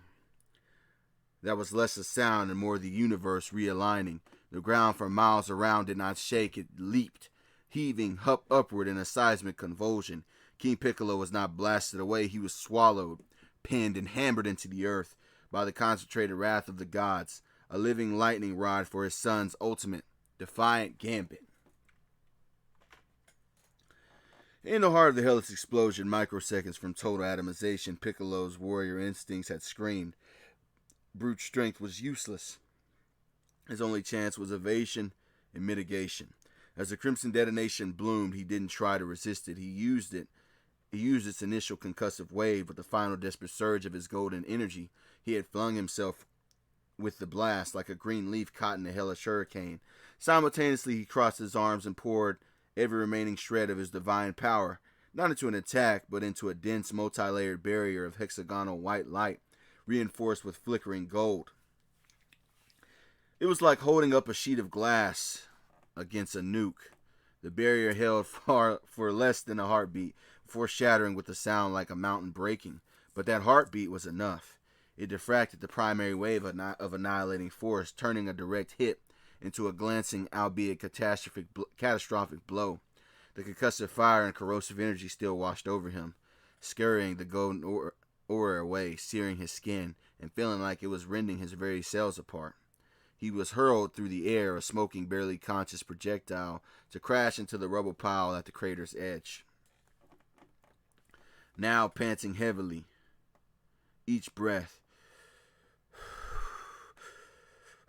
a ragged gas that tore at his scorched lungs, he lay half buried. His body was a tapestry of agony. Third-degree burns, cracked ribs, and one arm was nearly useless.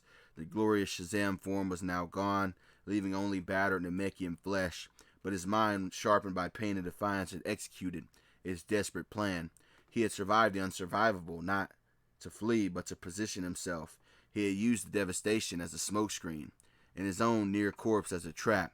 The cost was immense, but it brought him the one thing he needed: his father's momentary certainty of victory, and the point-blank range for a final, sacred counterstrike.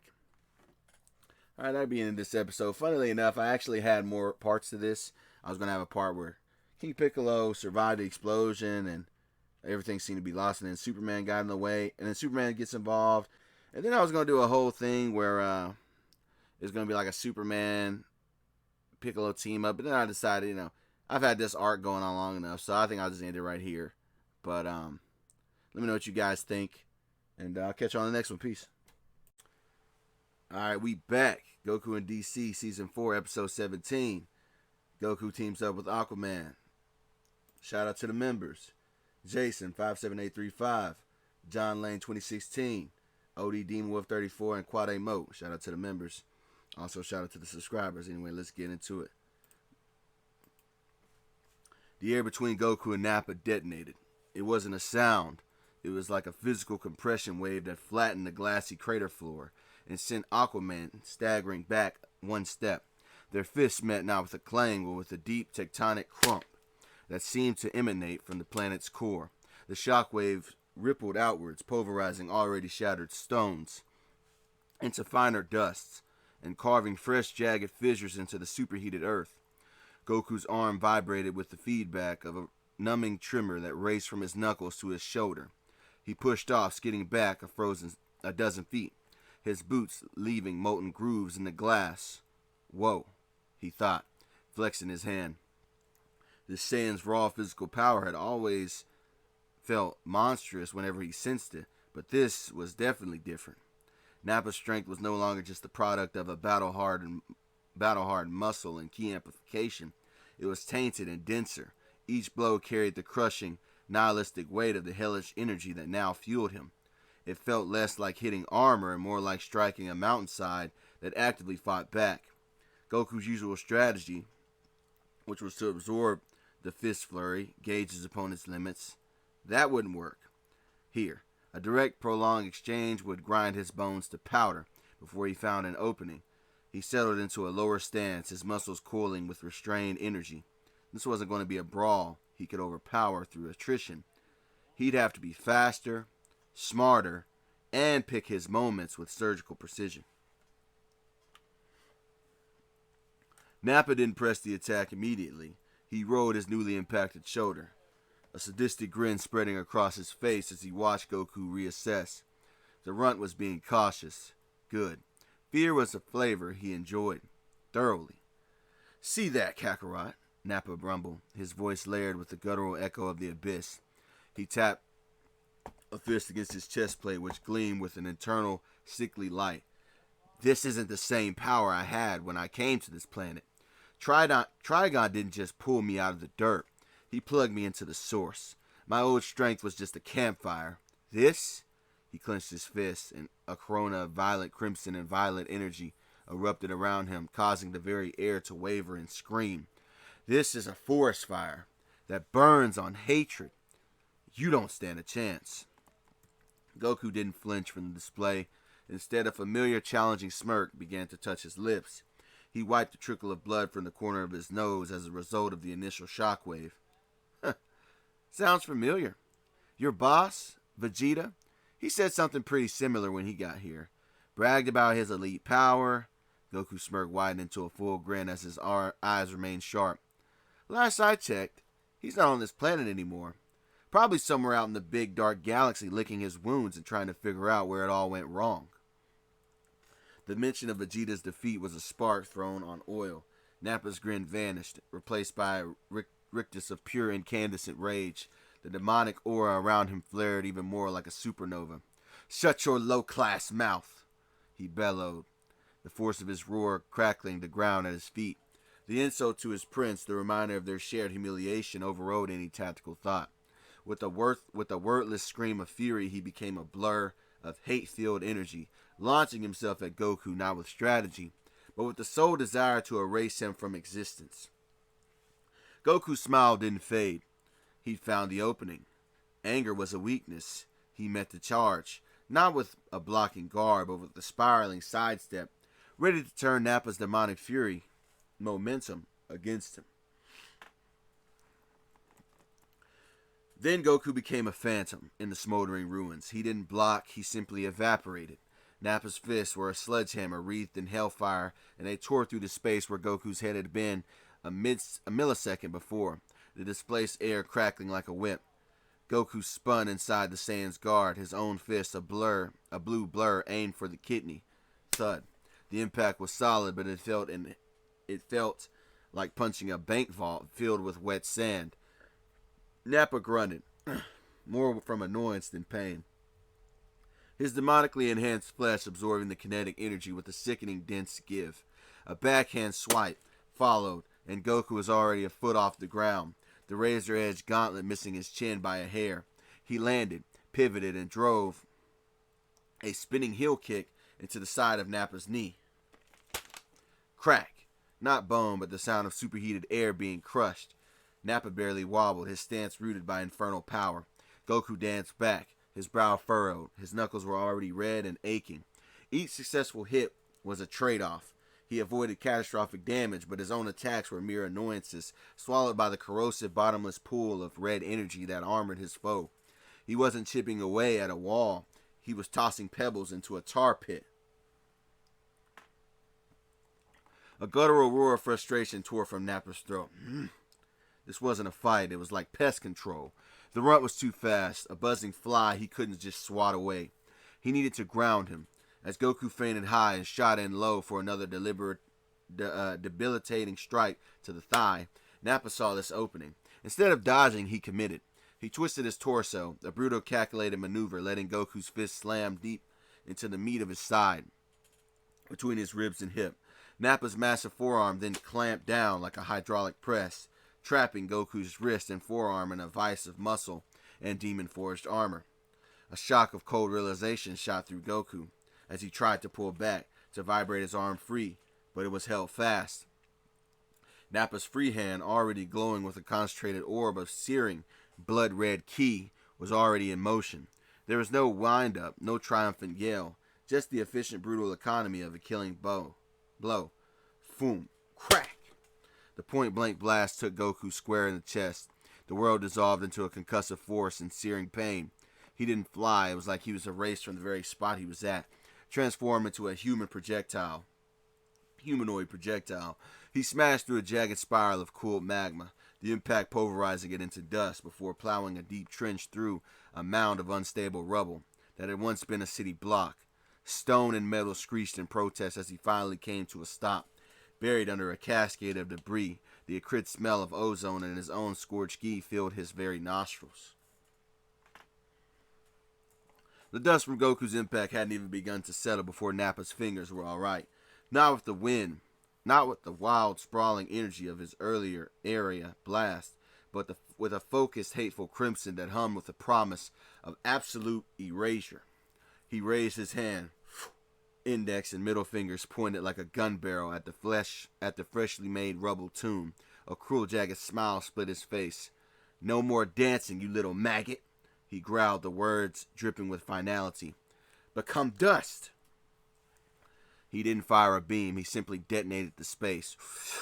A silent, hyper-concentrated pulse of hellish energy lanced from his fingertips and ignited the entire mound of debris. There was no gradual explosion. One moment it was a pile of rock and twisted metal. The next it was the heart of a miniature sun. A silent, blinding sphere of annihilating red light swelled, vaporizing stone, melting metal into slag, and superheating the air into a vacuum that sucked the surrounding dust into its fiery heart before blasting it outward in a scorching shockwave. Nappa lowered his hand, the afterimage of the detonation burning within the air. He let out a coarse, booming laugh that echoed across the glassy wasteland. "Ha! See that, Fish King? That's what happens when you bring a firecracker to a supernova." He cracked his neck, turning his good eye dismissively from the smoldering molten crater. The steam from the molten crater still rose in wispy tendrils when a familiar voice, slightly strained but resolute, spoke from beside Aquaman. "Okay." That stung a little.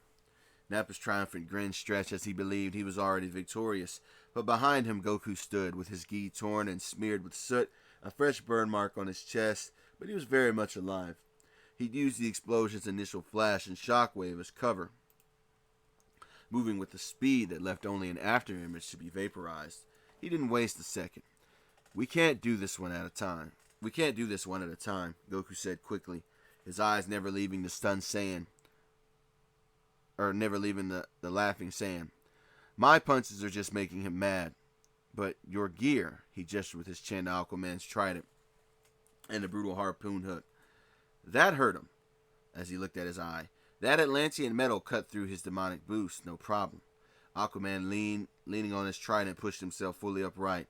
The logic was sound, warrior to warrior. His own strength, even amplified by the sea, had been matched. But the enchanted weapons of his people, forged in deep-sea pressures and blessed by ancient magic, had drawn true blood no problem. They were designed to pierce Leviathan hide and break sea dragon scales, after all. A different kind of unnatural armor. A grim understanding nod passed between them. A coordinated strike, Aquaman rumbled. His voice like grinding stones. "I am the spear, you are the hammer. We drive him onto the point." Goku's determined smirk returned. "Exactly. Let's send this guy back to hell where he came from." He fell into a stance, energy beginning to crackle around him. Not for a direct assault, but to control the battlefield. This was no longer a test of power, but a tactical execution. They would fight as one.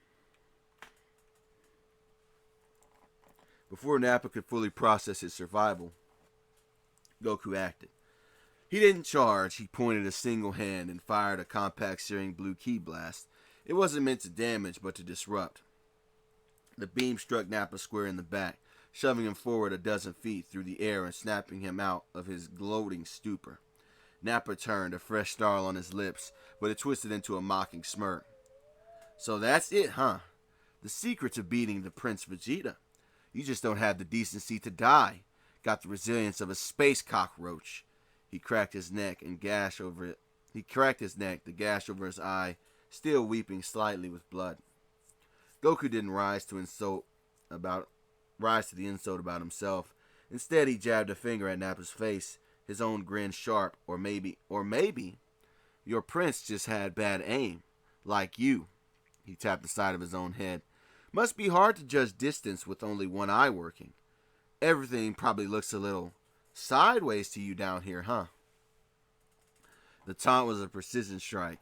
Nappa's smirk vaporized, and a guttural, inhuman sound of pure rage erupted from his throat as he touched the ruined flesh around his eye.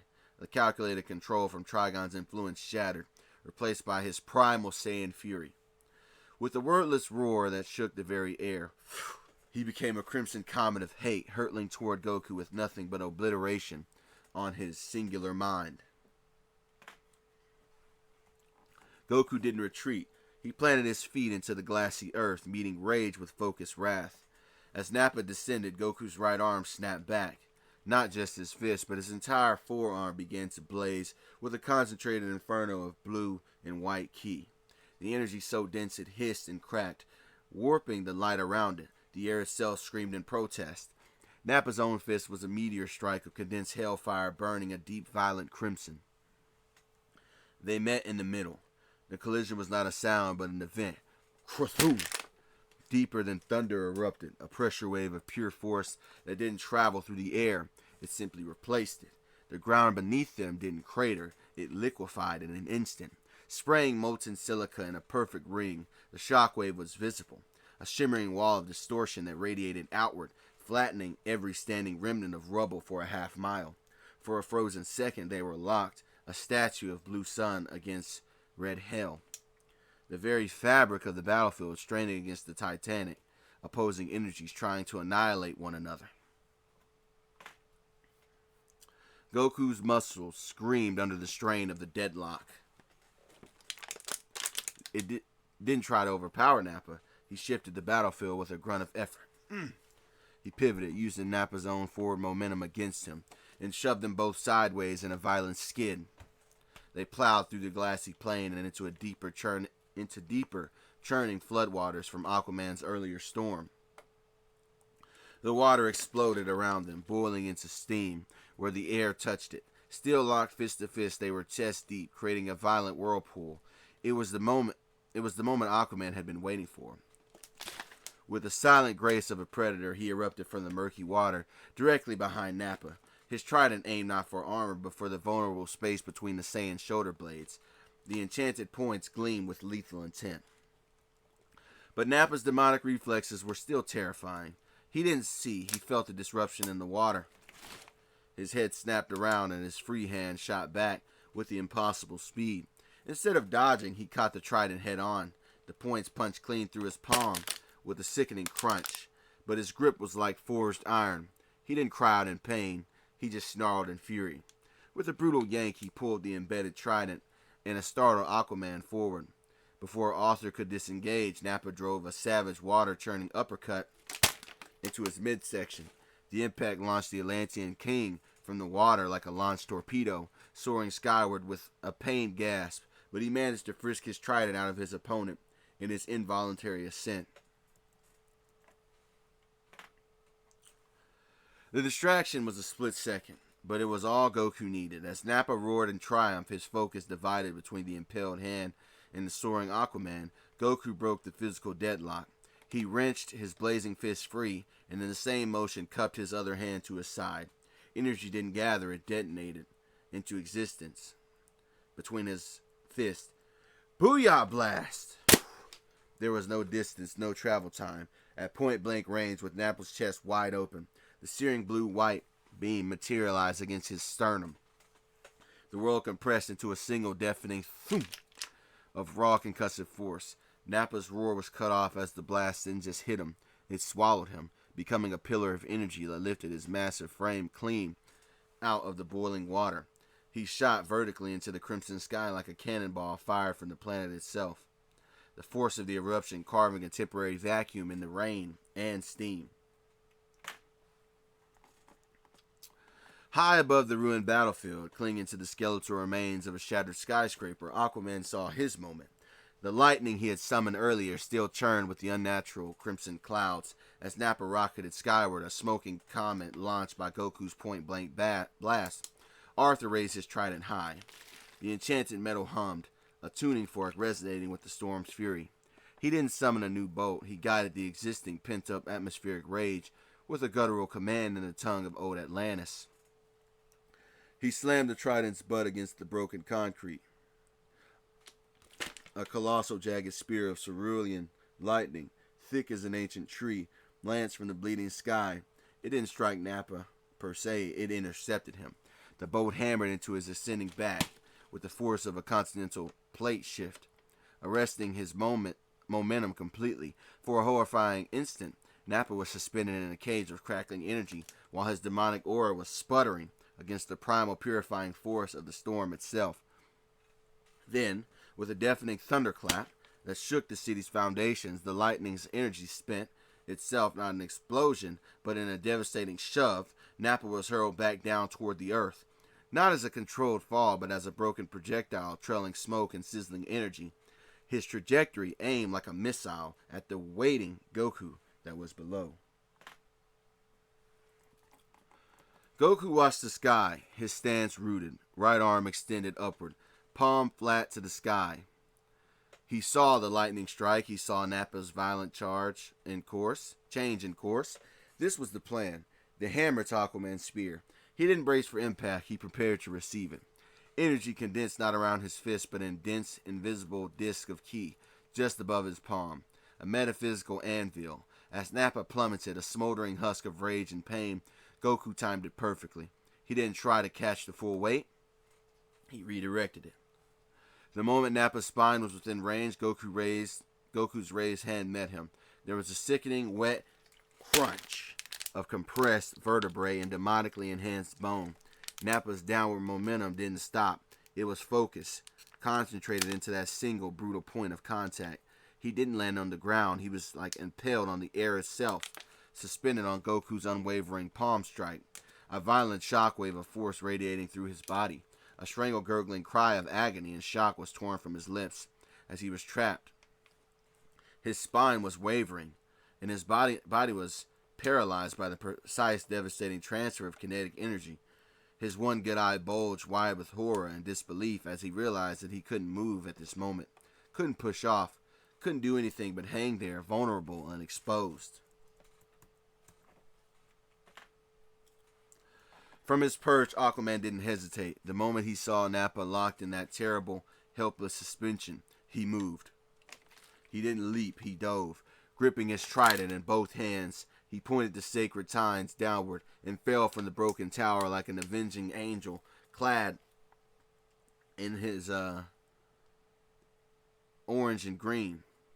The wind screamed past him, but his gaze was absolute, fixed on the spot where Nappa's neck met his shoulders.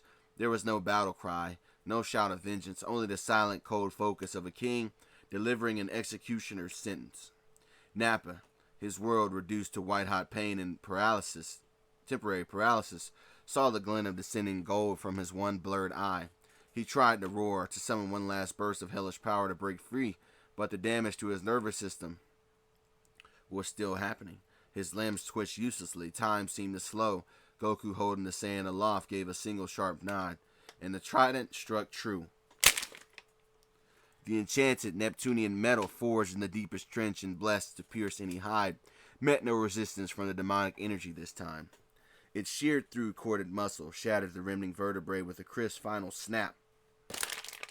It erupted from the front of Nappa's throat in a spray of dark, infernal blood.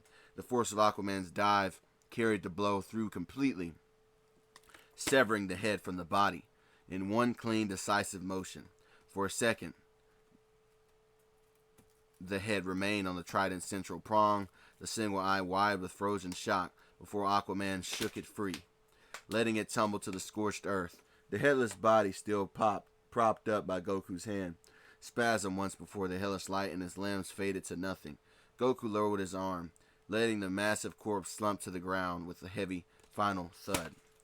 Silence descended, broken only by the hiss of cooling glass and Aquaman's steady, measured breath as he landed beside his fallen foe.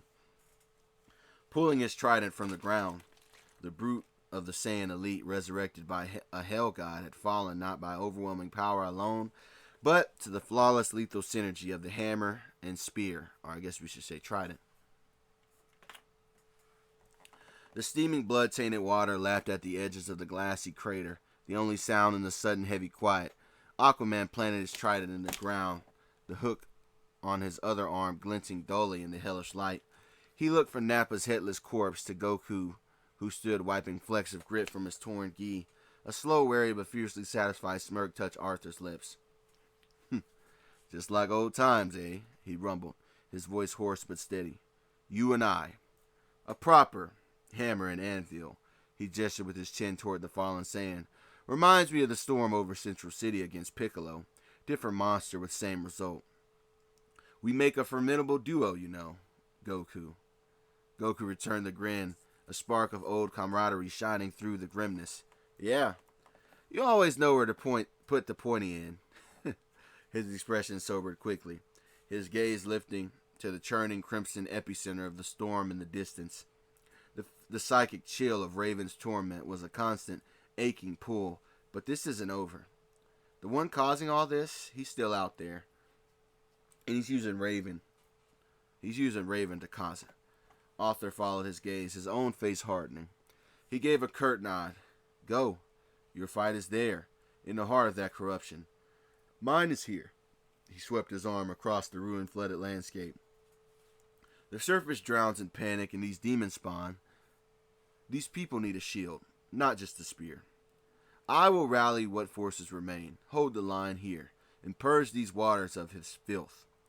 He clasped Goku's shoulder briefly. Go, the grip firm. Go save your friend, Goku. And in this, I will. Goku vowed, the promise solid as stone. With a final nod of mutual respect, the two warriors parted. Aquaman turned, his aura radiating sovereign command as he strode toward the rising waters, ready to be the unbreakable wall for the crumbling world around them. Goku crouched, and with a thunderous crack of displaced air, he became a blur, a blue streak tearing through the poisoned sky. A single focused arrow shot toward the heart of the darkness and his friend that was still trapped within. Alright, that'll be the end of this episode, man. Let me know what you guys thought. Once again, we had Aquaman and Goku put somebody in the ground. And catch y'all on the next one. Peace. Alright, man, we back. Goku and DC Season 4, Episode 18. In this episode, man, Beast Boy gets his revenge. I thought this thumbnail was going to look hard, but it probably won't get no traction on YouTube because it's got blood in it and they got a whole thing about that. Anyway, shout out to the members, man. Right before we get into this, shout out to the members. Jason57835, John Lane 2016, OD Demon Wolf 34, and Quad Emote, man. Shout out to y'all, man. Y'all help me make better and better things for the channel, man. You know, putting whenever some bread behind it. So I appreciate that. Shout out to the subscribers as well. Anyways, man, without further ado, let's get into it. The crimson light of the Hell Dimension cast long twisted shadows across the ruined plaza.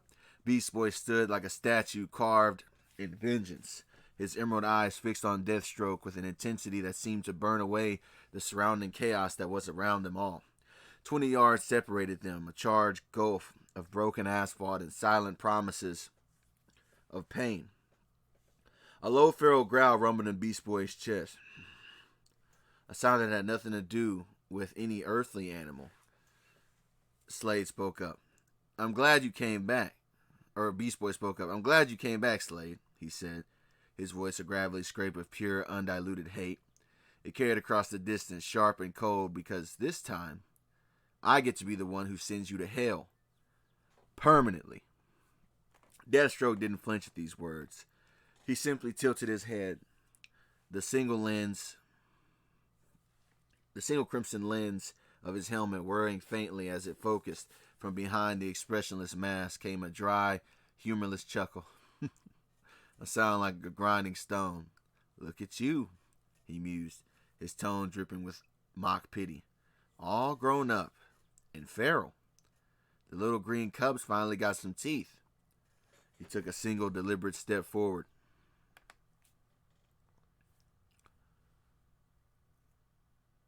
His armored boots crunching on debris. "You look rabid, boy, foaming at the mouth with rage.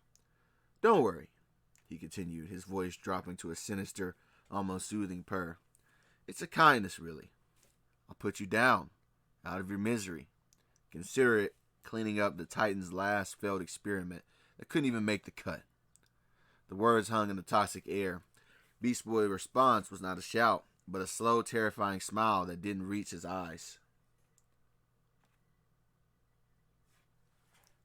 The ground trembled as Beast Boy's form exploded in a flash of green energy, morphing into a hulking, emerald-scaled triceratops with a bellow that shook dust from the ruins. He lowered his three-horned head and charged, a living battering ram of primal fury. Debris scattered under his thunderous footfalls. The charge aimed to impale and pulverize. Deathstroke didn't dodge. He simply braced, his enhanced cybernetics whirring as he calculated the trajectory and force. At the last possible second, his hands shot forward, not to avoid the horns, but to meet them. With a deafening clang of metal and hardened bone, his gauntlets clamped around the two larger horns. Servos in his arms screamed in protest, but held. His boots dug twin trenches in the asphalt as the massive momentum of the charge was arrested, bringing the several-ton beast to a shuddering, skidding halt, mere inches from his own chest. Dust swirled around the looking tableau. The raging, snorting beast and the unmoving armored man from behind his mask. Slade's voice emerged, cool and dripping with condescension. "Is that all your borrowed strength amounts to?" he mocked, his grip iron tight. "Time to teach you the laws of the ancient text, boy. It's a fundamental truth, really. Man was given dominion over the beasts." He applied pressure, not to throw the Triceratops, but to hold it utterly still, demonstrating complete control. Horns, teeth, and claws. There are tools for the simple, practically mindless and predictable. True power is mind over matter. It's calculation over instinct. And I, he growled, leaning into the beast's straining head, am the pinnacle of that dominion. For a moment, Deathstroke held the immense struggling form, a testament to his upgraded strength and control that was given to him by man's intelligence. And the calculus was perfect. Contain the beast, demonstrate superiority, break its spirit. The Triceratops' emerald eye, filled with fury, was locked with his impassive crimson lens. But then, the equation changed. In a flash of green light so sudden it left an afterimage, the massive dinosaur vanished. There was no gradual shift. One instant, Slade was grappling a ton of reptilian muscle. The next, his hands closed on empty air as the form before him collapsed in on itself and re-expanded with terrifying speed. Standing where the Triceratops had been was a creature of nightmares, one of Piccolo's hellspawn, perfectly replicated in verdant green. It was a wiry bipedal horror with skin like knotted bark and arms that ended not in hands, but in long serrated bone blades. Before Slade's predictive algorithms could even register the new threat profile, the creature moved. It wasn't a brute force charge, it was fluid, a demonic pivot. One bladed arm came up in a vicious upward slash, aimed at the seam of Slade's chest plate. The alloy, engineered to withstand energy fire and blunt force, screeched in protest against the chitinous edge. Shink! A shower of sparks erupted as the blade carved a deep, jagged rent across Slade's torso armor. It wasn't just a scratch, it was a thin breach, exposing a little bit of glowing circuitry and synthetic muscle beneath. The force of the blow, combined with his own forward momentum now meeting no resistance, sent Slade stumbling backward. He caught himself, after several yards, a rare spark of actual surprise disrupting the cold data stream in his mind. His hand went to the smoking gash in his armor, fingers coming away with not blood, but leaking hydraulic fluid and coolant. His single lens focused on the bladed demon form, which now stood poised, his head tilted in a mockery of his own early gesture. Beast Boy's voice distorted in multi-layered hiss from the creature's maw. You like to collect data, Slade. Here's a new entry for your files. He flexed his blade arms, the edge gleaming in the hell light. The beast has evolved. Slade's singular visible eye narrowed to a crimson slit behind enhanced optical vision. The dry analytical humor was gone and replaced by a cold, focused intensity. With a smooth, lethal hiss, he drew one of his swords from its back-mounted sheath. The polished alloy gleamed dully in the bloody light, a stark contrast to the organic serrated bone blades of his foe. I see you've added to your repertoire, Slade acknowledged, his voice a low, dangerous monotone. He gave the bladed arms a slow, appraising look as if cataloging their reach and potential cutting angles. A demon's tools for a feral boy who thinks he's a man now. But remember this, boy. A weapon is only as good as the mind that wields it. He settled into a classic, immaculate stance. Blade held steady before him. Instinct versus centuries of refined technique. Let's see which cuts deeper. He didn't wait for a reply. With a burst from his boot thrusters, he became a streak of black and orange. Beast Boy in his demonic form snarled and met the charge. The ruined plaza erupted into a whirlwind of clashing steel and chitin. It was brutal. Discord and symphony. Slade's strikers were geometric and efficient. Precise thrusts aimed at joints. Lightning fast feints followed by slashes for the neck or the back of the knees. Beast Boy was a chaos incarnate. He fought with feral adaptive style, his bladed arms whirling in unpredictable arcs, using his shapeshifter's agility to contort away from killing blows and launch savage counters from impossible angles. Sparks flew every time a sword met bone blade. Shing! Crack! Of the impact echoing through the chaos. Slade was technically superior, a master of the blade, but he was now facing an opponent whose very form was the weapon itself, and whose fighting style defied all conventional patterns. The calculus of combat had just become infinitely more complex to the observer.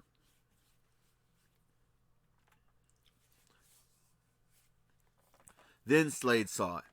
A split-second opening, born of overcommitment. Beast Boy's demonic form, for all its savage power, had locked both its bladed arms against Slade's primary sword in a contest of raw strength.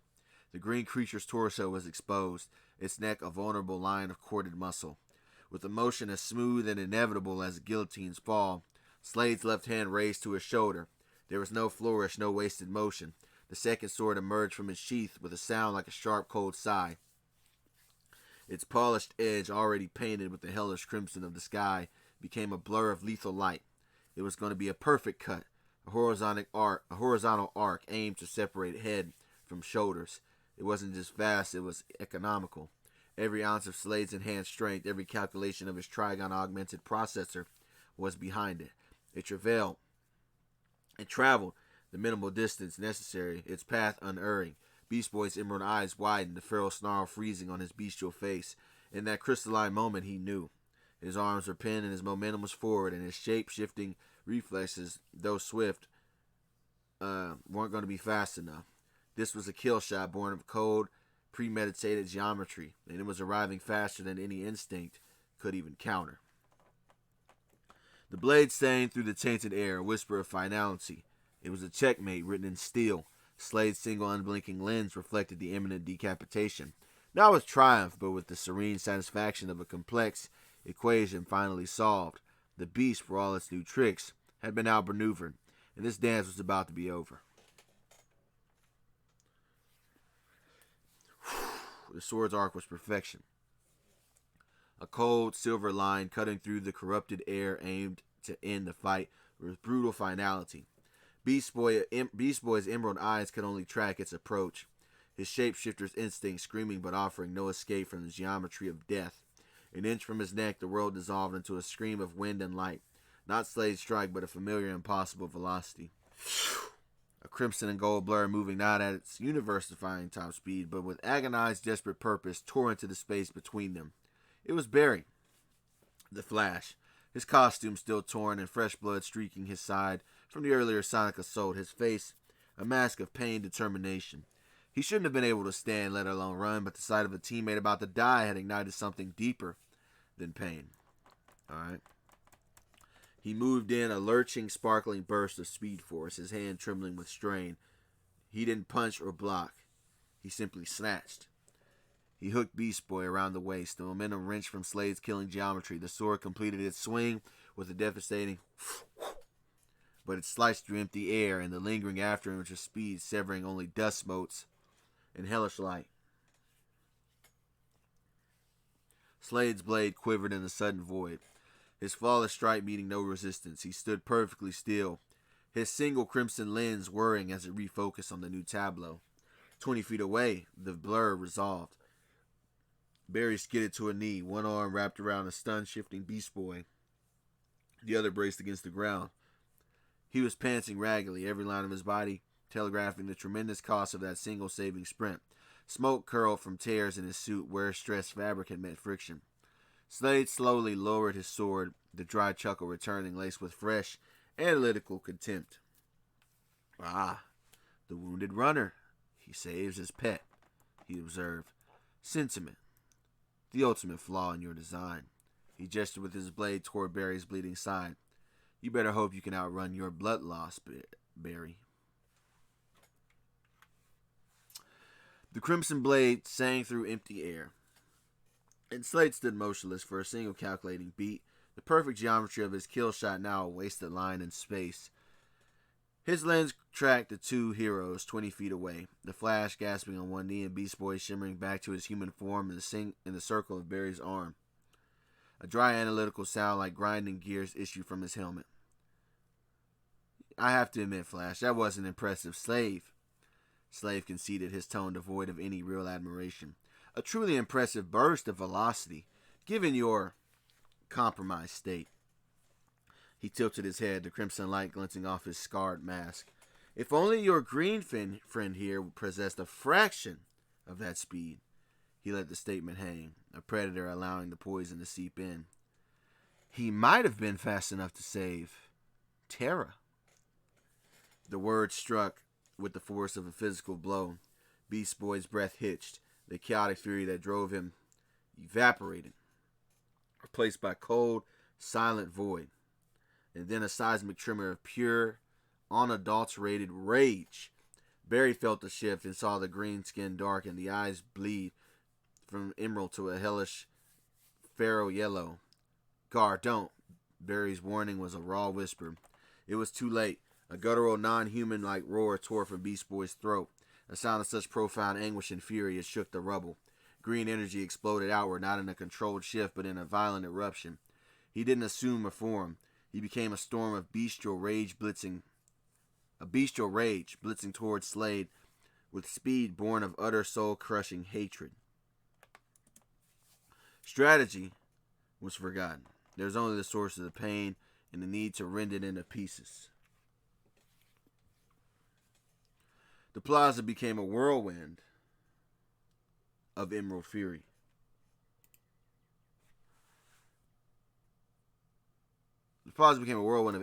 Beast Boy didn't settle into a single form. He became a storm of them all. He lunged as a raptor, jaw snapping for Slade's thigh, only to vanish mid-leap and reappear as a prehistoric scorpion the size of a horse, with a venomous stinger whipping toward the mercenary's back. And when the attack was parried, the scorpion dissolved into a hulking crocodile, snapping at Deathstroke's head. It was unpredictable, disorienting assault, a shapeshifter's rage given form, and for a few crucial seconds, it worked.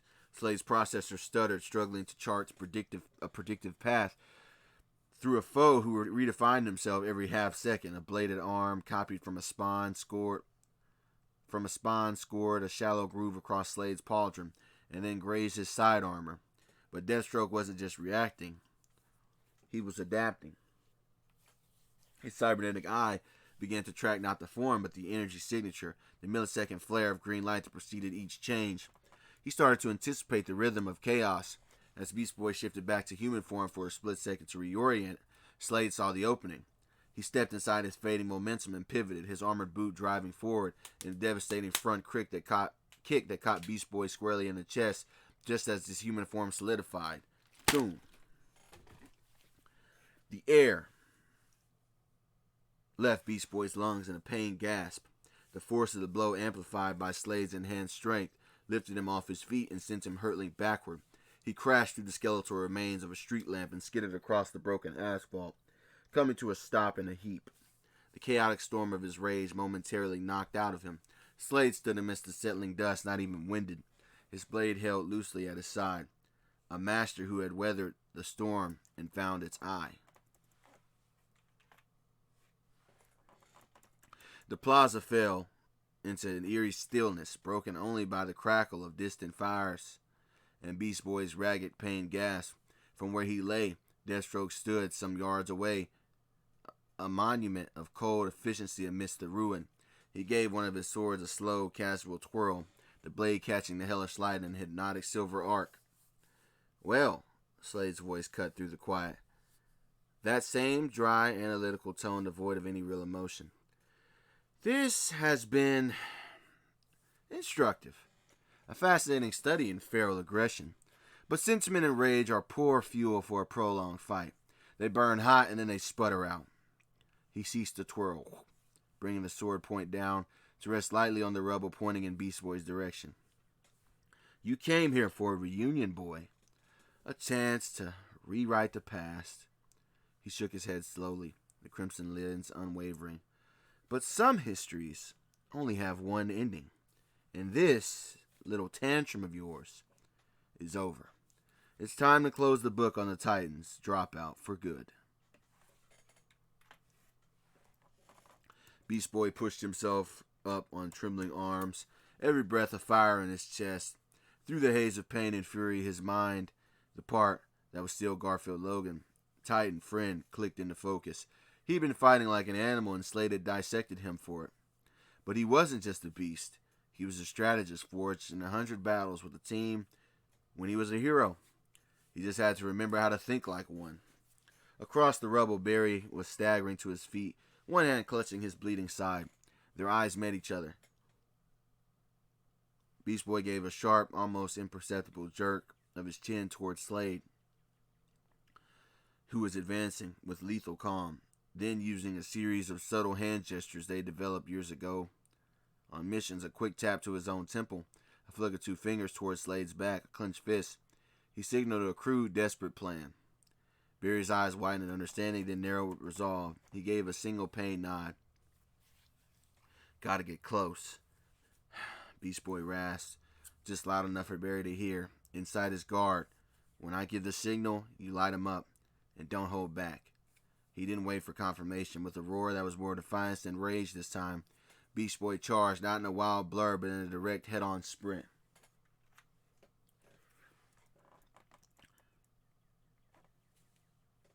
The plaza's eerie silence shattered as Beast Boy erupted into motion. But this time, the charge wasn't a mindless fury of shifting forms. It was a focused gambit. His body morphed in mid-stride, taking on the wiry bladed arm demonic form that he'd copied from Piccolo's spine. He didn't zigzag or feint. He powered forward into a straight, powerful line, using the creature's strong legs to build explosive momentum. Deathstroke's lens tracked a predictable trajectory, a sight, contemptuous tilt to his head. Predictable. A direct assault. He raised his sword, ready to bisect the charge. But at the last possible second, just as he entered Slade's killing range, Beast Boy's powerful calf muscles coiled and unleashed their force vertically, upward. He launched himself into the air, directly over Slade's head. The mercenary's blade swept through empty space where a torso should have been. In that instance of suspended air, the demon form dissolved in a flash of green light. Slade's systems recalculating and refocusing upward, only to be met, not with a descending attacker, but with a sudden expanding mass. Beast Boy had shifted into a giant squid, not to grapple, but to deploy its natural defense. A thick, vicious cloud of jet-black ink erupted from a cephalopod siphon, spraying directly into Deathstroke's helmet, its substance unnaturally opaque and sticky. It splattered across his crimson lens and sensory ports with a sickening splat, plunging his enhanced visual and thermal feeds into instantaneous, impenetrable darkness. The world of data became a void of black static for the first time since his resurrection, and Deathstroke was truly blind at this time. The world dissolved into a torrent of wind and pain. Blinded by the clinging ink, Slade's sensors screamed with interference. Before he could purge the systems or rely on sonar, the air around him changed. It became a roaring pressurized cylinder, the unmistakable signature of a speed force vortex. He was trapped in the eye of a now crimson tornado. The blows came not from one direction, but from all sides simultaneously. There were a hailstorm of vibrating super speed punches and kicks, a barrage so relentless it felt less like an attack and more like the atmosphere itself was turning against him. Thwip, crack, thud, wham, thip, crack, thud, wham, thip, crack, thud, wham. Each impact was a precise, concussive hammer strike against his armor, testing seams, joints, and plating. Servos whined in protest. Warning glyphs flared across his darkened internal HUD, telling him that his chest plate integrity's percentage and left shoulder actuator stress were becoming critical. He was a fortress under siege by a hurricane. His swords, useless in the blinding maelstrom, were a liability. He felt a wrenching vibration on his right, then his left, as impossibly fast hands disarmed him with surgical precision. The familiar weight vanished from his grip, clattering away into the roaring wind. Data. He needed a reset. Clear the sensors. Regain spatial awareness. The barrage was punishing, but his Trigon-enhanced alloy skeleton and hydraulic musculature absorbed the kinetic punishment. He wasn't breaking, he was being mapped. A cold realization cut through the disorientation. The Flash was probing for structural weaknesses. With a furious roar from his vocoder, Deathstroke activated his boost thrusters at maximum burn. He became a black and orange missile punching vertically upward. Through the top of the sonic tornado, he ripped free of the wind shear, ascending 50 feet into the bloody sky in an instant, putting clean open air between himself and the blinding pummeling storm below. The ink still obscured his lenses, but up here, he could recalibrate. The Flash fist connected with Deathstroke's jaw when he landed like a meteor, finding its target. For one crystalline moment, time seemed to slow. Barry Allen had circled the entire perimeter of Jump City's waterfront to build this velocity. 3.7 miles of accumulated momentum, compressed into a single devastating strike aimed at the one point on Slade's armored body that couldn't be reinforced. The face, his fist vibrating at a frequency designed to shatter carbon titanium alloys, travailed the final 18 inches in a nanosecond. Crack! The sound wasn't loud, it was sharp, brittle, the precise noise of something engineered to be unbreakable finally surrendering to sufficient force. Spiderweb fractures erupted across the crimson lens, spreading outward in a concentric rings of collapse. The polished surface, once a flawless window into cold calculation, shattered into a mosaic of glittering shards that caught the hellish light like falling stars, and beneath the mask there was a face. Slade Wilson's features emerged from the wreckage of his disguise like a statue unearthed from centuries of burial. His right eye, freed from the crimson filter, was a pale, piercing blue, the color of winter sky over a battlefield. It held no madness, no cruelty for its own sake, just the cold patience of a predator who had never learned any other way to exist. A thin ribbon of blood escaped the corner of his mouth, tracing a red path down his weathered jaw before dripping into his chest plate.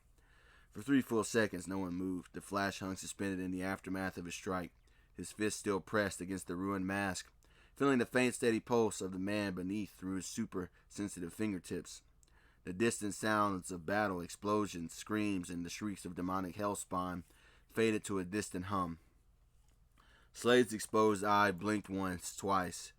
It focused on Barry with an expression that was almost appreciative.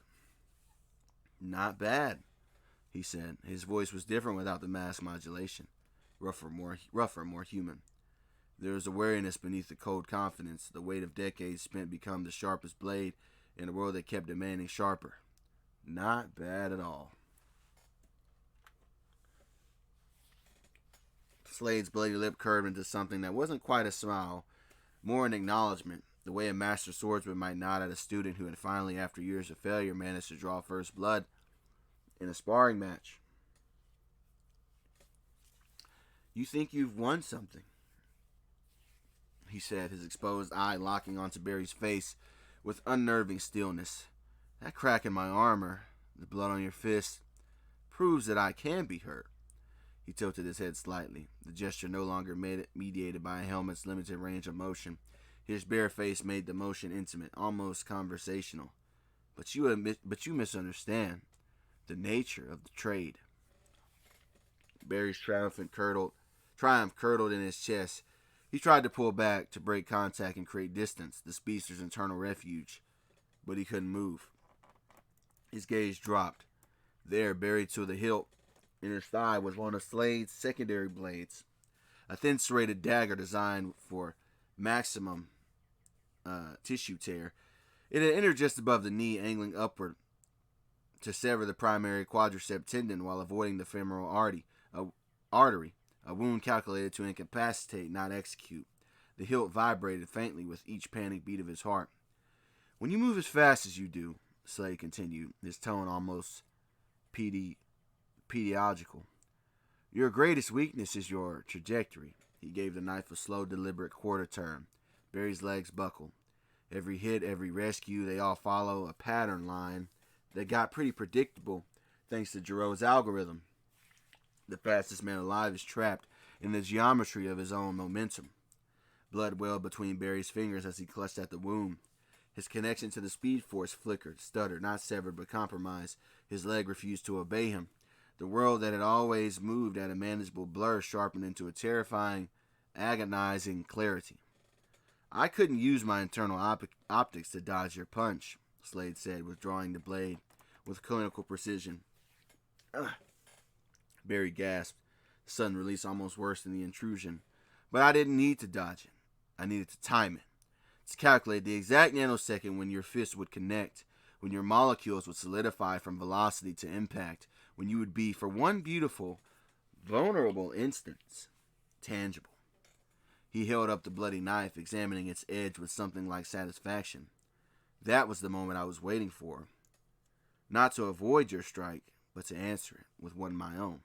His pale blue eye met Barry's again. You gave me a busted lip and a broken mask, Flash, but I hit you where it really hurts. He released the blade and let it clatter to the ground.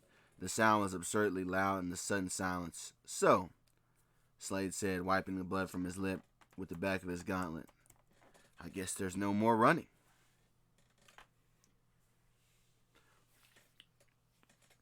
Slade planted his foot on Barry's chest, not crushing, just restraining, enough pressure to communicate his absolute control over the situation.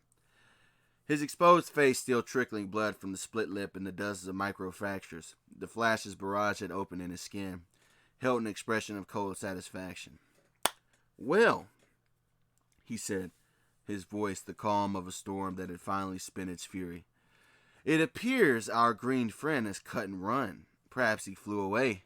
Perhaps he burrowed into the earth like a frightened animal he's always been. He cast a deliberate sweeping gaze across the ruined plaza. The abandoned sword, the scattered debris, the empty rooftops. Either way, no one is coming to save you now, Flash. The protege abandoned his mentor. The pattern holds true. Barry's breath came in a ragged, shallow gasp. His leg was a screaming nerve of agony. But beneath the pain, beneath the cold pressure of Slade's boot on his sternum, something flickered across his face. His lips, bloodless and dry, curved upward. It was a small smile, a tired smile, the smile of a man who had spent his entire career being underestimated. Or, Barry wheezed, maybe, Beast Boy is actually closer than you think. Slade's pale eye narrowed, his enhanced senses swept the perimeter again. Thermal, auditory, seismic, nothing. The rooftops remained empty. The shadows held no shifting green forms. His tactical analysis returned. The same data. Beast Boy had fled. What are you talking about? Slade demanded. His boot pressed harder. There's no one here. Flash's smirk widened. Sometimes, Slade, the real enemy is the one within. Slade's boot remained planted on Barry's chest, his pale blue eye boring into the speedster's defiant smile with mounting suspicion. His tactical system swept the perimeter for the 7th time in as many seconds. Negative, negative, negative. No green energy signatures. No shifting shadows. No vibrations in the debris that suggested burrowing movement. The flea, Barry whispered, his bloody smile widening. You ever try to catch one with your finger, Slade? Damn near impossible. They're too small, and they always end up somewhere you never expected. Slade's expression shifted, not to fear, but to the cold recognition of a miscalculation. His internal diagnostics flared, belated alert, micropressure anomaly, lower, thoracic region, 0.003 psi deviation, insignificant, beneath notice until now. Deep within the chassis of his enhanced armor, in the narrow cavity between cracked chest plating and synthetic musculature, something was moving. It had entered during the chaos of the Flash's assault, a microscopic green speck, lighter than dust, carried into the breached seam by the hurricane force of 1,000 superspeed punches. In his flea form, simply a tiny insect clinging to the inside of Barry's torn sleeve. Waiting, he had done so while Slade was blinded by the ink. And the moment Slade's mask shattered, the moment his jaw went slack from Flash's impact, that speck launched itself across the gap and disappeared into the crack in the mercenary's armor from his bone blades. The wound Beast Boy carved with his bladed arm earlier, and it was still weeping hydraulic fluid. The edges were jagged, unsealed. It was an invitation. Now inside the belly of the beast, Beast Boy began to expand.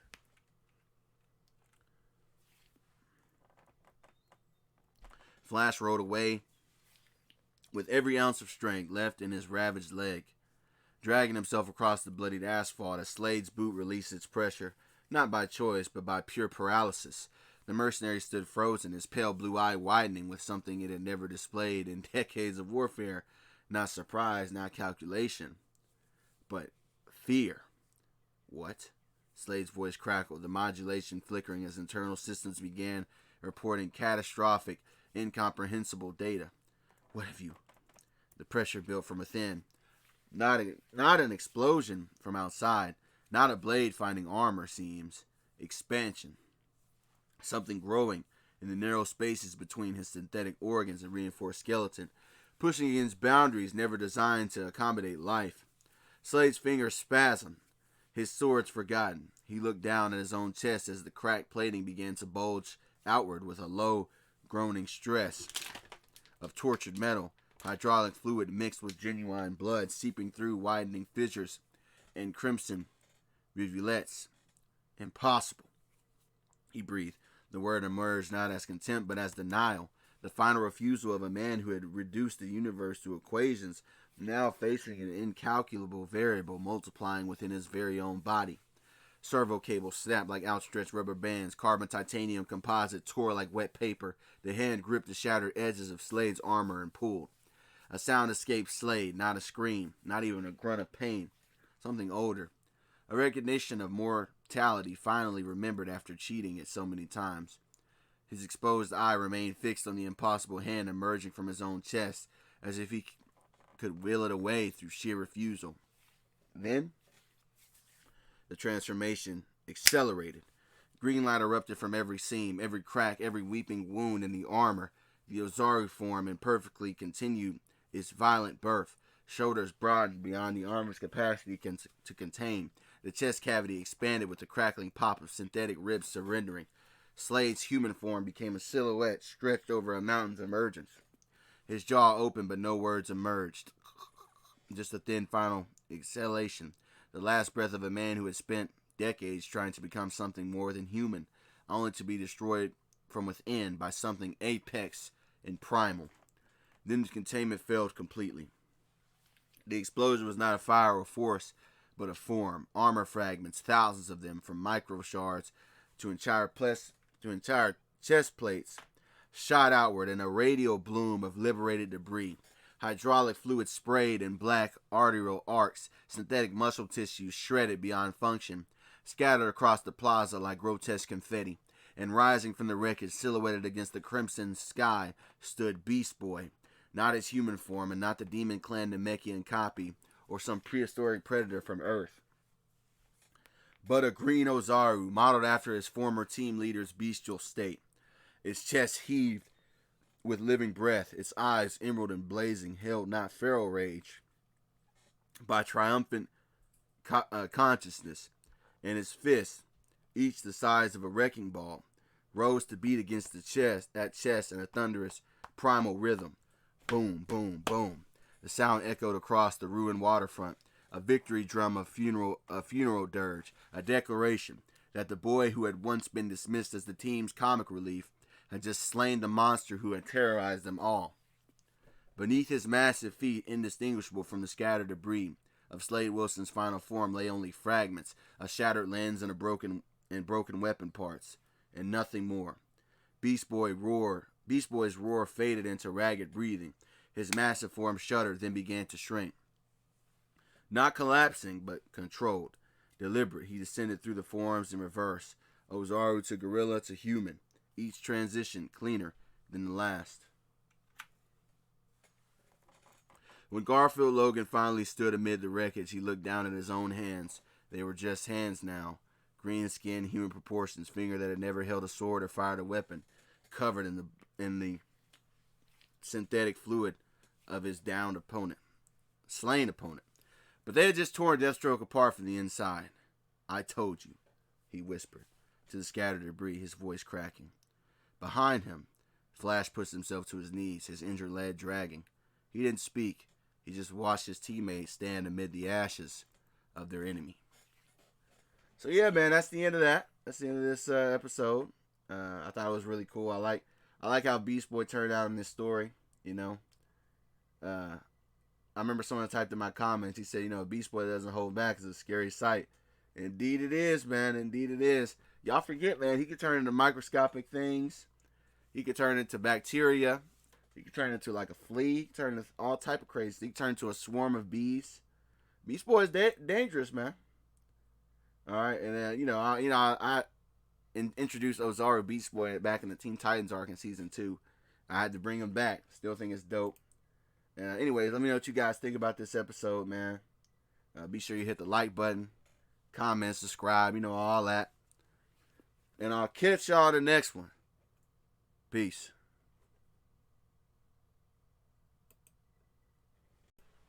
All right, we back with another one, man. Goku in DC Season 4, Episode 19. In this episode, Goku's going to meet Constantine.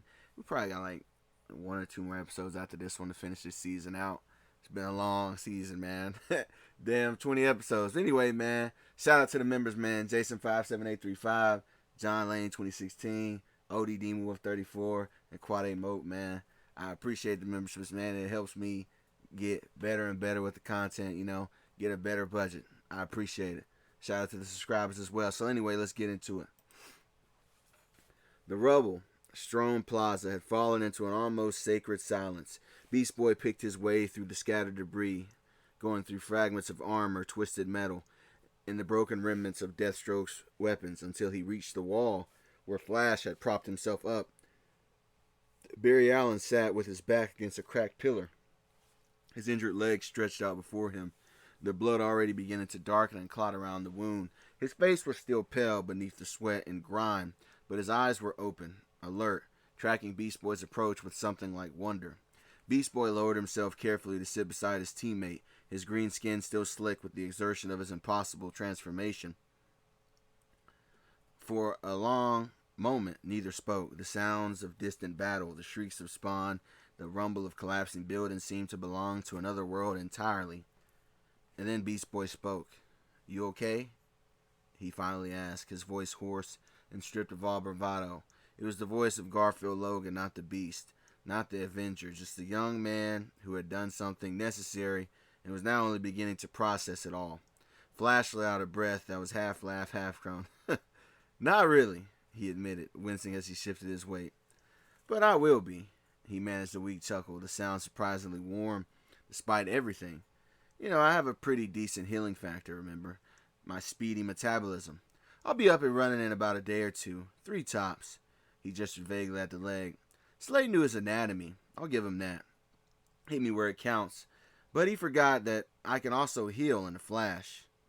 Ha ha! And Beast Boy rolled his eyes, but his lips twitched into something that might have been a smile. Now that's a superhero dad joke. Healing the Flash. Then they sat together in the settling dust, two survivors of a war that wasn't even finished yet, taking a moment to simply breathe. The moment of exhausted peace was shattered like glass, however, from the shadows of collapsed buildings, from the gaps between rubble piles, from the very cracks in the earth. They came. Dozens of them, Piccolo's demon clan Hellspawn, emerged with horrifying synchronization, with their burning red eyes fixing on the two injured heroes with predatory hunger. Their forms were nightmares given flesh, some hulking and muscular, others slender and swift, with bladed forearms that gleamed in the crimson light. Their jaws worked silently, anticipating the feast. Beast Boy hopped back on his feet in an instant, his body tense to a shift, but exhaustion was still pulling at every muscle. He'd poured everything into killing Deathstroke, with his Ozaru transformation and all. His reserves were empty, his transformation sluggish. He could feel the green energy flickering weakly within him, responding like a dying ember. Flash pushed himself upright against the wall, one hand clamped over his wounded leg. The blood had slowed, but the damage remained. The tendon was severed. The muscles were shredded. He couldn't run, not very fast, if at all. He could barely stand. The Speed Force just hummed beyond his reach, tantalizing and almost useless. The Spawn fanned out in a loose semicircle, cutting off escape routes. Their leader, a large specimen with extra rows of teeth and spines along its arms, took a deliberate step forward, savoring the moment. Its head tilted almost mockingly, as if it understood exactly how helpless its prey was. Beast Boy positioned himself between Flash and the approaching horde, his fist clenched, his jaw set. "All right, new plan," he muttered over his shoulder. "I'm going to cause a distraction, and when I say go, you go. And I'll hold him off as long as I can. Guard, don't argue with me for once in your life, man." His voice cracked, but with the resolve behind it was as solid as stone. "All right?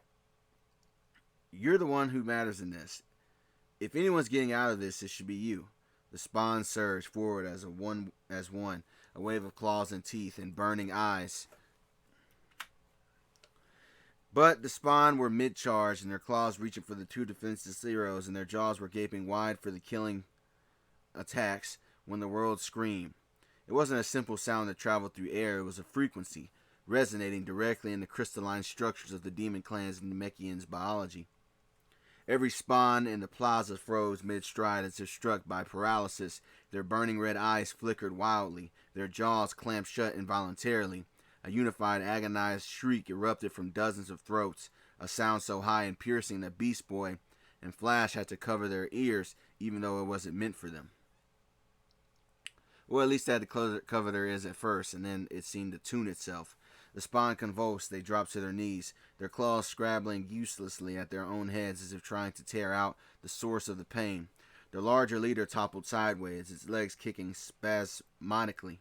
Within seconds, every single demon lay twitching on the ground, completely incapacitated, their advanced nervous systems hijacked by a frequency that they couldn't fight against. Beast Boy stared, his jaw hanging open. What the? A soft chime came from Flash's communicator. He fumbled for it with trembling fingers, bringing the small screen to life to see a hologram of Batman's face appear, grim and unsurprised. The Batcave's dim lighting throwing sharp shadows across his own cowl. "Frequency towers are operational," Batman stated, his voice clipped and efficient. "I've seeded them across every major metropolitan area. The sonic wave is tuned specifically to the unique hearing of Piccolo's Hellspawn. An anatomy I've been analyzing since the first Central City King Piccolo incident, years ago.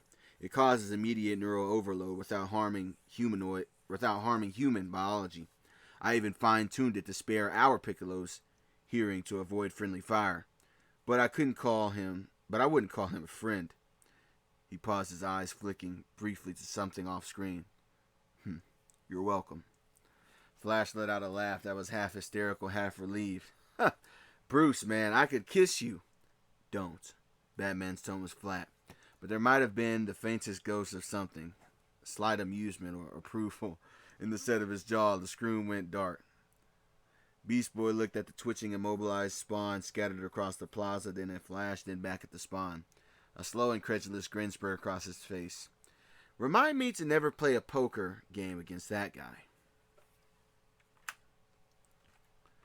Meanwhile, Goku slammed his palm against the barrier for the fifth time. And for the fifth time, the translucent crimson wall repelled him with a force that sent painful vibrations up his arm and throughout the rest of his body. It wasn't like a physical wall, it was like pushing against reality itself, against the fundamental law that said this space is claimed, this space is closed. Frustration was building in his chest like a compressed key blast. Raven was right there, suspended at the top of Titan's tower, her small form wreathed in that horrible amalgam of violet and bloody red. He could feel her, the flicker of her true self buried beneath Trigon's corruption. He was so close, helpless, because he couldn't reach her. He drew his fist back again, determination overriding reason. Why? Then another voice was heard. You can't force yourself through that barrier, Spike. The voice was unfamiliar, British, casual, and utterly out of place in the middle of an apocalypse. Goku spun, dropping into a fighting stance, his senses flaring outward. Standing 20 feet away, one hand in the pocket of a rumpled beige trench coat, the other bringing a cigarette to his lips, was a man who looked like he'd wandered in from a completely different kind of disaster. Blonde hair, tired blue eyes, a 5 o'clock shadow, and an expression that suggested he'd seen worse than this, and was thoroughly unimpressed by the whole affair. Goku blinked. Who are you? The man took a long drag on his cigarette, exhaled a cloud of smoke that seemed to mock the hellish atmosphere around him, and offered a lazy half smile. Name's Constantine. John Constantine. He gestured with the cigarette toward the barrier, toward Raven's towering prison, and toward the churning sky beyond. And that's not the kind of party you crash by knocking down the door, mate. Trust me, I've crashed a few in my time. He took another drag, his tired eyes appraising Goku with something that might have been a professional interest. You're going to need a different approach. Lucky for you, I specialize in different approaches. Elsewhere, the smoke and dust of their cataclysmic battle slowly settled, revealing a scene of profound, intimate transformation. Piccolo stood over his own father. His divine golden aura had already faded to nothing, leaving only the battered green Namekian he had always been. Below him, King Piccolo lay broken in the glassy crater, his charcoal dark skin, the mark of Trigon's corruption, slowly fading back to its original green. Each breath came in shallow, rattling gasps that stirred the ash around his lips. The ancient demon's burning eyes, now dimming to something almost mortal, found his very son's face, and for the first time in his long, hateful existence, they held no contempt, no calculation. Something that might have been pride flickered within the depths of his vision. The ancient demon's burning eyes, now dimming, something mortal found his son's face. Why did I read that twice? Anyway, something that might have been pride flickered in the depths. You are, King Piccolo's voice was gravelly, whisper, stripped of its hellish resonance. My worthy successor after all, it seems. A painful chuckle escaped him, ending in a wet cough that sprayed dark ichor across his lips. Piccolo knelt beside him, his expression unreadable. I am not your successor, old man. I'm my own person now. I chose my path. The dying demon's chuckle returned, weaker this time, but carrying an edge of knowing bitterness. So you think. His eyes locked onto his son's with sudden desperate intensity. But let me warn you, boy. Teth Adam. He paused to gather strength, each word costing him. He is hardly any better than me. He is a tyrant pretending to be some type of anti-hero. A day will come when you will see that for yourself, when his ambition and your mindset collide. The words hung in the poisoned air. Before Piccolo could respond, his father's form began to fade, not dramatically, but gently, like morning mist burning away. The edges of his body grew translucent, the green skin paling to almost gray, then to nothing. Give me your hand, King Piccolo rasped urgently, his voice barely audible. Quickly, while there's still time. Piccolo hesitated for only a heartbeat, then extended his own arm. Their hands clasped, father and son, demon and guardian, enemy, and something else. A warmth flooded through the contact, but it was no gentle blessing. It burned. Crimson energy, the residual essence of Trigon's power that was gifted to King Piccolo's fading form, surged into the younger Namekian like liquid fire as red veins formed over his green arms. Piccolo's teeth clenched against the agony as the hellish energy seared through his veins, merging with his own key structure, settling into the deepest recesses of his own being. King Piccolo's form grew fainter still, almost transparent at this point now. His final words were a whisper on the wind. Use it well, my son. Save your pathetic planet if you can. A ghost of his old cruel smile flickered across his dissolving features. And watch your back. Then he was gone. Nothing remained but a faint shimmer in the air and the lingering burn of stolen power in Piccolo's veins. The younger Namekian rose slowly, flexing his hand, feeling the foreign energy coiled within him like a sleeping snake. He had accepted it despite every caution screaming against it, because he knew they would need every weapon, every advantage, no matter how dangerous, to face what was coming next. He looked toward the distant spire of Titan's tower, toward the churning heart of the corruption, and began to fly towards that direction. Back at the barrier, Constantine flicked his cigarette butt into the crimson haze and rolled his sleeves with the resigned air of a plumber surveying a particular troublesome leak. Right then, let's see if the old tricks still work when the world's gone tits up. He produced a small knife from his coat, silver etched with symbols that seemed to writhe in the hellish light, and drew a quick, precise arc against his own palm. Blood welled up, and he began to murmur in a language that made Goku's ears feel wrong. Syllables that scraped against reality like chalk on a cosmic blackboard. The air around them grew heavy, thick with unseen presences pressing close. Constantine's eyes rolled back briefly, showing only white, and he spoke a final resonant word that seemed to echo from everywhere and nowhere at once. And then the barrier flickered. For one hopeful moment, Goku thought it would shatter, but instead, with a sound like a reluctant fabric tearing, a single small hole opened in the crimson membrane, roughly the size of a doorknob. Through it, Goku could see the interior of the barrier, the twisted space leading up to Raven's suspended form inside Titan's tower. The hole shimmered, already beginning to close. Constantine stared at it, his face already pale, as he went through a complex series of expressions: disbelief, irritation, and finally profound exasperation. He raised both hands to the heavens in a gesture that was half supplication and half accusation. "Bullocks!" he shouted at the uncaring sky. "Absolute bloody bullocks! I just sold 3 different favors to powers I'm going to regret for the rest of my short, miserable life, and all I get is a bloody peephole." He kicked at the barrier, which hummed mockingly in response. "This thing's got layers, Spike. Magical defenses stacked like a Vegas buffet. I can poke a hole, but I can't walk through it." Goku's brow furrowed. "So we need something or someone smaller?" "We need something or someone smaller," Constantine agreed, rubbing his temples like the universe had personally offended him. "Small and quick. Something that can slip through this crack before it seals, and then plant something that can get us both in. I can do it." The voice came from behind them. Goku turned to see Beast Boy landing lightly on the scorched ground, his green skin slick with sweat, his eyes holding the exhausted but determined look of someone who had already given everything and was preparing to give more. Constantine sized him up with a practiced glance. "Well, mate, I hope you have something other than green skin that can help us." Goku spoke up and told him that Beast Boy was a shapeshifter, and Constantine gave a nod of approval. "Ah, yeah, you'll do. But listen close, because this only works once." He reached out into his coat and produced a folded piece of paper, yellow with age and covered in intricate swirling symbols that seemed to shift when viewed directly. "This is an anchor seal. Old magic. When you get to the center of that barrier, to the girl, yeah? You put this on the ground.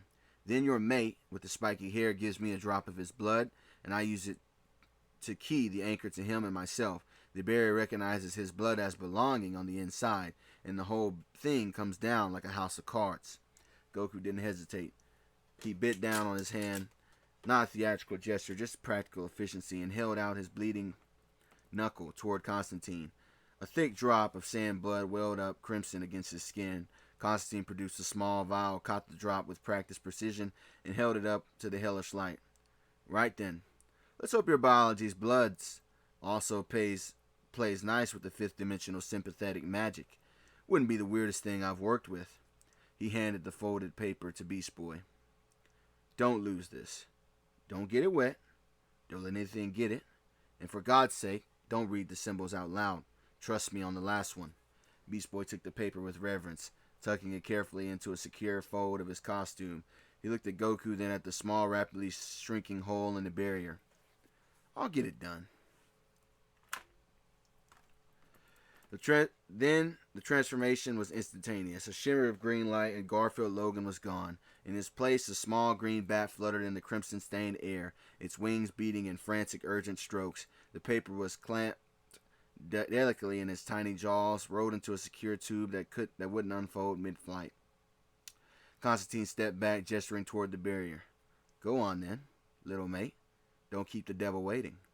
The bat didn't hesitate. It shot toward the shrinking opening like an arrow, folding its wings at the last possible second to slip through the narrow gap. For a terrifying moment, it seemed the hole would close too soon, the edges of the barrier post contracting, but the bat was already through, emerging on the other side into the twisted, corrupted space that was within. Goku watched, his breath held, as the tiny form began its ascent upward. The interior of the barrier was a nightmare of swirling crimson energy and distorted perspectives, but the bat flew with a single-minded purpose, climbing toward the top of Titan's tower, where Raven's suspended form hung like a broken doll against the bleeding sky. Each wing beat carried it higher, past floating debris and writhing tendrils of shadow that reached for it blindly. Constantine exhaled smoke, watching through the rapidly closing hole.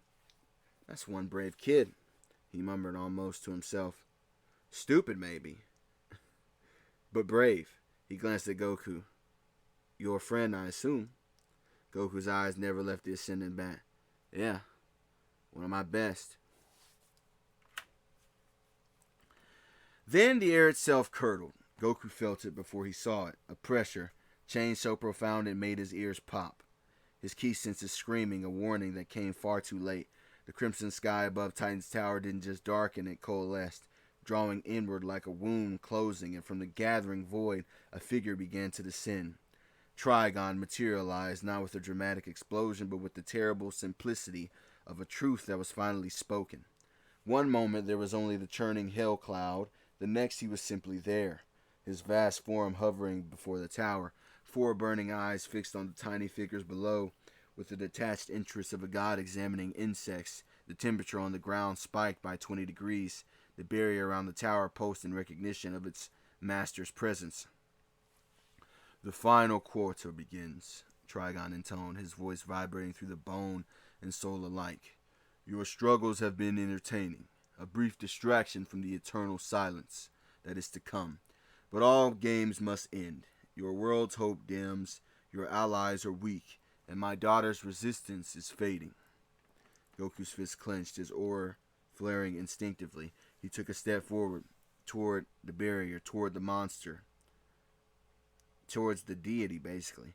But the crimson wall still held, impenetrable as ever. Constantine took a long, deliberate drag of his cigarette, his tired eyes fixed on the descending god.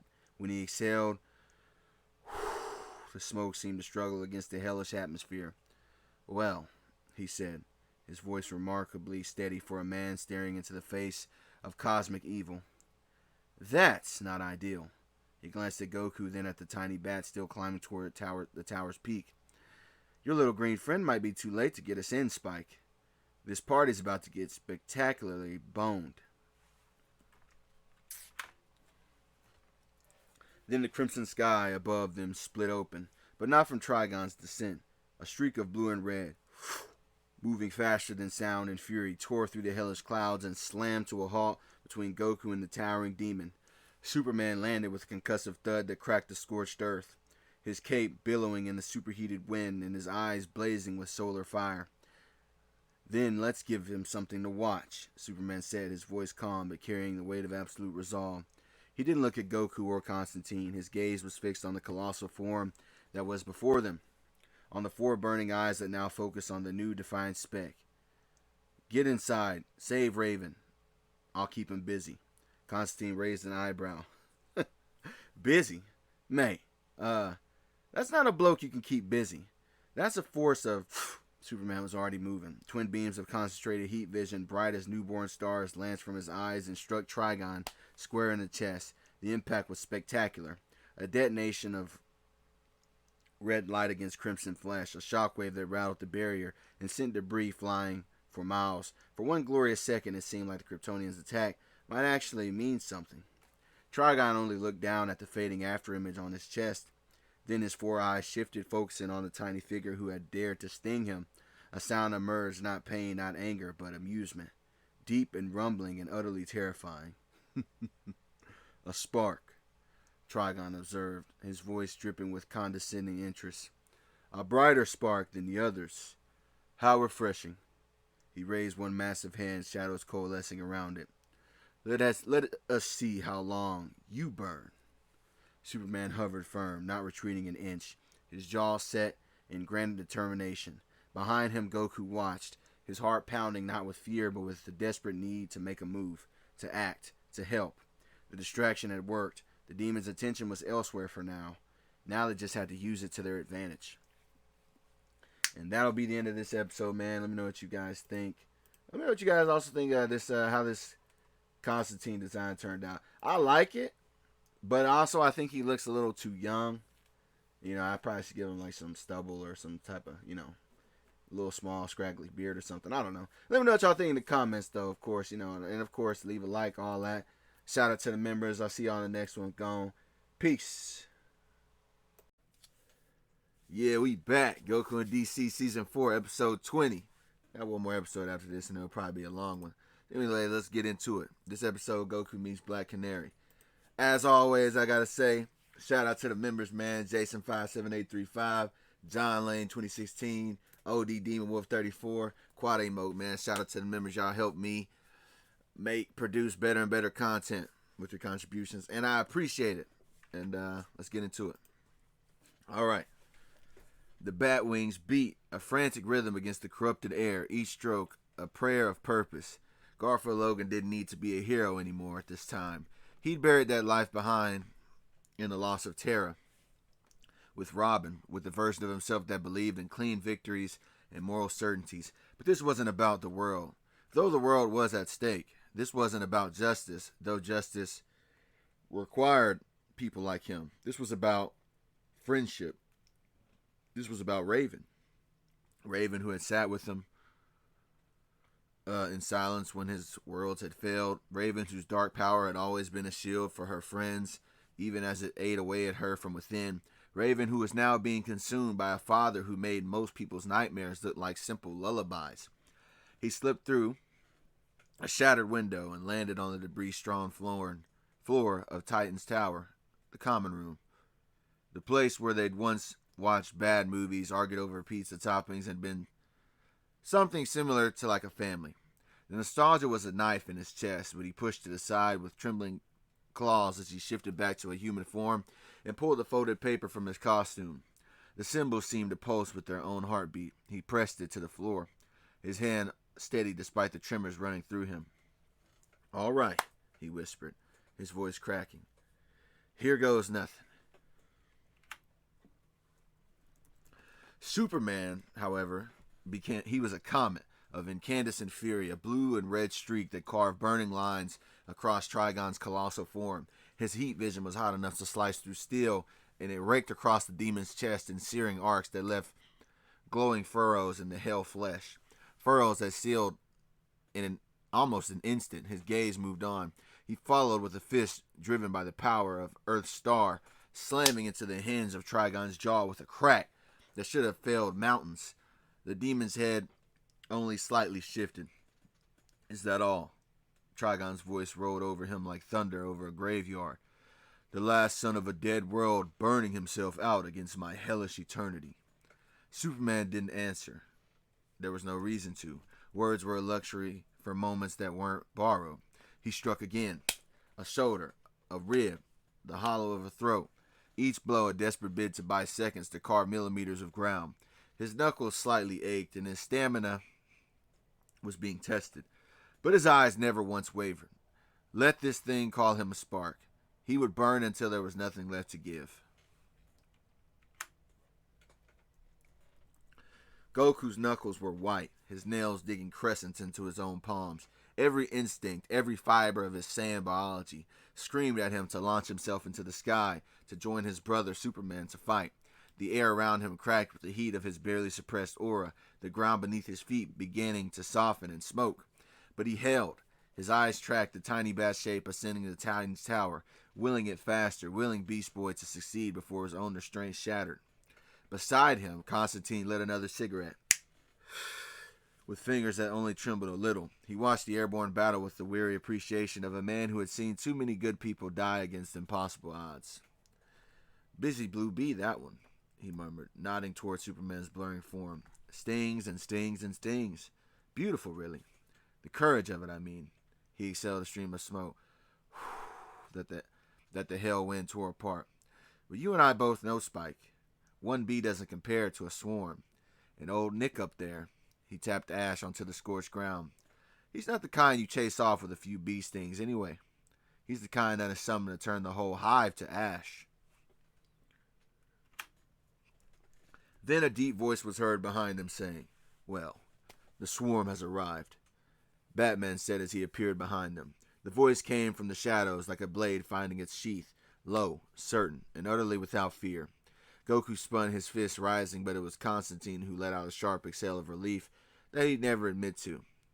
"Ah!" Batman stepped into the hellish light, his cape settling around him like folded wings. He didn't look at the apocalyptic battle raging overhead. His gaze was fixed on the barrier, on the tower, on the problem that needed solving. Behind him, the ground trembled with heavy footfalls. Aquaman emerged from the smoke, his trident still dripping with ichor of some spawn that were pinned down. His hook hand gleamed. Beside him, a blonde woman in black leather landed in with economical grace, of someone who had spent her life turning violence into some type of art form. Her jacket was torn at the sleeve and her knuckles raw, but her blue eyes were clear and sharp as she surveyed the chaos. Goku blinked at her, then glanced at Batman. "Who's the new—" Constantine cut him off, exhaling a perfect smoke ring that drifted toward the crimson sky. His eyes traveled over the woman with the slow, appreciative deliberation of a man who had made bad decisions his entire life and intended to keep that streak alive. "Now that," he said, his voice dropping to a purr, "is an outfit worth fighting through the apocalypse for, just to see. The leather, the attitude, the—" He let his gaze linger where it absolutely should not have lingered. "Architecture. Truly, I'm inspired." Black Canary's expression didn't change. She turned her head with the slow, deliberate precision of a predator who had been asked, "What's a nice girl like you doing in a place like this?"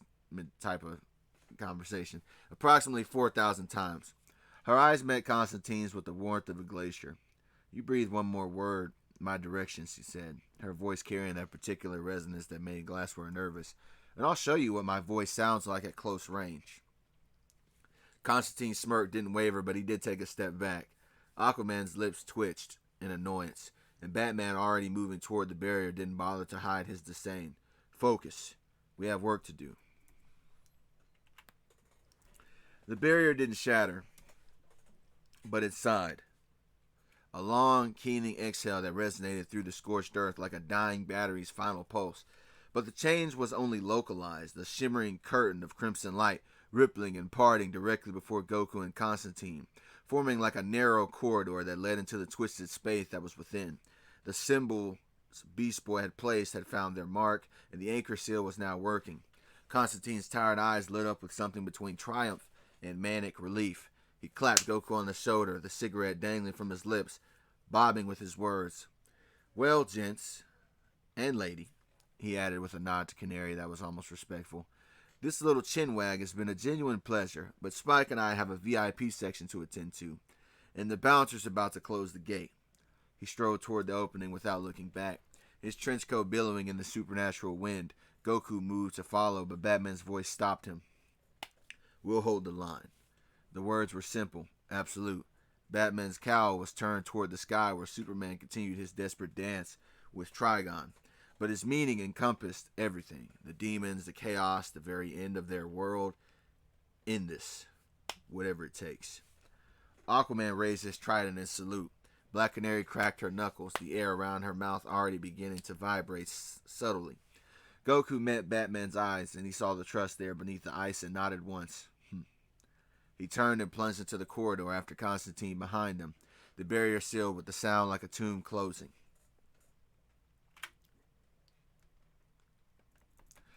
Batman's cowl crept across the assembled heroes, Aquaman with his trident gleaming, Black Canary flexing her hands, the distant blur of Superman trading blows with a seeming deity. His voice, when it came, was the cold mathematics of survival stripped of all illusion. Here's the situation. He held up a single finger. First thing is our enemy's objective. Trigon is not here for any materials, nor is he here for some type of takeover. He is simply an extinction level event. Every second he remains in our dimension, reality itself degrades and merges with our own, or emerges with his own. The sky, the ground, the air we breathe, all of it is becoming his. This is not a war we can win through force. He raised a second finger. Secondly, is our established objective. Our objective is not victory through strength. It is through time. Goku and Constantine are inside that barrier. If they can sever Raven's connection to Trigon, the portal destabilizes and the demon's foothold in our world collapses. Everything we do out here is measured in seconds. Purchase for them. His voice dropped, becoming the rasp of a tomb door closing. Thirdly, we have to talk about the stakes. Long term. This is an unwinnable matchup. Accept that now. Some of us may not leave this battlefield, but if you break and decide to retreat, or if you let the irrational fear dictate your actions, then every life on this planet has a higher chance of being extinguished. He let the weight of that settle. We are not here to defeat Trigon. We are here to annoy him, to distract him, to be such a persistent, aggravating swarm that he cannot focus on the real threat happening inside his own fortress. Batman gauntleted, fists clenched. We hold the line and buy time, no matter the cost. Aquaman planted his trident against the scorched earth and pushed. The trident's prongs sank into the cracked, glassy ground as if piercing flesh. Arthur Curry closed his eyes, not in a prayer, but in a command. His connection to the world's waters was always there, a constant hum beneath his skin. But here, in this hell-blasted wasteland, he had to reach. Past the corrupted air, past the psychic interference, past the very presence of Trigon pressing against reality like a fist through silk. He found the ocean, distant, churning, and angry. Rise, he commanded, the word resonating through the trident, through the lee lines, through the ancient pact between Atlantis and the sea itself. The crimson sky did not darken, it wept. From clouds that had known only fire and blood, water began to fall. Not rain as the surface world knew it, but this was like a deluge. Sheets of heavy water that hissed and steamed where they struck the superheated ground. The temperature plummeted. Visibility dropped to near zero as walls of gray and white precipitation swallowed the battlefield whole. Aquaman's eyes snapped open, glowing faintly blue with the power of the deep. The rain was answering his summon. Every drop was an eye, an ear, a weapon. Through the storm he could feel Trigon's immense heat signature. Contracted demon's movements even as the downpour blinded him. Now, Aquaman growled, the rain streaming down his scarred face. Let's see how well the devil fights while his vision is blinded by this monsoon. Before Black Canary could process what was happening, Batman's arm hooked around her waist and lifted her clean off the ground, and her instinct was immediate. A sharp elbow aimed at his ribs, a twist to break the hold, but his grip was ironclad, and his movement was already committed. Put me down, you overgrown pervert. Listen, his voice cut through her protest like a blade. They were already ascending, the grappling line singing as he pulled them toward the skeletal remains of a high-rise. I'm getting us closer to his ear. Canary stopped struggling, her blue eyes narrowing. His ear. Yes, Batman's cowl turned toward the colossal silhouette of Trigon, still swatting at Superman's blitzing form. The demon's head alone was the size of a city block, it seemed. Your canary cry is powerful but unfocused. I've studied you. At this range, it's an annoyance. For point blank directed into his auditory canal, he pushed a small dish-shaped device into her hand, matte black, humming with stored energy. And with this amplifier, it will take your voice and funnel every decibel directly into his skull.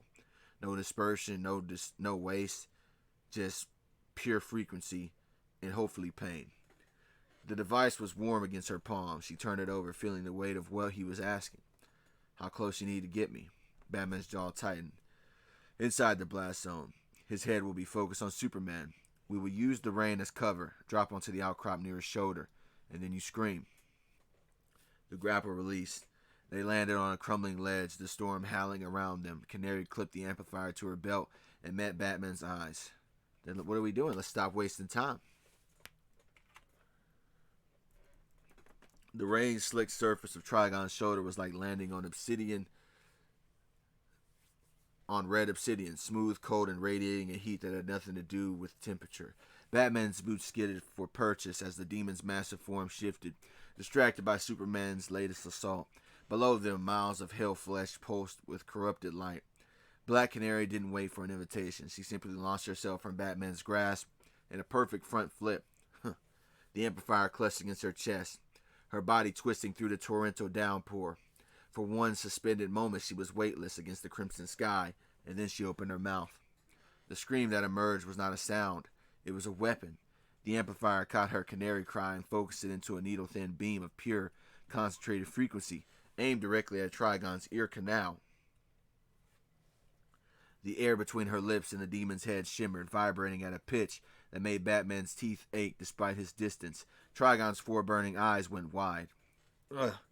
For the first time since arrival, the devourer of realms flinched.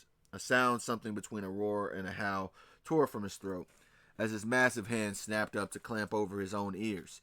The motion was violent, uncontrolled, and sending shockwaves rippling through the storm. He staggered back slightly sideways, his colossal foot coming down on a half-collapsed skyscraper.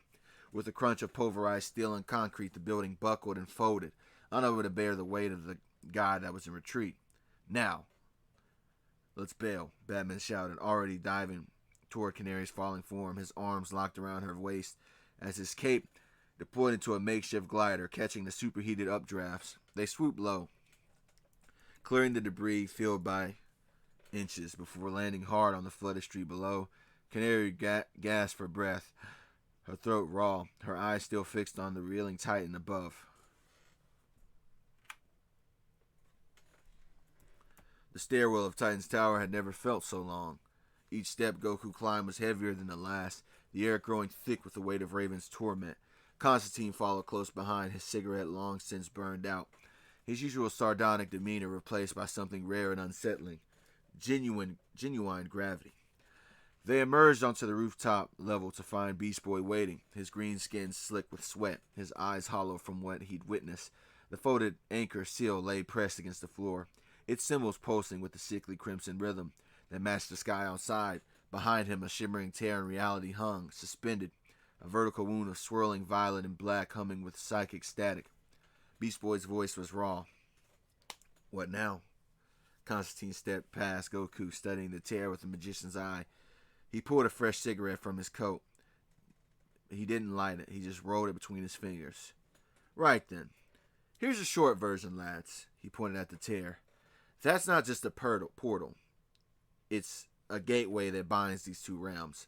And on the other side there, that's where our girl is trapped. Trigon's probably got her locked in her own personal mental hell. A nightmare construct built from every fear, every failure, and every dark thought that she's ever had in her life.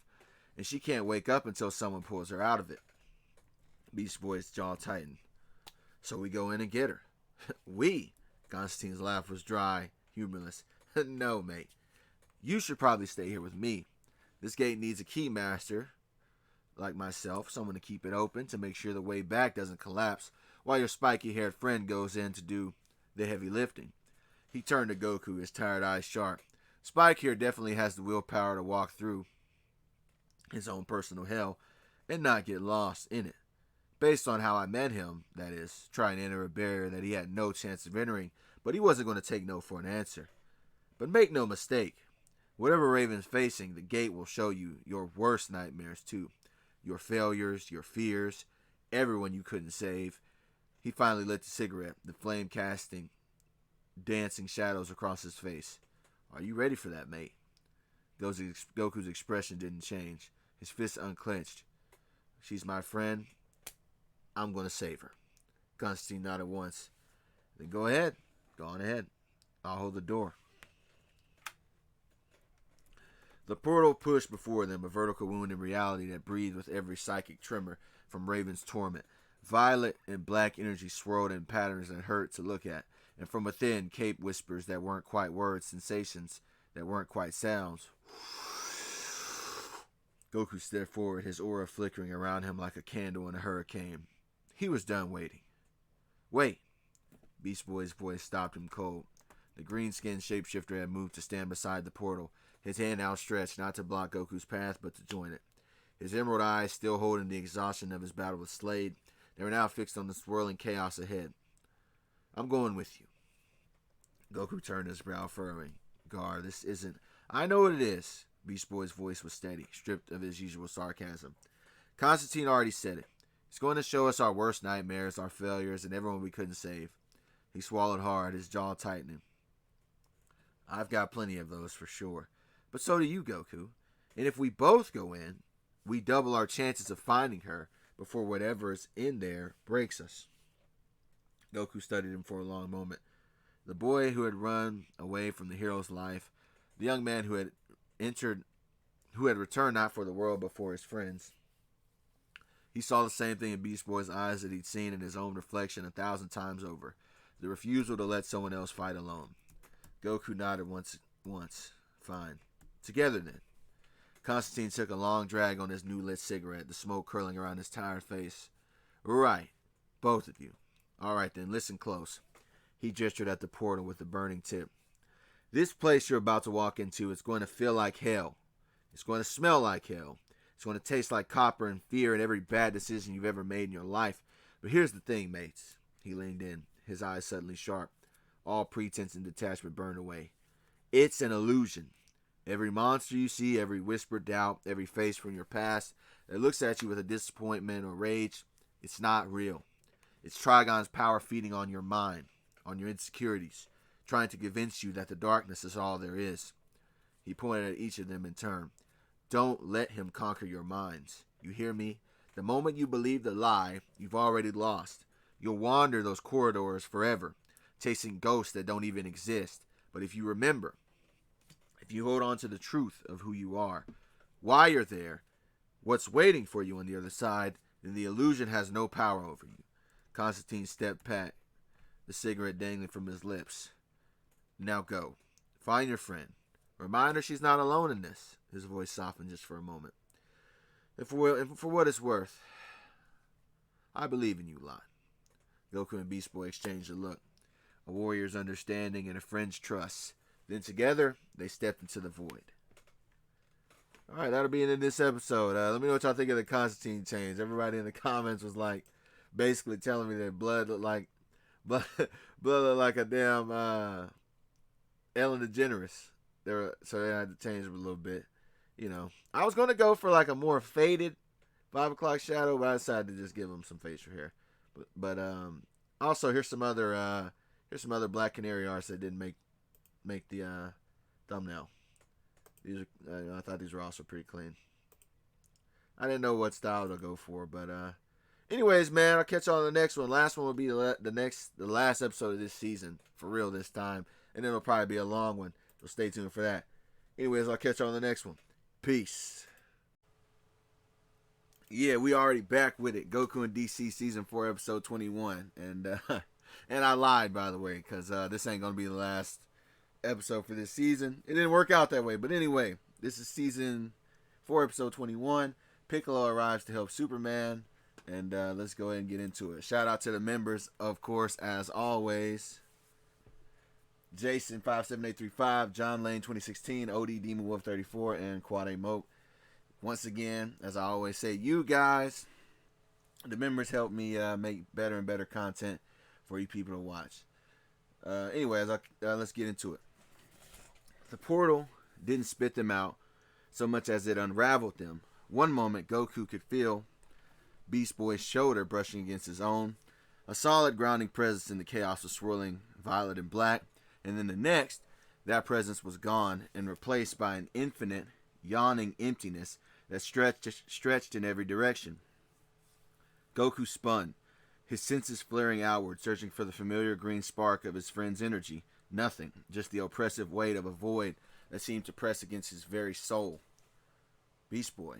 His voice didn't echo. It simply vanished, swallowed by the silence like a stone dropped into an abyss. An endless abyss at that. The darkness shifted around him, coalescing into shapes that hovered at the edge of perception. Faces he almost recognized. Places he'd almost been. Moments that had almost broken him. The air grew thick, with the scent of ozone and blood, of distant screams and regrets. Goku's fist clenched, his aura flickering to life around him.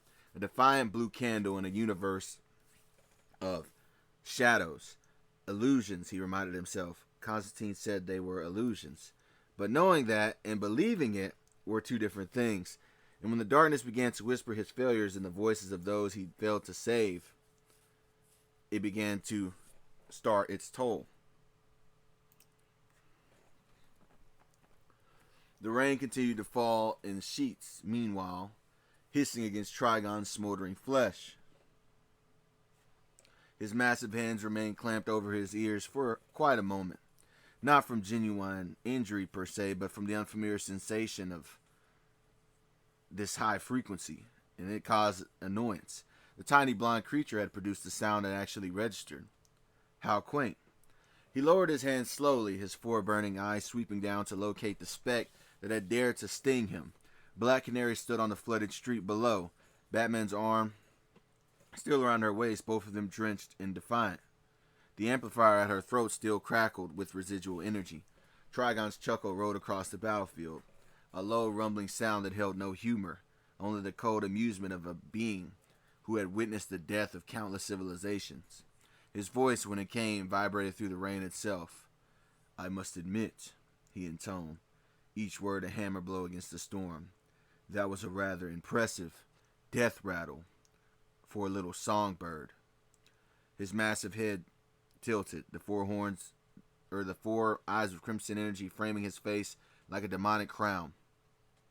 Many have faced me with swords and spells, with the borrowed power of gods and the desperate prayers of dying worlds, but you chose to scream at me.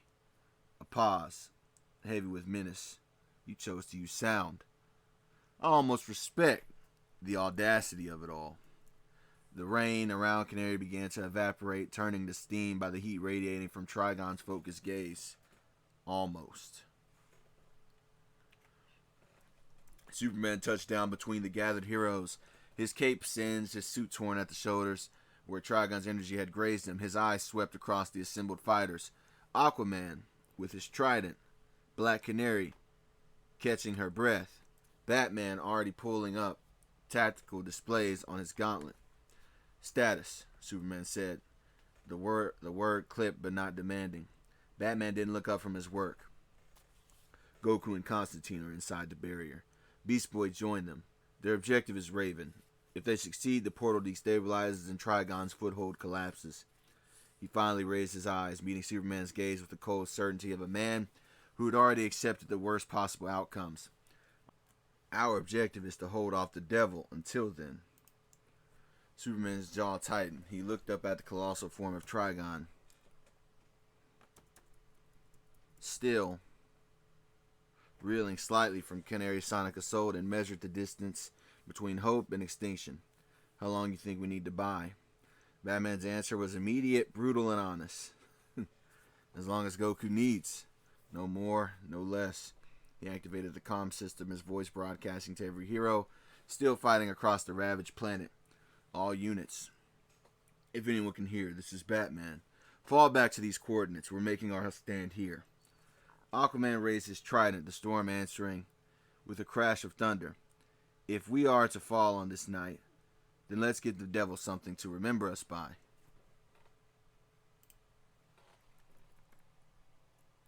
Batman's words died in his throat as the world around lurched.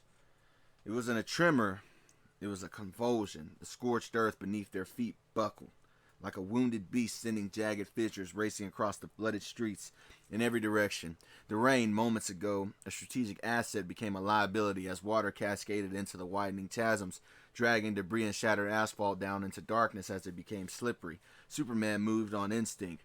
His arm swept around Black Canary's waist, a heartbeat before the ground beneath her simply ceased to exist, yawning open into a bottomless pit of crimson, lit smoke and grinding stone. He shot upward, clutching her against his chest, clearing the collapsing zone as the street folded inward like a closing fist. Batman had no such luxury, however. The schism opened directly beneath his feet and swallowed him into the darkness before his grapple hook could fire. For reaction, stone and metal scraped against his armored suit as he fell, his fingers finding purchase on a jutting pipe, then a broken beam, then nothing at all. He kicked off a falling slab of concrete, launching himself sideways, and fired his grapple upward on pure instinct. The line caught something somewhere and yanked him out of the collapsing maw. He hit the edge of the fissure hard, rolling across trembling ground.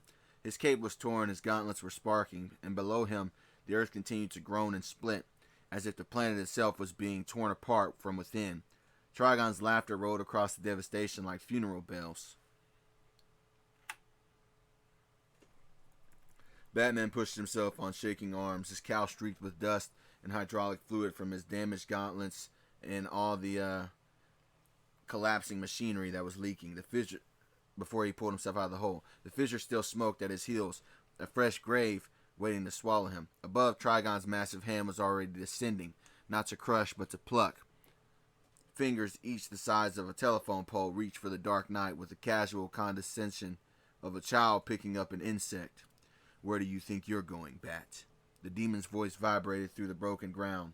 The night has always belonged to me. Before the fingers could close, a streak of blonde and green erupted from the rain-swept darkness. Aquaman's trident struck like a divine judgment. The enchanted prong, still humming with the fury of the deep, drove deep into the flesh of Trigon's wrist, not through, but into anchoring there with a wet, meaty thunk that etched across the battlefield. Blackish red ichor sprayed across the rain. Trigon's hand jerked back, not from pain, but from sheer instinctive surprise. And if he was honest, a little pain. Keep your hands off my allies, devil. Aquaman growled, hanging from his embedded trident, his hook arm digging into the demon's flesh for purchase. The surface may be falling, but the seas remember how to fight. Trigon's four eyes narrowed and burned with revenge. For a single crystalline moment, Aquaman hung suspended against the crimson sky, a king defiant, his trident embedded in the flesh of Trigon, his jaw set with the same stubborn resolve that had carried him through trench wars and surface world threats. It was perhaps the bravest gesture any of them had made this far. Trigon's response was irritation, made physical. The demon's massive hand twisted, not with strategy, but with the reflexive annoyance of a man swatting at a mosquito. His open palm caught Aquaman across the entire length of his body. Not a punch, but a shove delivered with enough force to launch a battleship into orbit. The Atlantean king didn't fly so much as he ceased to occupy his previous location. He became a projectile blur that tore through the rain, slicked air, and crashed through the facade of a half-collapsed office building. Stone and glass exploded outward in a cascading shower of debris. The building, already weakened by the earthquake, groaned once, then folded inwards, floors collapsing on the floors, burying Aquaman under a mountain of shattered concrete and twisted metal. Dust billowed across the battlefield. The rain continued to fall, indifferent to the hero buried beneath the ruins. Trigon flexed his wounded wrist, the trident still lodged there like an annoying splinter. He made no move to remove it. Insects, he rumbled, already turning his attention back to the remaining specks below. Always buzzing, until you swat them away. Superman shot upward through the rain-slicked air, his cape streaming behind him like a banner of defiance. Below, Aquaman lay buried beneath tons of rubble. Around him, Batman struggled to his feet, with Canary by his side, the weight of the world pressed against his shoulders. But that was nothing new.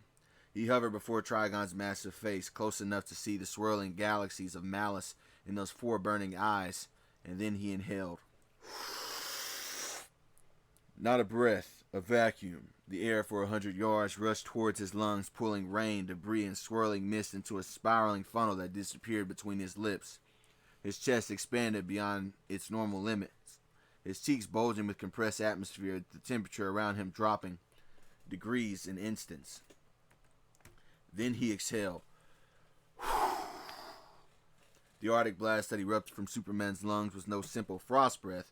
It was a blizzard, weaponized, a hurricane of sub-zero fury that caught the falling rain and turned every droplet into a flechette of ice. The white/blue torrent slammed into Trigon's colossal form, spreading across his chest, climbing up his neck, encasing his arms in crystalline armor. The demon's own heat, the infernal furnace of his existence, met the Arctic assault and lost. Steam exploded outward in billowing clouds, but beneath it, ice formed, thick, unyielding, and absolute. Within seconds, Trigon seemed to stand frozen, a demonic statue carved from glacier and nightmare, his four eyes locked in an expression of what might have been surprise. Aquaman's summoned rain continued to fall. Each drop was adding another layer to the ice prison. Superman hovered, his breath misting in the sudden cold, and allowed himself a single heartbeat of hope. It worked. And then the ice cracked instantaneously, seemingly. Not along the seams that Superman had expected, but everywhere at once. A spiderweb of fractures that spread across Trigon's frozen form with the speed of lightning. The demon's four burning eyes, hidden behind inches of crystalline ice, flared with sudden terrible light. Ruse. It was a ruse. The word slammed into Superman's mind, not as sound, but as understanding. Trigon had allowed the freeze. He had felt the cold closing around him and made a choice to play along. So he dropped his own hot body temperature to let the Kryptonians' taste of victory draw him closer for him to make his move. The ice exploded, not outward but inwards, shattering into a billion razor-sharp fragments that blasted toward Superman from every direction at once. He raised his arms to shield his face, but the real attack came from above. A massive hand, freed from its frozen prison, closed around his entire torso in less than a tenth of a second. Fingers like iron girders compressed. Unsuccessful, Trigon rumbled, lifting Superman to eye level, squeezing slowly and deliberately. The Kryptonian's heat vision blazed, cutting grooves into the demon's palm, but Trigon simply tightened his grip. Your ice bath was a temporary inconvenience, a moment's chill before the eternal fire that was to come. As Superman's arms were pinned,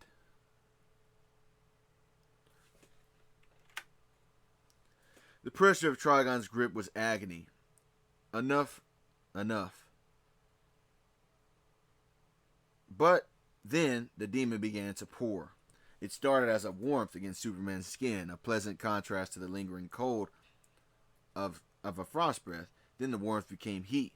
The heat became fire, and the fire became something far worse, a violation that bypassed flesh entirely and sank its claws directly into his soul. Trigon's magic was not simply some type of energy. It was like presence, like an infinite crushing awareness of every failure, doubt, tragic moment of helplessness that Superman had ever experienced. The screams of Krypton's destruction that he didn't even see echoed in his ears. The people of Metropolis who had died because he couldn't save them in times. This is what I am, Trigon's voice whispered inside his skull. The end of all hope. The silence after every prayer. You are not the first savior I have unmade, little Kryptonian, and you will not be the last. Superman's heat vision sputtered, his arms pinned to his sides as he went numb. For the first time in years, he felt like actual cold, but not physical, a deep existential chill that no amount of sunlight could burn away. And then, the sky screamed. A bolt of magic lightning, not white, not gold, but a searing, blinding red cracked across the already crimson heavens and struck Trigon directly in the face. The demon's head snapped back, his grip loosening involuntarily. Superman dropped, tumbling through the pain-slicked air.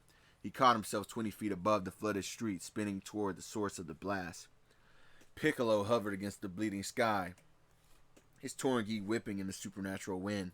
Red energy crackled around his form. Not the usual golden lightning of Shazam, but something mixed with Trigon's power, gifted to him by his father. Something inherited. His crimson eyes burned with a fury that had nothing to do with heroism. It was like crimson eyes mixed with a glowing yellow. And it had nothing to do with heroism, but everything to do with vengeance. You aren't the only demon who wants the earth, Piccolo growled, raising his palm toward Trigon's reeling form. Superman shook off the lingering chill of Trigon's psychic assault like a dog shedding water. The whispers of failure, the echoes of Krypton's death, the faces of the fallen, faded to the background, shoved aside by sheer stubborn will. His solar reserves, dim but not extinguished, flared back to life. He rose through the rain, steadier now, and took his place beside Piccolo in the blood-stained sky. The Namekian didn't glance at him. His crimson eyes remained fixed on Trigon's massive form, but his voice carried clearly through the storm. You know, Piccolo said, the words dripping with familiar annoyance every time this world is on the brink of annihilation. Your idiot brother is nowhere to be found. His jaw tightened. Why is this idiot always late? Superman allowed himself a thin, worried smile. Some things, even apocalypses, didn't change. Actually, he replied, rolling his shoulder where Trigon's grip had left its mark. Goku's inside the barrier. He went to save Raven, to get the key to sending Trigon back where he belongs. Piccolo's antenna twitched. For a fraction of a second, something like grudging respect flickered across his features. Then it was gone, replaced by his usual scowl. About time he did something useful. Below them, the rain continued to fall, hissing against the scorched earth. Ahead, Trigon turned fully toward them, his four burning eyes narrowing with undisguised displeasure. The demon's massive hands flexed at his sides. The trident still lodged in his wrist pulsed with a faint, defiant light. It was like Aquaman's final gift to the fight. You, Trigon rumbled, the word a physical pressure against their chests. His gaze fixed on Piccolo on the red energy still crackling around his form. The son of a demon who fights for the light. What a curious abomination. He took a heavy step forward, the ground shuddering. I will enjoy crushing you the most out of all. Superman and Piccolo exchanged a single glance. Dark warrior to hero of hope. Ally to thorn in the side ally. Then they turned as one, falling into battle stances, side by side against the oncoming darkness. And that will be the end of this episode, man. I hope you guys liked it. Hopefully, my next video that I do on this series will be the end of this season, man. I keep having more things happen. I'm like, I'm going to stretch it out. But hopefully, it will be the last episode, and it'll probably be a long one. Anyways, I'll catch you on the next one. Peace. Alright, I'm back, and I'm I'm high-key mad. I was talking for like 45 minutes, and the recording got corrupted. So this is take 2 of me doing it, but we back with it. Goku and DC Season 4, Episode 22. This will be the season finale of Goku and DC Season 4. You know, it's been a long time coming. As always, man, shout out to the members. Jason57835, John Lane 2016, OD Demon Wolf 34, and Quad A Moat, man. You guys help me make better and better content, man. Every time the memberships grow, man, the content gonna glow up, man. I'm just being honest. So let's get into it. Second time, take 2.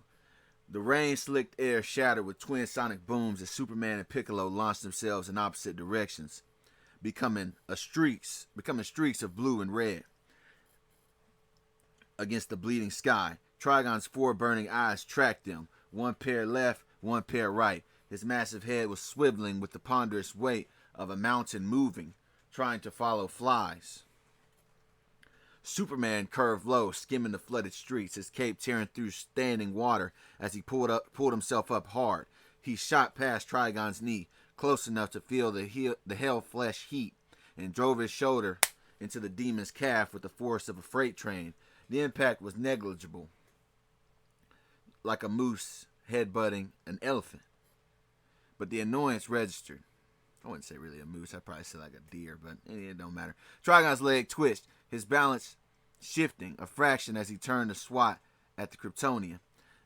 That was Piccolo's opening. The Namekian materialized behind Trigon's head, teleporting through the storm in a crack of displaced air. Both hands extended, fingers splayed in twin beams of energy sharpened to surgical precision. They lanced at the base of the demon's skull. It wasn't enough to wound, but it was enough to sting. Trigon's head snapped forward, a grunt of irritation rumbling through the clouds. Piss. Trigon boomed, one massive hand sweeping toward Piccolo. The Namekian vanished again, reappearing 50 yards left. Superman, already in motion, drove a haymaker into the demon's kidney from the opposite side. Then Piccolo struck the shoulder. Then Superman the jaw. They weren't fighting a deity. They were conducting a symphony of distractions for the deity. Two instruments playing a chaotic, relentless melody that demanded his attention.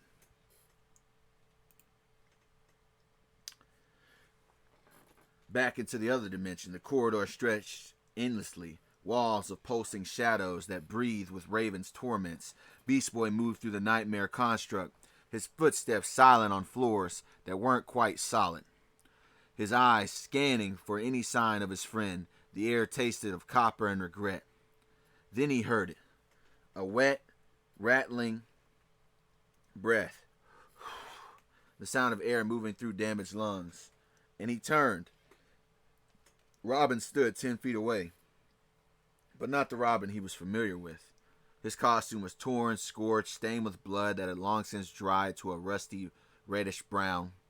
And in the center of his chest, just below the R symbol, was a hole, not a wound, a cavity.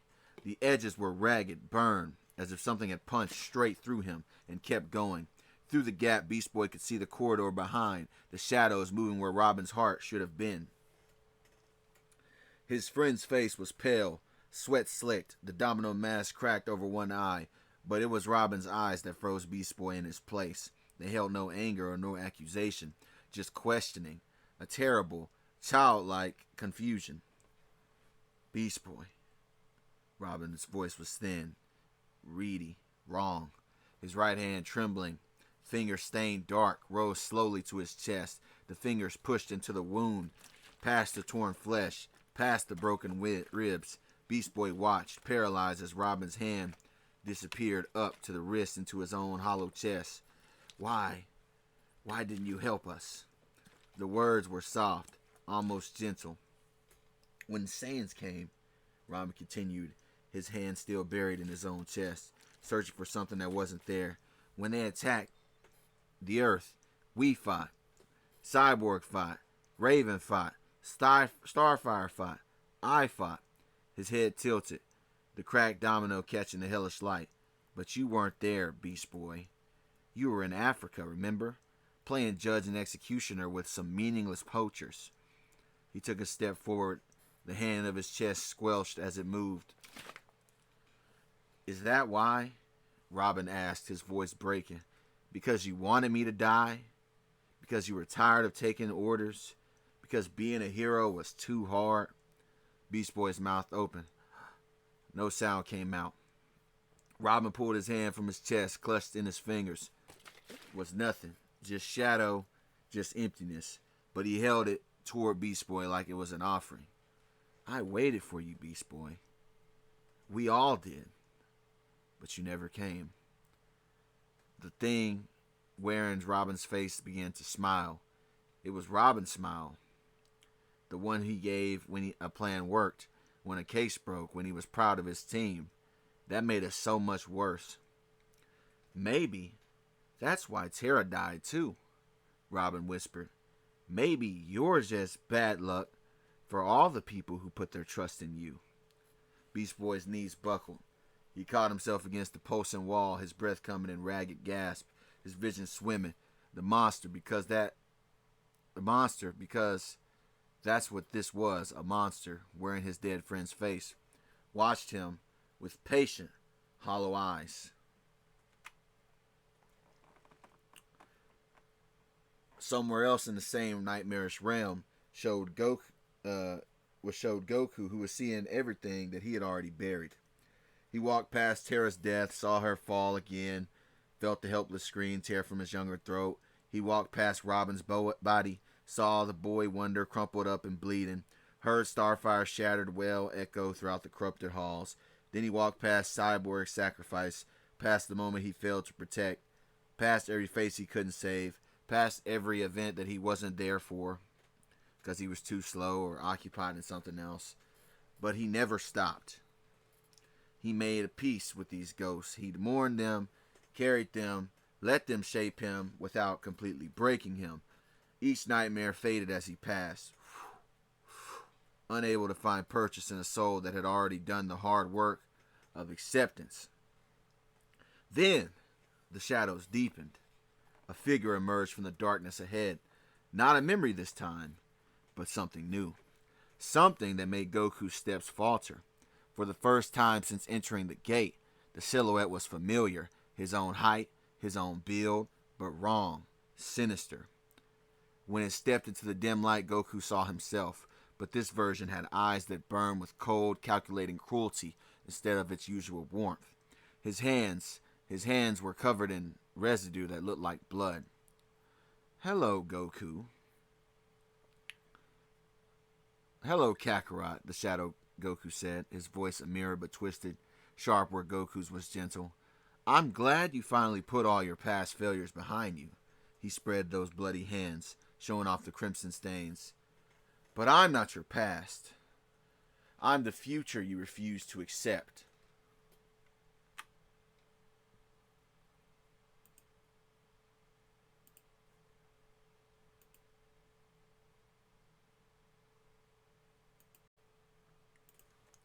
The diversion had worked beautifully for a couple of minutes. Superman's fist connected with Trigon's jaw, a blow that would have pulverized a mountain with ease. Piccolo's energy beams carved smoldering trenches across the demon's chest, but they just rapidly regenerated.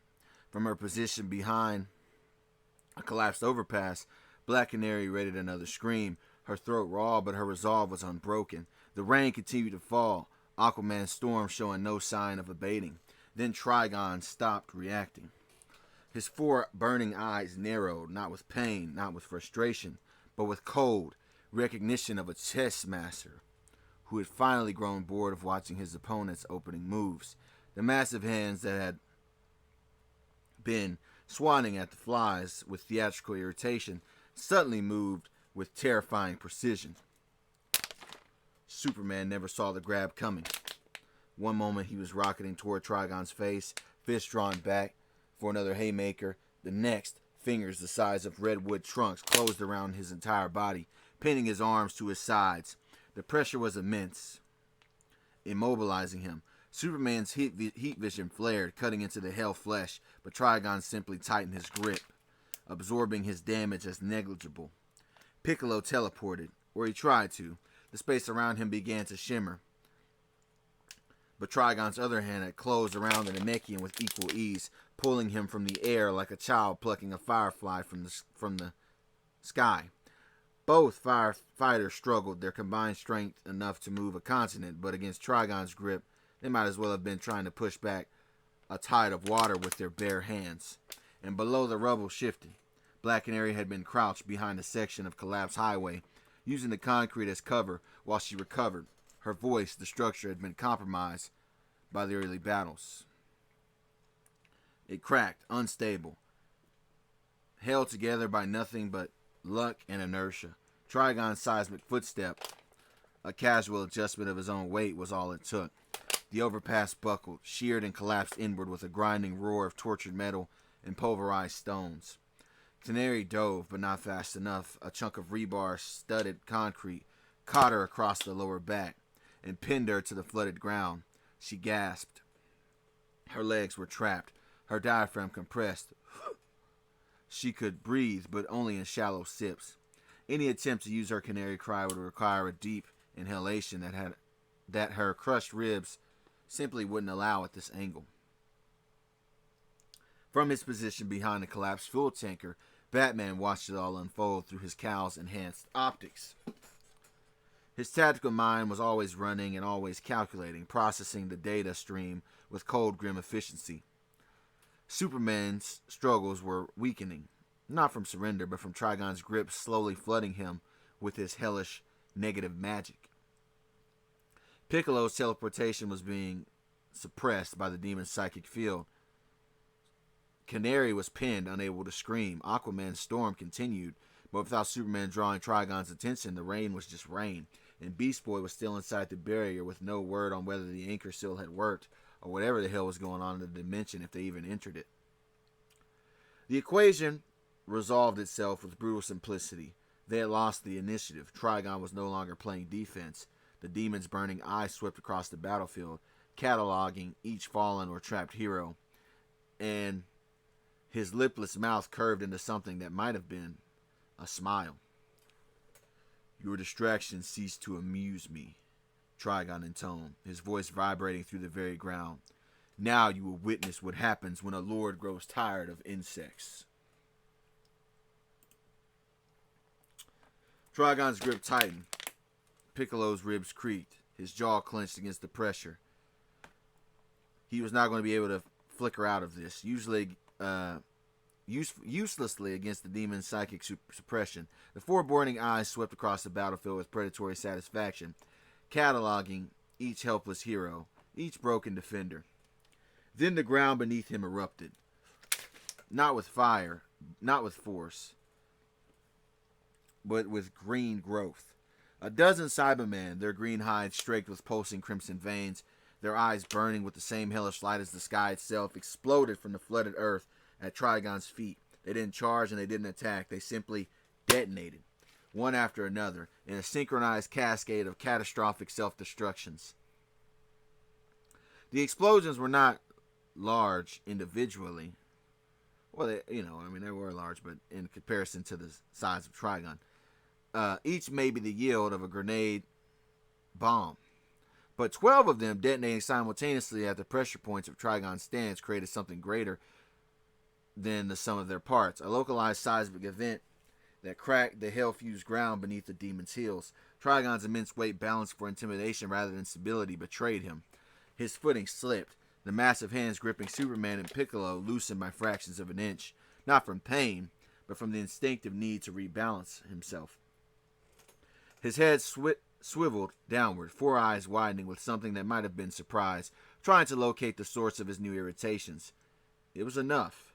Superman exploded upward, tearing his left arm free of Trigon's loosening grip. His fist, still crackling with stored solar energy, drove into the demon's thumb with enough force to dislocate the joint. Momentarily, the grip shattered. Superman tumbled free, rolling through the rain-slicked air before righting himself 50 yards away, his chest heaving. Piccolo didn't try to free himself through his strength. He used his Shazam magic to dissolve himself energetically, his form becoming a shimmer of magical lightning that slipped through Trigon's fingers, like smoke through a sieve. He reappeared behind the demon's shoulder, gasping. His powers finally functional now that the psychic suppression had flickered away from the devil's close proximity. Trigon staggered, not injured, not truly, but off balance. His massive foot came down on a collapsed building, crushing it to powder. His hands swept the air, searching for targets that were no longer in his grasp. The Cybermen were gone, reduced to smoking craters and scattered biomass, but they had done their job. From the tree line that remained of it, a figure emerged. Poison Ivy walked through the hellscape like a woman strolling through her own greenhouse, utterly unbothered by the chaos that was around her. Her pale skin was smudged with soot, her red hair was tangled with ash, but her green eyes were sharp and focused, as vines thick as anacondas and dark as old blood slithered around her feet like loyal hounds. She reached the pile of rubble pinning Black Canary and didn't even break stride. A single gesture, flick of the wrist, casual as brushing away a cobweb, sent two of the larger vines shooting forward.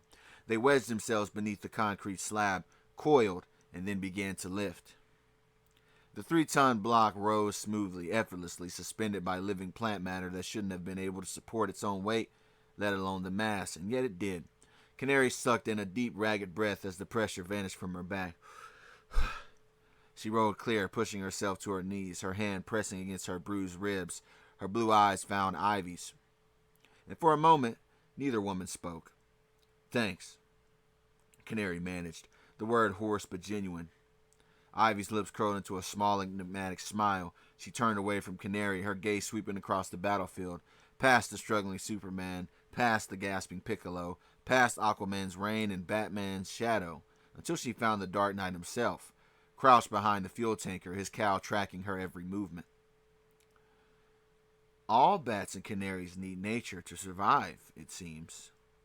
Ivy called out, her voice carrying through the rain, the theatrical clarity. There was no mockery in her tone, just observation, delivered with the dry amusement of someone who has spent years being called a villain and has simply stopped caring. You could consider this me investing in my own ecosystem. Batman's eyes narrowed behind the cowl.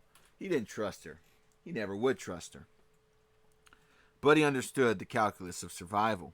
Enemies often became allies when the alternative was extermination. The Cyberman, Batman said, his voice flat. They weren't your only wave. How many more do you have? Ivy's smile didn't waver, but something flickered in her eyes. Acknowledgement that he'd seen through her gambit. That was more than half. I can't plant any seeds either in the area's poisoned soil because of this dimensional invasion. She gestured at the smoking craters where the Cybermen had detonated. She turned her gaze upward toward Trigon's massive form, still recovering after the unexpected assault. The demon's four burning eyes swept the battlefield, searching for a source of his irritation. So you'd better hope that spiky-haired friend inside that tower works fast. Ivy added, her voice losing its theatrical edge, becoming something harder and more real. Because I just spent more than half of my entire army on a single distraction. And that thing up there, she nodded toward Trigon. He's annoyed, not hurt. Annoyed. And an annoyed deity is about to stop playing with his food. Batman rose from behind the tanker, his cape settling around him like folded wings. His voice, when it came, was the cold certainty of a man who had long ago accepted that the universe had no interest in playing fair. Then we make sure Goku has enough time. He didn't say we hold the line. He didn't say we fight to the end. He didn't need to. Every hero that was still standing, Superman, Piccolo, Aquaman, Canary, and apparently even Ivy, already understood their assignment. The rain continued to fall. Trigon's eyes found them one by one, and the next phase of the battle was about to begin. The crimson-tinged darkness of the nightmare realm swirled around the figure like a living cloak, coalescing, solidifying, and taking on weight and texture and terrible familiarity. Goku watched, frozen in place, as the shadow that wore his face began to change. Not into a monster, not into something alien-like, but into something that was achingly and disturbingly specific and familiar. Armor materialized first, not the weighted training clothes that he favored, nor the torn orange gi that he currently was sporting and had sported in countless battles, but it was sleek, form-fitting Saiyan armor, battle armor, the color of black and brown, the same style Radix had worn on the terrible day that he revealed to him the past of the Saiyan race. His chest plate was gleaming with an almost organic-like sheen as his shoulder guards curved around his shoulder blades.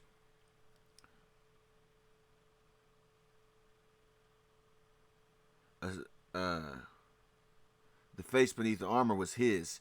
The same jaw, the same eyes, same wild black hair defying gravity. But the expression, that was where the familiarity ended. Where Goku's face held warmth, this face held nothing. There was no cruelty, no malice. It was just like an emptiness. A vast, terrible absence of the empathy that defined everything that Goku was. You don't recognize me.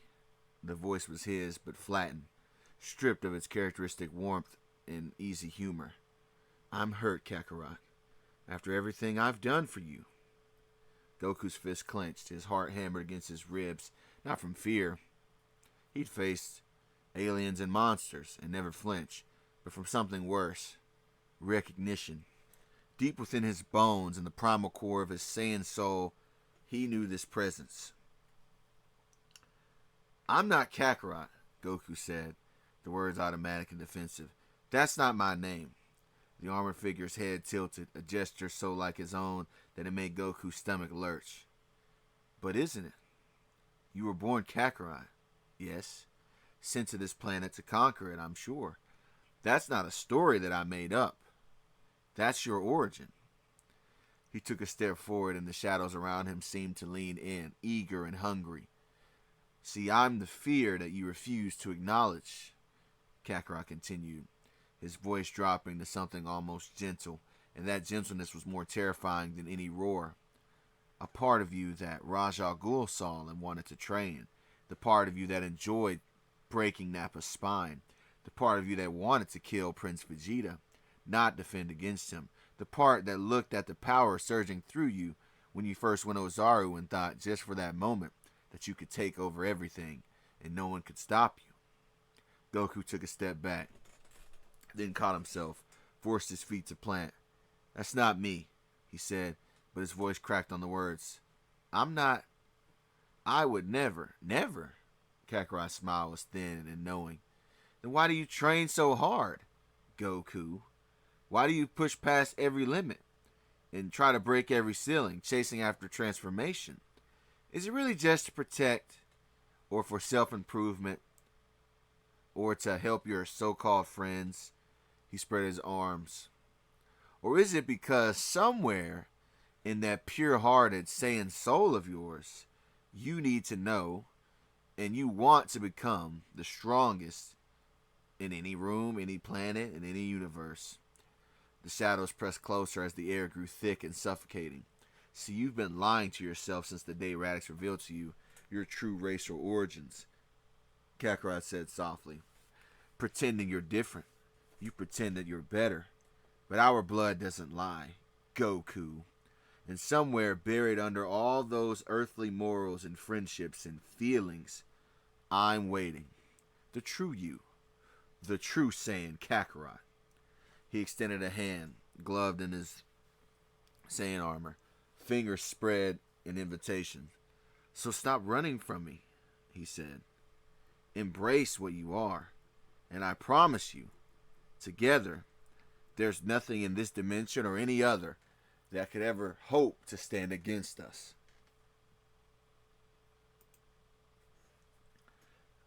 And another torment in the realm. The nightmare corridor had become like a tomb. Beast Boy sat with his back against a wall that wasn't quite solid. His knees drawn up to his chest. His green skin becoming more pale. Beneath the crimson light, he'd shifted back to his human form. Somewhere in the last few minutes or hours or days, time had stopped meaning anything in this place because he couldn't find the energy to maintain anything else. His breath came in short, shallow gasps, each one a reminder that he was still breathing, while his friends tormenting him weren't. Robin stood over him. Not the hollow-eyed monster that had first appeared. This Robin was the Robin he'd been in life. Costume pristine, domino mask in place, staff resting across his shoulders in that casual, confident way that he always carried it. His head was tilted, his expression curious and not angry, not accusatory, just curious, which was somehow worse in this situation. You know what I don't understand, Beast Boy? Robin asked, his voice the same easy tenor from 100 Titan Tower strategy sessions. Why you thought running away would help? Beast Boy didn't answer. His throat felt like it was filled with broken glass. Terra died? Terra died, Robin continued, taking a step closer, and instead of grieving with your team, with your family, you flew halfway around the world and started murdering poachers, like that was really making a difference. He crouched down, bringing his face level with Beast Boy's. Was that supposed to make you feel better? Killing people who weren't the real people that hurt you? Stop, Beast Boy whispered. Please. But Robin wasn't done. It seemed like he never was in this dimension. And then Cyborg went into that coma, he said, his voice softening with something that might have been a pity. And where were you? Huh? In Africa, playing judge, jury, and executioner, pretending that your Titan friends didn't exist because remembering them hurt too much. A second voice joined the first, feminine, familiar, and absolutely devastating. And me. Beast Boy's head snapped up. Tara stood beside Robin, her blonde hair catching the crimson light, her eyes holding none of the warmth that he remembered. She wasn't the monster she'd become. Working under Slade, or the one that betrayed them. She was the girl that he'd fallen for, the good side. That's what her appearance looked. The one who laughed at his jokes and sparred with him in the training room and made him believe that maybe someone could see past the green skin and the shifting forms and the humor to see the real person that was underneath. I trusted you, Gar, Tara said softly. When everything fell apart, when Slade got inside my head, when I didn't know which way was up, I still trusted you. And where were you when I needed you most? Beast Boy's eyes burned. I tried to save you. Did you? Tara tilted her head, mirroring Robin's gesture. Or did you just watch?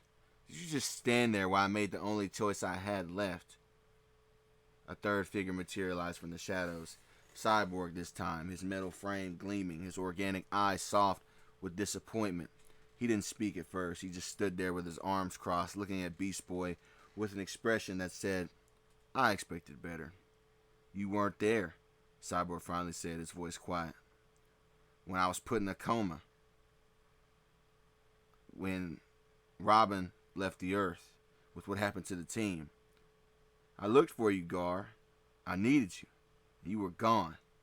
The three of them stood in a loose semicircle, now blocking any exit and any escape. Their eyes were patient, forgiving even. That was the worst part. They weren't angry, they were just disappointed, like parents whose child had failed a test they knew he could have passed. We loved you, Tara said. We trusted you, Cyborg said. We believed in you, Robin said. And finished. The words wrapped around Beast Boy like chains, pulling him down and pulling him under. The guilt wasn't a wave anymore. It was an ocean. He was drowning in it. Every choice he'd made since Tara's death, every moment he'd spent running instead of grieving, fighting instead of feeling, hiding instead of being there for the people that needed him the most. It was all crashing over him at once. His form flickered, shifted, not into any deliberate shape, but into something formless, something that was dissolving. The boundaries of his body, always fluid, began to blur entirely, as if they were merging in this realm, threatening to disappear. He could feel himself coming apart, not physically, but existentially, the guilt consuming him from the inside out. This is what I deserve, he thought, as the shadows pressed closer. This is what I've always deserved.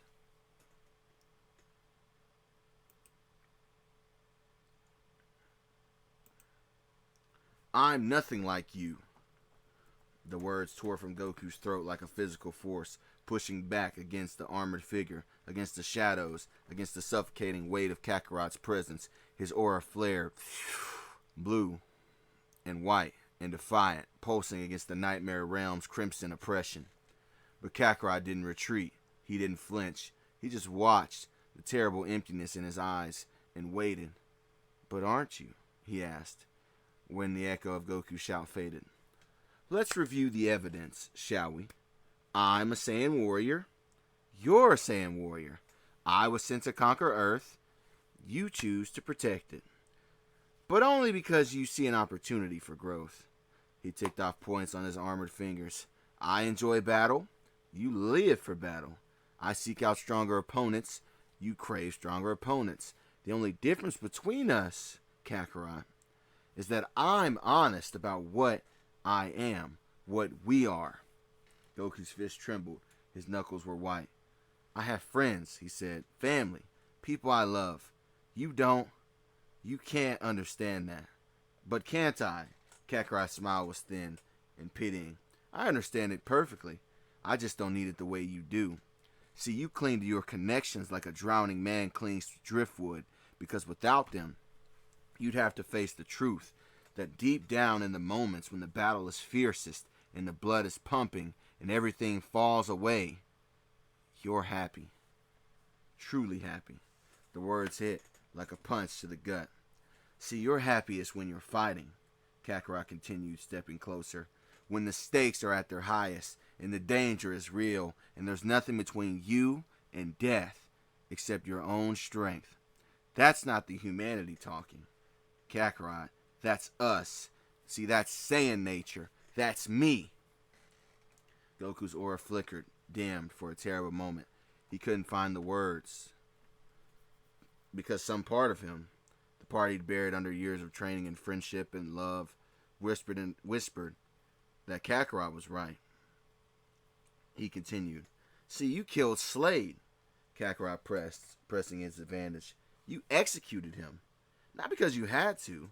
He was already defeated. He was already helpless. You killed him because you wanted to. Because some part of you needed to prove that you were the stronger. You were the strongest. That you were better. That was different, was it? Kakarot's voice sharpened.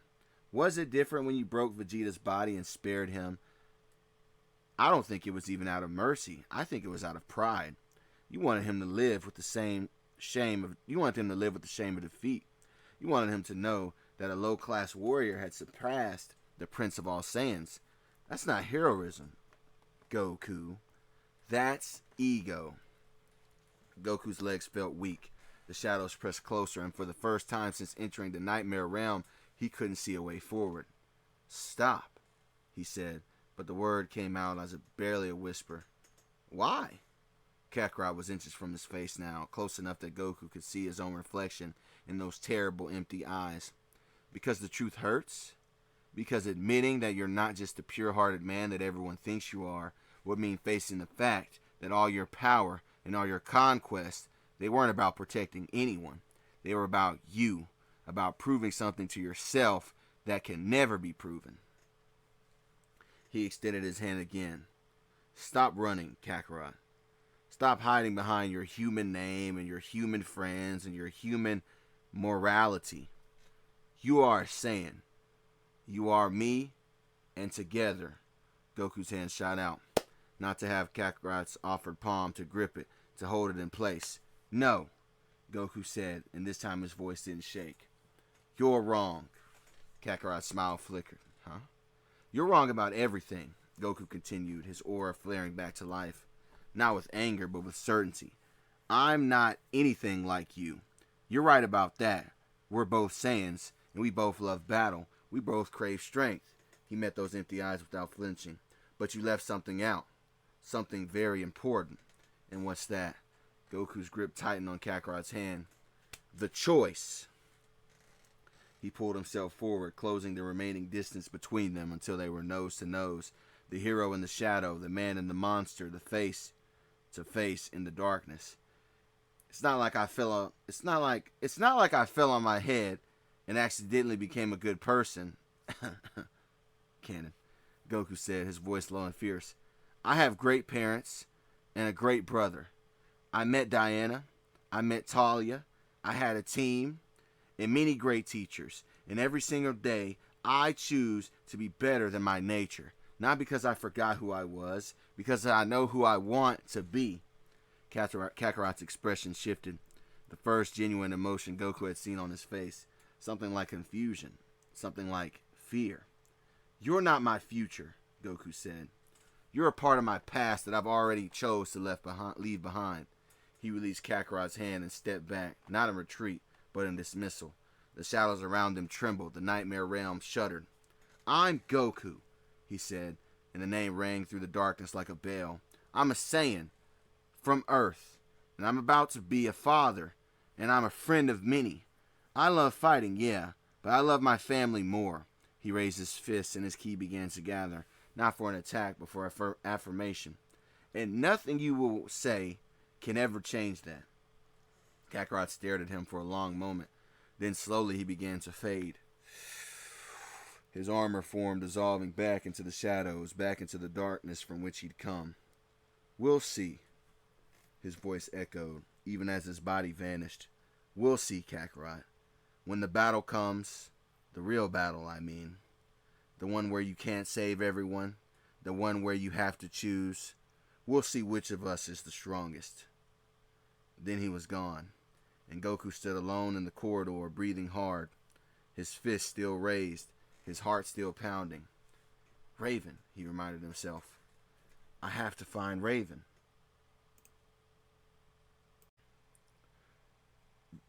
The guilt was an ocean, and Beast Boy was drowning in it. Robin's words still echoed. All their words still echoed. We loved you, we trusted you, we needed you. Each syllable was another stone tied to his ankles, pulling him deeper into the crushing dark. His form and his mind had stopped flickering. He was barely even holding shape now. Edges blurring, colors bleeding together like wet paint on a canvas left out in the rain. The shadows pressed close, hungry, patient, as he was about to be consumed by the realm itself. He thought, this is what I deserve.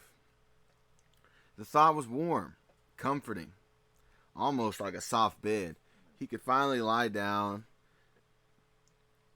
at a bed he could lie down in after years of running. Then a flicker, not from the nightmare, from somewhere deeper, a memory, sharp and completely unexpected, cutting through the guilt like a knife through fog.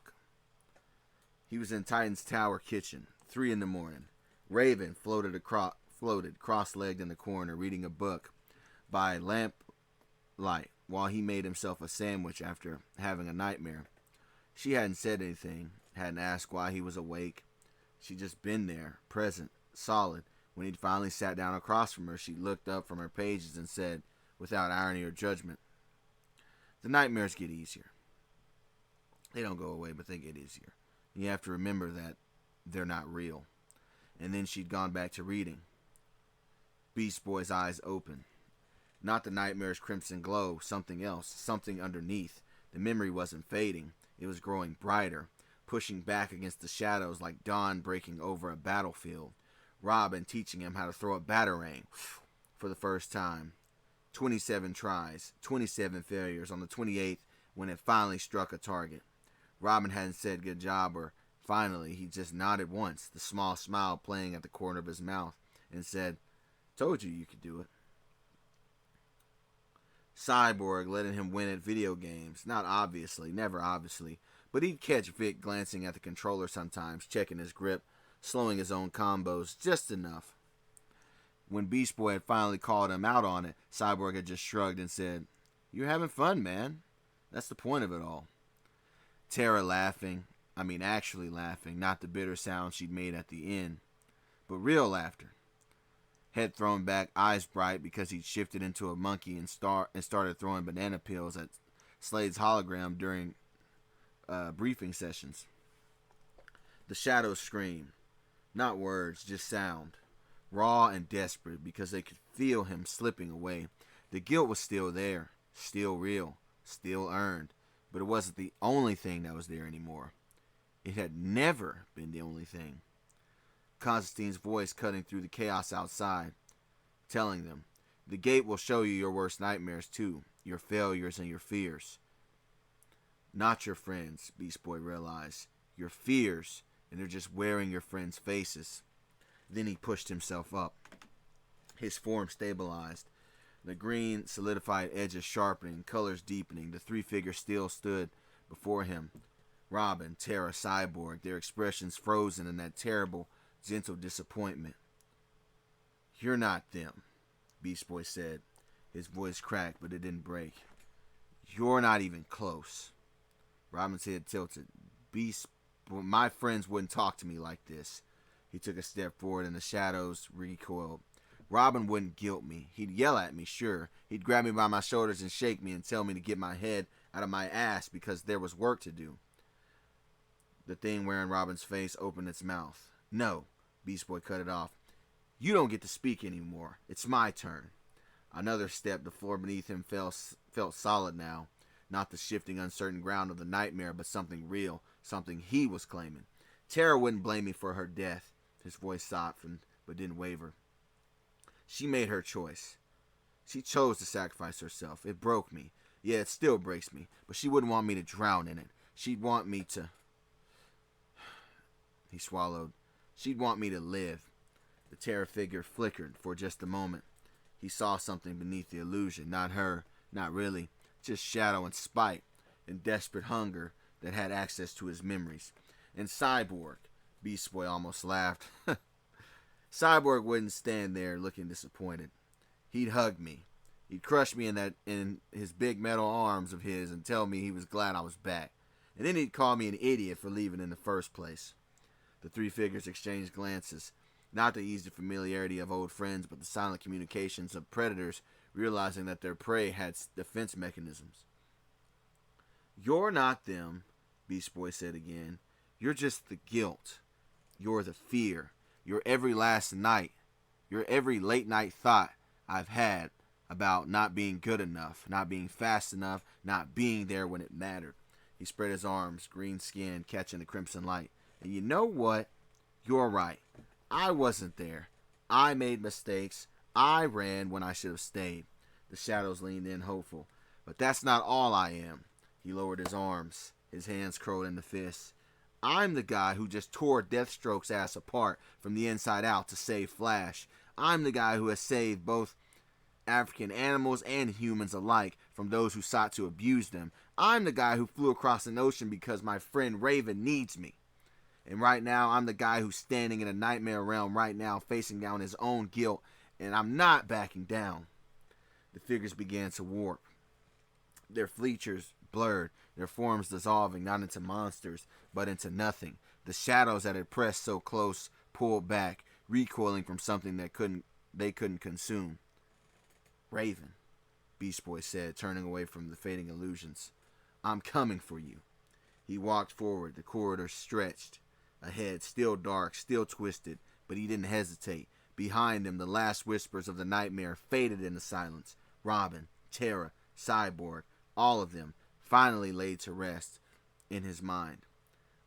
"I'm sorry I wasn't there," he thought. Not as guilt, but as a truth. "But I'm here now."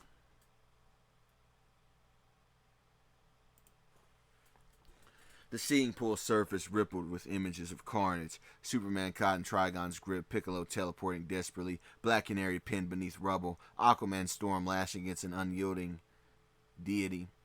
Kami stood at its edge, his ancient hands gripping his staff with white-knuckled tension, his wizened face a mask of grim calculation. He had watched civilizations rise and fall. He had seen the Demon Kings reign. He was there when the Saiyans invaded, the various magical foes from his younger years that he'd faced. But this felt like it was something else entirely. This felt like existence itself was being unmade. "You should be resting, Princess," Kami said without turning, his voice carrying the weight of centuries. "I am fine." The response was automatic, defiant, so perfectly Diana that Kami almost smiled. Almost. He turned slowly, his aged eyes taking in the Amazon standing in the lookout's marble threshold. She had changed into softer garments that flowed around her swollen belly, and her feet were bare against the cool stone, but her posture was still that of a pure warrior. Spine straight, chin lifted, hands resting not on her stomach, but at her sides. Ready. "As you wish," Kami repeated, allowing a hint of skepticism to color his tone. "You traveled from Themyscira through a dimensional barrier. You ascended into a floating palace miles above the earth, and you are carrying twin demigods, fathered by a Saiyan, which I assure you is not a common combination." He gestured vaguely at her midsection. "And you stand before me, claiming to be fine." Diana's lips pressed together, that stubborn set of her jaw that Goku had described, with no small amount of fondness as her "I will not be moved" expression. "I needed to see, to know what is happening. The island's wards protect us from the worst of the corruption, but the uncertainty—" She looked past him toward the seeing pool, toward the nightmare unfolding far below. "It is worse than not knowing." It's worse not knowing. Kami studied her for a long moment. The Amazon's face was calm, regal, but her eyes betrayed her. They flickered to the pool every few seconds, searching for flashes of orange, for spiky black hair, for any sign that the father of her children was still alive. He had seen that look before on 1,000 faces across 1,000 battlefields. The particular agony of those who cannot fight, who can only wait and watch and hope. "I assure you the boy is alive," Kami said softly. "Goku, he entered the nightmare realm within the barrier. Constantine holds the gate open." He paused, choosing his next words carefully. His energy signature is strange, diminished, then flaring, but it's still present, still present. Diana's shoulders relaxed, a fraction, barely noticeable, but Kami's eyes were very old and very trained, and the others, fighting. The word was inadequate, but it was the only truth he had, holding, for now. A moment passed, the scene pool showed Trigon raising a hand towards Superman, the Kryptonian struggles growing weaker. Kami moved to stand beside Diana, close enough that his robe brushed her arm, a silent offer of solidarity from a being who had spent most of his existence lonely. "You should still rest," he said again, but his voice had lost its edge. "The birth will come soon. The signs are there, and when it does, you will need your strength." Diana had finally moved to rest on her stomach, a slow protective gesture. "The signs?" Kami's eyes crinkled with something like amusement. "Ah, yes. Mr. Popo has predicted many births on this lookout. He claims he can predict the moment to within an hour. Something about the angle of the..." Diana had gone very still as he stopped. Her face, which moments ago had been the mask of a warrior princess, had shifted into something else entirely. Something Kami had seen a handful of times in his long existence. "Princess." He stepped closer, his staff clinking against the marble. "What is my water?" Diana said, her voice remarkably steady for someone who had just felt her body announce that the apocalypse would not wait for a more convenient moment. "My water just broke." Kami stared at her for perhaps the first time in 500 years. The guardian of Earth was utterly and completely at loss for words. Then Mr. Popo was there, silent as always, his bulk somehow moving without sound, his dark face calm and knowing. He had been watching from the shadows of the entrance, as he always watched, and he had seen what Kami had missed. "Now," Popo said, and his voice was the same deep, soothing tone he used when calming frightened visitors or meditating disputes between squabbling deities. "We go inside, quickly, but calmly."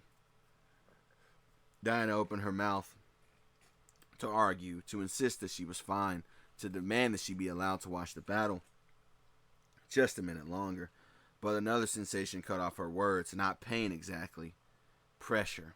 A deep, insistent tightening that reminded her in no uncertain terms that her body was no longer solely her own.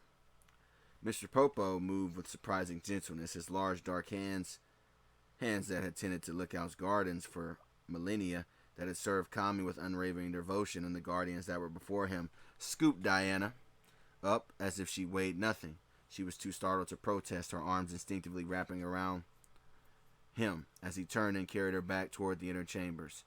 "The birthing room is prepared," Popo said, his voice never changing its calm cadence. "Linens, warm water, the herbs for thermoscura you requested.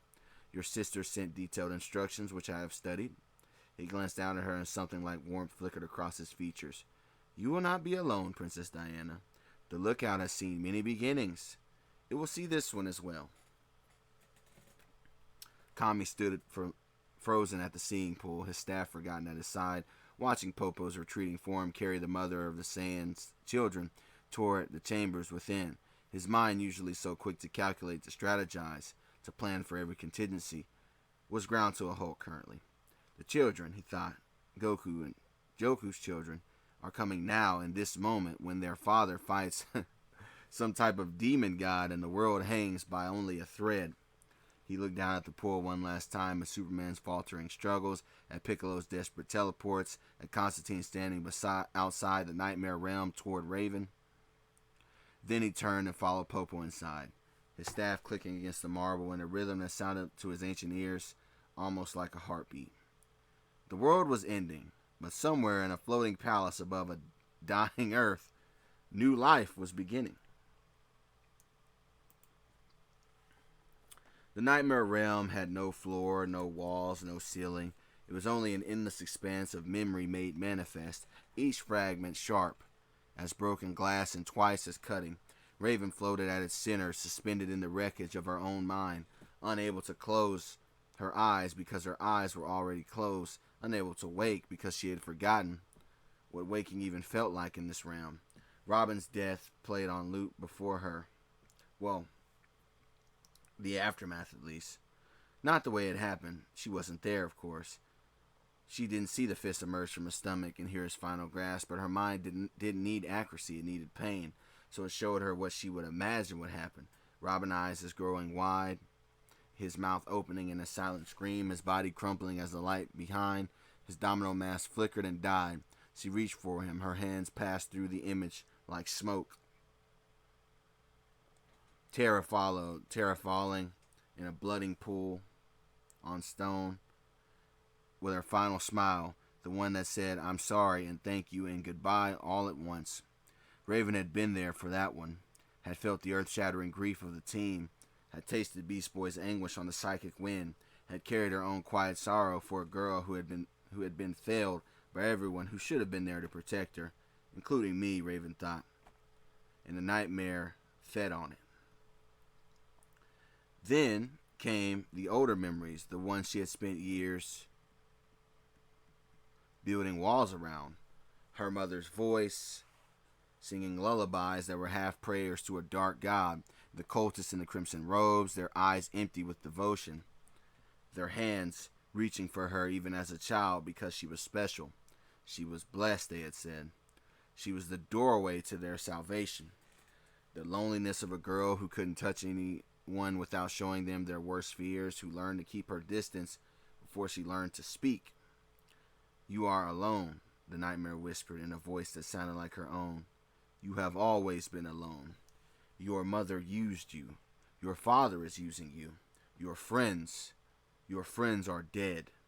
The images shifted, Starfire laughing over a breakfast in Titan's Tower, Cyborg, his hand on her shoulder, warm even through the metal, Beast Boy making terrible puns just to see her almost smile, Robin trusting her with his back in battle, never hesitating. And then they all faded away, gone, the nightmare said. All gone because of you, because of what you are. Raven's hands clenched into fists at her sides, or where her sides would be if she had a body here, as she was becoming a shadow. If any of this was real, of course. She wanted to scream. She wanted to tear the nightmare apart with her powers, the way she had torn apart a dozen demonic intrusions before, but Trigon's influence was a weight on her very soul, pressing down, smothering her connection to her own abilities, until all that remained was the fear and the grief and the endless crushing aloneness. "Give up," the nightmare coaxed. "Let go. Your father only wants what's best for you. He can take the pain away. He can make it all stop." No. The word was barely a breath, barely a sound, but she forced it out. "No." "Why not? What are you holding on for?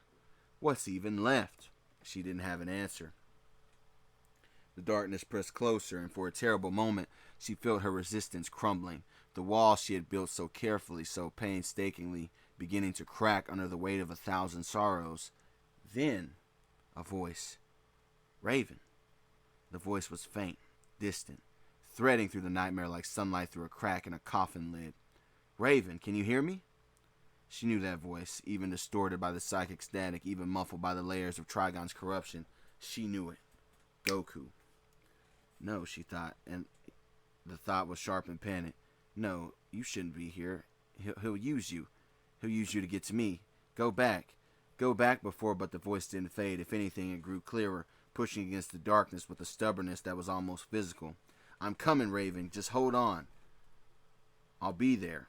She wanted to believe him. She wanted to believe that someone had come, that someone was fighting through the nightmares to reach her, that she wasn't alone as the darkness insisted.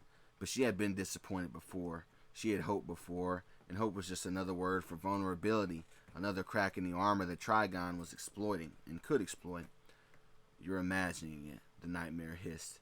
"No one is coming. No one ever comes for you. You'll know this. You know this. You've always known this." But the voice didn't stop. And somewhere, deep in the core of her being, the part that was still Rachel Roth, still a girl who had once believed in heroes, a tiny spark of something flickered to life. It was hope. Against all reason, against all experience, against the weight of a nightmare designed to crush her. Hope. Goku, she thought. and for the first time in what felt like years, she reached toward the light instead of away from it. The nightmare realm twisted around Goku like a living thing, throwing obstacles in his path, walls of shadow, tendrils of despair, whispering voices that clawed at the edges of his own mind. He ignored them all, however, his senses dulled by the psychic interference but not yet silenced. Had finally locked onto something that was real, something warm and something familiar. It was Raven.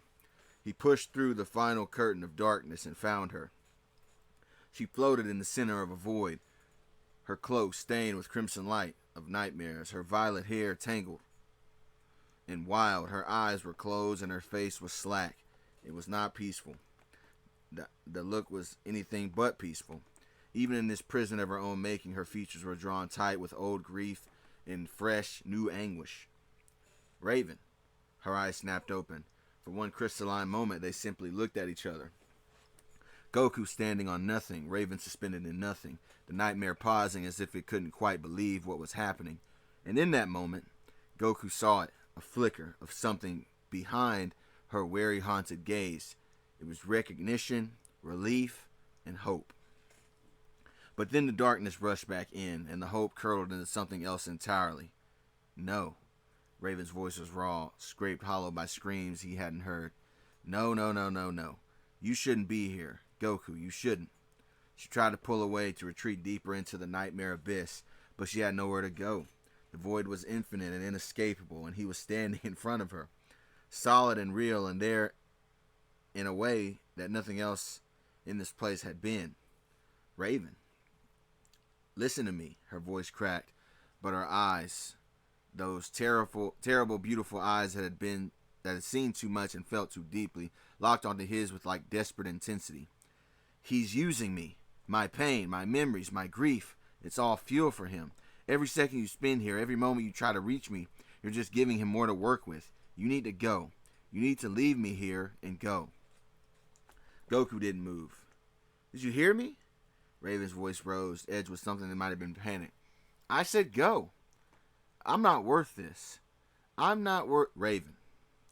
His voice was quiet, calm, utterly unlike the roar of a battle or the crackle of his ki. It was the voice of someone who had made up his mind and wasn't interested in any other arguments.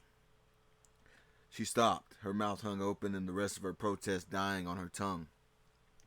I'm not leaving here without you. The words were simple, absolute. They carried no grand promises, no heroic declarations, just the flat, unshakable certainty of a man who had already decided how this was going to end. Raven stared at him. The darkness pressed against her back, whispering, fool, liar. He'll leave like everyone else. But Goku never looked away, and he didn't blink. He didn't give the nightmare an inch to breathe. You don't understand, she said, and her voice was smaller now, stripped of its desperate edge. Even if you get me out of here, even if we break the connection, he'll just find some other way. He'll always find another way. I'm made of him, Goku. His essence is in my veins. His darkness is in my soul. You can't save me from that. No one can. Goku took a step closer, then another. The darkness recoiled from his approach, not because he was fighting it, but because he was simply refusing to acknowledge it entirely. Maybe not, he said, but I can save you from this. He extended his hand, the same hand that had punched through mountains, that had caught bullets, that had held Diana's belly as his children kicked within. It was scarred and calloused and utterly, completely humanoid in its imperfections. Come on, Raven. Your team's waiting. Beast Boy's outside. He flew through a nightmare of his own to get here. Flash is hurt, but he's still cracking jokes. And I think Cyborg's going to wake up soon. He smiled. That stupid, earnest, impossible smile that had convinced villains and monsters to give peace a chance. You've got people who love you. You've got a family. Don't let this thing take that away from you. Raven's hand trembled at her side. The darkness screamed at her to refuse, to retreat, to protect him from the contamination of her very presence. But her eyes, those eyes that had seen the worst of the universe had to offer, were fixed on his outstretched palm. You're a reckless idiot, she whispered. Goku smiled. His smile widened. Yeah, I know. She reached out. Her fingers brushed his, cold against warm, shadow against light, and the nightmare realm screamed in response. Beast Boy then materialized from the shadows of the nightmare corridor, his green form solidifying from a bat silhouette into his human shape as he landed beside Goku with a thud. Breathing hard, his eyes still carrying the haunted echo of his own confrontation with Robin's ghost. But when he saw Raven, really saw her, floating in that void of sorrow, her hand finally reaching toward Goku, something in his face cracked open. Gotta be honest, Ray, Beast Boy said, his voice hoarse but carrying that familiar, irrelevant edge that had defined their years as Titans. This whole nightmare realm of hell vacation spot, weird choice. The ambiance is terrible. The decor is all shadows, and it's pretty depressing. And I'm pretty sure the customer service is actively trying to kill me. Raven's lips twitched. It wasn't a smile, not quite, but it was something. A crack in the mask of grief that she had been wearing. Goku snorted. He's not wrong. I've seen better lighting in a cave. The three of them stood together in the darkness.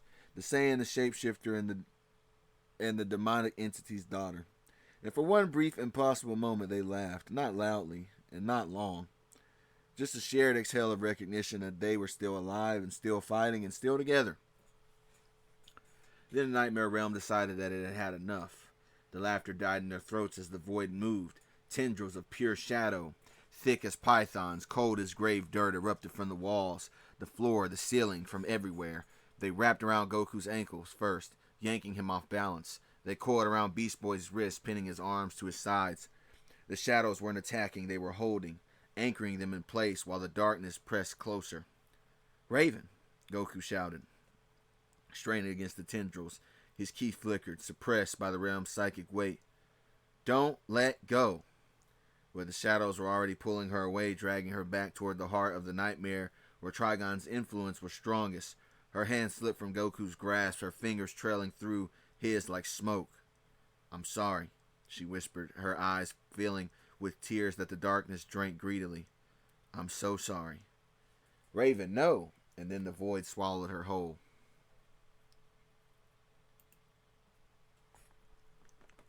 Goku's roar of frustration shook the nightmare realm. His aura exploded outward, not the controlled blue of his usual power, but something wilder, something desperate as his eyes flickered to the Ozaru beast's red retinas. The tendrils around his ankles snapped like rotten ropes. He lunged forward in the darkness where Raven had vanished and grabbed hold of something, not her hand, not anymore, but the edge of her cloak, the fabric already seeming to dissolve into the shadows. Goku, stop. Raven's voice came from everywhere and nowhere. You're only going to make it worse. The more you fight, the more this realm is going to fight back. I don't care. He pulled harder, dragging her back from the abyss inch by inch. I'm not letting him take you.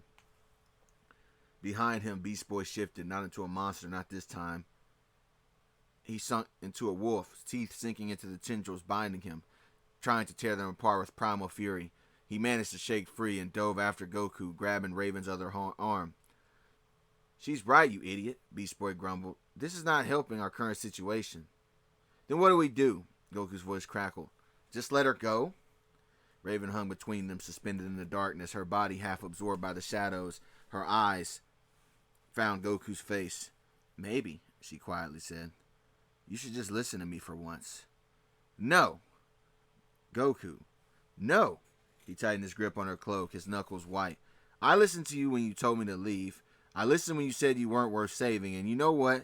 You were wrong. His voice softened, but didn't break. You're the daughter of a devil. So what? I'm a Saiyan. A race of ruthless planet conquerors, but that's not who I am. It's not who you are.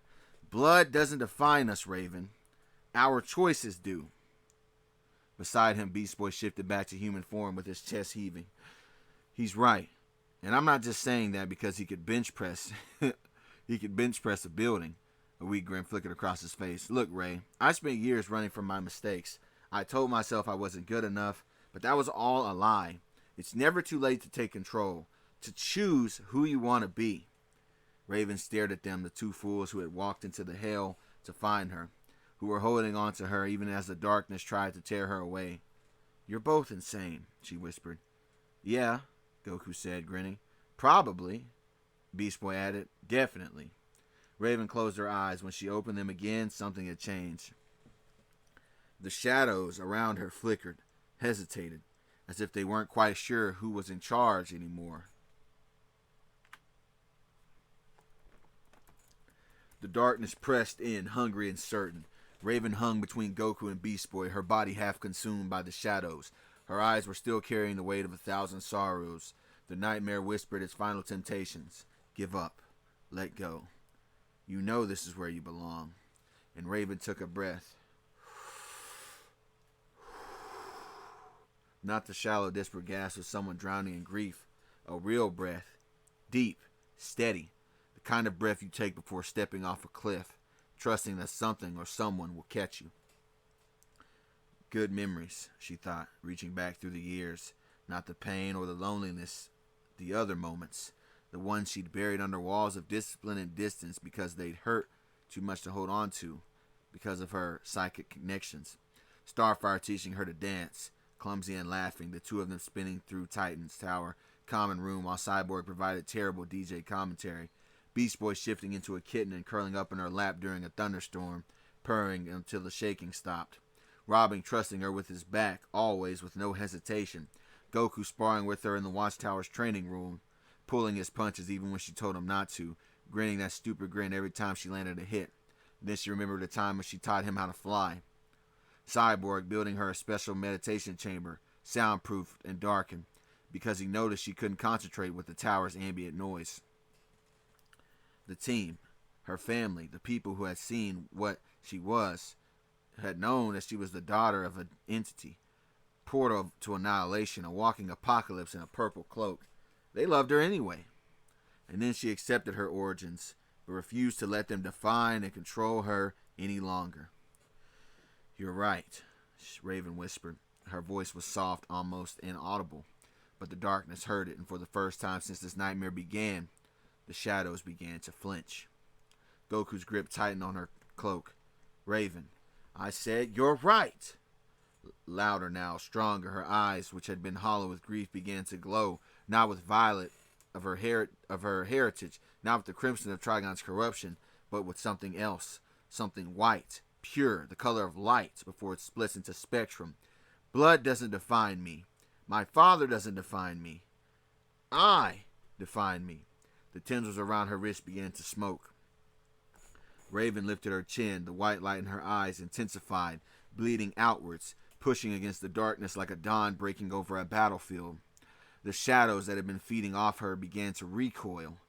"I am Rachel Roth," she said, and her voice carried through the nightmare realm like a bell through fog. "I am a Titan. I am not my father's doorway." Crack! The tendrils holding Goku crumbled. He stumbled forward, catching himself, his eyes wide as Raven rose, not floating helplessly this time, but ascending with purpose. The white light around her grew brighter, pushing back the crimson gloom, and where it touched the nightmare shadows, they simply ceased to exist. Not banished, not defeated. Disintegrated. Like lies exposed to truth. Beast Boy's bonds crumbled next, the shadows dissolving into harmless mist. He scrambled to his feet, staring at Raven with an expression of pure, incredulous awe. "Ray, your eyes." "I know." She didn't look at him. Her gaze was fixed on the darkness ahead, the heart of the nightmare where Trigon's influence was strongest. "I can see everything. Now, every fear, every lie that he planted, every crack in my walls that he exploited." Her hands rose, palms outward, and the white light coalesced around her fingers, the living flame. "He thought my pain was his power source. Now I'm making them my own fuel." "What is this?" A voice from the realm boomed, no longer triumphant, no longer patient. For the first time, it was uncertain. "This is not... You cannot..." "I can," Raven said, "because this isn't your power. It's mine. Every memory I buried, every moment of kindness I told myself I didn't deserve, every time someone reached for me when I was trying to disappear. She spread her arms wide, and the white light exploded outward, a shockwave of pure concentrated goodness that tore through the nightmare like a blade through a roll, or like a blade through rot. You wanted my pain, because you have been afraid of my joy. The tendrils didn't just break, they burned. Every shadow that had held her, every chain that had bound her, every whisper that had told her that she was alone, all of it turned to ash in the space between one heartbeat and the next. The nightmare realm convulsed around them, its walls cracking, its foundation crumbling. Raven turned to Goku and Beast Boy, her white glowing eyes softening with something that might have been gratitude. Hold on to me, both of you. They didn't hesitate. Goku grabbed her left hand, Beast Boy grabbed her right, and Raven pulled. The three of them shot upward like a comet, white light trailing behind them like a bridal train, burning through layers of nightmare and shadow and psychic interference. The realms screamed as they passed, trying to hold them back, but Raven's light didn't fight the darkness, it simply illuminated it, and in that illumination the darkness had nowhere left to hide, nowhere to reach.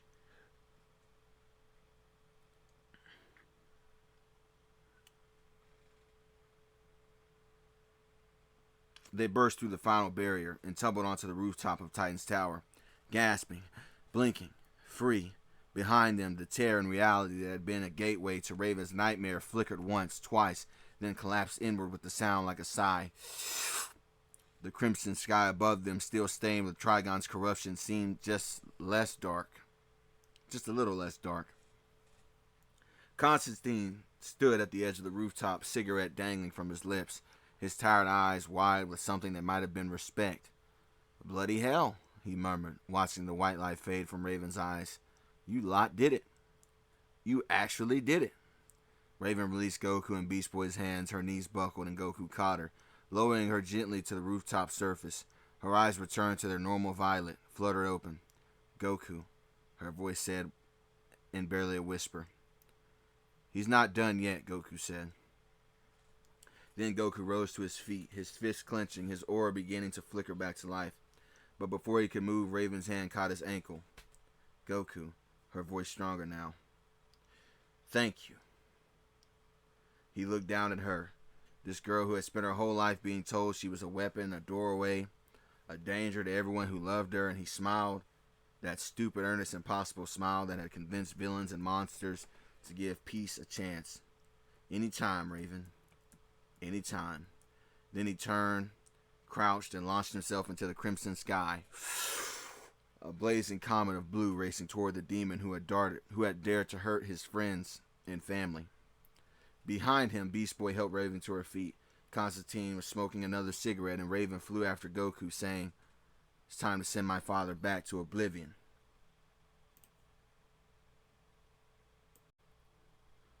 For whatever reason, this image didn't show, so I just wanted to show this before I moved on. Anyway, the crimson sky turned above the ruined battlefield as Trigon's four burning eyes swept across the assembled heroes. Superman remained resolved despite the circumstances. Piccolo panted for breath, and Aquaman was now out of the skyscraper's rubble, still commanding it in his storm. Black Canary rose from debris next to Batman. The demon's mouth curved into something that might have been a smile. If smiles could devour hope, that is. Enough. The word was not shouted. It was simply spoken. Reality itself seemed to recoil from it. The rain stopped mid-fall, droplets hanging suspended in the air like frozen teardrops. The fires that had been consuming the city guttered and died. Even the wind seemed to hold its breath for a moment. This charade of defiance has ceased to amuse me. You struggle, and you fall. You rise again, just to repeat the same pattern, with the same result. I have consumed worlds that fought harder than this. I have crushed sirens who scream louder. Your little rebellion ends now, not with a bang and not with a final stand, but with the soft nothing of a candle that's smothered by the darkness that's around it. He raised one massive hand, and shadows coalescing around his fingertips, gathering into a sphere of pure annihilation. The heroes below watched it form, felt the weight of it pressing against their souls, felt the promise of oblivion in its silent, hungry maw. This world has fought decently well, Trigon intoned, his voice carrying a note of something that might have been of respect. if respect could be weaponized. Its defenders have proven entertaining, to say the least. But all games must end, and this one is over, Father. The female voice cut through the darkness like a blade. Familiar, defiant, and very much alive. As Goku hovered in the air between Trigon and the fallen heroes, his orange gi torn and his body had looked better, his eyes blazing with a fire that no demon could extinguish. Beside him, trailing wisps of white light that hadn't fully faded from her awakening. Raven rose to meet her father's gaze. Trigon's four eyes widened, genuinely widened. For the first time since his arrival, the sphere of annihilation in his hand faltered and flickered, as his attention shifted entirely to the two figures floating before him. Impossible. Raven's voice, when she spoke, carried no fear, no hesitation, only the cold, certain steel of someone who had faced her own darkness and emerged unbroken. You wanted my pain, Father, my grief, my loneliness. You fed on it for years thinking it was your power source. The white light in her eyes flared, pushing back against the crimson gloom. But you forgot something important. Pain wasn't all that I have. It wasn't all that I've accumulated. I kept the good memories too. Goku raised his fist as his ki cracked around his knuckles, not with uncontrolled fear of his earlier assault, but something more focused, intentional. Yeah, Raven's not your doorway anymore. She's not your weapon. She's about to be your bouncer. His gaze locked onto Trigon's burning eyes, unwavering. And we're done letting you use her. Trigon stared at them, the Saiyan warrior and the daughter who was now defying him. For the first time since his resurrection, the devourer of worlds felt something cold and unfamiliar slither down his ancient spine. Uncertainty. The air between father and daughter crystallized into something that defied physics, a visible tension that made the suspended raindrops shatter into mist.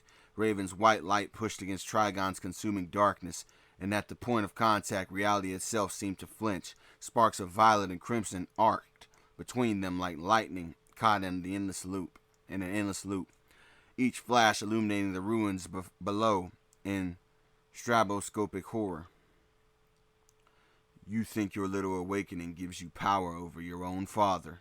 Trigon's voice rumbled through dimensions, his four eyes narrowing to slits of burning hatred. I am eternal. I am the void that preceded light. Your grandmother knew my name. Your mother prayed to me.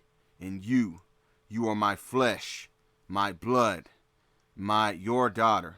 Raven interrupted, and the words weren't acclaimed. They were a hammer striking an anvil. Not your property, not your vessel, your daughter, and she's grown up. She threw her arms wide, and the white light exploded outward, not attacking, not defending, but opening. Behind her, the air tore with the sound like silk rippling, revealing not the crimson-stained sky of Earth, but something else, something older. A void that wasn't empty, but waiting, the dimensional space between realities, the nowhere that existed before gods learned to map the cosmos. I've been here before, Father, Raven said, her voice carrying the weight of that memory, and I'm sure you recognize it as well. This isn't your nightmare realm. This is the dead zone, the space between. It's empty, Father, cold and silent. Her eyes blazing with white fire never left his. No one to torment, and there's no worlds to consume, and no souls to corrupt. Just nothingness, forever. And I memorized the frequency of the realm. Trigon's massive form shuddered. The sphere of annihilation in his hand guttered and died, and he raised both arms, bracing against the pull of the portal. You cannot. I will not. You will, Raven said, because I'm done being afraid of you. And then the two continued the power struggle. As Raven pushed, the white light surged forward, wrapping around Trigon's wrist, his chest, his throat. Not chains, but conviction. Every year she'd spent hiding from her heritage. Every nightmare she endured in silence. Every moment she convinced herself she didn't deserve love, friendship, and family. All of it was transformed, not just into a weapon, but into will. Trigon's feet, massive and clawed, capable of crushing buildings, began to slide across the dimensional threshold, His arms strained against the portal's pull.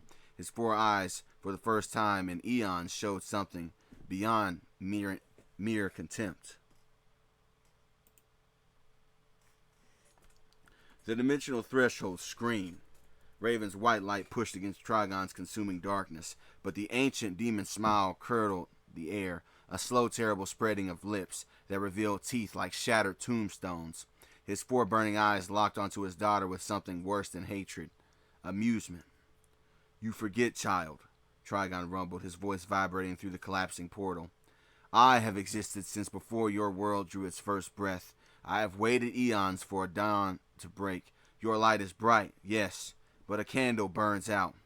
My darkness," he pulled against the portal's grip, his massive shoulders inching backward, finding purchase on reality itself, "is eternal."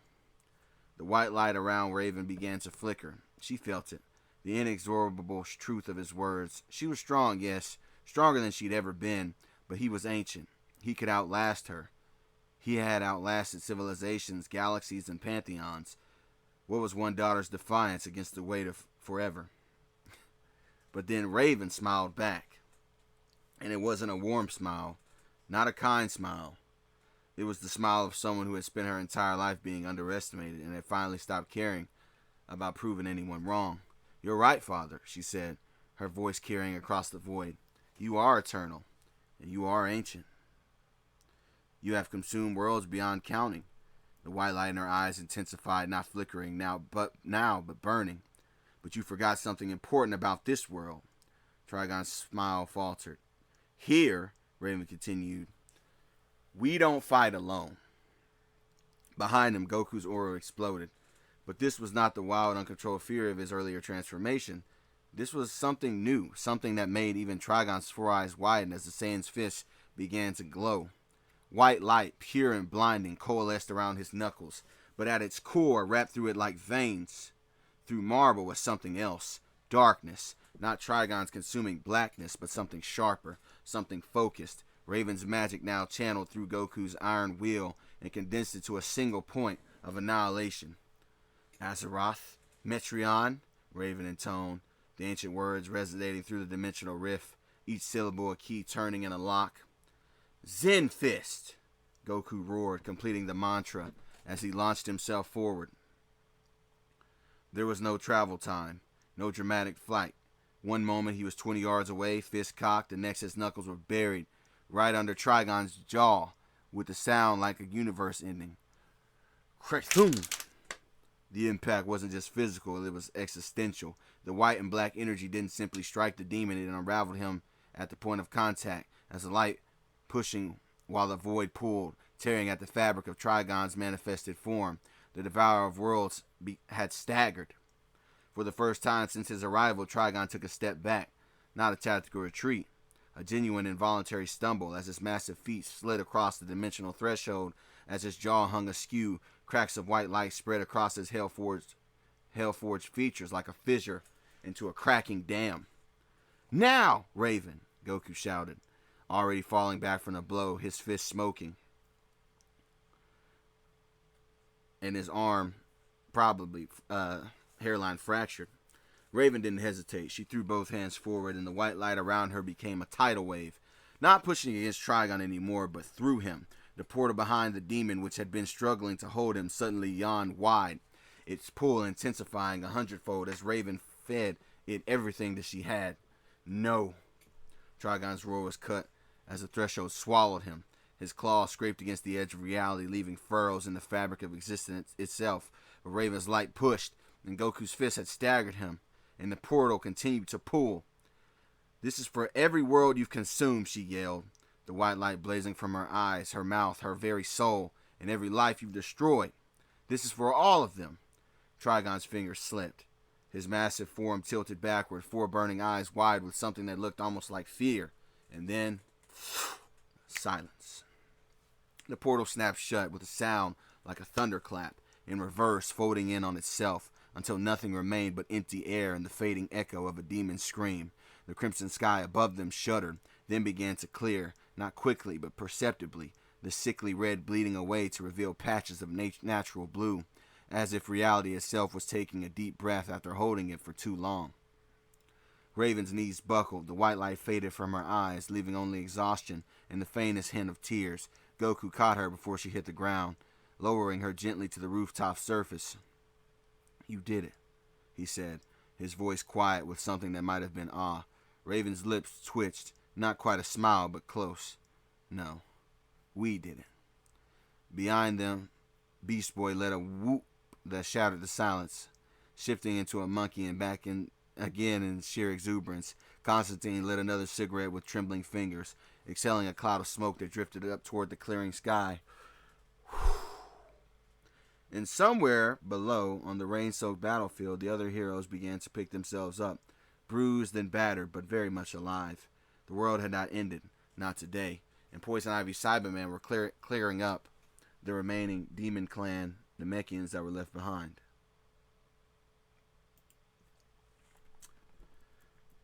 The clearing sky painted the ruined battlefield in shades of gold and blue. Natural light finally breaking through the crimson stain that had poisoned the world for what felt like years compressed into hours. The rain had stopped, the fires had died, and across the cratered glass-scarred earth, the defenders of Earth picked themselves up from the ashes of their own victory. Goku touched down lightly, his torn gi fluttering in the gentle breeze that had replaced Trigon's howling psychic wind. His body ached, every muscle screamed, and every bruise pulsed with the memory of hellfire and desperate blows. But he was smiling, that stupid, earnest, impossible smile that had become his signature that everyone had seen. Superman met him halfway. The Man of Steel looked almost as battered as Goku. His cape was shredded, his suit bore scorch marks from Trigon's grip, and there was a cut above his left eye that wept a thin line of his blood. But his posture was straight, his jaw was set, and when he saw Goku approaching, his stern expression cracked into something rare and genuine, a smile of pure, uncomplicated relief. "I knew you'd get it done," Superman said, extending his hand. Goku took it, not for a handshake, but for a grip, forearm to forearm, the way warriors greeted each other after a battle. "Took me long enough. Sorry about the wait." Superman's grip tightened, his smile widening. "You're always late, little brother. I've gotten used to it." Behind Superman, Batman emerged from the shadows of a collapsed overpass.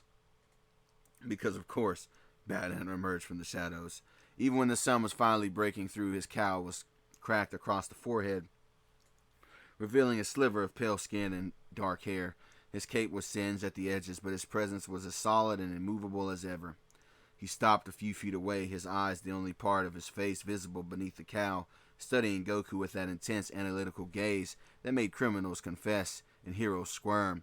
For a long moment he didn't speak, then slowly, almost grudgingly, he gave a single nod. It wasn't a nod of approval. Batman didn't do approval.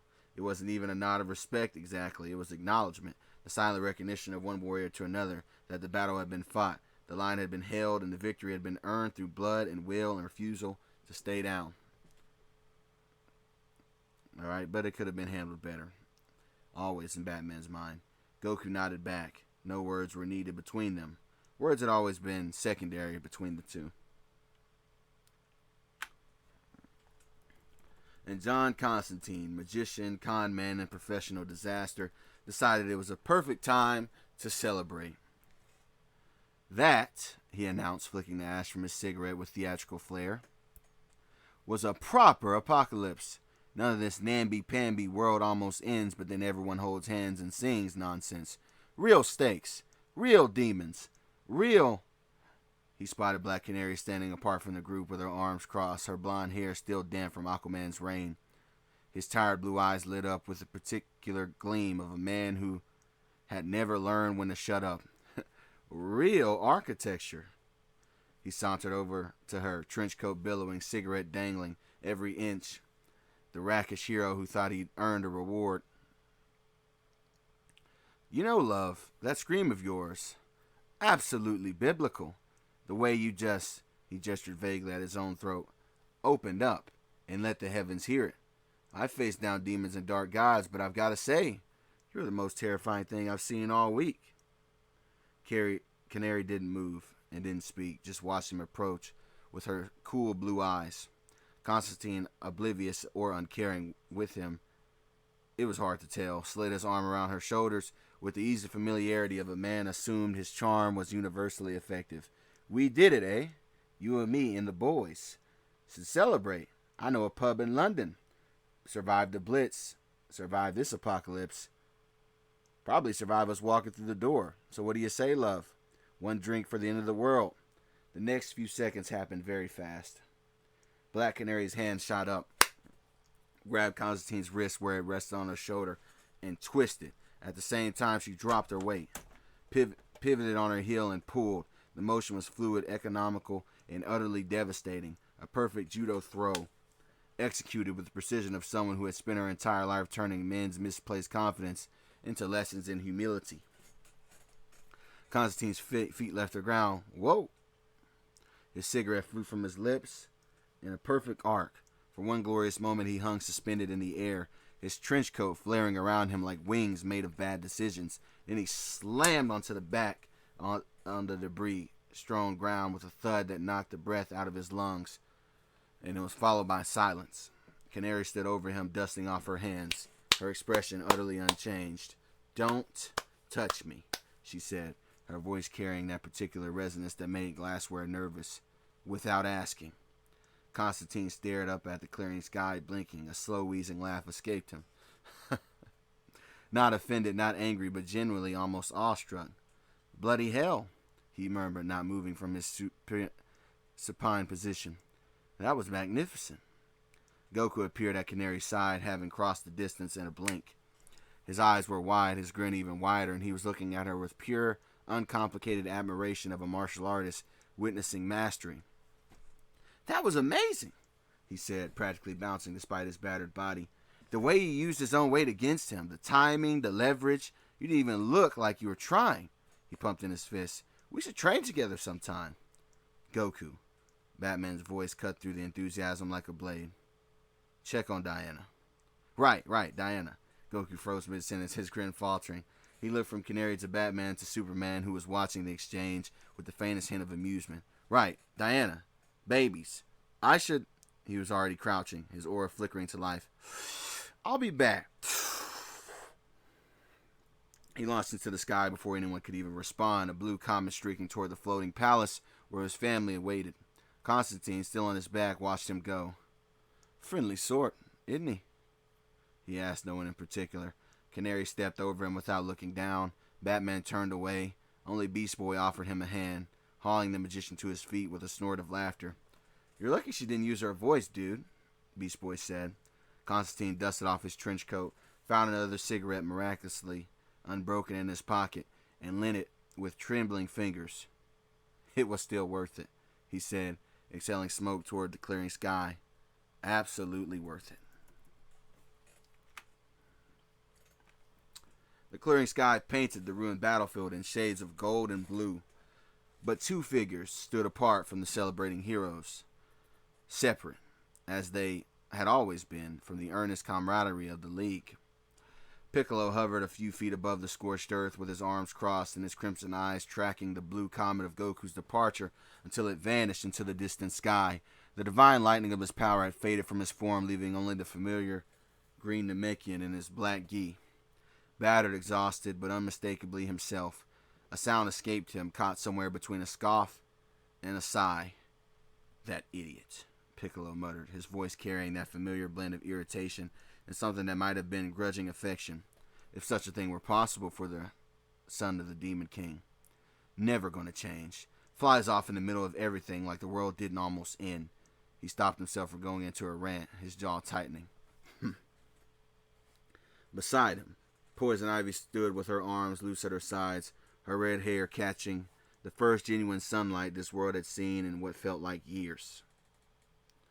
Her pale skin was smudged with soot, her green dress torn at the hem, but her posture was relaxed, almost peaceful, in the way of something that had survived a forest fire and was already thinking about new growth. She followed Piccolo's gaze toward the vanishing blue comet, and a small, unexpected smile touched her lips. "I hope he never does," Ivy said, her voice soft, almost willful. "Change, I mean." Piccolo's head turned sharply, his antenna twitching. He studied her with those crimson eyes, assessing, skeptical, the way he looked at anyone who wasn't Goku or grudgingly Superman. "You're the one who tried to kill him, yes?" Piccolo said. "It wasn't a question. A while ago, when you first activated the Cyberman seeds, I remember hearing about it. And when I helped the League fight the Saiyans, I read Batman's files on you. Poison ivy, eco-terrorists, mind control pheromones, poison assassinations." His lip curled. "And now you're waxing poetic about his character." Ivy's smile didn't waver. If anything, it deepened, taking on an edge of dark amusement. "I tried to kill a lot of people," she said simply. "That's what I did. That's what I was. But that man," she nodded toward the empty sky where Goku had disappeared, "he chose to let me go. Not just because he was naive, and not because he thought I'd suddenly become a saint. He let me go because he looked at me and he saw something that I hadn't seen in myself in years." She paused, her green eyes distant. "Potential," she said finally. "The possibility of something other than what I'd become. And then he just walked away. Didn't ask for thanks, didn't demand I prove myself. Just said he'd put in a good word with me, with the bat, and hope I'd stay out of trouble." A soft laugh escaped her, like he was talking to a neighbor who'd let their fence get shabby. Not a criminal, not a monster, not a murderer, just someone who he thought could do better. Piccolo was silent for a long moment. His arms remained crossed, his expression unchanged, but something shifted in the set of his shoulders. A minute of relaxation, a minute relaxation, an almost imperceptible easing of tension.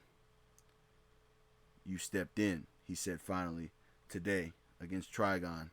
You spent half your army on a distraction." He didn't phrase it as a question, but there was a question beneath the words.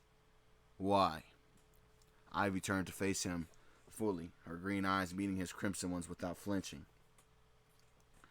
"You called down divine lightning," she said. "You fought your own father, your own Demon King father, to a standstill. You fought next to Superman and didn't blink." She tilted her head, the dark smile returning. "And you're asking me why I helped?" Piccolo's jaw tightened. "That was different." "Is it?"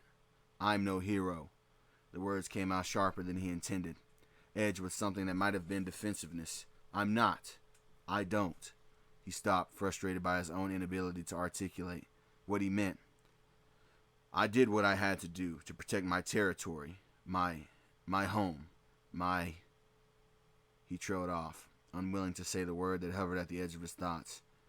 Ivy watched him struggle, and something in her expression softened, not with pity but with recognition, the recognition of someone who had also spent years refusing to name what she'd found. "Well, you could have fooled me," she said simply. The words hung in the air between them, light, almost playful, but carrying a weight that neither of them acknowledged. Piccolo stared at her for a long moment, his crimson eyes unreadable.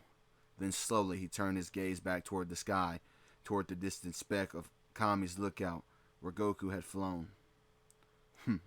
He said again, but the sound was softer this time, almost thoughtful.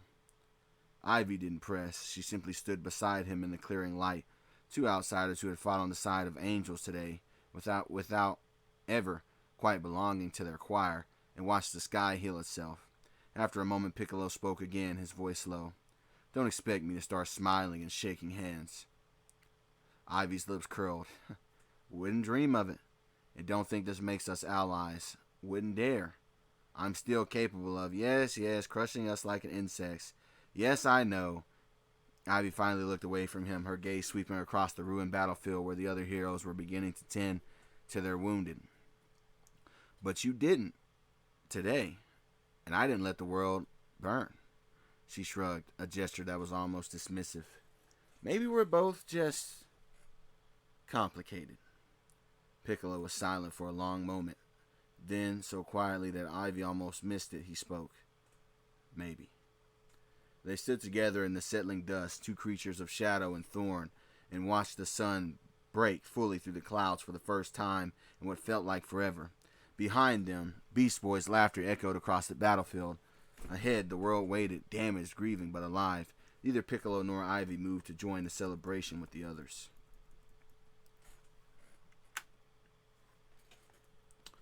The marble corridors of Kami's lookout had never seen such chaos. Goku burst through the entrance like a comet, skidding to a halt in the entrance chamber, his torn gi still smoking from the battle below. The sound hit him first, not the roar of demons or the crackle of ki, but something far more primal.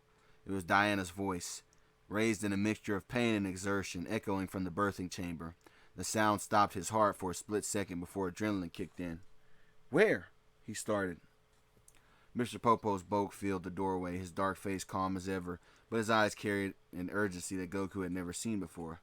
"This way. Quickly. She's been asking for you." Goku didn't need to be told twice. He was through the door before Popo finished speaking, his battered body finding one last reservoir of speed. The birthing chamber had been transformed. Soft glowstones lined the walls, casting warm light across linens that Martha Kent had hand-stitched and sent with Clark months ago.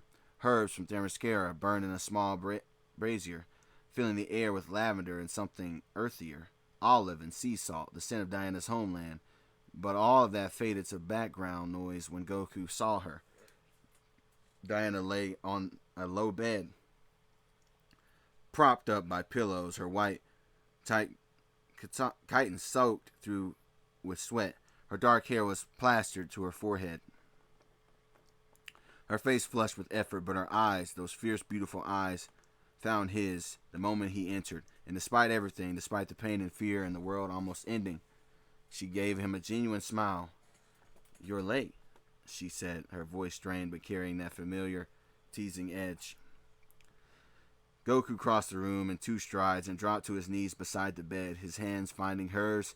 Her grip was crushing, stronger than any human woman's could be, fueled by Amazon's strength and the incredible effort of bringing new life into the world. "Yeah, sorry," he breathed, pressing his forehead to her knuckles. "There was this demon, see, and I know." Another contraction hit, and Diana's grip tightened further, her jaw clenching. Goku didn't flinch. He just held on, letting her squeeze his fingers until the bones creaked. I could feel it, even up here, the darkness pressing forward. "It's over," Goku said softly. "Raven sent him back. He's gone." Diana's eyes searched his face, looking for the lie, the qualification, the but. She found none. For the first time in hours, something in her shoulders completely relaxed. "Good," she said, then her face controlled again, and she let out a sound that was half groan, half roar. "Because I'm about to..." "Breathe, princess." Kami's voice was calm, ancient, cutting through the tension like a blade through silk. He stood at the foot of the bed, his wizened hands glowing with soft golden light, the same light that had been easing Diana's pain for the past hour. His staff leaned against the wall, forgotten as if he focused entirely on the mother and the children that were struggling to enter the world. "The first is crowning," Kami continued, his tone that of a general assessing a battlefield. "You were almost there. One more push, Diana. One more." Diana's eyes found Goku. He saw fear there, not for herself, never for herself, but for them, for the tiny lives that were about to be placed in their hands, so fragile and precious, so utterly dependent on 2 people who had spent their whole lives learning to fight instead of learning to really nurture. "I'm here," Goku said, and he poured every ounce of his strength into those 2 words. Not his physical strength, that was tapped, drained, and exhausted, but something deeper. The strength of a man who had looked into the abyss and refused to blink, who had faced gods, monsters, demons, who had almost died several times, but kept fighting. The strength of someone who would burn down the universe before he let harm come to his family. "I'm right here. We're going to meet them together." Diana nodded, took a breath, and pushed. The cry that echoed through the chamber was not pain, but triumph. Kami's hands moved with a gentleness that bellied his age, catching the first child as she slipped into the world, a girl. His golden light enveloped her, clearing her airways, stimulating her first independent breath, and when she cried, a thin, reedy wail that was the most beautiful sound Goku had ever heard, the Saiyan felt something crack open in his chest. "A daughter," Kami announced, his voice carrying a weight of wonder that centuries of existence had not erased. He wrapped her in a soft cloth and placed her gently on Diana's chest. Diana looked down at the tiny, squalling creature, skin still wrinkled, dark hair plastered to her scalp, fists clenched in outrage at being evicted from her warm, dark home as she wept. Silent tears passed through the sweat on her cheeks as she cradled her daughter for the first time. "Hello, little one," she whispered, her voice breaking. "I have been waiting for you." The second twin was less patient. Before anyone could catch their breath, Diana's body convulsed again, shorter this time and more urgent. Kami barely had time to pass the first bundle to Goku before he was turning back to catch the second. "This one, a son," Kami said, and there was something in his voice, surprise perhaps, or the quiet wonder of witnessing a miracle that even he hadn't fully anticipated. The boy emerged with less fanfare than his sister, quieter, his cries more subdued, but his eyes were open. They were dark eyes, Goku noticed, not the blue of Diana's or the black of his own, or the full black of his own, but something in between, observant, already watching the world with a focus that seemed impossible for a newborn. Kami placed the boy on Diana's chest beside his sister, the two twins who had spent 9 months sharing space, sharing warmth, sharing the steady rhythm of their mother's heartbeat. Immediately quieted, the girl's wails softened to whimpers. The boy's quiet observation shifted to something that might have been contentment. Diana looked up at Goku, her face radiant despite the exhaustion, and he saw in her expression everything he was feeling: terror, joy, wonder, and a love so vast it threatened to swallow him whole. "Your turn," she said softly. Goku looked down at the bundle in his arms, at his daughter, her tiny face scrunched in concentration, her fingers curled into fists no bigger than his thumb. He had held dying friends in these arms. He had caught falling buildings, deflected energy blasts, thrown punches that shook landscapes, but nothing in his entire life had prepared him for the weight of this small, squirming, utterly defenseless life that he and Diana had produced together. "Hey there," he whispered, his voice cracking. "I'm your dad." The baby's eyes, blue like her mother's, he noticed with a jolt, open and focused on his face. For a moment, just a moment, she stopped crying. She stopped squirming, just looked at him with those impossible new eyes as if memorizing his face and his voice. The feel of his callous hands cradled her tiny body. Diana laughed. A wet, exhausted, joyful sound, and pressed a kiss to her son's forehead. "She's going to have you wrapped around her finger before she can walk." "I think she already does," Goku admitted as she grabbed his finger, as he smiled through the grime and dry blood on his cheeks. "They both will." Kami stepped back, his work complete, and allowing himself a rare smile. Mr. Popo appeared with warm water and clean cloths, moving silently through the room, tending to Diana, tending to the newborns, his dark face carrying an expression of deep, abiding peace. After a long moment, after the tears had dried and the babies had been cleaned, and Diana had been made comfortable, Kami spoke. "It seems life finds a way," he said quietly, his ancient eyes moving from the twins to the parents to the clear sky visible through the chamber's window. "Even when the world is ending. Perhaps especially then." Goku looked up from his daughter's face, his expression soft. "Yeah," he said. "I guess it does." Diana reached out and took his hand, the one not cradling their daughter, and intertwined her fingers with his. The boy slept against her chest, content for the first time since being thrust into the loud, bright, terrifying world. The girl was still cradled in Goku's arms, had finally stopped crying, and was simply present, comfortable, existing. "Amara," Diana said softly, looking at her daughter, "for her unfading spirit." "And the boy?" Diana asked. Goku was quiet for a moment, his thumb tracing circles on his daughter's back. "Gohan," he said finally, "because my brother Clark named me after a hero in a Japanese comic, and that was the name of his son." Because y'all remember, I talked about that on the first ever episode I did, how the anime of Dragon Ball actually exists in DC. So this could be canon anyway. Goku tested the names on his tongue: Amara and Gohan, his children, his and Diana's. A girl who had fought her way into the world screaming, and a boy who had entered it with a quiet, steady observation. Two sides of the same coin, just like their parents. Amara and Gohan, he said, and the names felt right. Felt like beginnings. Felt like hope. Outside, the sun broke fully through the last of the crimson clouds. Panting, the floating palace in shades of gold and rose. The world below was in ruins, city shattered, lives lost, scars that would take generations to heal, no doubt. But here in this quiet chamber at the edge of the sky, new life had taken its first breath. And as long as life continued, hope continued. Goku pressed a kiss to his daughter's forehead, then leaned in over to press another to his son's. Diana's hand tightened in his. The twins, exhausted by their journey, finally fell to sleep. The battle was over, but the future had just begun. The battlefield lay beneath a canopy of stars, the first stars visible in what felt like an eternity. The crimson stain had faded from the sky, leaving behind velvet darkness pierced by pinpricks of silver light. The rain had stopped, the fires had died, and one by one the heroes had departed, to tend to wounds, to mourn the fallen, to hold their loved ones close in the quiet aftermath of the apocalypse, and to help people that were in need of aid. No one remained to witness the rubble begin to shift.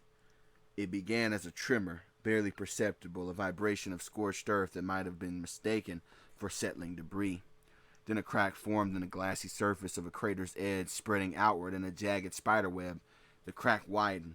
Dark energy, purple and black, thick as oil, began to seep through the fissure, hissing as it touched the cool night air. A hand emerged. It was pale green, almost luminous in the moonlight, with fingernails filed to sharp points. The hand gripped the edge of the crater, digging into the fused earth, and pulled.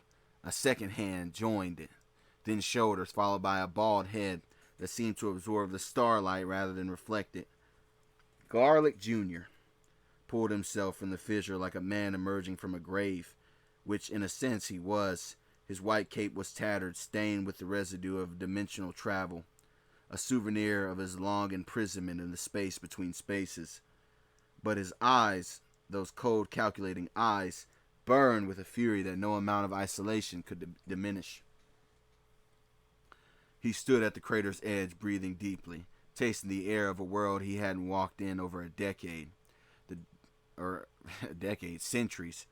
The dead zone had been his prison, a void where time moved differently, where years